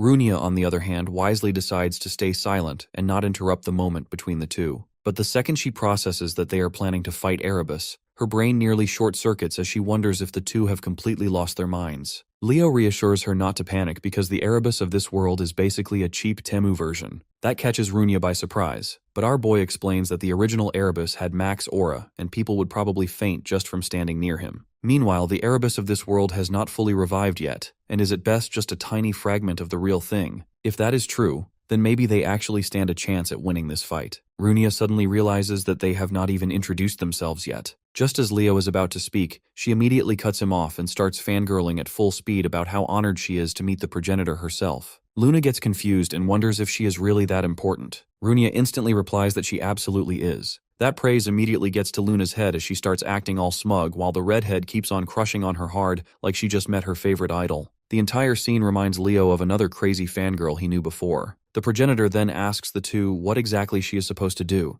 and mentions the darkness infecting the world tree. Leo confirms that there is a monster hiding inside it, and they absolutely need to take it down. Luna confidently replies that slaying a monster would definitely make for a great first achievement. Our hero tells everyone to get ready before opening the massive door. The moment they step inside, both girls instantly freeze in shock as a giant horde of monsters rushes toward them. Leo summons his sword and calmly states that Erebus definitely turned this place into a full monster den. Runia also gets fired up, determined to show how much effort she put into improving her own skills. Luna refuses to fall behind either and says that she will do whatever she can while preparing her magic. Hearing that confident reply, the redhead starts fangirling so hard in the background that she almost forgets there is a battle happening. Leo then concentrates mana into his hand and tells himself that there is something else he needs to do first. He fires the energy into the sky like a giant flare and figures that Elena and Hadine should be able to spot the signal. After that, he tells the two girls that it is time to move out. Luna asks if he is taking the lead before declaring that she will support him with buff magic. The elf girl immediately activates her magic, which catches Leo completely by surprise, since he never expected to experience fighting alongside her again. The monsters grow impatient and charge at the squad.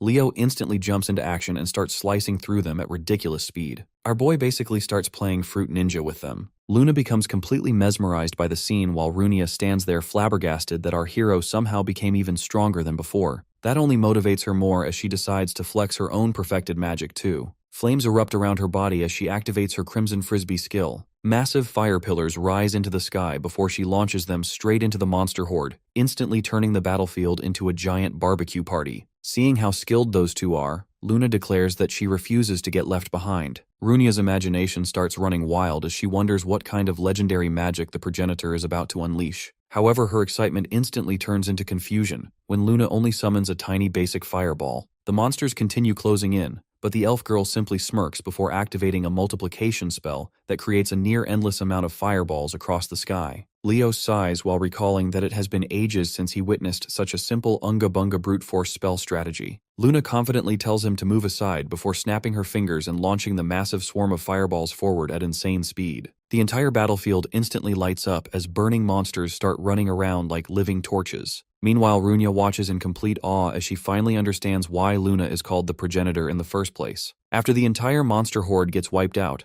the white hair elf simply stands there proudly with her chest puffed out, as if waiting for something. Runya wonders what exactly she wants. Just then, Leo steps forward and pats Luna on the head, telling her she did a great job. At first, Luna happily accepts the praise, but a second later she realizes what just happened and immediately scolds him for treating her like a child. The redhead looks completely confused since the two honestly act more like old childhood friends than strangers. Meanwhile, Luna aggressively starts rubbing our hero's head in revenge while declaring that he is the real child in this party. Meanwhile, Viner summons a gross pile of skeletons and tries to escape by rising high into the sky. Elena calls her a disgusting piece of trash and fires a pink magic beam straight through the mass. Hadin warns her that the demon will not go down that easily, to which she agrees. However, the demon girl starts throwing out every unholy insult imaginable and promises that she will eat them alive before launching a giant magic orb at them. Elena immediately gets alert as she realizes the demon has somehow gotten way faster and wonders if Erebus waking up caused this boost. Hadin suddenly shouts her name as a massive ball of dark energy forms right in front of her face. She barely manages to summon her shield in time before the attack crashes into her. On the inside,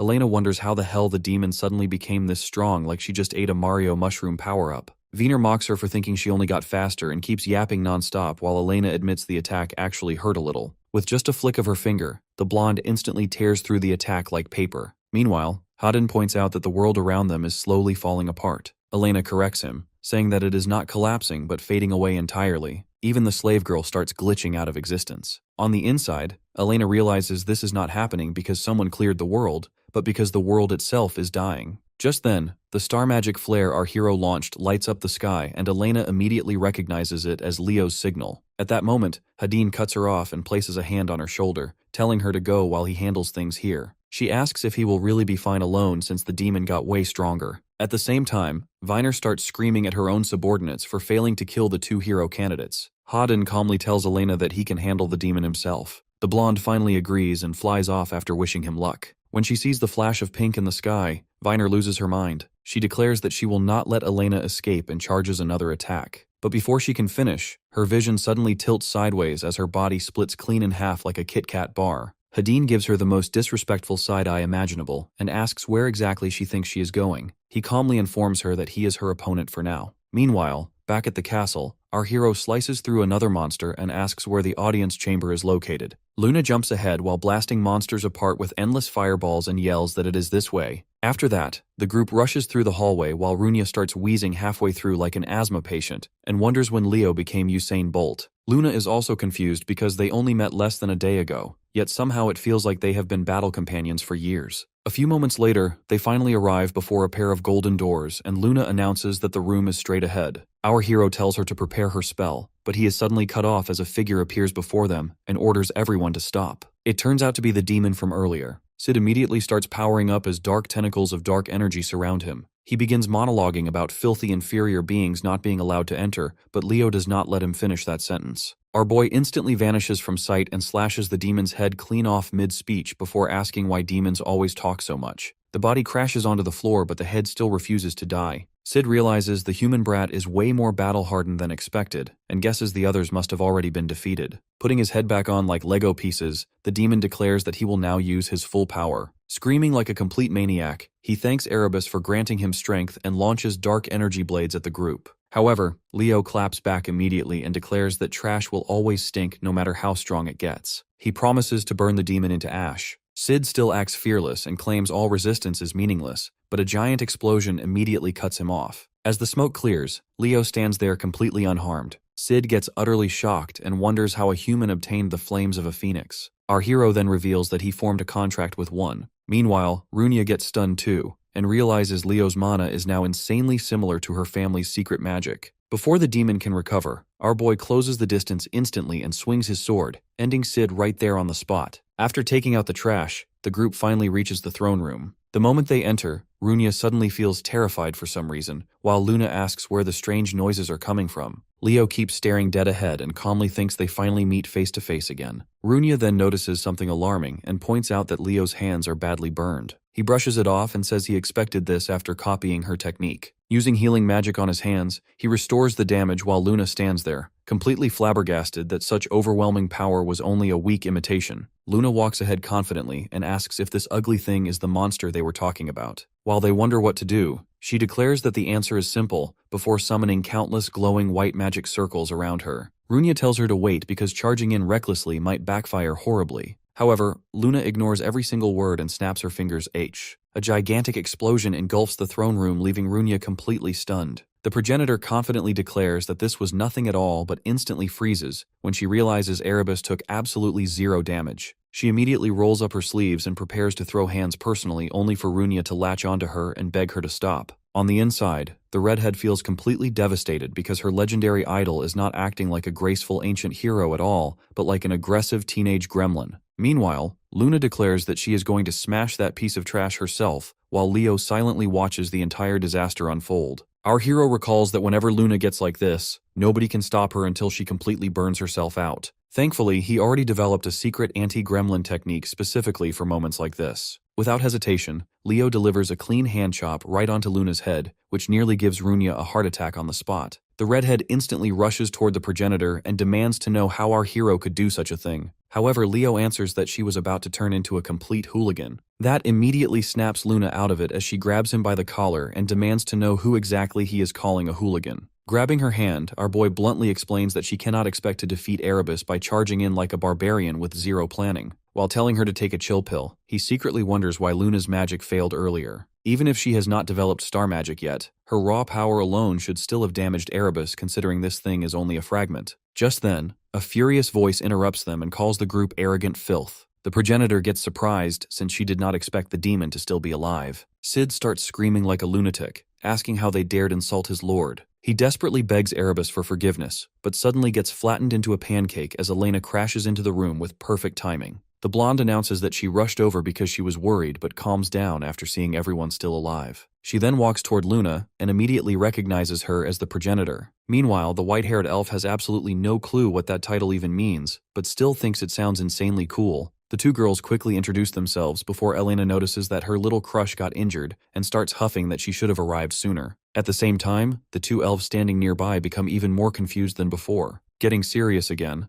Elena points at the giant abomination in front of them and asks what the hell that thing even is. Suddenly, everything clicks in her head about what the other demons were rambling about earlier. Leo confirms her fears and reveals that the creature is indeed Erebus, or rather a sleeping fragment of him. That answer alone is enough for Elena, as she immediately powers up her spell and declares that they should destroy it before Erebus fully awakens. As stubborn as a cockroach, Sid still refuses to die and starts yelling at them to stop. The demon instantly begins throwing insults again, which annoys Elena beyond belief. She wonders if all villains attend the same academy because they have the same lines. The blonde then declares that she will reduce him to atoms, so he can never come back again. However, her body suddenly freezes as an overwhelming wave of ominous energy floods the throne room. Everyone stands frozen in shock as a giant red ring appears in the sky. Dark flames slowly gather together while ancient language scripts echo throughout the surroundings. The demon starts celebrating like a Madrid fan after Messi missed a penalty and taunts the hero candidates that their time is finally up. But just as he starts to introduce his lord,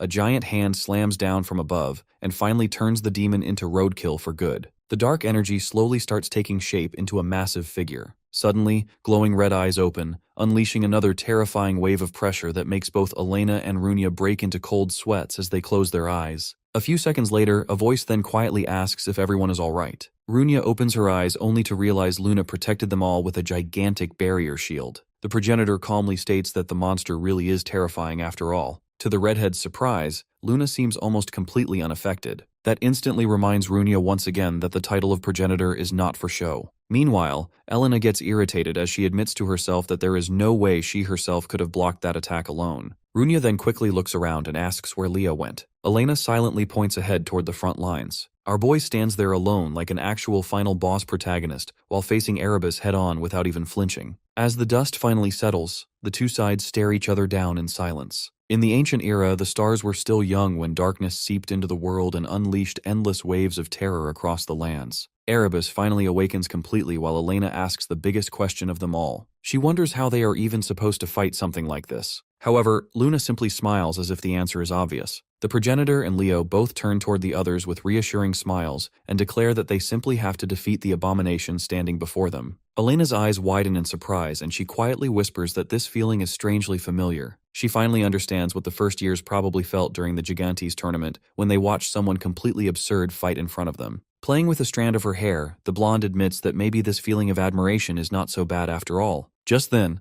Hadin suddenly drops down from the sky and immediately asks what kind of nightmare they are fighting. Elena answers that it is Erebus, which nearly blows the socks off the poor elf. Luna then notices they somehow gained another random ally out of nowhere. Meanwhile, Hadin's brain practically short-circuits the moment he realizes he is standing before the progenitor herself. Before the guy can completely tweak out, Elena cuts him off and says they can save the fanboy session for later. Instead, she asks Leo what the actual plan is. Our hero quickly explains that he and Luna will handle the front lines while Hadin focuses on defense and protecting the supports. Elena and Runya will stay in the back and assist whenever possible. Hadin immediately objects and asks whether the progenitor should not stay behind as a mage while the swordsmen fight up front. However, Luna summons her staff and instantly shuts him down by saying she hates sitting in the back as support. Besides, the only people here who will not wet themselves against Erebus's attacks are her and Leo. Seeing his idol stand there with absolute confidence instantly turns Hayden red like a tomato, and the guy mindlessly agrees with everything she says. After finalizing the plan, Luna excitedly shouts that it is finally time to crush that ugly thing.